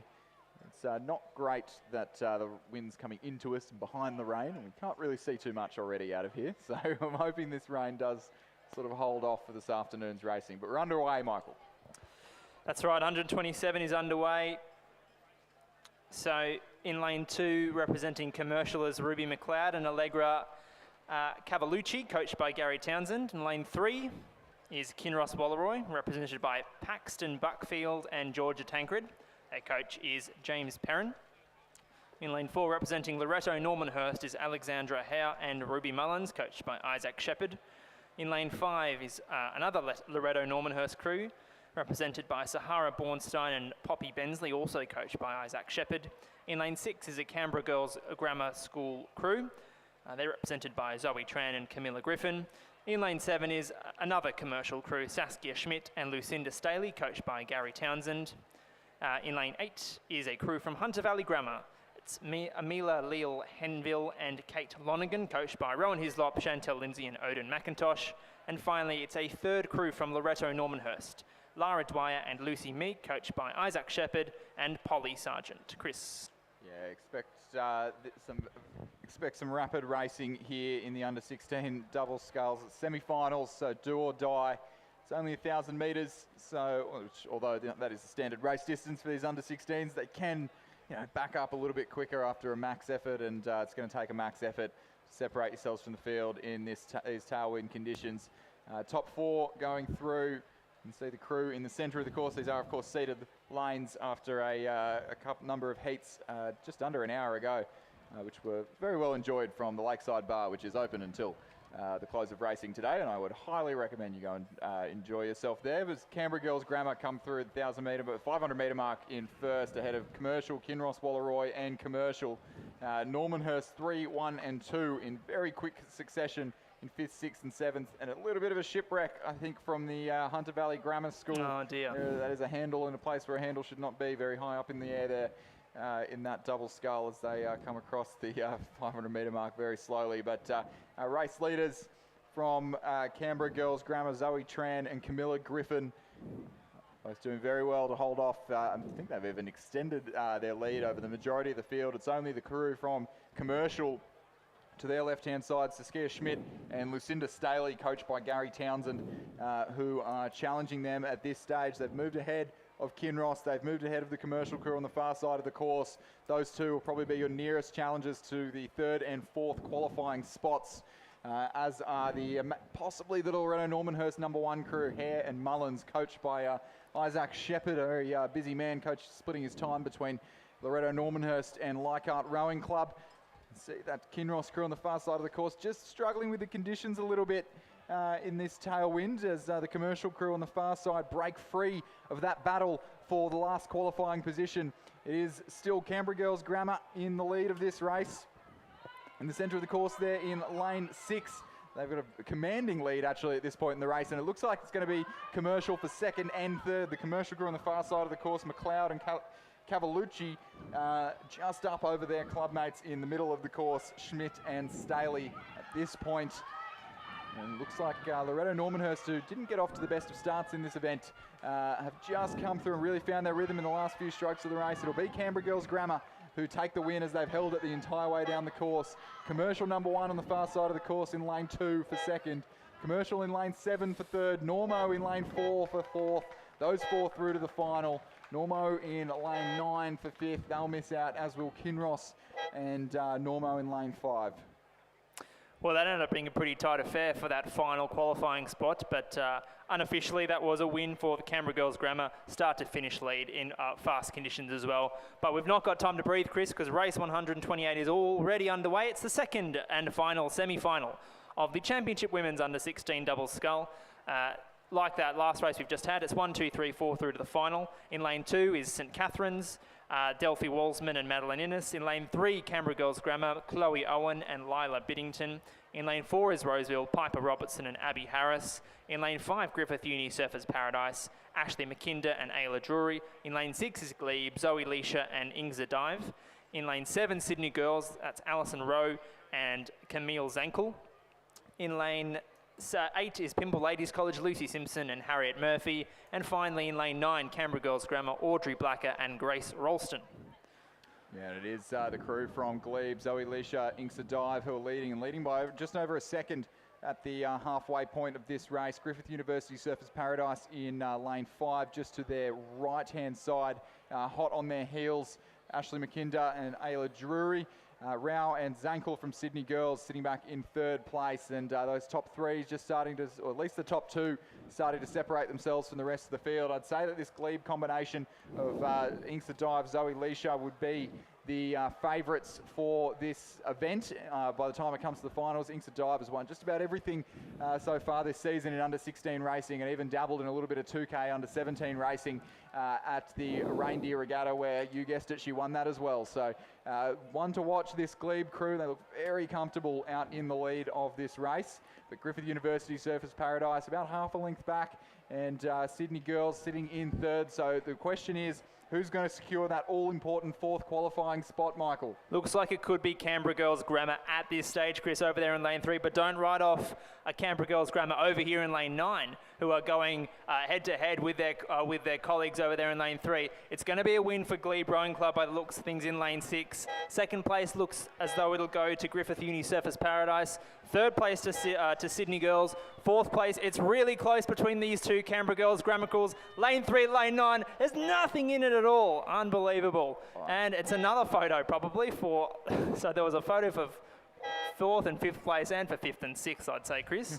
And that leaves us with 8, St Catherine's in 8th place. Yeah, I would hazard a guess it was that lane 9 combination from Canberra Girls Grammar that might have just gotten through there, but we'll wait for the confirmation of results from that photo finish. Well, if you're joining us on the live stream, you can have a look at this action replay for that final qualifying spot between those two crews from Canberra Girls Grammar. Plenty of pride on the line for that one, I would hazard a guess.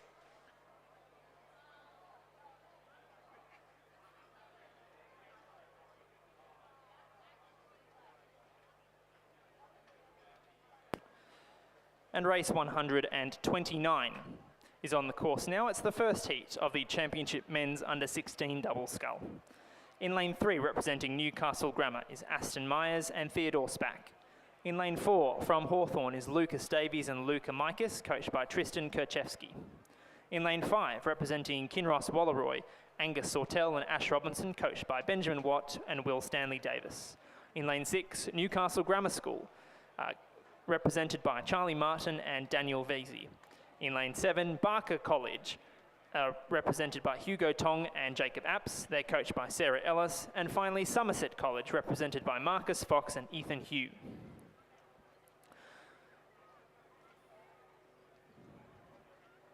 Coming into the final 250 metres of this race, it's the crew from Hawthorn over there in lane 4. That's Lucas Davies and Luca Mikas, who are making the best of things in these quick conditions. Kinross Walleroy looking as though they're in 2nd place. That's in lane 5. Somerset College currently occupying 3rd place, but by a narrow margin. And in 4th place, it was Newcastle Grammar, who are currently holding off their colleagues also from Newcastle Grammar in lane 6. So we're looking for this all-important 4th qualifying position. It looks as though Hawthorn will go through in 1st place, relatively untroubled from a fast-finishing Somerset College, who might snatch the lead. No, they won't. So a win for Hawthorn. 2nd place to Somerset. 3rd place goes to Kinross Walleroy in lane 5. 4th place, it's going to be close, but it'll be taken by a Newcastle Grammar in lane 3. So they will qualify. They will take the final qualifying spot. That's Aston Myers and Theodore Spack, ahead of their friends and colleagues Charlie Martin, Daniel Vesey, also from Newcastle Grammar. And 6th and finally, Barker College's Hugo Tong and Jacob Apps cross the line.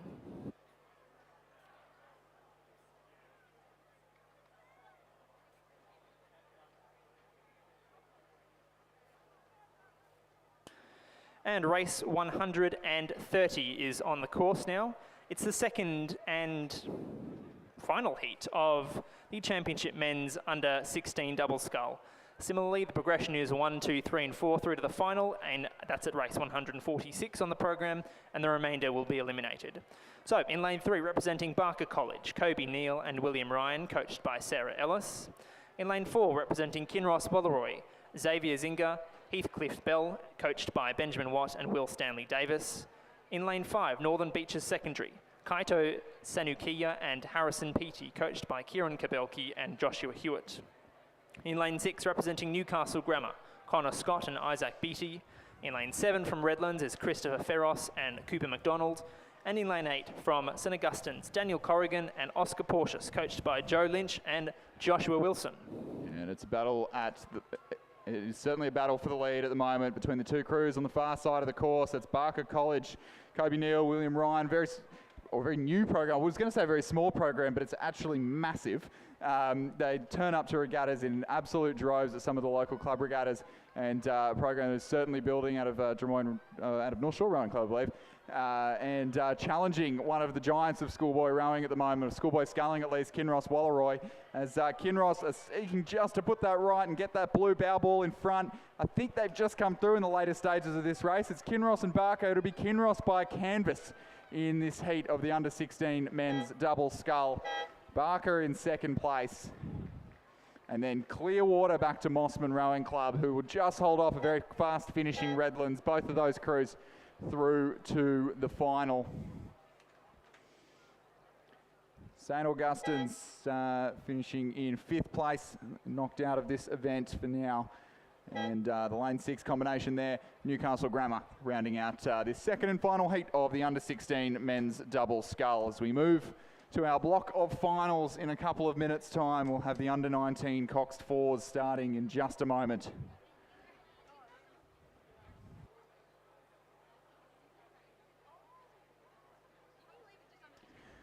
So we're just waiting for, looks like just waiting for Roseville College to find their way onto the fingers,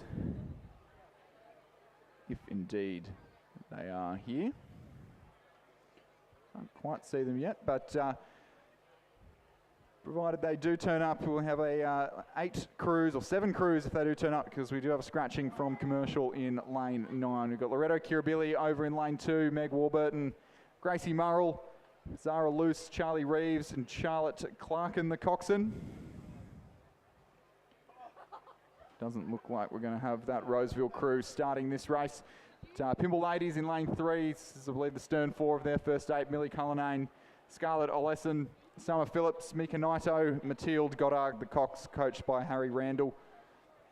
University of Queensland in lane 5, Phoebe Cannon, Gabrielle Ryan, Ella Welsh, Danielle Watt, and Lauren Brosnan, the Cox, coached by Philip Bourgeonon, John Pettigrew and Sally Keogh. Kinross Wallaroi in lane 6 in the blue boat there, just to the right of the 2 crews that you can see in front of you. The 2 crews both sporting a bucket rig on the 2 and 3 seats on the bow side. It's the Kinross crew of Lucy Reedy, Olivia Searle, Xanthi Staniforth and Tessa Wong. Philippa Martin, the Cox. They won the heat of this one exceedingly easily, down at rate 19. I think they were almost doing drills as they crossed the finish line, so there'll be one to watch in the centre lanes there. Queenwood in lane 7, Zara Taylor, Grace Bennett, Gemma McLaren, Eva Thompson. Melody Yin, the Cox, coached by Kieron Glynn and Ella Davidson. And a composite from Wendouree Ballarat and Ballarat City.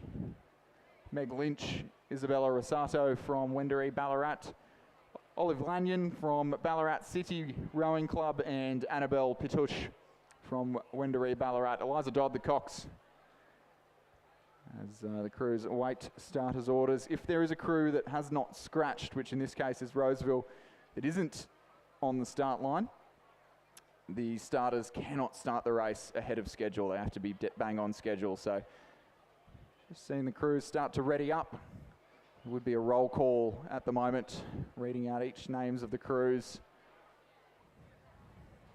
University of Queensland making some last minute adjustments to their course. Looks like a little bit less blustery conditions down at the start line, making the coxswains' jobs nice and easy. Much easier than the Aligners had at the 1,000 metre start line for our last 4 races. Yeah, that's right, Chris. There's nothing quite as difficult as being a starter on the 1,000 metre block on a windy Saturday afternoon at Cirque, but looks like we're almost ready to go in race 131, the Championship Women's Under-19 Cox 4 final for the Championship of New South Wales. And here we go. Yeah, all crews off to a pretty good start there. Nice and patient from Kinross, nice and patient from University of Queensland, just a little bit frantic from Queenwood and from the crew to their left from Wendouree Ballarat. This Queenwood crew very well credentialed.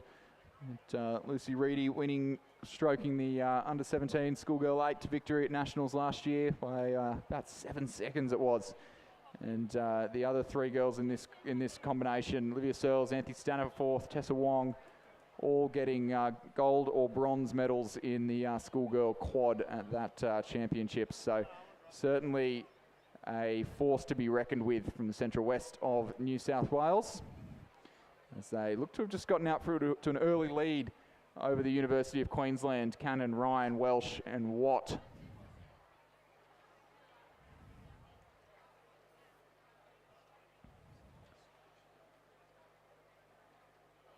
Gabriella Ryan there in the University of Queensland boat was silver medalist in the schoolgirl single at the National Championships last year. So another sculler or another athlete with some big results to her name. And I see the Queenwood crew on the right-hand side really sticking with Kinross Walleroy in the first 500 metres. It's a fantastic camera on the umpire's boat. It's giving us a good view of the top 3 battle. It looks to be Kinross from Queenwood and University of Queensland. And then on the far side of the course as well, Loretto Kirribilli. Oh, look at this, Chris. Isn't that fantastic? Bow balls crossing almost in unison, those first 4 crews through the 500 metres. Hopefully those crews can maintain their intensity throughout the race, and will have a bit of a blanket finish coming through to the last 500 metres. Yeah, 146 to the first 500. It's quick for a schoolgirl 4 as well. This is shaping up to be an absolute ding-dong battle down here. We mentioned earlier about the tailwind conditions and how that can change the speed throughout the race. The Cox 4, it looks like it may have just died down a tiny bit in the last 10 minutes. So a little bit more neutral conditions, but the Cox 4 as well, it's a slower boat.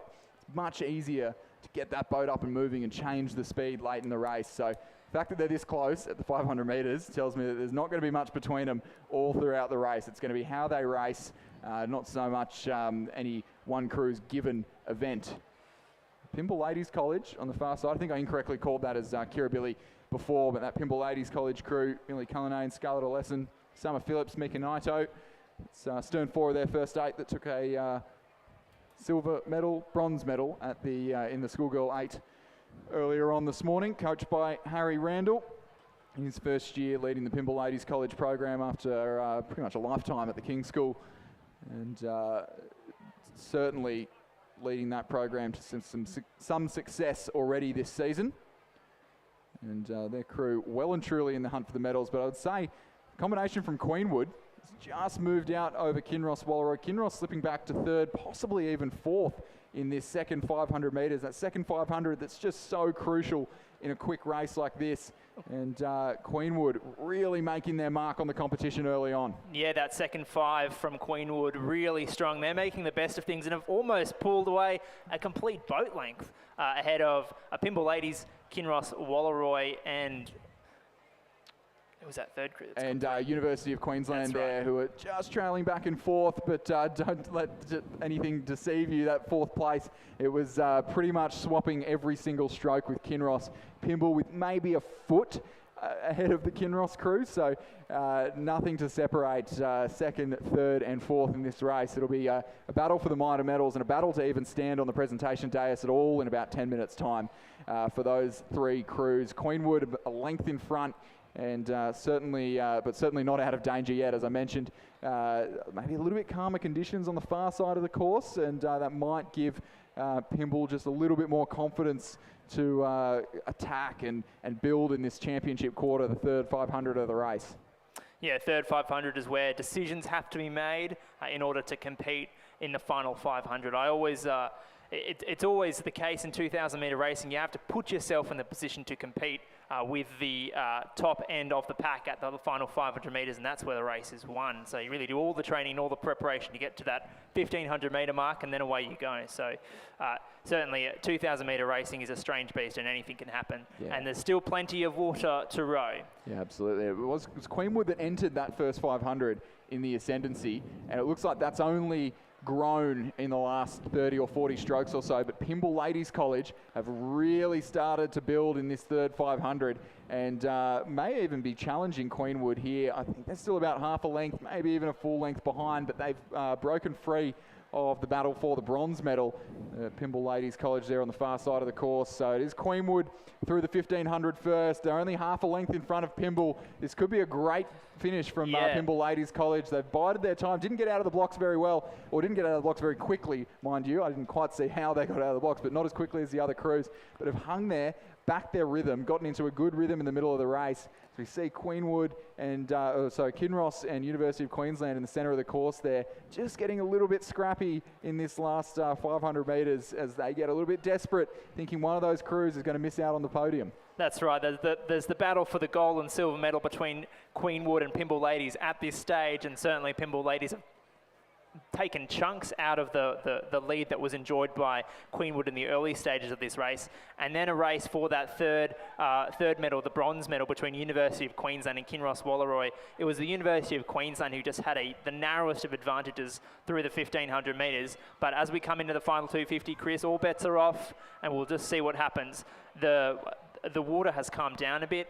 The rain is steadying things out, so good conditions for wines. Yeah, and we shouldn't even be too surprised with this the performance of this Queenwood 4. Zara Taylor, Gemma McLaren, they were in the Queenwood 4 that took the gold medal in this very event at the National Championships last year, and they were just behind at the first 500, really got into their rhythm and just walked on the rest of the field in the latter stages of this race. Pymble Ladies College, they've tried their best to go with them. They've done really well to break themselves free of the battle for the bronze medal, but Kinross at Wallaroi, they seem to be struggling in the middle of that race. They couldn't quite respond to what University of Queensland were putting down, but it looks like a move entering the last 500 metres has really put themselves in contention for a spot on that presentation dais. It'll be Queenwood School who take an all-the-way win in the under-19 women's Coxed 4. They'll be your state champions. Pymble Ladies College will secure the silver medal. Kinross Wallaroi getting the better of a very close tussle with a very well-credentialed University of Queensland crew. Unlucky to miss out on the medals there for fourth place. Yeah, it's a fantastic tussle between Kinross and the University of Queensland, the latter having to settle for fourth place. Just coming in to complete the minor placings in fifth place, it'll be a Wendouree Ballarat Composite out of lane 8, and then over there on the far side of the course, Loretto Kirribilli in lane 2.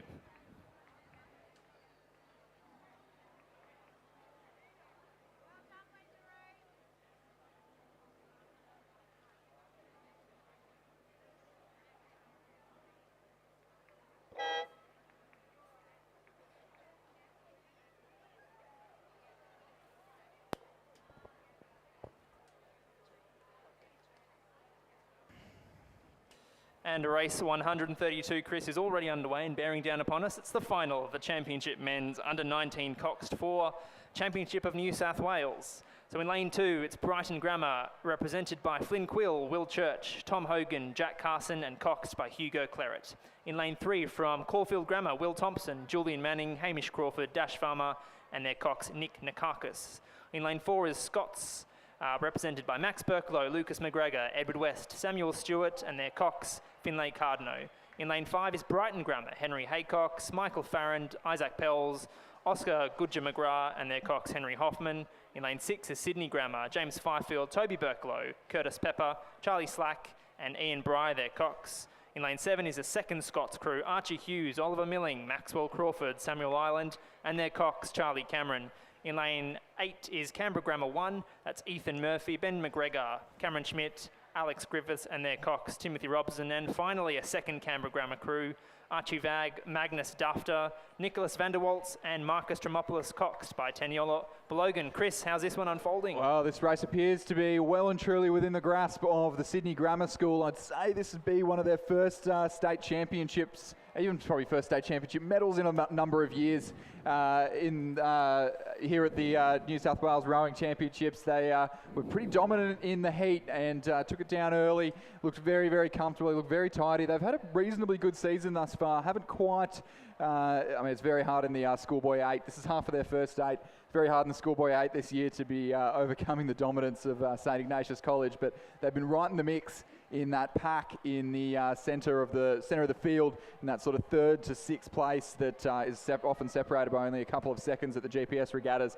But jumping into the Coxed 4, into the lead sled, the meat taxi that provides so much rhythm in these tailwind conditions, and they look to be really enjoying themselves out at the head of the field. That's the crew of James Fifield, Toby Berkalow, Chris Pepper, Charlie Slack, Ian Beer of the Cox, Stephen Tong, the listed coach of that crew. But it is a massive battle unfolding between the 2 Brighton Grammar crews, the 2 Tonners crews, and the Scots College. That's half the Scots first 8 there in lane 4. Berkalow, McGregor, West, and Stewart, who are currently doing the best job at securing themselves a silver medal. It'll be an all-the-way win for Sydney Grammar School here in the under-19 men's Coxed 4 in a very quick time indeed. The Scots College will come through for the silver. It's going to be neck and neck between the 2 Brighton Grammar crews. It'll be the one in lane 5 that takes the bronze medal from their classmates over in lane 2. Will settle for 4th. Canberra Grammar in lane 8 in 5th place. Scots number 2 crew in lane 7 in 6th. Canberra Grammar 2 in lane 9 for 7th place. And the crew from Caulfield Grammar over in lane 3 for 8th place. What's another compelling race, Chris?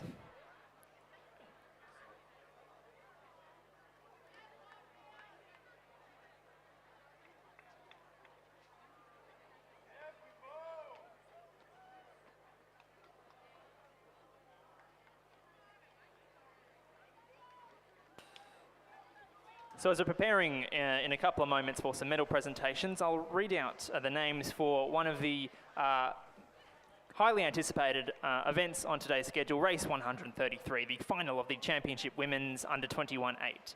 So in lane 1, representing St Catherine's School is Melanie Poulos, Lucy Hall, Sarah Rupnick-Williams, Eveline Stidger, Alice Steed, Isabel Yardley, Matisse Borthwick, Florence Hennessy, and their Cox, Georgia Parks, coached by Jared Watson and Annabelle McIntyre. In lane 2, representing Wesley College, Zara Millard, Olivia Nicholson, Scarlett Rosshander, Neve Horsley, Zara Hirsch, Zali Wheatley, Therese Matheson, Zara Schmidt, Zoe de Acosta Alves is the Cox. So in lane 3 is a crew from the University of Queensland. In lane 4 is a composite of Sydney Rowing Club, Swan River Rowing Club and Glebe Rowing Club. In lane 5 is the crew from Sydney University. Lane 6 from Melbourne University. There's a scratching in lane 7 from Geelong College. In lane 8 is a crew from UTS, Haberfield, and in lane 9, Burbank Grammar. Yeah, very hotly anticipated event. This is one of the big major events, the big draw cards for school rowers after they finish school, the Under-21 8, and there's a number of school crews present here as well. So we've got 5 club crews from Sydney Rowing Club, a composite with Swan River and Glebe, UTS Haberfield, Melbourne University, University of Queensland and Sydney University boat clubs all in this event, as well as a number of school crews, Burbank Grammar, Wesley College and St Catherine's, who managed to eliminate Mercantile from the heats. It was Sydney, I believe, were the quickest in the heats of this event, but they were neck and neck, bow ball to bow ball at the first 500 with a very well-credentialed UTS crew. 7 of the 8 of these girls were a member of, are alumni from St Catherine's a couple of years ago. The one outlier from that, Charlie Griebel in the bow seat from Roseville College, but the rest of these girls all well experienced with trips to Henley Royal Regatta, national championships medals under their belts. They know a thing or two about 8s racing, and they've come up against a very good crew here from Sydney Rowing Club, Swan River and Glebe in the centre of the course. You can see in the centre of your picture coming through the 1,000 metre mark. UTS are going to come into your picture in a second as well. Melbourne University just under a boat length behind, so it's Sydney, Melbourne University and UTS through the 1,000 metre mark. And we'll quickly run to the presentations of the Under-19 Cox 4.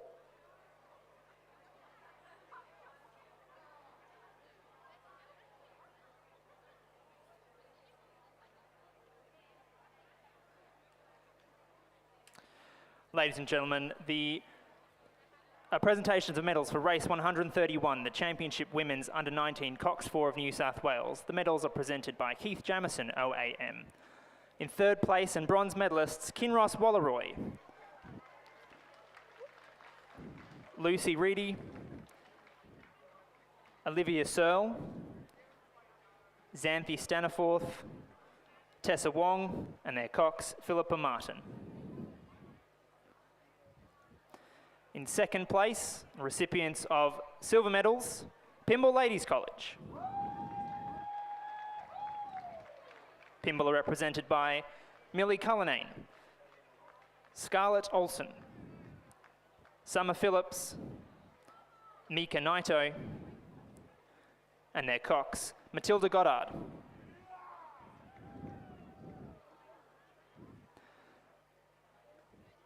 Gold medalists and New South Wales champions in 2025, Queenwood. Queenwood are represented by Zara Taylor, Grace Bennett, Gemma McLaren, Eva Thompson, and their cox is Melody Yin, coached by Kieron Glynn and Ella Davidson. And as we turn our attention back to the racing at the 1,500 metre mark of the under-21 women's 8, it was the Sydney Rowing Club crew who were in the lead. Melbourne University in second, UTS, our early race leaders in third. Sydney University are well back, 5 seconds back. They won this event the last couple of years. They've had a stranglehold over this event pretty much for the last decade, the most successful crew in the under-21 8s. But this year, look, every chance to finish off the podium as the Sydney Rowing Club crew, stroked there by Georgia Montague, who went to the Junior World Championships a couple of years ago in the 4, won the Youth 8 for Queensland last year, and is now looking to add the under-21 8 to her trophy cabinet. A couple of other junior representatives in this boat, Lucy Yabsley in the centre of the boat, the Glebe Rowing Club athlete in the quad last year, just fresh off a medal in the under-21 single scull earlier this morning. Lila Fieves from Swan River Rowing Club in the centre of the boat there. She was at the Junior World Championships as well in 2024, so a very well-credentialed crew from Sydney Rowing Club. But Melbourne University Boat Club, they raced the heat exceptionally hard. They didn't take it down in the closing stages of that race, and it looks like they've got just a little bit of work to do. They're coming home strong and a real tilt at the win from Sydney Rowing Club, but it looks to be too little too late from Melbourne University. The battle for the bronze medal is well and truly on. UTS are holding that position at the moment, but University of Queensland pushing on them strong. Sydney University, after a slow start, are well in the race, but they're not going to finish in the medals at this stage. It is going to be an all-the-way win for Sydney Rowing Club. Swan River and Glebe in the women's under-21 8 for 2025. Sydney Rowing Club take the win. Melbourne University Boat Club, they take the silver medal in the under-21 8. UTS will come home with the bronze. University of Queensland, 3/4 of a length out of the medals. Sydney University Boat Club in 5th place. Furbank Grammar overturning St Catherine's for 6th place, which I would say is somewhat of an upset for the minor positions in this race, but a fantastic row from Sydney Rowing Club as Wesley College, who had a great heat to make their way into this final, finish in 8th place.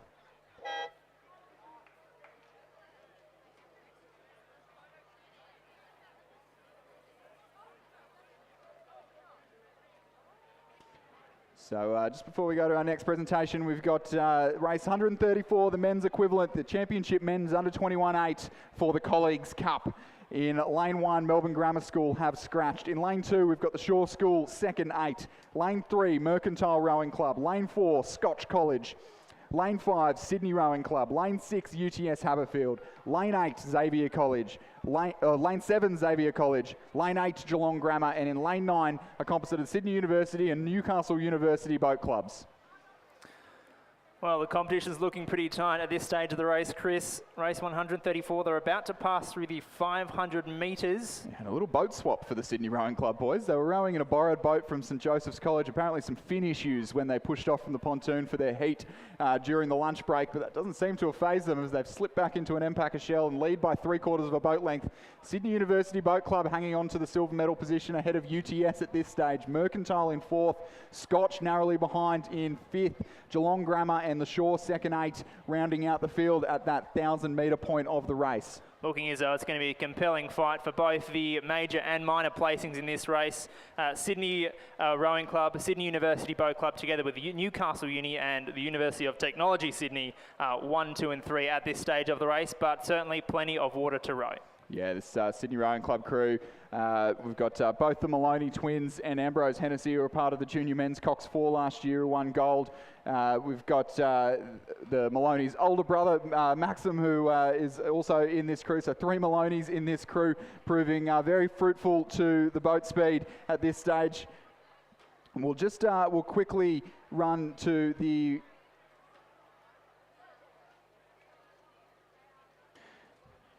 we'll do our presentation just after this race has concluded. But the Sydney Rowing Club crew, coached by Brooke Robertson, Shane Mulvaney, both with international experience themselves. Brooke Robertson from the New Zealand 8 a number of years ago.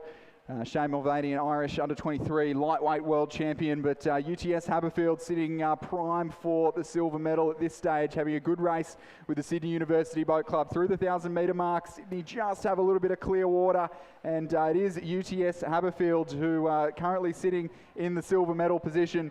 That's the combination of Edward Kelly, Caelan Routley, Will Pender, Will Clubb, Lawson Banks, Joe Lynch, Jack Power, who's just fresh off an under-21 single win, Luca Malozzi, Ryder Taylor, the coxswain, a junior world champion himself, and some UTS members in that boat who have had a couple of runs down the course for their school colours for St Augustine's earlier on in the afternoon. They're fending off the Sydney University crew, Alex Tetley, Finlay Mitchell, Angus Mitchell, Charlie Baker, Treffin Stamboli, Gus Sesiolka, Campbell Wickham, Will Rogers, Jono Yates, the coxswain, coached by Don McLaughlin, and they're currently sitting in the bronze medal position. I understand that Sydney Uni 8 has only really gotten together this week, so a fantastic effort for them to be on the podium, but we're going to have 3 New South Wales 8s on the podium of the men's under-21 8. It's going to be more than likely Sydney Rowing Club for the Colleagues Cup. UTS Haberfield crew, the Teal Blue Strikes in their Felipe shell, are coming back at them hard, but I think Sydney Rowing Club have done enough in the early stages of this race. They're in the red boys of the last 100 metres of the under-21 8. Sydney Rowing Club are going to go back-to-back. They're going to do the double in the under-21 8s. The first year that this event will be at the National Championships, but at the State Championships here in New South Wales, it is a Sydney Rowing Club show in the men's and women's under-21 8s. Sydney Rowing Club take the win. UTS with a fast finish, but not quite enough to take the win. They'll settle for silver. Sydney University Boat Club will come home for the bronze. Mercantile in 4th place. Scotch College in 5th. Xavier in 5th place. The Shaw second 8 in 6th, having a great race with Geelong Grammar for the final position in this men's under-21 8s race. Well, thank you, Chris, and it's been compelling racing in both the men's and women's under-21 8s, but we'll turn our attention for the moment to the medal podium for the presentation of medals for the Championship Men's Under-19 Cox for race 132 on the program.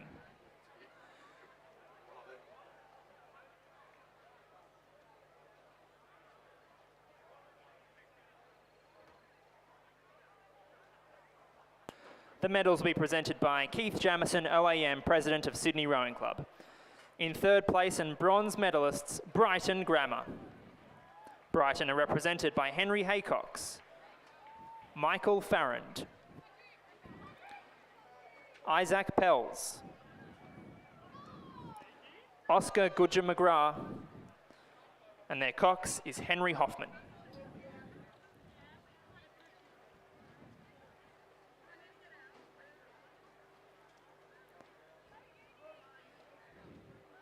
In 2nd place, and recipients of silver medals, the Scots College. Scots are represented by Max Berkeloy, Lucas McGregor, Edward West, Samuel Stewart, and their cox, Finlay Cardno. Scots are coached by Judith Ungemark.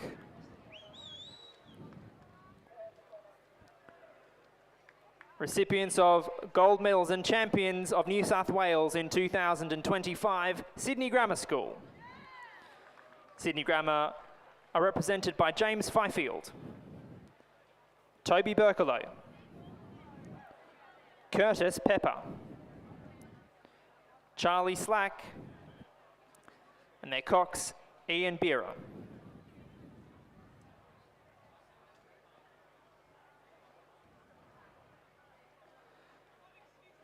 Please put your hands together for your champions and medalists in the men's under-19 coxed 4.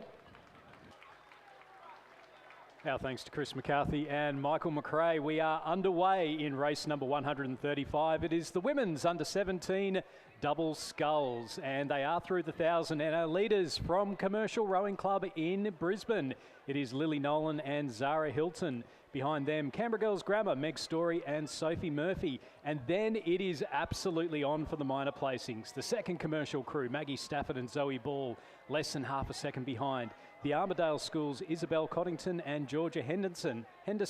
Just in behind them in fourth, Centenaries, Chelsea Skipper and Chloe Robertson in fifth. Commercials, Evie Kendall and Olivia Newen in sixth. Nepeans, Ellie Taylor and Sophia Whitelaw in seventh. And then Centenaries, Angela Kamalatkova and Scarlett Hall making up our field there. So our rowers just coming into the final stages there of the women's under-17 double sculls.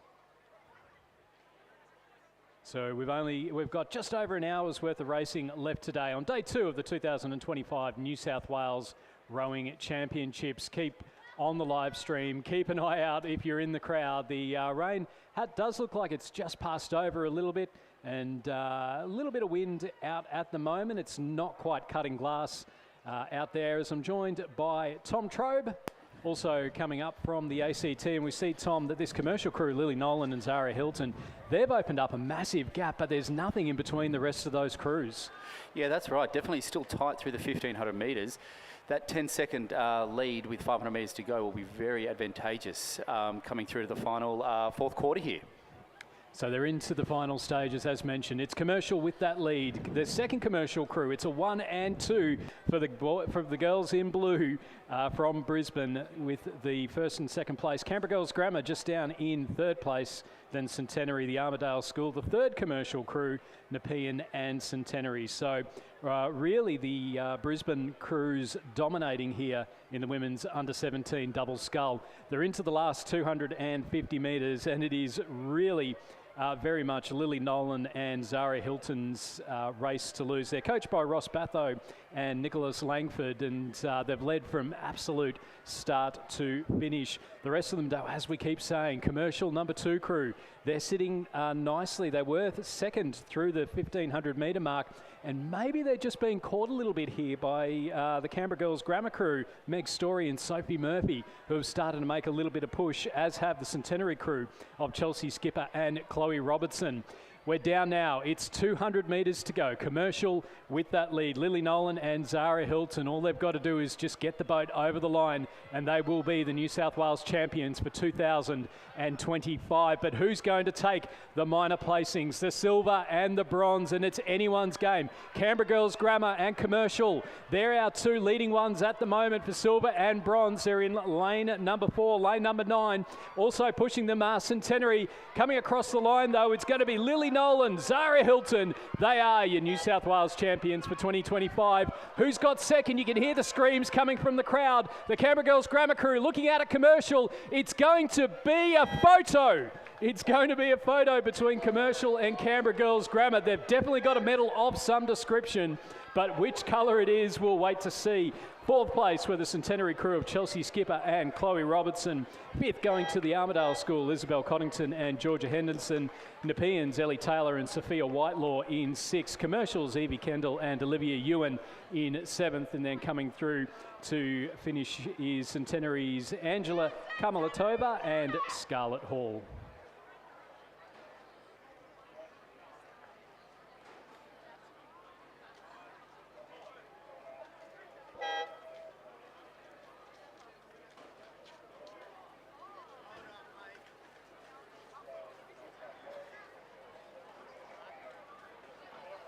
So we're just waiting for the presentation for the women's under-21 eights. We'll just quickly go through the roll call for the men's under-17 double sculls.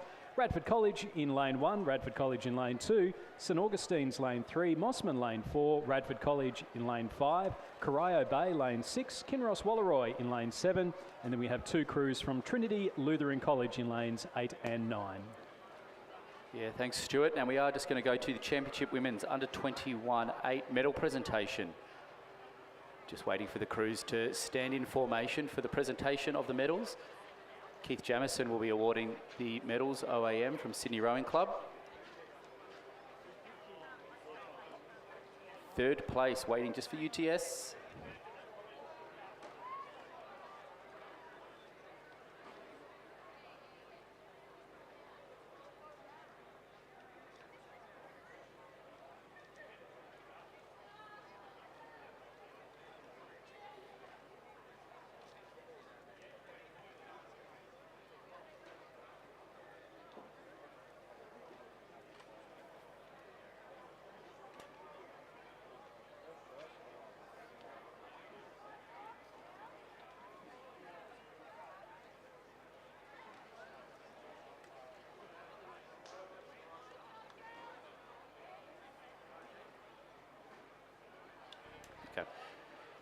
And as we're going for the presentation for the Championship Women's Under-21 8, in third place from UTS, we have Charlie Gabriel, Audrey Stinger, Sienna Morgan, Zoe Fallon, Bianca Rupnick-Williams, Madeline Madeline Swain, Layla Gaston, Sophie Castellas as the cocks, and coached by Sam Fennessy and Tim McLaren.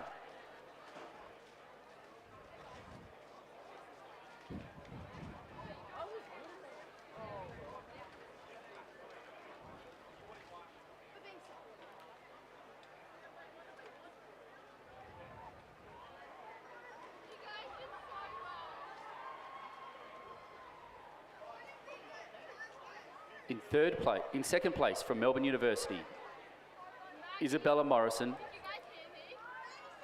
Lola Dunnan, Amy Crow, Scarlett Shelton, Lulu Burney, Frankie Diva, Chloe Nevins, Meg Dumbrell, and Ivy Jones is the cocks.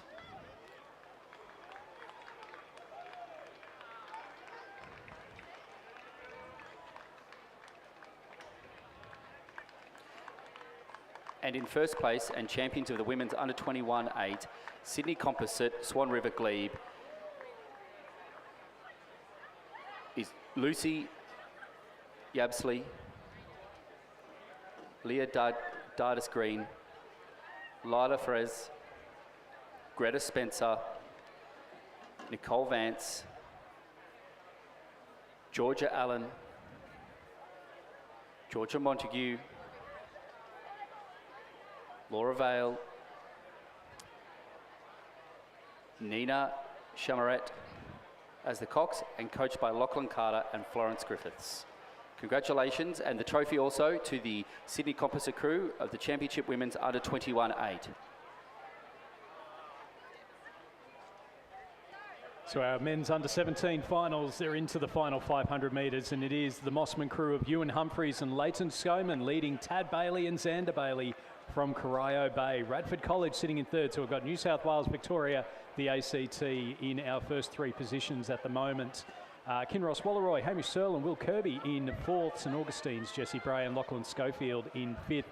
Trinity Lutheran College, Zach Wood and Kai Lice in sixth. Radford College's William Fraser and Kieran Brennan in seventh. Darcy Barlow and Charlie Viber also from Radford in eighth. And then Trinity Lutheran, Noah Parker and William Horsey in ninth place. Our leading 2 crews, though, well, it's been a big push from Ewan Humphreys and Leighton Skoman. They were second going through the 1,000 metres, sitting behind Corio Bay, but they are absolutely moving that boat at the moment. And the red and white stripes of the Mossman Rowing Club look like they're going to go away with the win. They've got a boat length lead over the pit double from Corio Bay, Tad and Xander Bailey. It's going to be a win there for Mossman Rowing Club. Ewan Humphreys and Leighton Scoman, coached by Rowena Meredith and Tom Schranko. Coming through in second place, Tad and Xander Bailey from Corio Bay Rowing Club down in Victoria. And then to make it a triple state and territory thing, we've got Radford College's Alexander Talby and Charlie Knight coming through and winning the bronze medal. They'll finish just ahead of the St Augustine's crew in lane number 3. That's Jesse Bray and Lachlan Schofield. And then they've finished ahead of Kinross's Hamish Searle and Will Kirby. Trinity Lutheran, Zach Wood and Kai Lice finishing in 6th place ahead of William Fraser and Kieran Brennan from Radford College. Behind them, Darcy Barlow and Charlie Viver, also from Radford, with our final crew from Trinity Lutheran coming through in 9th place, and that is Noah Parker and William Horsey. Yeah, great, Stuart. Nice close racing back in the pack there for the under-17 double. We are now going to step up to the Championship Women's Elite Double Scull. In lane 2, a Uni Queensland Sydney University composite of Molly McCausland and Elizabeth Newell, coached by Thomas Lurick and Michael Russell. In lane 3, from a Bucks composite with Tassie Uni, is Olivia Yates and Alana Edwards. In lane 4, a Melbourne University UTS Haberfield composite of Sarah Fard and Romy Cantwell. In lane 5, an ANU composite of Grace Seifer and Catherine Kahn. In lane 6, from Team Japan composite, we have Elizing Hayes and Shiho Yakinawa, coached by Thomas Lurick, Ellen Randall and Sierra Hakching. From Centenary Rowing Club, we have Jessica Malcolm and Sophie Malcolm. In lane 8, from ANU, we have Laura Kelly and Alexandra Moylan. And in lane 9, in the Sydney composite with Toowong, we have Gabrielle Gerard and Madison Joins.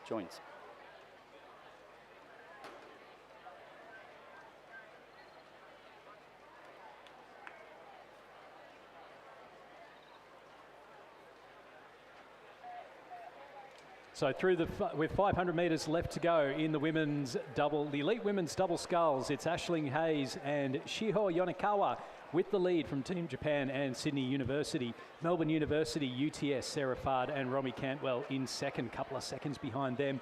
And then the intriguing combination from ANU and Sydney Rowing Club of Grace Seifer and Catherine Kahn in third. Centenary, the Malcolm sisters, Jessica and Sophie in fourth. Bucks and Tasmania University composite of Olivia Yates and Alana Edwards in fifth. ANU's Laura Kelly and Alexandra Moylan in sixth place. University of Queensland, Sydney University composite of Molly McCausland and Elizabeth Newell in seventh. And then Gabrielle Geldard and Madison Joins from Sydney and Toowong in eighth place. So final 250 metres now, and it is still our leading crew from Team Japan and Sydney University. But there is a move coming up from Sarah Fard and Romy Cantwell from Melbourne University, sitting in second place. They've got just over a boat length left to go. There's 200 metres. There's enough time if they're quick enough, but you can't imagine that this other crew are going to let them go past without a battle. You can just see now that Melbourne University UTS composite starting to up their rates, and now the Team Japan Sydney University composite, they've seen it, they've seen the danger, and they've upped their rate as well. They've kept it out at about a boat length.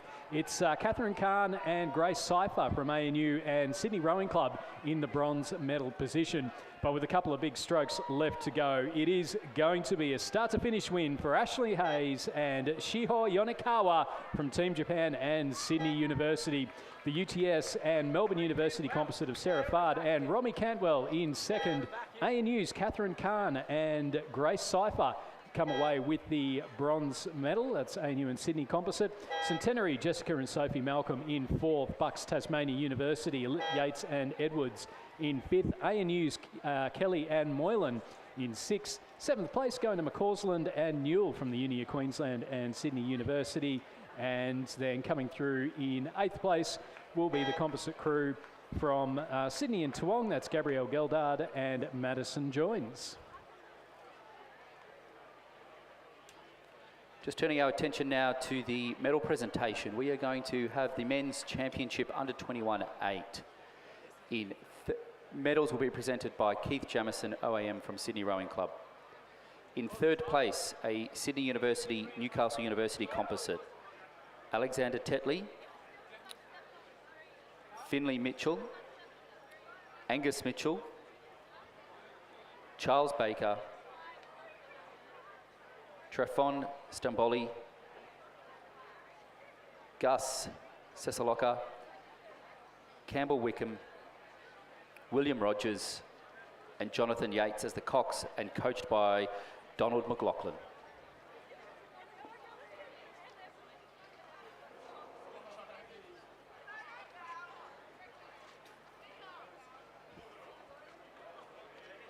In second place from UTS, Edward Kelly, Callan Routley, William Pender, Will Clubb, Lawson Banks, Joe Lynch, Jack Power, Luca Milozzi, Ryder Taylor as the cocks, and coached by Mateus Ungermark. And champions and winners of the men's under 21 8 from Sydney Rowing Club, Jackson Gorosway, Matthias Maloney, Max McAlpine, Ambrose Hennessy, Thomas Maloney, Fraze Burdett, Henry Perhouse, Maxim Maloney, Sebastian Cladding as the cocks, and Shane Mulvaney and Brooke Robertson as the coach. Congratulations to the champions men's under 21 8. As we just turn our attention to the final 200 metres, it's the men's elite double sculls, and it is last year's Australian representative Marcus Delamata from Sydney University and Harry Fox from Melbourne University. They're our leaders with just over 100 metres left to go. In the battle for the minor placings, we've got Hamish Harding and from ANU and Jackson Free from Griffith University. Surfers Paradise motoring through in second place. So we've got Nick Blackman and Don Frederico from Adelaide University and Mercantile. Are they going to hold on to second place? It's a big push coming here from Griffith and ANU, but Mercs and Adelaide Uni might just hold on. It's a win there for Marcus Delamata and Harry Fox. Second place going to lane number 7. That is Nick Blackman and Dom Frederico. Third place will go to the crew from Griffith University and ANU. That's Hamish Harding and Jackson Free. The Toowong West Australian composite of Joshua Hankey and Mitchell Bridge in fourth place. North-Esk crew from Tasmania of Oliver Quinn and Cam Parker in fifth. Wendouree Ballarat and Banks composite of James Meads and William Gilbert in sixth place. And then coming through in seventh will be the Newcastle composite of Ben Homer and Remy Keats. As we turn our attention now, the racing is coming absolutely thick and fast at the moment, and it is the Championship Women's Elite Coxless Fours. And Tom, if you can take us through that, take us through those crews. Yeah, thanks, Stuart. Over there in lane 4, Mercantile composite of Zara Lavery, Anna Morrison, Emmy Frederico, and Sophie Ranner. In lane 5, a Sydney composite with Adelaide University, Isabella Scampel, Sophie Barr, Caitlin McManus Barrett, Isabel Farah, coached by Lachlan Carter and Florence Griffiths. And in lane 6, it's a Melbourne University, Sydney University composite of Zoe McKellar, Taylor Caudle, Jamie Ford, Laura Fowley, coached by Thomas Lurick. So through the 1,000 metres, it was the Sydney Adelaide Uni composite in first place, Mercantile Melbourne University, the Mercantile composite in second, and then we've got the Melbourne Uni and Sydney University composite in third place. About 3 seconds between second and third as they went through the 1,000 metres. Coming up now towards the 1,500 metres, and that's it's a nice little arrow formation coming down the course. In lane 5, the Sydney Adelaide University composite, a number of Australian representatives, Australian under-23 representatives from last year in that boat, and certainly making it move quite nicely. And really, with the opportunities available now post the Paris Olympics, with the LA Olympics coming up in 2028, there are positions in the Australian rowing team that are well and truly up for grabs, and certainly rowers like Isabella Scammell, Caitlin McManus Barrett, Isabel Fura, they will certainly be looking to keep their names at the forefront. But of course, never count out the Victorians in the sweep boat. Zara Lavery, Anna Morrison, Emmy Frederico and Sophie Reiner sitting just behind them in second place, probably about a boat length back as we just see them on the screen at the moment. So you can see the Sydney Adelaide University crew out in front, coming up now towards the final 250 metres here in the Championship Women's Elite Fours. And we can just see there the Sydney Adelaide University crew still holding on to that lead, not being able to get away from the Mercantile Melbourne University composite, but certainly not really getting caught.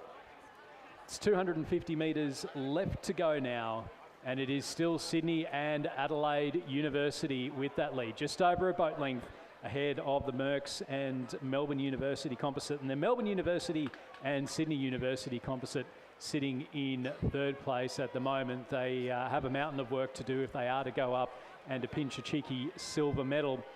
But with 150 metres left to go, it's been a strong, controlled race from Scammell, Barr, McManus, Barrett and Fura. And with about 50 metres or so left to go, they're going to hold on to that one-length boat lead and go through and take the win in the Championship Women's Elite Coxless Fours. Second place will go to the Mercantile Melbourne University composite in lane number 4, as we just see their confirmation of the win for the Sydney Adelaide University composite. Second to Mercantile and Melbourne University, with third place going to Melbourne University and Sydney University.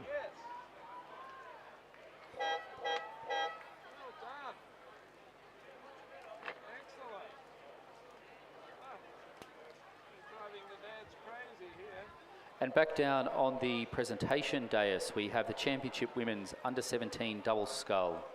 In third place from Canberra Girls Grammar, we have Meg Story and Sophie Murphy.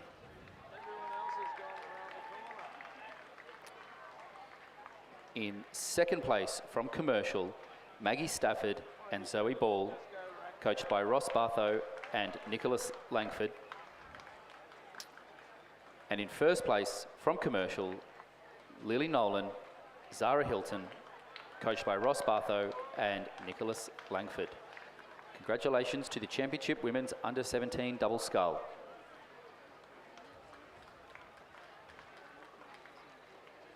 Just as we're getting back down to the Championship Women's Under-23 Coxless 4, just a quick reminder to return bow numbers. We are very short over in the bow number Bay 1 over at the boat park.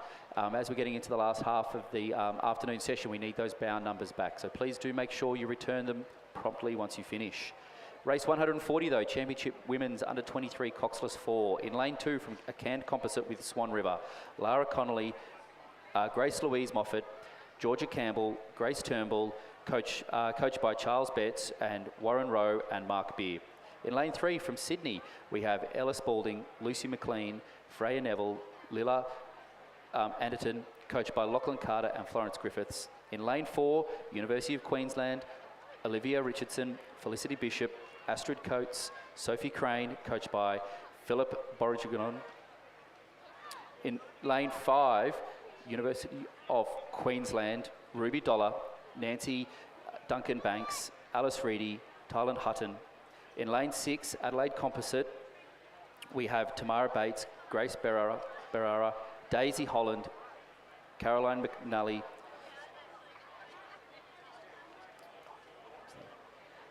lane 7, Mercantile Composite, April Darney, Georgina Tiaga, Olivia Nunn, Jess Hawker.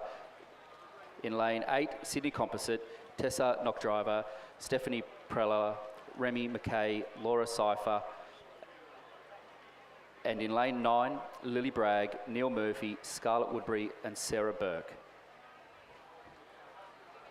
We now have the Men's Championship Under-17 Double Scull medal presentation. In third place from Radford College, Alexander Tilby and Charlie Knight. Coached by William Hatcher, Mackenzie Moore and Gordon Marks. In second place from Corio Bay, Tog Bailey and Xander Bailey. And in first place and champions of the men's under-17 double scull from Mossman Rowing Club, Ewan Humphreys and Leighton Skoman.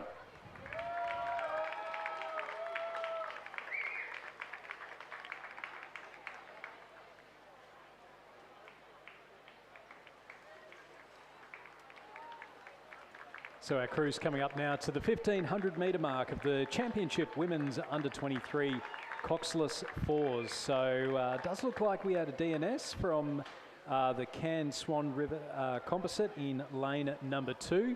And we'll just get a bit of an idea now as they're coming through the 1,500 metres. It is the Sydney University composite that is in the lead at the moment. University of Queensland in lane 5 sitting in second place. They're just ahead of the Mercantile composite in lane number 7. Sydney Rowing Club in 4th place. Then the University of Queensland in 5th. Adelaide University in 6th place. And then back a little bit further, we've just got our final couple of crews coming across. So that's the University of Queensland sitting in 7th place, and then back a little bit further. It does look like there might be some issues there with one of the University of Queensland crews. They do seem just to be a little bit off the pace at the moment there. The crew in, oh no, lane number 4, no, they're going okay. We'll get final confirmation on that one. Our leading crew at the moment, though, Talisa Noak driver, Stephanie Prella, Remy McKay and Laura Seifer. And we're seeing Laura Seifer more and more going into the sweep event. She's predominantly been a sculler, participated pretty much solely in the sculling events at last year's Australian Rowing Championships here in Sydney. But this year, making the switch to the one oar and doing quite well at it as well. So they're the crew that are in the lead coming into these final stages, but the University of Queensland are pushing and pushing very hard indeed. They've got a boat length to make up. It might just be a little bit too little too late for the crew from the University of Queensland sitting in lane 5. But then they've got a boat length over the Mercantile composite crew in lane number 7. So final stages now, and it will be a win for the Sydney University crew in lane number 8. That's Talisa Noak driver, Stephanie Prella, Remy McKay and Laura Seifer. Second place going to lane number 5, University of Queensland, with third place going to the Mercantile, Adelaide and UTS Haberfield composite in lane 7. Fourth place will go to the Sydney Rowing Club crew in lane number 3. Fifth place going to the Adelaide University and Adelaide crew in lane number 5. And then our final couple of crews just coming across the line at the moment. That's the University of Queensland in lane number 9. And then we've got the University of Queensland in lane number 4 making up our fields. So our next race coming down is the men's elite coxless fours. There are 4 boats in this, and they are all Sydney Rowing Club. We'll just quickly move on to the presentations, and then we'll get to the roll call of the crews. That's right. Thanks, Stuart. For the Championship Men's Elite Double Scull, in second place, Mercantile Adelaide University Composite, Nick Blacken and Dom Frederico.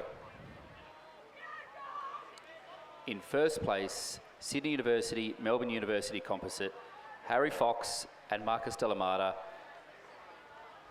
coached by Thomas Lurick, and the medals presented.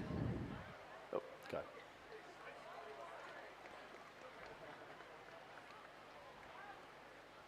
Big congratulations there to our winning crews in the men's elite double sculls in the Championship Men's Elite Coxless 4. So it's all Sydney Rowing Club. Lane 4, Miles Harold, Tom Cregan, Nicholas Miro, Bradley Graham. In lane 5, we've got Torrin Olsen, Pasha Bevan, Galen Quinn, MacArthur Bucknell. Lane 6, Harry Crouch, Angus Aitken, Nick Whalen, Charlie Hine. And then lane 7, Sam Terry, Thomas Harrison, William Delaney and Stephen Warming. So they've all enjoyed, or most of these guys would have enjoyed the camp that they had down on Lake Jindabyne recently during the month of January. And the crew that is starting to push through now is the crew stroked by Bradley Graham over in lane number 4. He is they've motored through the final 500 metres or so, and they really are opening up a nice lead over the crew in lane number 5, stroked by MacArthur Bucknell, and then the crew in lane number 6, stroked by Charlie Hines. So it's that crew in lane number 4, Miles Harold, Tom Cregan, Nicholas Miro and Bradley Graham, who have opened it up quite nicely and looking comfortable with about 75 metres or so left to go. The final crew in lane number 7, they are a little ways off the pace at the moment, so they'll finish in 4th place. Who's going to take silver? Who's going to get bronze? It's going to be lane number 4 to go through and to take the gold, and with a big push towards the end, it will be the crew in lane 6, stroked by Charlie Hine, to take silver. Just half a boat length back from them are the crew in lane 5, stroked by MacArthur Bucknell. They'll go through and take the bronze. It's all Sydney Rowing Club in the Championship Men's Elite Coxless 4s. And then coming through in 4th place will be the crew in lane 7, stroked by Stephen Warming. Definitely a dominant display from Sydney Rowing Club in their 4-man sweep boats. Stuart there. Turning to race 142, Championship Men's Under 23 Coxless 4. In lane 3 from University of Queensland, we have Finley Harris, Bailey Clark, Thomas Stevens, Samuel Forbes. In lane 4, a Fremantle, Sydney, Western Australian Composite, Lachlan Brown, Matthias Maloney, Thomas Maloney, Jack Henson Karoe, coached by Brooke Robertson and Shane Mulvaney. In lane 5, UTS, Mercantile Composite, Mackenzie Thompson, Olivia Scalzo, Brandon Smith, Will Clubb, coached by Matthias Ungermark and Nick Lloyd. In lane 6, University of Queensland, Lex Tucker, Andrew Whiteman, Mitchell Owens, Monty Martin, coached by Randall Martin and Lachlan Johnston. In lane 7, a Sydney canned UTS Haberfield Composite, Joshua Wilson, Joe Lynch, Darcy Watter, Alec Hoskin, and in lane 8, closest to the grandstand, Jake Polkinghorn, James Horton, Tom Fowley, and Winston Hooper.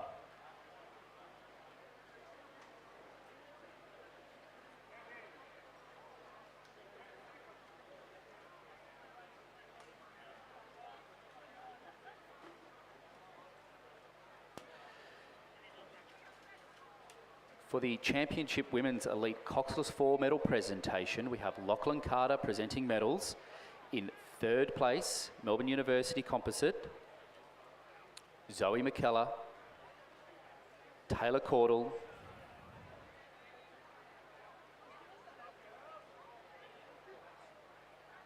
start again. In Melbourne University Composite, we have Zoe McKellar,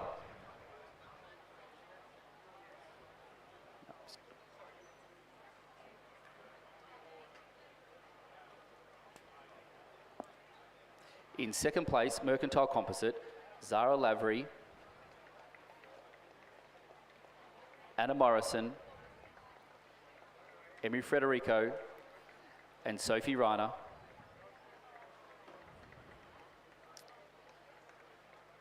In 1st place, and champions of the Women's Elite Coxless 4, Sydney Adelaide University Composite, Isabella Scammell, Sophie Barr, Caitlin McManus Barrett, Isabel Ferrer, coached by Lachlan Carter and Florence Griffiths. Congratulations to the Championship Women's Elite Coxless 4. Moving into the final stages of the men's under 23 Coxless 4s, and it is the University of Queensland with a commanding lead over the rest of the pack. Our Sydney Composite crew in lane number 7. They're sitting in 2nd, and then it's only a couple of seconds between them. The Fremantle Composite in lane 4, the Melbourne University Mercs Composite in lane 8, University of Queensland in lane 3, and then the UTS Mercantile Composite in lane number 5, a little bit off the pace. So certainly with it all to play for silver and bronze. 4 crews in the running, 2 crews get the medals. Out in front though, this University of Queensland crew, Lex Tucker, Andrew Waitman, Mitchell Owen, Monty Martin with the lead. We can see a big push coming here from the Fremantle, Sydney and West Australian Composite over in lane number 4. They've moved up into 2nd place ahead of the Sydney canned UTS Composite in lane number 7. The crowd's getting right into it. It is going to be a start to finish win for the University of Queensland. Coming through in 2nd place, it will be the Fremantle Composite just by half a boat length ahead of the Sydney canned UTS Composite in 3rd place. The 4th place crew will get a photo finish on that one. It was between the University of Queensland in lane 3 and Melbourne University Mercantile in lane number 8. And then coming through to wrap up the field, it will be the crew in lane number 5. That's a UTS and Mercantile Composite. So a big win there for Lex Tucker, Andrew Waitman, Mitchell Owen and Monty Martin from the University of Queensland, finishing ahead of the Fremantle Sydney West Australian Composite and then the Sydney canned and UTS Haberfield Composite. Back to Sims sculling rowing now, Stuart. We have race number 143. This is the Championship Schoolgirl Coxed Quads. In lane 1 from Trinity Lutheran College, Lena Doherty, Sophie Clifford, Emily Dobbin, Lily Frowen, Chloe Fielding as the Cox. In lane 2 from Commercial, Matilda Dammers, Sarah Reikick, Eloide Lee, Sina Becker, Daisy Polwecki as the Cox. In lane 3 from Radford College, Isabel Egan, Freya Teckendorf, Zara Turner and Emily Brennan. Cox by Charles Kendall. In lane 9 from Northern Beaches Secondary, Tanya Horney, Frida Kirkman, Eloise Stevens, Elise Coates and Hamish Reid is the Cox. In lane 9 from Gippsland Grammar, Lily Canfield, Tara Dehood, Scarlett Tavesky, April Harrison and Cox is Lucy Hodges. In lane 6 from Canberra Girls Grammar, Sophie Frost, Emily Walker, Charlotte Bowen, Isabel King and Eliza Miller is the Cox.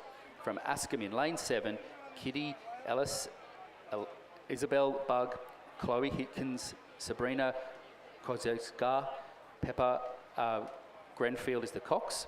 And in lane 8 from Kinross Wallaroi 1, Sienna Wilkin, Grace Tancred, Ruby Ligo, Maggie Kirby, Emily Caro is the Cox. And in lane 9 from Kinross Wallaroi 2 is Rani Jarek, Laura Clodlia, Emily Wise, Belle Clinton and Jock Peterson is the Cox. And we're just seeing the footage from the BRO boats on the screen at the moment. The Northern Beaches Secondary with that lead ahead of Canberra Girls Grammar. Gippsland Grammar in 3rd place and then nothing between them. Kinross, Radford, the second Kinross crew, Ascombe Commercial and Trinity Lutheran. So it all to play for some certainly some very strong sculling schools in there. Any crew in the blue from Kinross Wallaroi from out in orange are certainly extremely difficult to beat. And then also too, we tend to find that down in Canberra, Radford College and Canberra Girls Grammar also extremely accomplished rowers. So our leading crews now coming up towards the 1,000 metre mark as we head back now for presentation of medals. Thanks, Stuart. Medals will be presented by Lachlan Carter from Sydney Rowing Club. In 3rd place, Mercantile Adelaide UTS Haberfield Composite, April Darney. Georgina Tager, Olivia Nernan, Jess Hawker, coached by Nick Lloyd and Zoe Figuette Wynn and Sam Fennessy.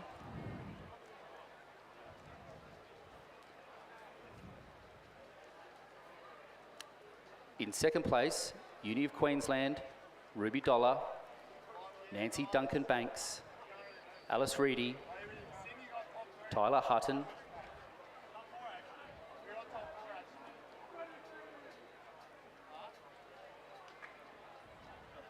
and in 1st place, champions of the women's under-23 Coxless 4, Sydney University Composite, Talisa Knockdriver, Stephanie Preela, Remy McKay, Laura Cypher, coached by Lachlan Carter, Florence Griffiths and Alfie Young. Congratulations to the Championship Women's Under-23 Coxless 4.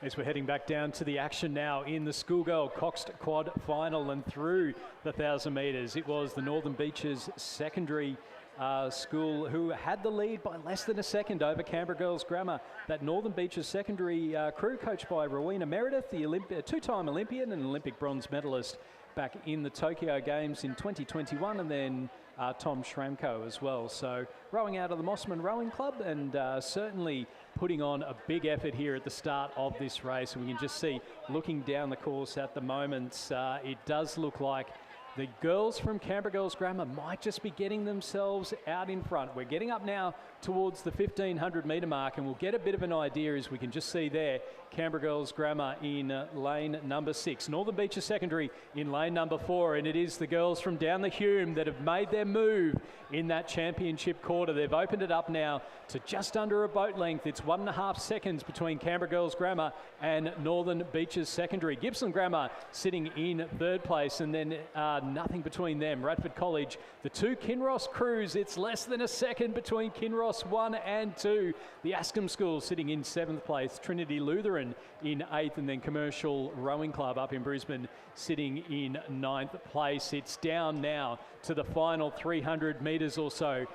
With Northern Beaches Secondary, they led through the first 1,000 metres or so, but then Canberra Girls Grammar have made their move and they're pulling out further and further in front. They're getting down to the final 250 metres. They've opened up now a nice boat length lead over Northern Beaches Secondary. Gibson Grammar in lane number 5. They'll be looking to see if they can go through and take a cheeky bronze. Then the Kinross crews in lanes 8 and 9 are battling it out. It looks like the Kinross 2 crew in lane number 9 might just have their bow ball out in front of the Kinross 1 crew. I reckon that battle for bronze is well and truly on, because you've also got Radford College in lane number 3. It's all happening here in the championship. Schoolgirl Cox Quad Sculls. You can hear the cheers coming from the crowd, even through the thick glass of the finish tower. It's Canberra Girls Grammar with that lead. Northern Beaches Secondary, they're starting to push back now. Is it too little too late? It's 50 metres or so left to go. Canberra Girls, Northern Beaches Secondary, and then it's just about anyone's game for bronze. It does look like Gibson Grammar may just have it over Radford College. It's the final few strokes now. The Canberra Girls Grammar crew, they've got themselves a boat length lead over Northern Beaches Secondary, and that is how it's going to finish. They are the 2025 champions. The crowd goes wild. Second place to the Northern Beaches Secondary School. Third place will go to Gibson Grammar, a 1, 2, 3 from the ACT, New South Wales and Victoria. Fourth place going to Radford College, ahead of Kinross Wallaroi 2 in 5th place. Sixth place going to Kinross Wallaroi number 1 crew in lane number 8. 7th will go through to the Ascombe School, with 8th going to Trinity Lutheran and 9th going to Commercial Rowing Club.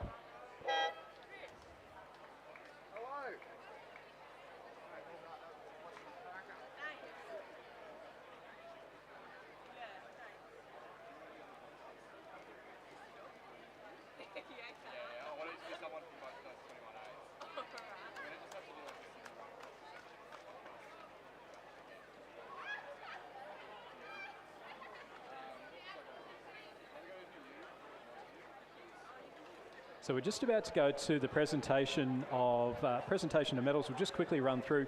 Schoolboy Quad Scull coming down the course now. Lane 2, Kinross Wallaroi. Lane 3, Newcastle Grammar. Lane 4, Marist College. Lane 5, Redlands. Lane 6, the Southport School. Lane 7, Kinross. Lane 8, Radford College. And Lane 9, Hunter Valley Grammar. Yeah, thanks, Stuart. We are just going to go to the Championship Women's Elite Double Scull medal presentation while those schoolboys do come down the track here.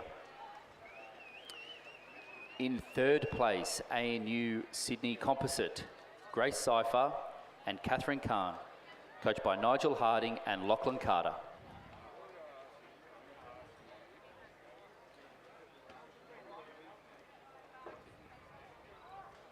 In second place, Melbourne University, UTS Haberfield, Sarah Fard and Romy Cantwell.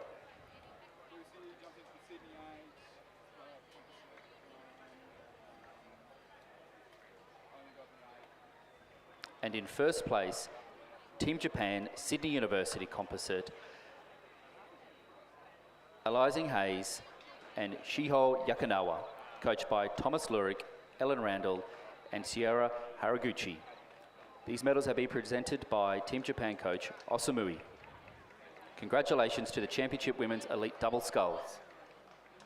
And we're into the final 500 now of the Schoolboy Cox Quad Sculls. It's Kinross in the lead. How many times will we say that during the rest of the season? The Southport School is sitting in second, and then Marist College in third, Redlands in fourth, Kinross 2 in fifth, and then Radford College sitting in sixth place, and then Newcastle Grammar and Hunter Valley Grammar at the back of the field. So this Kinross Wallaroi crew in that distinctive blue shells that they have, they always out in the lead, and it's Harry Dimmick, Toby Buckland, Oscar Cleary, Oliver Smith and Henry Baker with that lead at the moment. Over in lane number 2, so not something that you tend to see all the time, but here comes the push. A few lanes across from them, we've got the Southport School, Kine Baird, Matthew Coleman, Harrison Howard, Leonardo Hughes and Lachlan Hewitt. And can the guys from Queensland make their move, as well as Marist College, Riley Dale, Harrison Brathwaite, Roland Carter, Garvin Hayes, Theodore Campton was their coxswain. They're our 1, 2 and 3. Southport School now making their move on Kinross. Are they, or are Kinross going to be able to hold them out over in lane number 2? Mara sitting in 3rd place, but they're being pushed by Redlands. And then we've got the second Kinross crew, Radford College, Hunter Valley Grammar and Newcastle Grammar in the battle of Newcastle. It's still Kinross with that lead. They've got about 50 metres or so left to go. It's a boat length lead between them and the Southport School. They've well and truly got this under control with a couple of big strokes left to go. It's going to be Kinross Walleroy, the champions in 2025. Half a boat length ahead of the Southport School in 2nd place. 3rd going to Marist College. 4th place will go to Redlands, just ahead of 5th place. 2nd Kinross crew. 6th place going to Radford College in lane number 8, with 7th going through to Newcastle Grammar, and then 8th going to Hunter Valley Grammar School. So a good win there for Kinross Walleroy in the championship. Schoolboy Quad Sculls, silver medal to the Southport School, and 3rd to Marist College.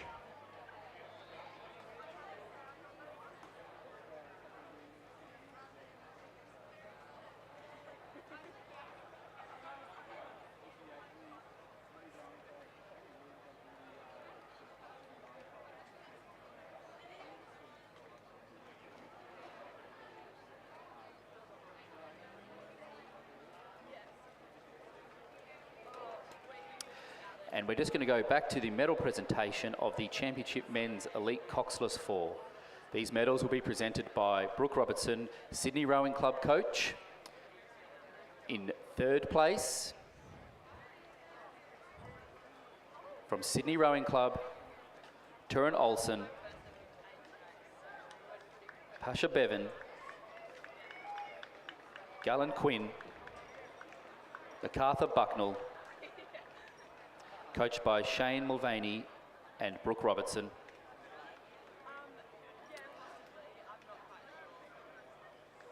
In 2nd place, from Sydney Rowing Club, Harry Crouch, Angus Aitken, Nick Wallen, Charlie Hine, coached by Shane Mulvaney and Brooke Robertson. And in 1st place and champions of the Men's Elite Coxless 4, Sydney Rowing Club, Miles Harold, Tom Cregan, Nicholas Miro, Bradley Graham, coached by Shane Mulvaney and Brooke Robertson. Congratulations to the champions of the Men's Elite Coxless 4. So we are just waiting on the start of our next race, and we've got a couple of 1,000-metre races coming up for you. So the racing's still coming thick and fast as we head to the final stages of day 2 of the 2025 New South Wales Rowing Championships. In lane number 2 from Loretto Normanhurst, we have Alexandra Hare and Ruby Mullins. In lane 3 from Sydney Girls Grammar, Alison Rao and Camille Zankel. In lane 4 from Commercial Rowing Club, Ruby McLeod and Allegra Cavalucci. In lane 5 from Glebe Rowing Club, Zoe Leisha and Inksa Dive. In lane 6 from Canberra Girls Grammar, Zoe Tran and Camilla Griffin. Lane 7 from Griffith University Surfers Paradise, Ashley McKinder and Ayla Drury. In lane 8 from Commercial Rowing Club, Saskia Schmidt and Lucinda Staley. And lane 9 from Canberra Girls Grammar, Audrey Blacker and Grace Rolston. So we just see our rowers just moving up, so no held starts in this one. So the aligners just starting to get them ready to go. A big shout out to all the volunteers, speaking of aligners, all the volunteers that have helped out throughout the last couple of days, and also again for tomorrow. It is a thankless task, and obviously today we've had some massive heat and then the little bit of rain and a bit of wind coming across, and it is well and truly appreciated. Regattas do not run without volunteers, so a big thanks to everyone who has helped out during the course of the regatta.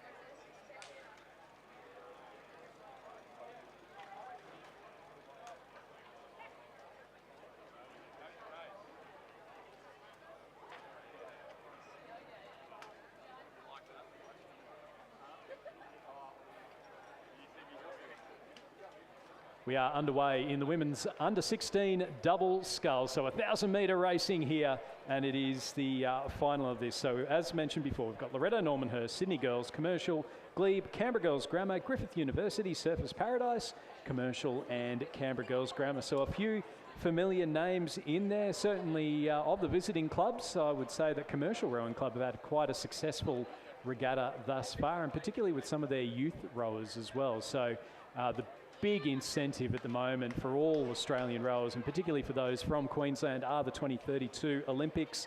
There has still never been a home Olympic rowing gold medal for Australia. 1956 and 2000, there were silver medals, but never a gold. Are we seeing a future Olympic gold medalist out here at the 2025 New South Wales Rowing Championships? And Tom, there's not a lot to pick between these crews at the moment, as we just head now for presentations. Thanks, Stuart. Yes, the Championship Men's Under-23 Coxless 4. In third place, we have a Sydney canned UTS Haberfield composite of Joshua Wilson, Joe Lynch, Darcy Watter, and Alec Hoskin. In second place, Fremantle, Sydney, Western Australian composite, Lachlan Brown, Matthias Maloney, Thomas Maloney, Jack Hansen Canoi, coached by Brooke Robertson and Shane Mulvaney. And in first place and champions of the men's under-23 Coxless 4, University of Queensland, Lex Tucker, Andrew Waitman, Mitchell Owen, Monty Martin, coached by Randall Martin and Lachlan Johnson.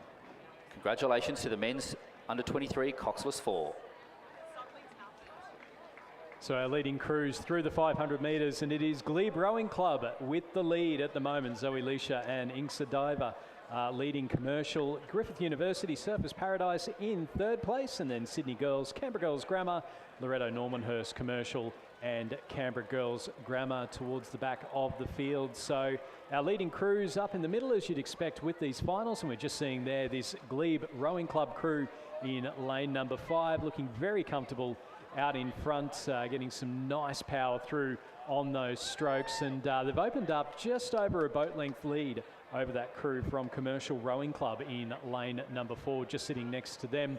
And then a couple across from them, we've got the crews from Griffith University, Surfers Paradise and Canberra Girls Grammar into the final 250 metres. So it's still Glebe with that lead and looking very comfortable indeed. They've, you can see again on the screen there as they're coming through the final stages. They've got about 150 metres or so left to go, well over a boat length, some nice clear water between themselves and the chasing crews from Griffith University, Surfers Paradise, and also the Commercial crew off to their left. So they can see everything that is going on, and they will very much be liking what they're seeing as we see the maroon and the white of Glebe Rowing Club to go through and to take the win in the Championship Women's Under-16 double sculls. Now, who's going to get second? Is it going to be Griffith University or Commercial? Griffith University just moving ahead. It's going to be the Gold Coasters who take second ahead of Commercial from Brisbane in third. Fourth place going to Canberra Girls Grammar. They'll finish just ahead of Loretto Normanhurst in 5th. Sydney Girls in 6th. And coming through in 7th will be the crew in lane number 8. That's Commercial Rowing Club, Schmidt and Staley. And then Canberra Girls Grammar, Blacker and Ralston in 8th place. So good win there from start to finish. Zoe Leisha and Inksa Diver from Glebe Rowing Club. Griffith University, Surfers Paradise, Ashley McKinder and Ayla Drury in 2nd. And then Commercials, Ruby McLeod and Allegra Cavalucci in 3rd. Yeah, thanks, Stuart. We're now just going to go to the medal presentation for the Championship Schoolgirl Coxed Quad. In 3rd place from Gippsland Grammar, Lily Canfield, Tara Dehood, Scarlett Taviski, April Harrison, Lucy Hodges as the cox, and Nick Barlett as the coach. In second place from Northern Beaches Secondary, we have Tanya Hornby, Frida Kirkham, Eloise Stevens, Elise Coates, Hamish Reid is the Cox, and coached by Rowena Meredith and Tom Schranko. And in first place, and champions of the schoolgirl Coxed Quad Scull from Canberra Grammar, Sophie Frost, Emily Walker, Charlotte Bowen, Isabel King, and Eliza Miller as the Cox. Congratulations to the championship schoolgirls Coxed Quad. And we're up for an exciting finish in the men's under-16 championship double scull. It's been Barker College's Kobe Neal and William Ryan with the lead, but they are being chased hard by Kinross Walleroy, Xavier Zinger and Heathcliff Bell in the distinctive blue boat. And then off to their right-hand side, it's the second Kinross crew of Angus Sortel and Ash Robertson. They're our 1, 2 and 3. We've got Hawthorn sitting just behind them in fourth. Somerset College in up there as well in the distinctive green shell. It's a tight finish coming up here. Here comes the push from Kinross. They've got half a boat length left to make up. Are they going to be able to do it? Barker College, you don't want a bad stroke now. It's still going to be Barker College. They'll take the win by a canvas ahead of Kinross Walleroy. And then I think third may well have been the guys from Somerset College, Marcus Fox and Ethan Hu. A big finish towards the end there. Just pipped Kinross Walleroy by half a second for the bronze medal. Fifth place will go to Hawthorn Rowing Club, Lucas Davies and Luca Mikas. In sixth place, the crew from Redlands, that's Christopher Ferros and Cooper McDonald. Seventh place, the Northern Beaches Secondary, Kato Senyakara and Harrison Peaty. And then eighth going to Newcastle Grammar's Aston Myers and Theodore Spark. As we just see here on the big screen, you can see there, first going to Barker, second going to Kinross, and then the big push from Somerset College going through. They knew it too. They got the bronze, and weren't they happy about that?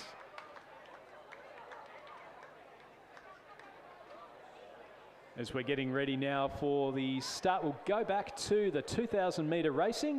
A couple of races left to finish up here today. So the crews that you can see on the screen at the moment, that's the under-21, women's under-21 and elite lightweight double sculls. So lane 1 in the under-21s, we have Ariel Vanderpoel from Banks and Lulu Gleeson-Payne from Melbourne University. Lane 2 from Bundaberg and Commercial, we have Sophie Fryer and Georgia Mortimer. In lane 3 in the under-21s again, we have Alyssa Mirabelli from Essendon and Francesca Spano from Banks. Lane 4, Charlotte Rogers and Poppy Hartley from Glebe Rowing Club. Lane 5, we have Neve Tierney and Victoria Binns from Sydney Rowing Club. Lane 6, we have Commercials Matilda Dammers and Remy Hancock. They're all under-21s, and they're now 2 elite lightweight double sculls from Black Mountain Rowing Club in Canberra, Ronya Starker-Ashby and Abby Richards. And lane 9, we have Jemima Powell from Toowong Rowing Club and Phoebe Teal from Sydney University.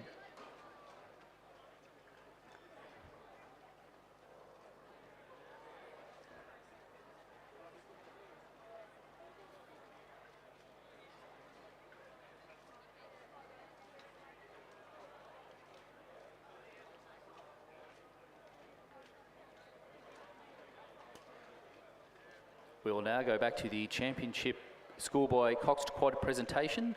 Medals will be presented by Dr. Andrew Parry, Kinross Walleroy Principal. In third place from Marist College in Canberra, Riley Dale, Harrison Braithwaite, Roland Carter, Garvin Hayes, Theodore Campton as the Cox, coached by Tom Hayes and Cormac Hayes.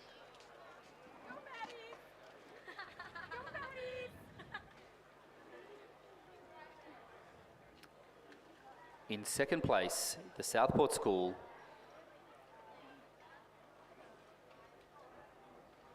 Kine Baird, Matthew Coleman, Harrison Howard, Leonardo Hughes, and Lachlan Hewitt is the Cox.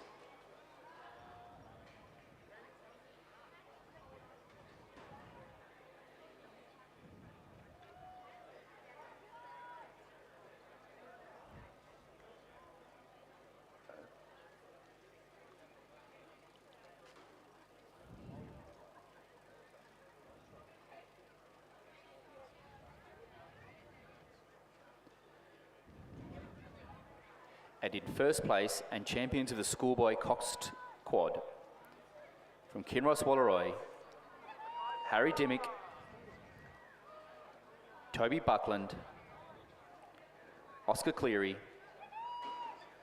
Oliver Smith, Henry Baker is the cox, coached by Benjamin Watt and Angus Peterson. Congratulations to the champions of the schoolboy coxed quad scull.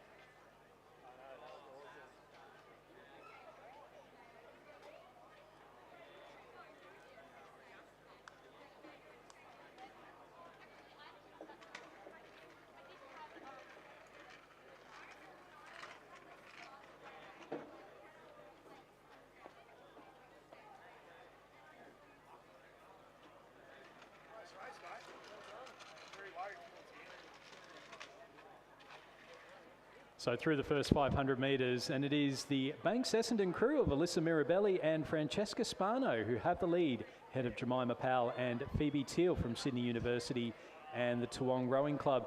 And again, just a reminder, this is a mixed race. So we've got the women's under 21 lightweight double sculls, and then the women's open, or the elite lightweight double sculls as well. So our under 21s, it's Alyssa Mirabelli and Francesca Spano, leading Vanderpoel and Gleeson Payne from Melbourne University and Banks. And then in third place in the under 21s, Sophie Fryer and Georgia Mortimer from Bundaberg and Commercial. Lane 6 from Sydney Rowing Club, Neve Tierney and Victoria Binns. Lane 7 from Glebe, Charlotte Rogers and Poppy Hartley. Lane 8 from Commercial, Matilda Dammers and Remy Hancock. And then in the women's elite double sculls, we've got Jemima Powell and Phoebe Teal from Sydney University, and Toowong leading Black Mountains, Ronya Stacker-Ashby and Abby Richards.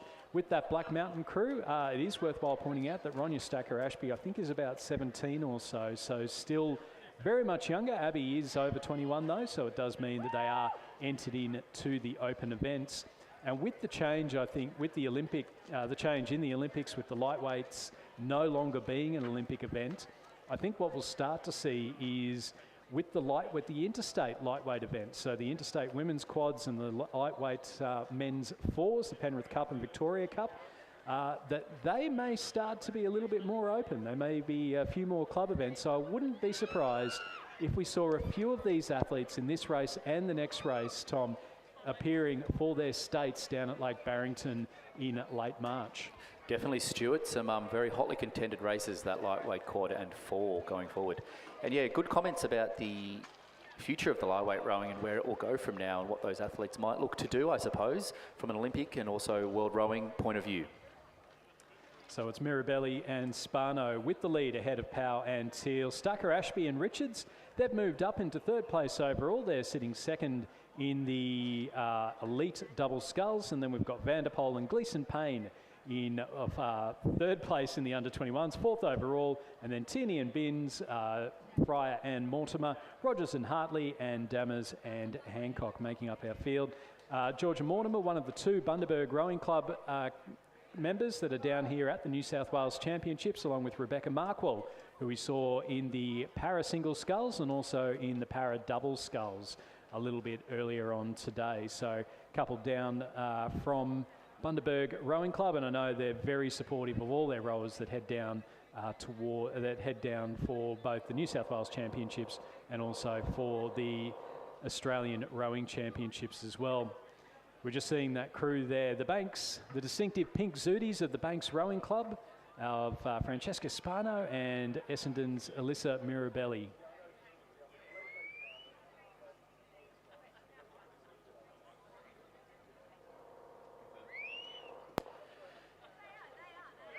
Just as these lightweight doubles come in, we'll just quickly go to race 145, the medal presentation for Championship Women's Under-16 Double Scull.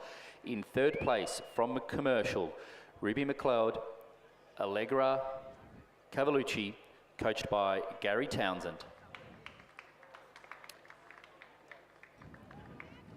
In second place, Griffith University Surface Paradise, Ashley McKinder, Elia Drury, coached by Simon Davies and Nick Graham. And in first place and champions, Glebe Rowing Club, Zoe, Leisha and Igsy Dive, coached by Nicholas Gaylor and Millen Parker. Congratulations to the Under-16 Women's Double Scull.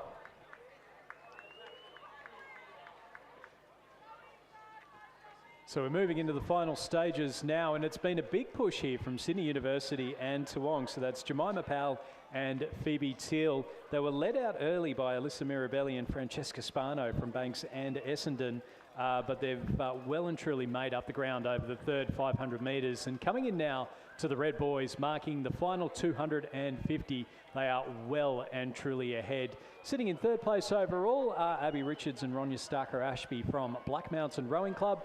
And as we look across the field there, we've got a couple of lanes across, Neve Tierney and Victoria Binns from Sydney Rowing Club. Vic Binns moving across from Adelaide. I think she was at Adelaide University at last year's Australian Rowing Championships, rowing for South Australia, and making the move across to Sydney and rowing for the light blue of Sydney Rowing Club. Our leading crews coming into the final stages now, and it has been a fantastic row here from Toowong's Jemima Powell and Phoebe Teal from Sydney University. They're coached by Alex Field and Alfie Young, and they've made their move through the third 500 metres, just upping the rate as they come into the final stages now, and it is going to be a very strong win in the women's elite lightweight double sculls. Coming through in second place for the race, but first place in the under-21s will be Alyssa Mirabelli and Francesca Spano from Banks and Essendon Rowing Clubs. Going through in third place for the race, but also in second place for the elite double sculls will be the Black Mountain crew of Abby Richards and Ronya Starker-Ashby. Then coming in behind them will be the Sydney crew of Neve Tierney and Victoria Binns in lane number 5. Behind them, Ariel Vanderpoel from Banks and Lulu Gleeson-Payne from Melbourne University. They finished just ahead of Sophie Fryer and Georgia Mortimer from Commercial and Bundaberg. And then they're ahead of Charlotte Rogers and Poppy Hartley from Glebe Rowing Club. And then our final crew coming across the line will be the Commercial crew of Matilda Dammers and Remy Hancock, coached by Nigel Stubbs and Flynn Nation. Yeah, great, Stuart. Great to see these combining together. We have the same in race 148, which is our final race of the day. Championship men's under-23 lightweight and Championship men's under-21 lightweight doubles. In lane 2, in the under-23 double, we have Commercial Nicholas Lungford, Harry Dixon. In lane 3, under-23 double from Black Mountain, George Bowditch and Matthew Rickard. In lane 4, in under-23 double, Uni Queensland Composite with Sydney University, William Gregory and Riley Williams.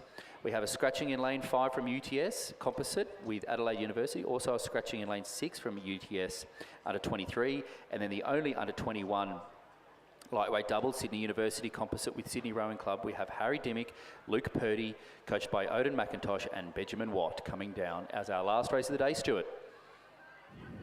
Yes, and it is the University of Queensland Composite, Will Gregory and Riley Williams. And it's worthwhile pointing out, Will Gregory is ACT original, Radford College and then Canberra Rowing Club for his rowing before he's made the move up into Sydney. Sitting in second place, it does look to be George Bowditch and Matthew Rickard from Black Mountain Rowing Club. So they're sitting nicely in second. In third place, we've got the Newcastle University and Sydney Composite, Harry Dimmick and Luke Purdy, just ahead of the Commercial Nicholas Langford and Harry Dixon. But out in front, though, it will be Will Gregory and Riley Williams, University of Queensland, Sydney University combining to take the win in the men's under-23 lightweight double sculls. Second place will go to lane number 8. That's Newcastle University Sydney composite of Harry Dimmock and Luke Purdy. They pushed hard towards the end and they finished just ahead of George Bowditch and Matthew Ricard from Black Mountain Rowing Club. And then in behind them, we've got Nicholas Langford and Harry Dixon from Commercial Rowing Club. And that is our 4 for the event. As we go now to presentations for the men's under-16 double sculls. Yes, for the championship men's under-16 double scull. In third place from Somerset College, we have Marcus Fox and Ethan Hu.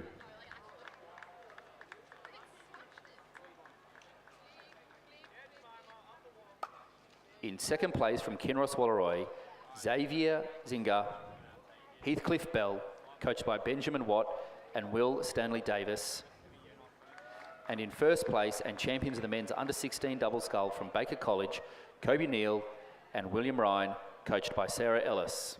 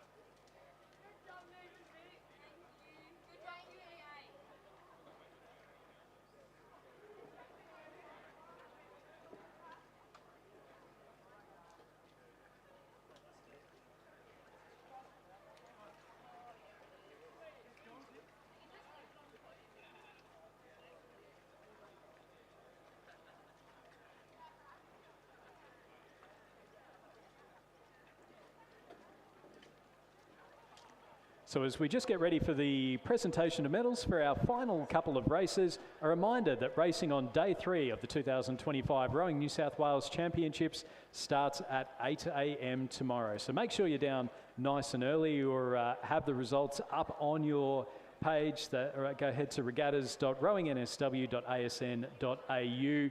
Head to the live results for the New South Wales Rowing Championships. A big thank you to all the volunteers who've been out through the heat, the wind, the rain. It's 4 seasons in one day here at the Sydney International Regatta Centre, and particularly for the people that are out there holding the boats. It would have been pretty rough conditions for a little while there. And a big thank you as well to our boat race officials, without which regattas do not run. So we're just waiting on the final couple of presentations for the lightweight double scull events. But a reminder, racing starts tomorrow at 8 a.m.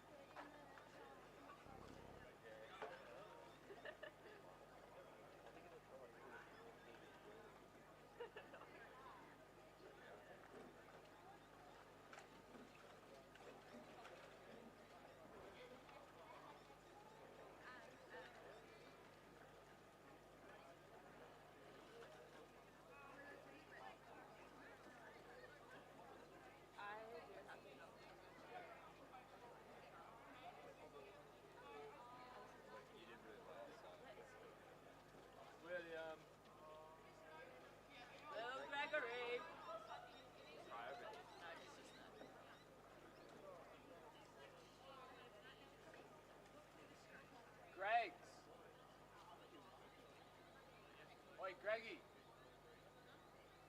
Hey, got the dog. Congrats. Nice. Thank you. Bro, that was good. You guys jacked it at the end. Did you guys get? You want to check?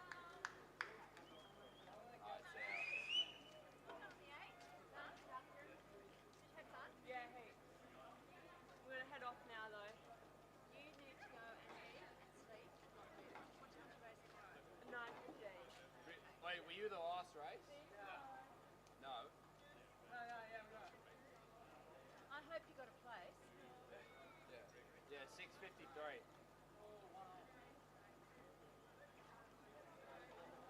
You poor skinny thing.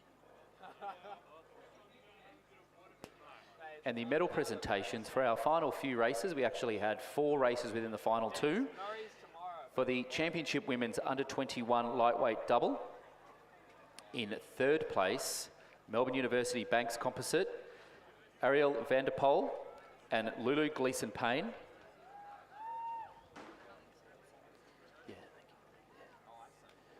In 2nd place from Sydney Rowing Club, Neve Turney, Victoria Binns, coached by Lachlan Clarter and Florence Griffiths. And in 1st place, Banks Essendon Composite, Alyssa Marabelli and Francesca Spano, coached by Rhett Spiller. Congratulations to the champions of the women's under-21 lightweight double.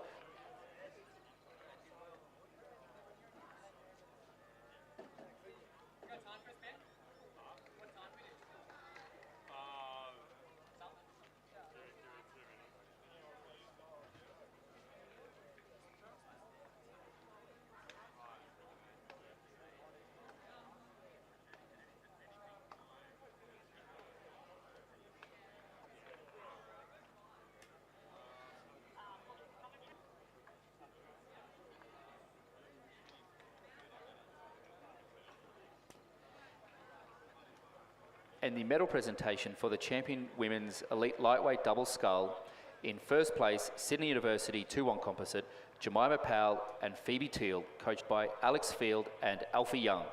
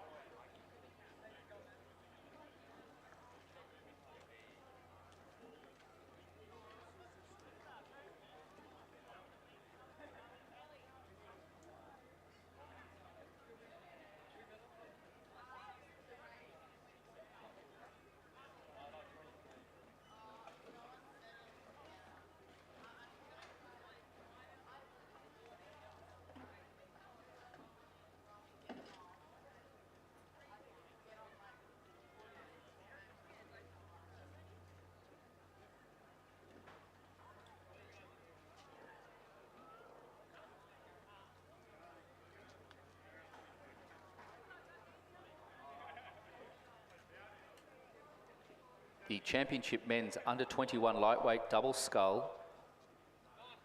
In 1st place, Newcastle Uni Sydney Rowing Club Composite, Harry Dimmick and Luke Purdy. Coached by Odin McIntosh and Benjamin Watt.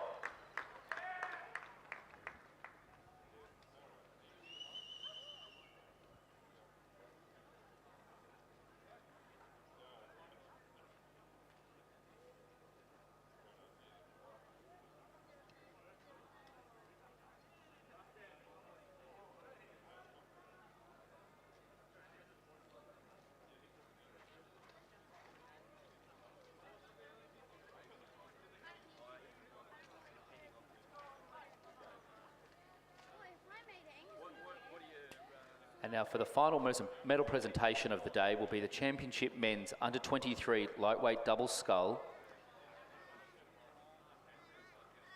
In third place from Commercial, Nicholas Langford and Harry Dixon, coached by Jacinta Edmonds.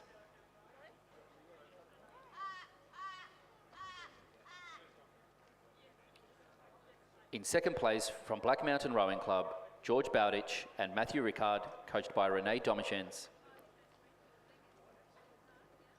And in first place, University of Queensland Composite, Sydney University, William Gregory and Riley Williams, coached by Donald McLaughlin, Michael Russell and Peter Warren. Congratulations to the championship men's under-23 lightweight double scull. And ladies and gentlemen, that concludes day 2 of the New South Wales Championships. Racing commences 8 a.m. Sunday morning.